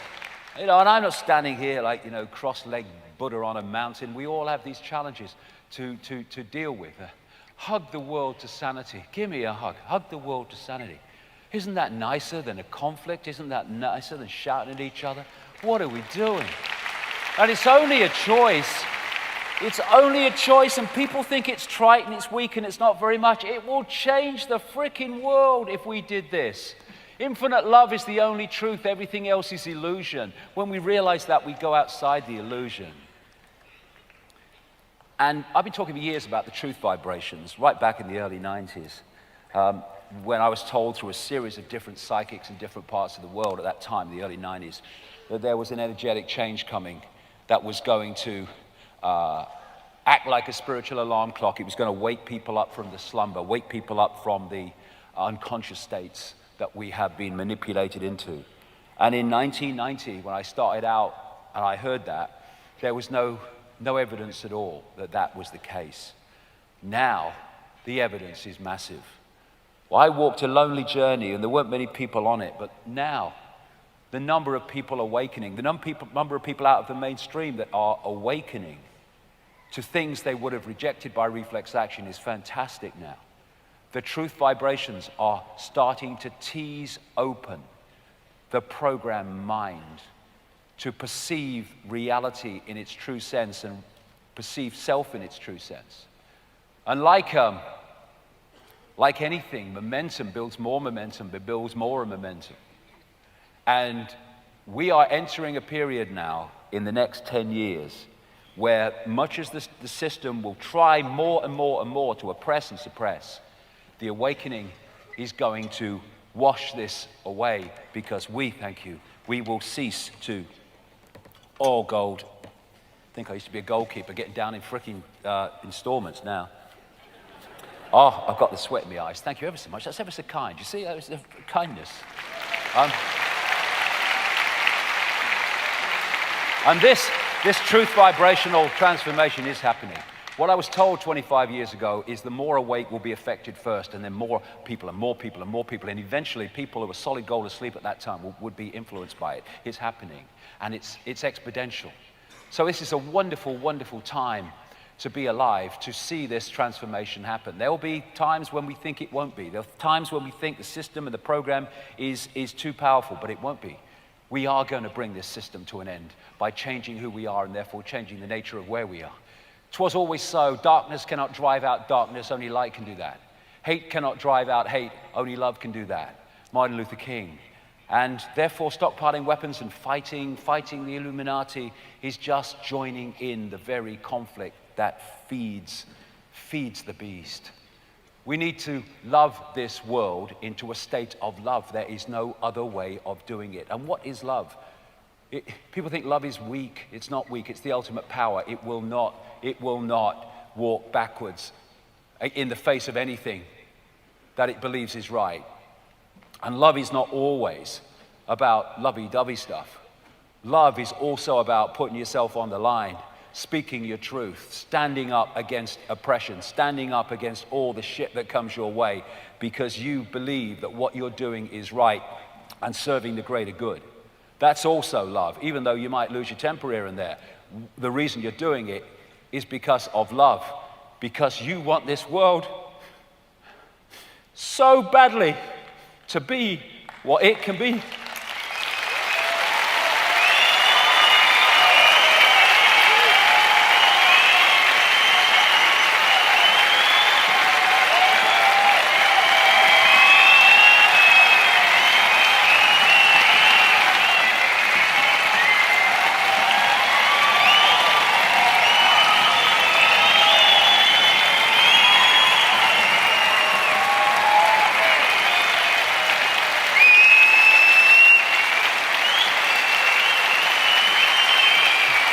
And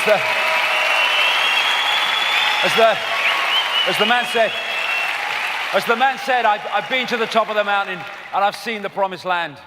I may not get there with you. I'll fricking get there with you. I'll get there fricking with you. I'm not going until this change, this transformation is over. I've invested too much of my life in this.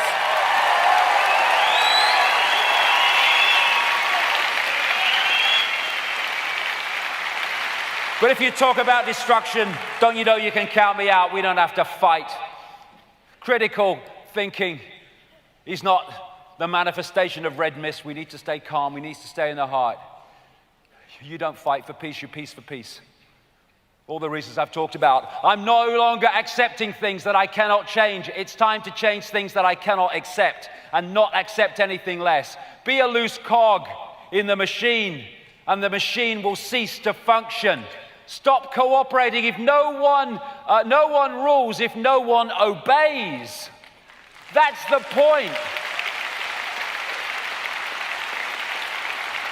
And there's billions of us being oppressed by a few.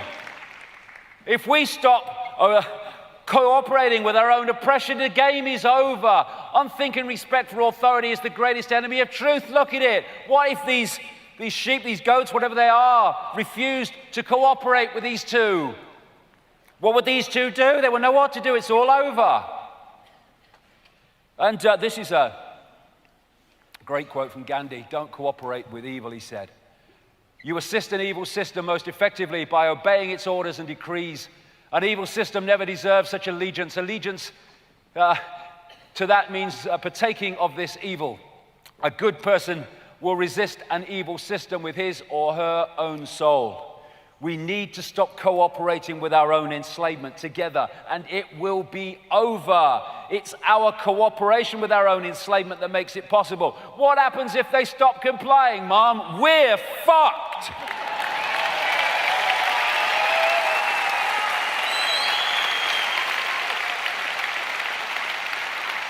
If they didn't comply, they're fucked. Stop complying, start defying. There will be no change. There is no change through the political system. We're not going to change anything through the political system because its very structure is there to stop anything changing. We have to change it by not cooperating with the system. Nothing strengthens authority so much as silence. Freedom or tyranny, that's the choice. Blue pill, red pill. And it is a choice, that's the wonder.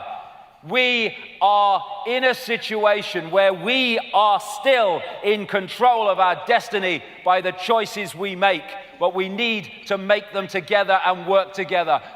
Mind prison or free thought, choice. Matrix has us or Matrix doesn't have us, choice. Awaken from the program. Open your mind to consciousness. Open your mind to all possibility. Open your heart to infinite forever. That, again, is the revolution, and this conspiracy and this fake matrix will not survive that revolution of perception, that revolution of energy, that revolution of frequency, that revolution of human society beyond the bounds of time and space. Open your heart. Open your heart. Make that the point that we interact with reality. Open your heart to beyond time and space so intuitively we get the inspiration, the insight, the knowing that is there to be tapped beyond time and space. Not ahead of our time, beyond time. It's all there just waiting to be tapped into. Saying, come to me, come to me, come to me. People say, when's the cavalry coming? If the cavalry came, it would not be the cavalry because it would be in our frequency and thus in our perceptions. Thus, we have to open our heart to the cavalry, and the cavalry is us. It's not some guy in a spaceship. It is the greater self that we've become disconnected from. Rise of the truth vibrations, this vibrational information change. The heart tunes us into them. The heart starts the revolution, the adventure out of the program into true self. And we start to dance to a different drum. What a great line that is. Those who danced were thought to be quite insane by those who could not hear the music. More and more are starting to hear the music. Awaken, awaken, awaken. We now have a period of vibrational expansion coming up. if we can open our hearts and just tune with it and go with it. Lose yourself, girl, as my mate used to say in the 60s. Go for it, girl.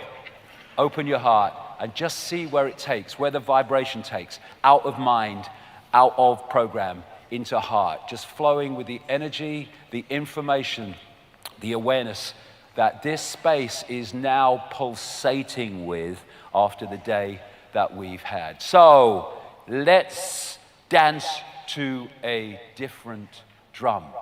Go for it.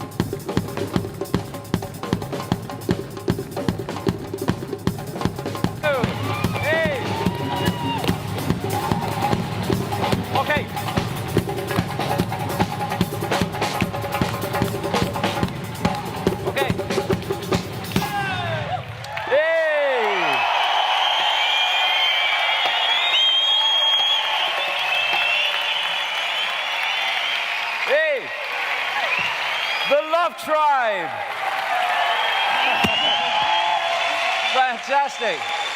See you in a minute.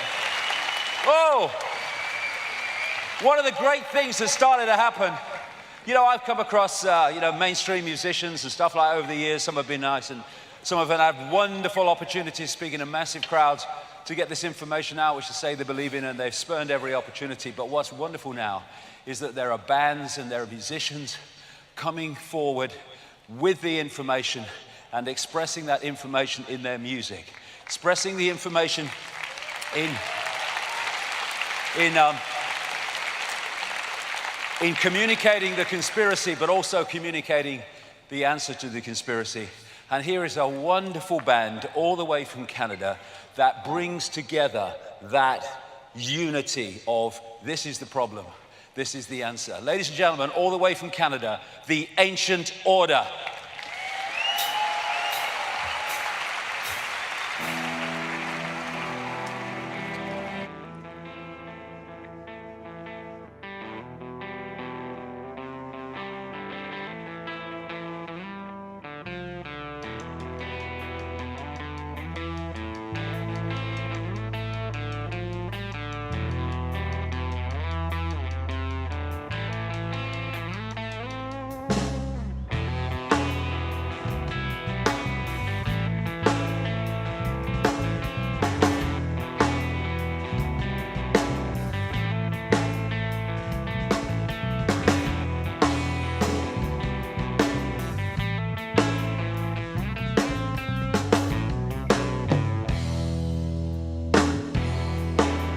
Once upon a monarchy,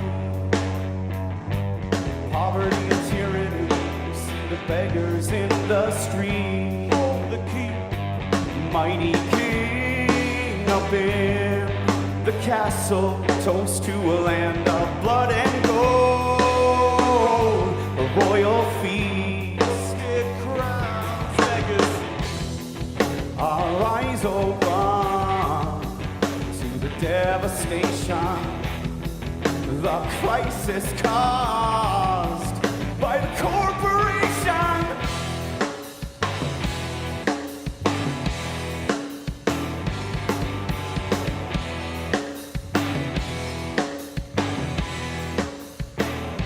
They're building a wall, martial law, police state, big brother surveillance, citizen detaining, mass media manipulation, earthquake destruction, volcanic corruption, rain down hail to the terror storm, cloud, blizzard, hurricane, tidal wave, nature's warning now. Bridge the divide between you and I. We must unite.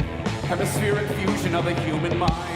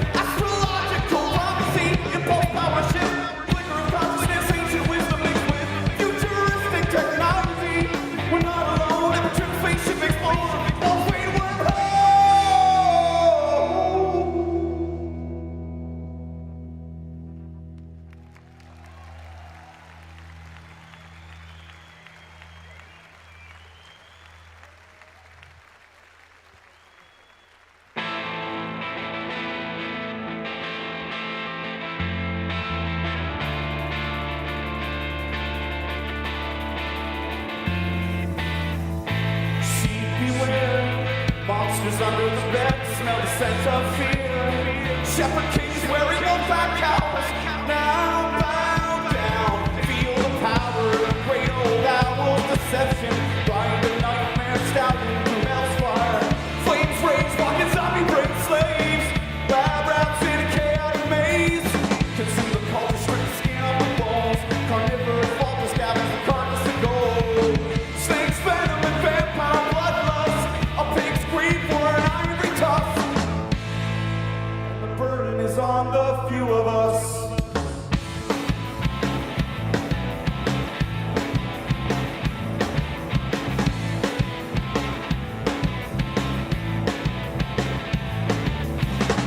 Rise and wake me from this slumber. Break the spell I'm under. Light of day, love is the way. Illuminate, illuminate, illuminate, illuminate, illuminate, illuminate, illuminate.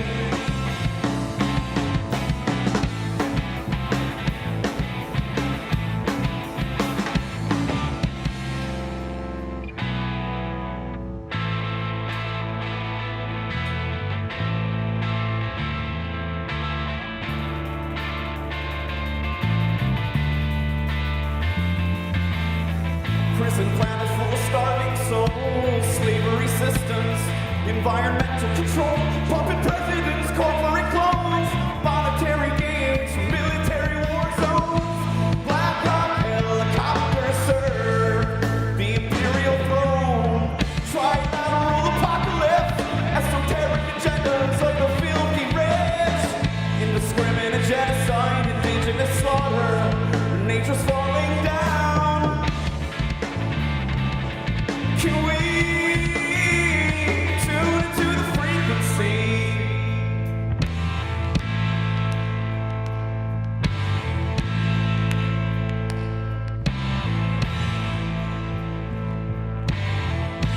There is love and inspiration if we aspire to a higher vibration. Ego had to go. See the phoenix soaring. Metamorphosis. Ceremonial morning. Ceremonial morning. Morning. Morning. Morning. Rise and wake me from this slumber. Break the spell I'm under. Light of day, love is the way to illumination. Illumination. Original intention. A spiritual connection with the world tree and the flower of light, polar energy. Original intention. Spiritual connection with the world tree and the flower of light, polar energy shine. Recycle the mind. Recycle the mind. Recycle the mind. Recycle the mind.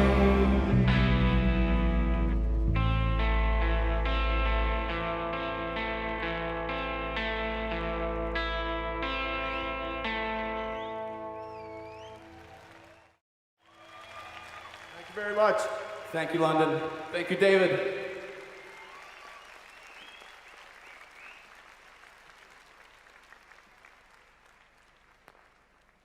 As I said, you know, we love to play Wembley, and I heard their music, and I said, I'd love you to play Wembley, so here they are. And we are looking for a video now, so we can have a bit of a meditation with the heart, and there it comes. And just for a few minutes, if you want to, open your heart and see what it feels like to interact with the world beyond time and space, beyond the point where there are any Jews or Muslims or Christians or black or white or sky blue pink, because we are all one infinite awareness having a different experience. And when we realize that is who we are, then we see the madness of the world we are experiencing. A madness that comes from the illusion of disconnection from each other. The world of holographic illusion, which gives the impression that we are all isolated from each other, when actually we are all the same one infinite awareness having different experiences. And if our perceptions came from this world of the heart, then this world of the gut would cease to be. We have been manipulated to move from heart-centered reality to gut-centered reality. And as a result of that, we live in a world that comes from the gut. It's a choice just to change the point of interaction with the world. And in doing so, change the world we're interacting with. Because this reality is not a one-way download. We post and we receive. And what we post is our sense of being. When we come from the heart, that's what we put into the energetic field. That collectively is what the energetic field becomes. And this is happening, this is changing. Many years ago, I met a man in Canada called Kenneth Mills,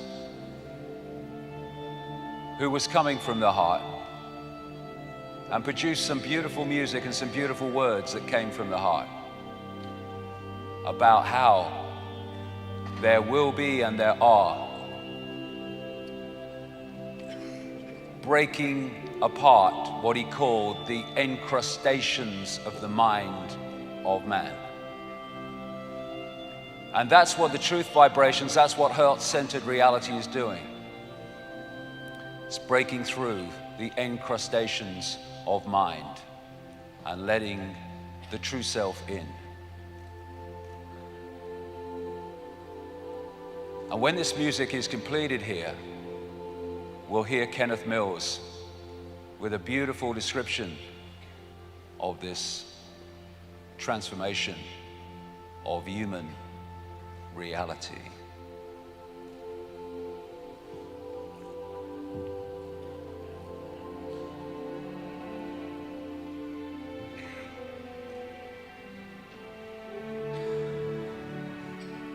The sound of a star. A star, it broke on the sky of time. It broke the horizon of the mind. A star, it came to birth as planned and caused a rift in the mentality of man.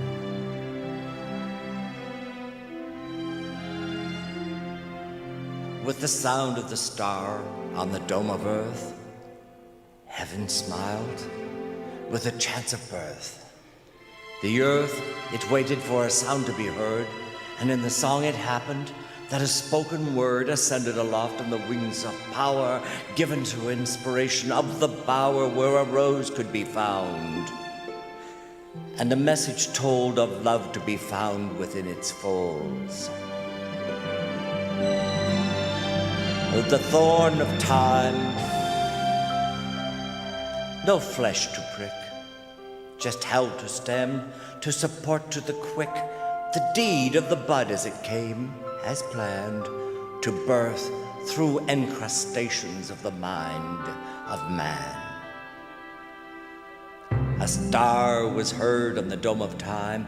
It caused a rift in the mentality, the mind, and man became aware of a cause to spring beyond the star. What is to be found? Leap and find how a tone abounds.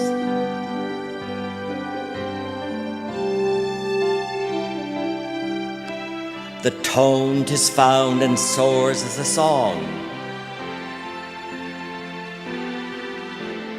A star is found and it sings so long, for on the dome of heaven's gown it beckons earth to be unbound. Among those who see on the dome in sight, there is the star, it shines so bright. It's not in the north, south, east, or west, but in the center of love that eye is addressed.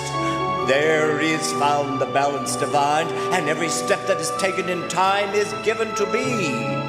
And thus rhythm is found, and truth is marching on earth unbound. In thoughtful reverence to the sound of a star, breaking the limits of earthen jar, may you take the contents and find the awe becoming a star divine. Look up and see.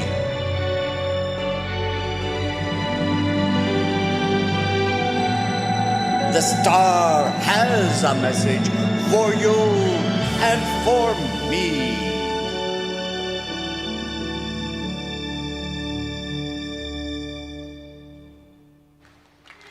Yay.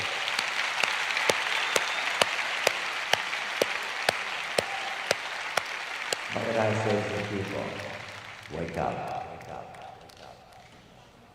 The great Kenneth Mills, he's a wonderful, wonderful man. Okay, from London this time, another band really into the vibe and coming from that space of understanding about the awakening, the healing, the nature of reality. Rebel Control, ladies and gentlemen.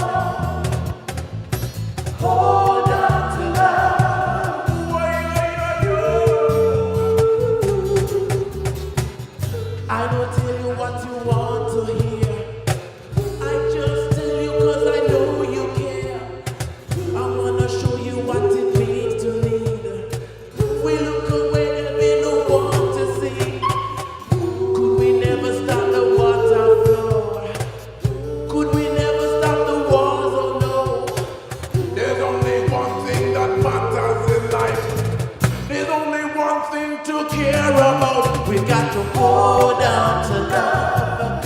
Yes, we got to hold on. Hold on to love. Woy, yo, yo, yo, yeah. Hold on to love. Yes, we've got to hold on. Hold on to love. Woy, yo, yo, yo.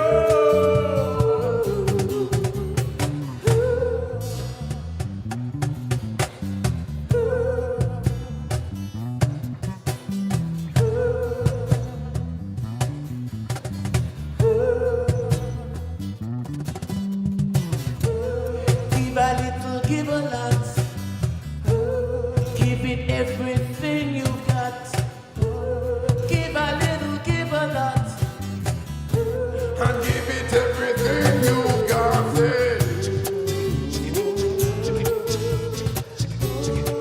Come on, come on.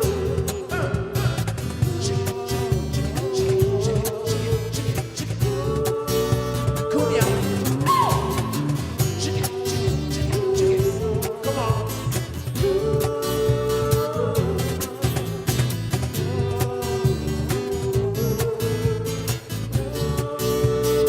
What we gonna do? Hold on to love. Yes, we got to hold on. Hold on to love. Boy, yo, yo, yo, yeah. Hold on to love. Yes, we've got to hold on. Hold on to love. Boy, yo, yo, yo. Hold on to love.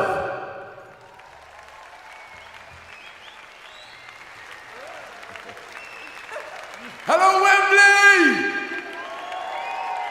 Hey, I have dreamt of saying that for years, man. And thanks to David, it's come true, you know, so that's big respect to David.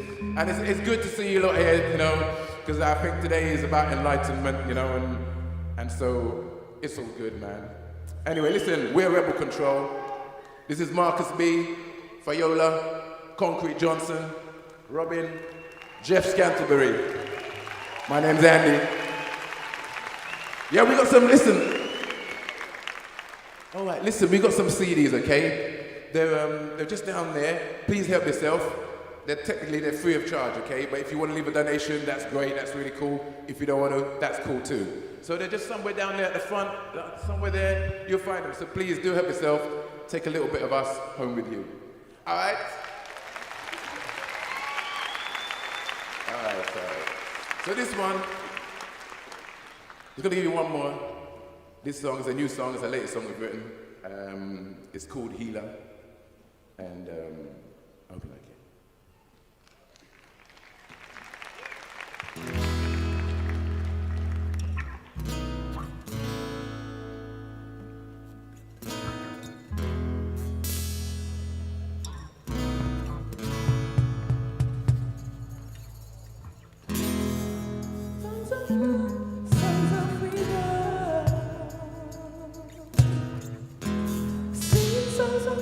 Singing songs of freedom.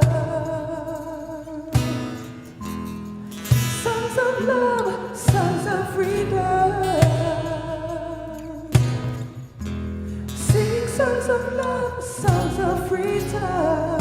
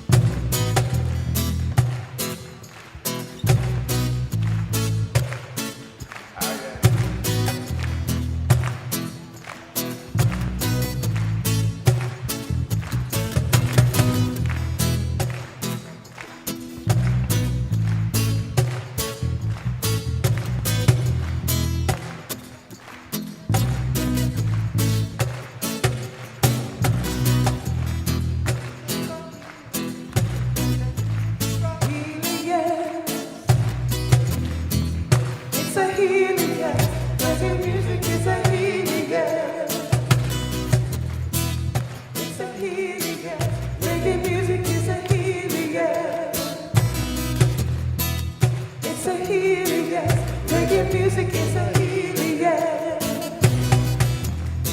Well, it's a healer for your heart and soul. Pick you up in times when your spirits are dropping down low. A meditation for the heart and soul. Uplifting us all in a world that can be so cold. Share a little smile, share a little love. Spread a little more, smoke a little more. Spread a little peace, love and understanding. Yeah. Singing songs of freedom. Singing songs that we believe in. As we're traveling together on this long and winding road. It's a healer, yeah. Reggae music is a healer, yeah. So it's a healer, yeah. Reggae music is a healer, yeah. It's a healer, yes. Reggae music is a healer, yeah. It's a healer, yes. Reggae music is a healer, yeah.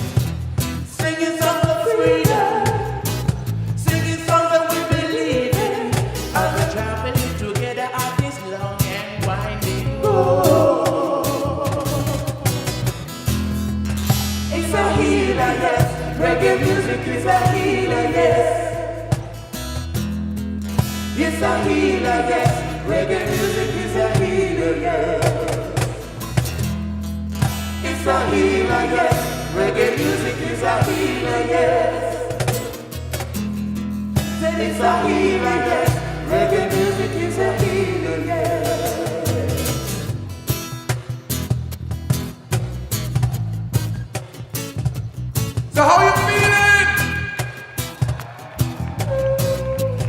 I said, how you feeling? Well, I know David has entertained you for the day and the dances and the other bands. So we, as Rebel Control, just want to say thank you very much. Thank you, David, as well for having us here.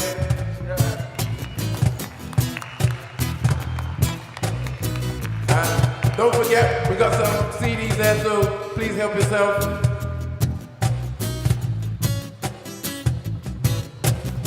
So from the band, from all of us, one love, peace and love, always. It's about the love, it's not about the money. It's always about the love.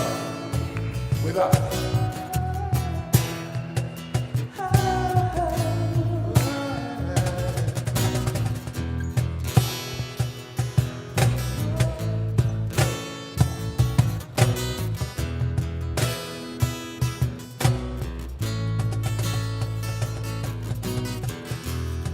Songs of love, songs of freedom. Singing songs of love, songs of freedom.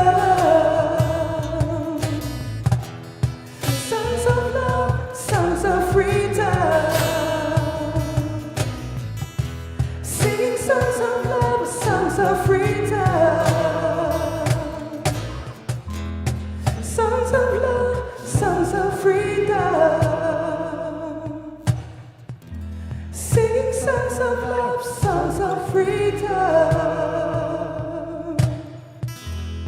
Songs of love, songs of freedom. Yeah. Singing songs of love, songs of freedom.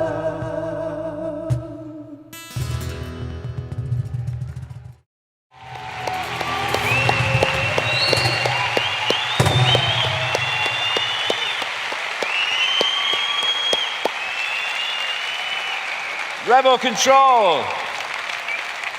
Now, if anyone was here 2 years ago, they'll know I love me Irish music. And you know what I love about the Irish jig and the Irish music? Is Richie Allen here? Where are you, Rich? There you go. This is for you. This is for you, an Irish jig. Because it's about, it's joy. It's this freedom of expression, this wonderful joy that comes from the Irish jig type music. So, cue Irish jig type music. Go, here we go, here we go.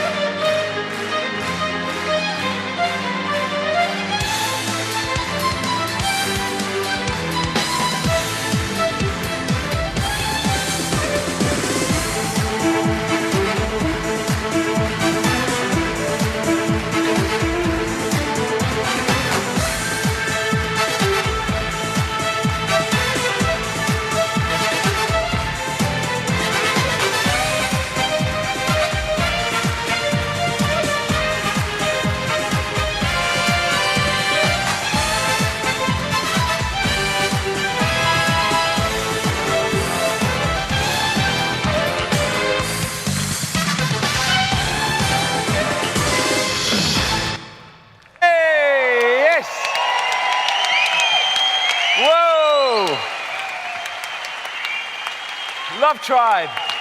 See you for gas. Whoa, thanks, guys. Oh, dear, I need a drink. Oh dear.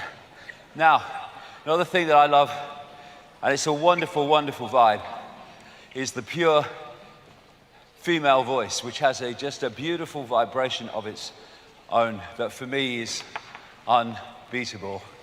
And here is a beautiful female voice, Louisa Love, just getting ready now.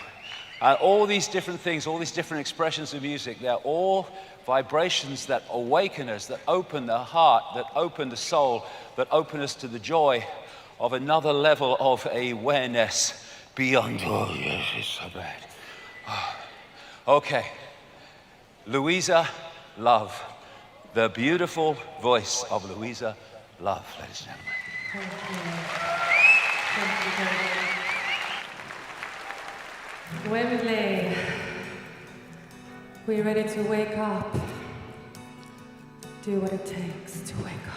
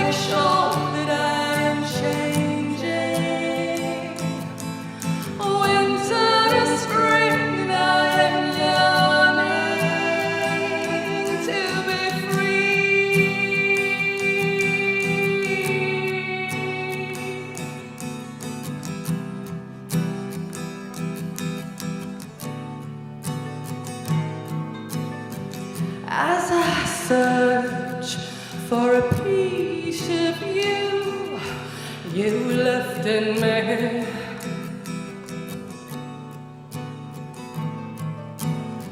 I lose myself, I lose my strength, I lose my dignity.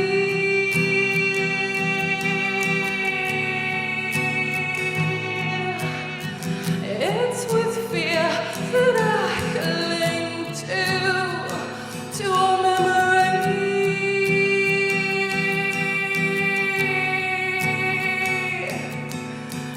And I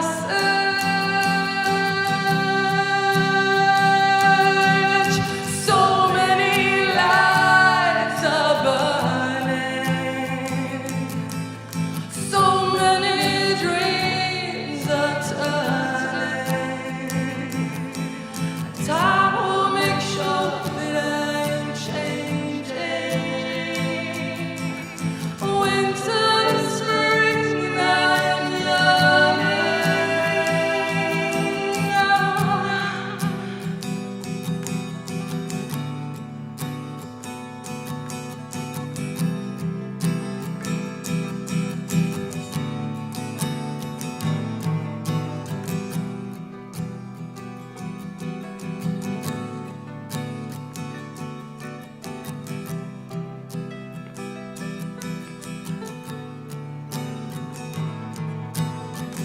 Divided, divided, divided, divided, divided, divided.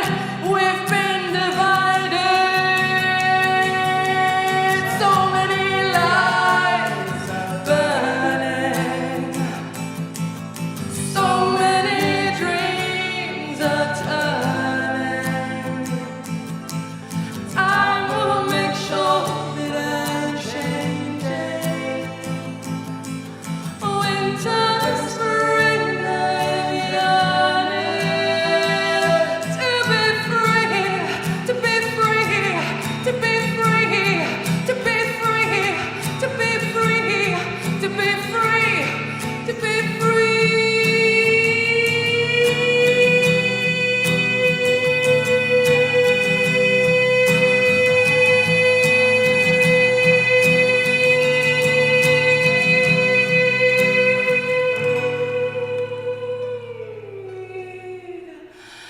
to be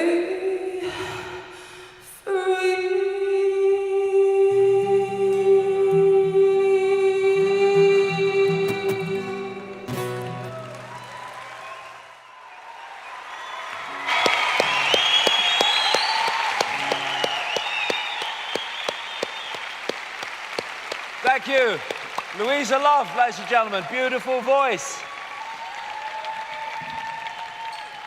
Okay, before I say a few words to complete the day, one more song, and it's from Gareth Icke. You know the words now.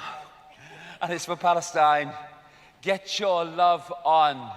Fantastic song. Get your love on. Get your love out there. Change the freaking world. Cue Gareth.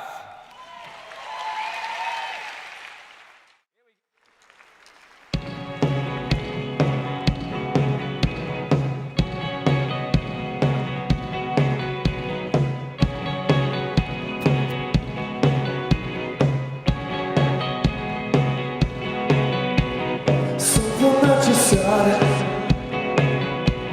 spin around my head.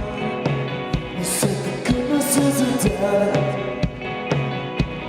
We believe I'm right. To you, bye-bye, Lord. To you, righteous, Lord. To you, bye-bye, Lord. To you, righteous. Get up, get up, get up, get up. Just got your love on. Get up, get up.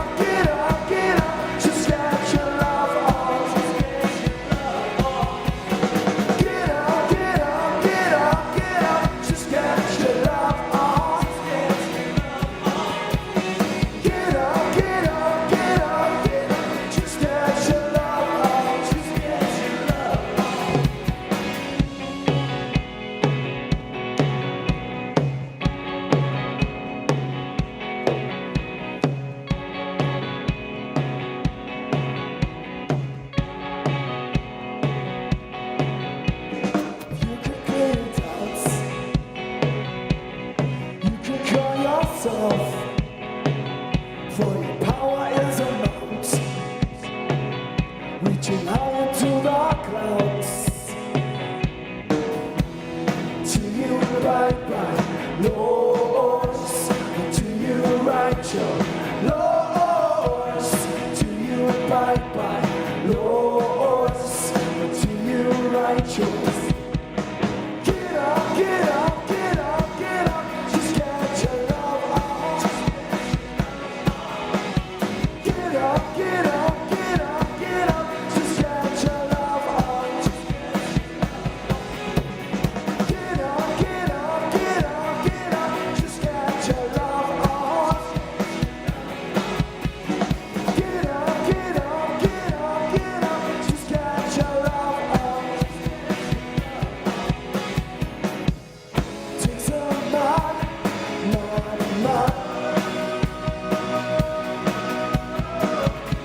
to build all the walls, shatter apart. Takes a man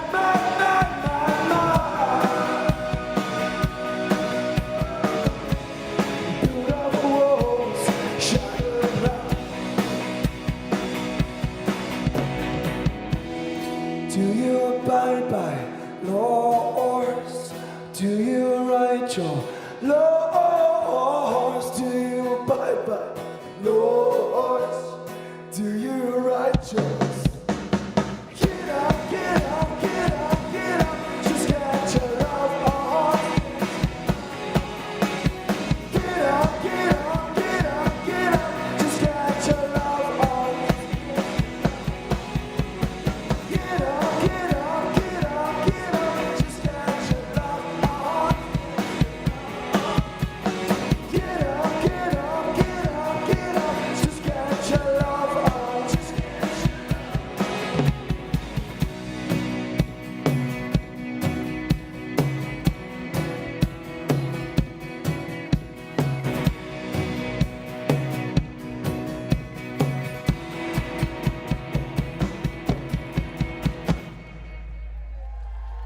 Thank you.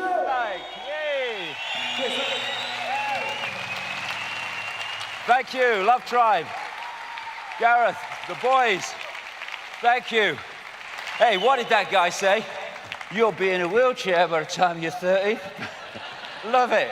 Losing me trousers, losing me shirt.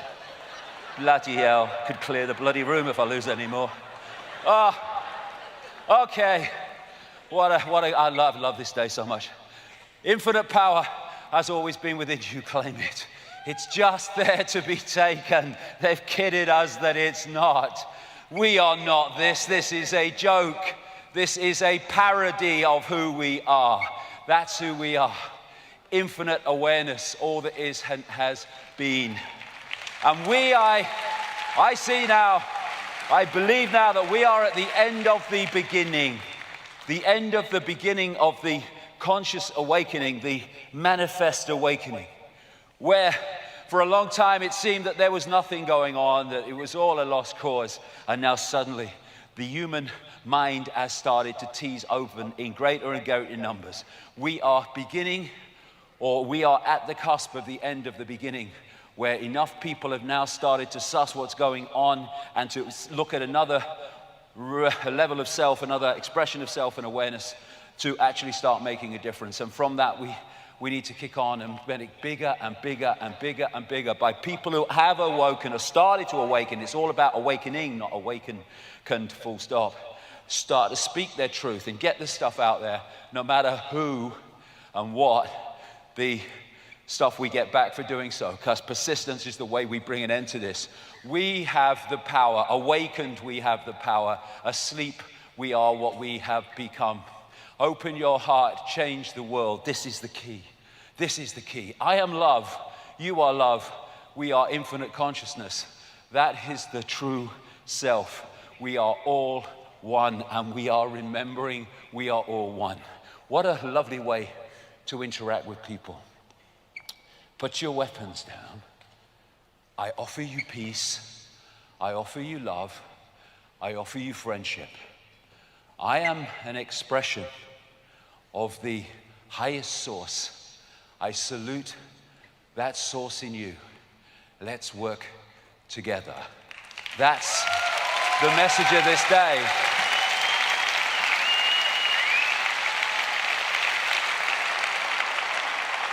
When we come together, the tyranny is over. When we love each other, the tyranny is over. We will paint a new picture, a new tapestry of human experience because we have the power to do so. Human race, awaken, awaken, awaken! Thank you, good night. Thank you. Thank you. Thank you very much. Thank you. Thank you. Thank you very much. Thank you.